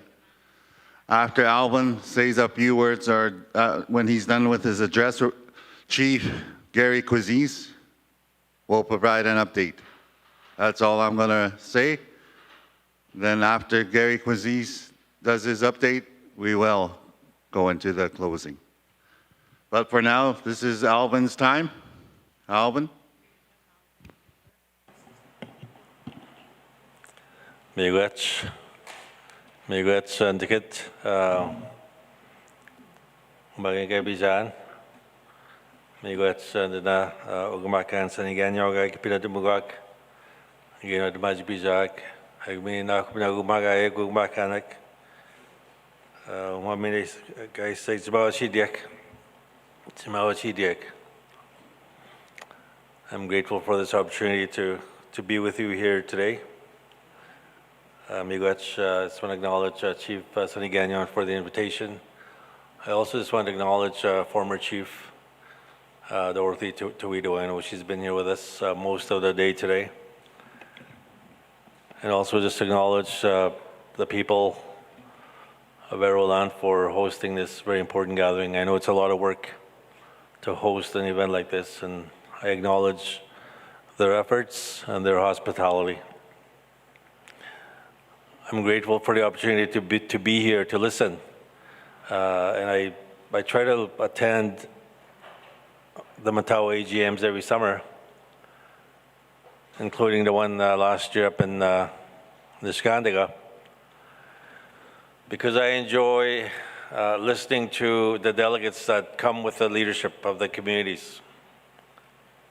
I like how you incorporate the voices of your youth and the women and the elders in your discussions, because I learn a lot just by listening. I understand that Minister Greg Rickford was here yesterday. I haven't seen the record of what he said or what he committed to you, but I can imagine what he said.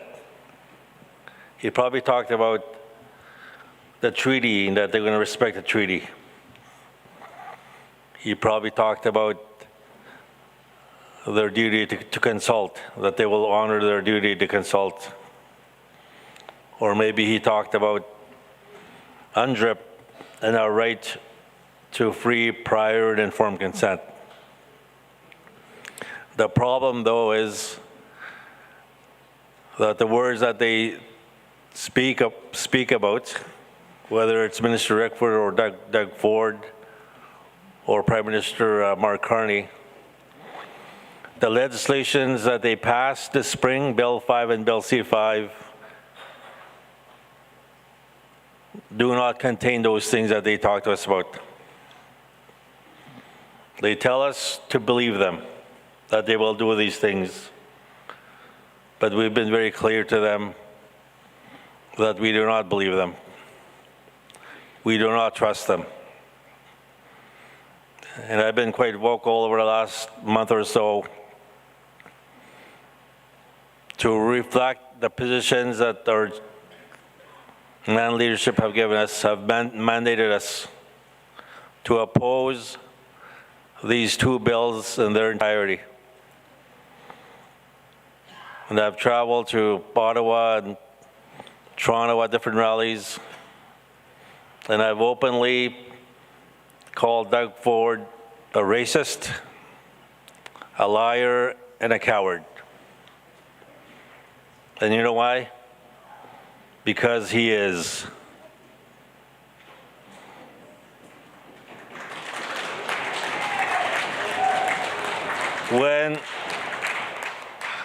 When he tells us to stop coming to him with a cap in our hand, or when he tells his minister to write a letter to the federal minister asking the federal government to not implement Bill 61 the water legislation. That's part of the colonial violence that we've been subject to for a long time. That he directed his minister to write a letter to the federal minister asking that minister to not entertain Bill 61, which would allow for the creation of a framework on clean water. That finally we would have an instrument for us to work with, to work towards getting our communities off of the boil water advisory list. And I listened to Chief Atchison talk about that this morning. I think it's the same year, 2004, that my own community of Musqueam Dam went on that list. And we've been on that list since 2004. And the Skandiga even longer. And so it's very difficult for our communities to engage in these very important discussions and these processes when you're worried about getting water for your kids, or you're worried about safety for your community because there's a forest fire coming and you have to evacuate.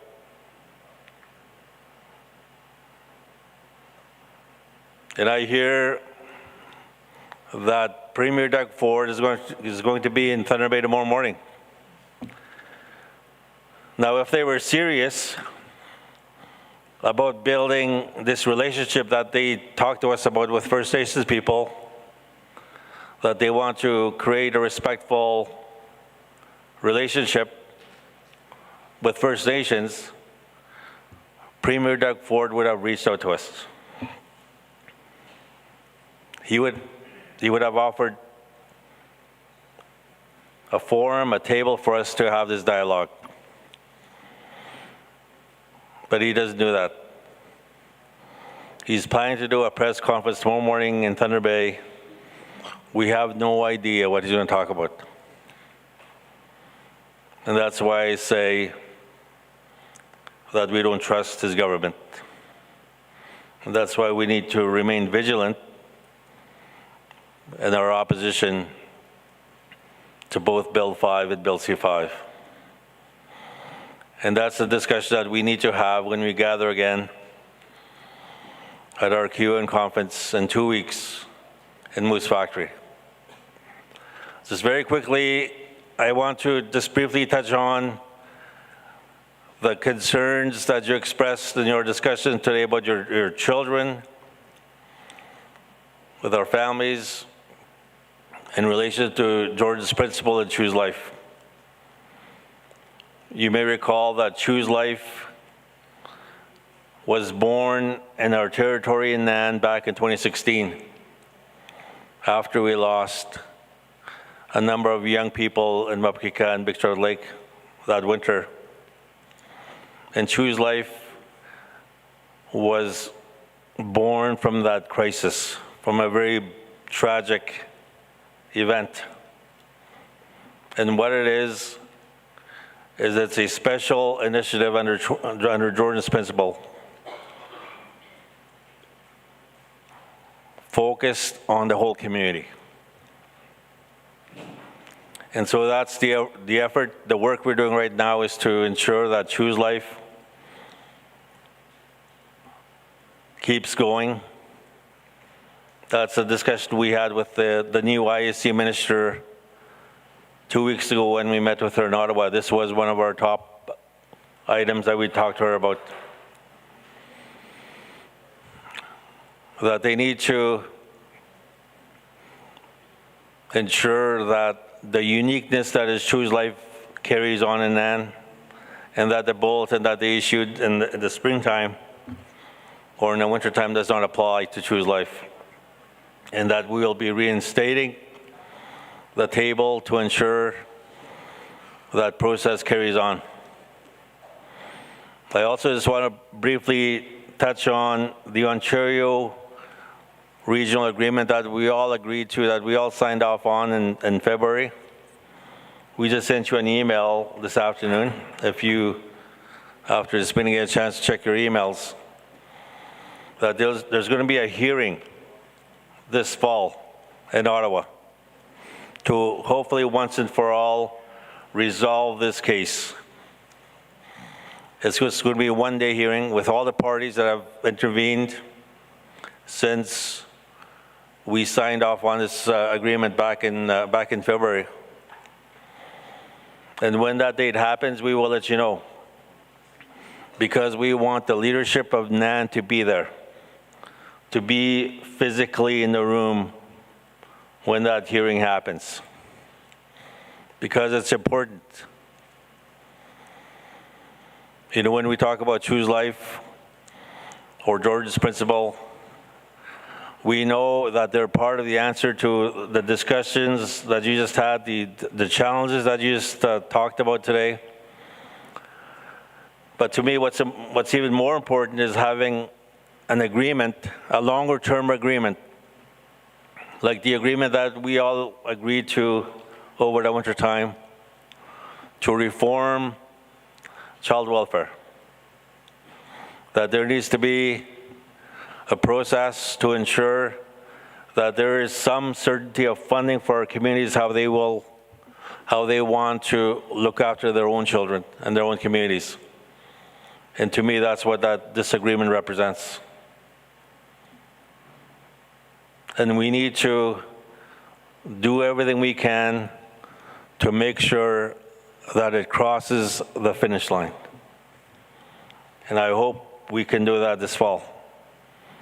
And as soon as we know what the date will be, we will contact every chief in NAN and the NAN territory for them to be there with their council members, whoever it is that they want to bring, because we need to show up for this very important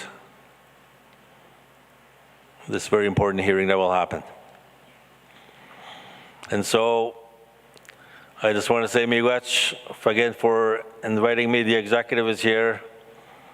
I think Deputy Grand Chief Ajim Neskam and Narcisse will be here tomorrow. Deputy Grand Chief Mike Matawa will be here as well, traveling with the NAN or with the NAPS with our NAPS team. And I'm going to go crash Doug Ford's press conference tomorrow, because I want to know what he wants to talk about. I want to know what he's going to say, because I know that what he's going to talk about is about our land and our resources. And if he's serious about working with us, he needs to talk to us first before he makes any type of announcement. And I would just encourage you, the leadership of Matawa, with whatever it is that you discussed with Minister Rickford yesterday, whatever commitments he may have made, you need to follow with a letter. Because we need to start documenting all our interactions with this government, because there is a lawsuit that is happening right now on both Bill 5 and Bill C5. 4 of our communities from NAN are involved in that lawsuit, and we need to start documenting all the things that they tell us. And that's what I said when I was at the Premier's meeting last week in Muskoka. How disappointing it was for me to sit there in that room with all the premiers from across the country, including Doug Ford, and some of our leadership were there as well. But there was no discussion on the things that matter to us the most: the duty to consult and to find accommodation for our interests. And the other important question that many of our chiefs have raised, and they pose these questions. I know Chief Taylor in Ottawa 2 weeks ago asked this question: What happens if a community says, no, we are not ready for development to happen in our territory? What happens then? Because the fear that we all have is that we will see what happened with Chief Donnie Morris and the KI Council back in 2008 when they were sent to jail for 2 months because they said no to a mining company or an exploration company that was working in their territory. And the judge found them to be in contempt and sentenced them to 6 months in jail. And they served 2, including a female council member, Cecilia Bagg. And the conditions or the environment that led to that jailing is still here today. And that's the concern that we have. These are some of the questions that we need to pose to the Prime Minister and to Premier Doug Ford, and they need to answer these questions that we ask them, because to me, that's part of meaningful engagement, if you're going to call it, or a meaningful discussion. They need to tell us what these bills mean and what they will mean moving forward. And so we will keep our leadership informed on these developments. And as I said, I hope many of you show up or come to the Assembly in Moose Factory in 2 weeks, and we can have a more fulsome discussion on our treaty. So, miigwech, thanks again for inviting me. Thank you, Alvin Fiedler. Before we get an update from Gary Cruzis, I'd like to invite Alvin up to the banner here where this beautiful lady is standing. Can you? No, I'm just, we got a gift for you, so if you want to come up here. If you have any staff members that could take a picture, can you back to the wall there? Right now.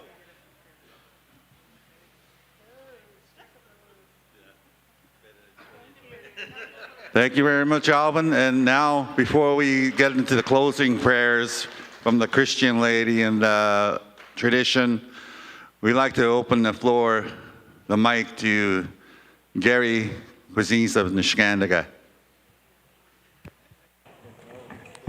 Bonjour. I was just going to do a brief update, and Sunny is saying Nanagatenemigo from our community.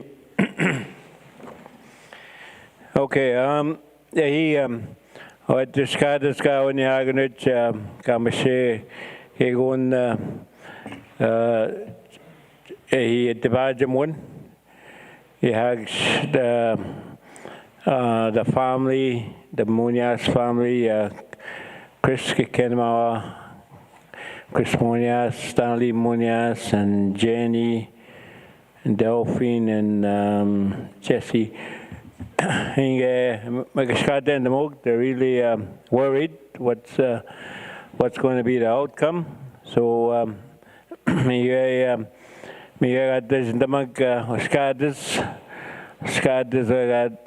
it doesn't gank, sink. Where she's 16 years old, so she was under care. He's mangano kia matagan chimataget where I guess sunny guys you got that tobacco giminama amategiot. So chimataget tamagoing go kaniak. Okay, yeah, John, you led as you got that. Me marketing is sick. He got there. So we provide tobacco. And we have a drum if you guys want to join. Thank you.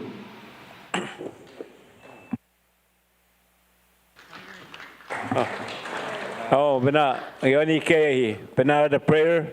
Both prayers, the Christian and the traditional, then the drum. We're going to start off with the the Christian prayer here right in front of our table here. There's a sacred fire outside by the teepee there, just so you guys know. And when we get to the drum, they will play a healing song, and feel free to join in. There might be room at that corner there, or you can just move the table just to the side. Good evening, everybody. I'm gonna my time. Meet you, make a meeting, room, go in and action. Chimney dying. Chimney skak, and I'll just say my prayers, and everybody can say it too. Our Father, who art in heaven, hallowed be thy name. Thy kingdom come, thy will be done on earth as it is in heaven. Give us this day our daily bread, and forgive us our trespasses, as we forgive those who trespass against us. And lead us not into temptation, but deliver us from evil. O my Jesus, forgive us our sins, and save us from the fires of hell. Lead all the souls into heaven, especially those who are in the greatest need of your mercy. Thank you. Amen. Amen.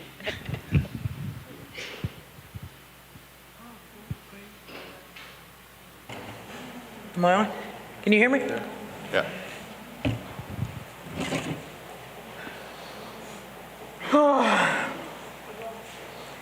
After na boso ksem na to.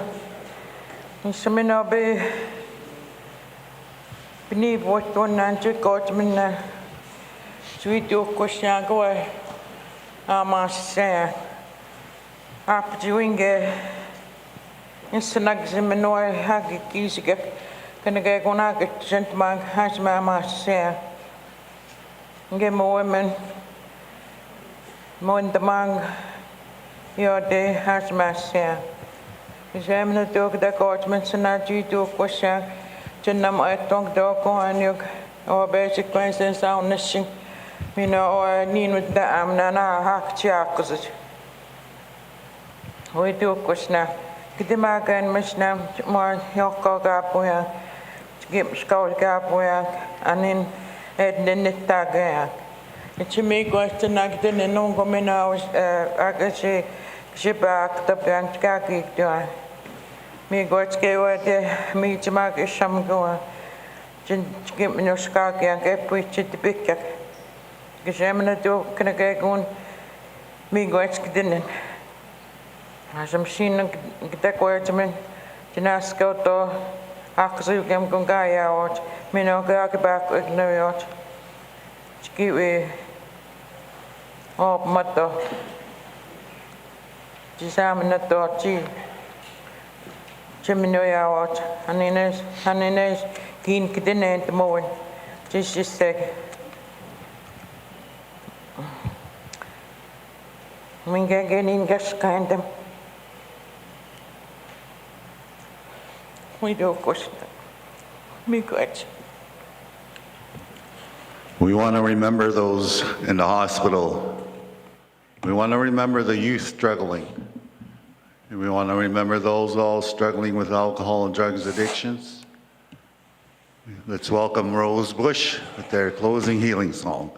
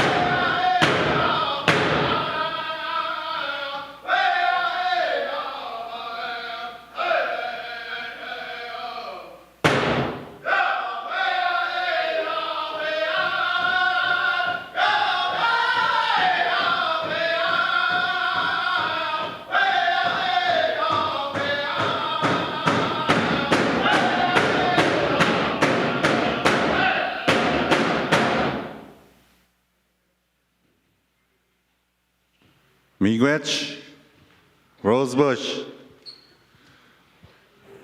We are done here for the evening. Just a couple of announcements.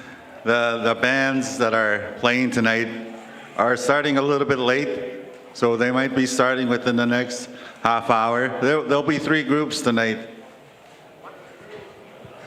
The groups are the Mosquitoes. Mosquitoes are starting first, and Shades of Dawn and Murray Potter. 3 groups, 3 bands, 3 good bands out of Winnipeg.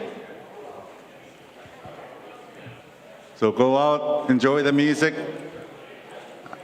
Go rest up for a little bit, a few minutes. I know it was a long, heavy day. Go get some fresh air. We'll see you guys here at 8 o'clock in the morning for breakfast for a 9 o'clock start time.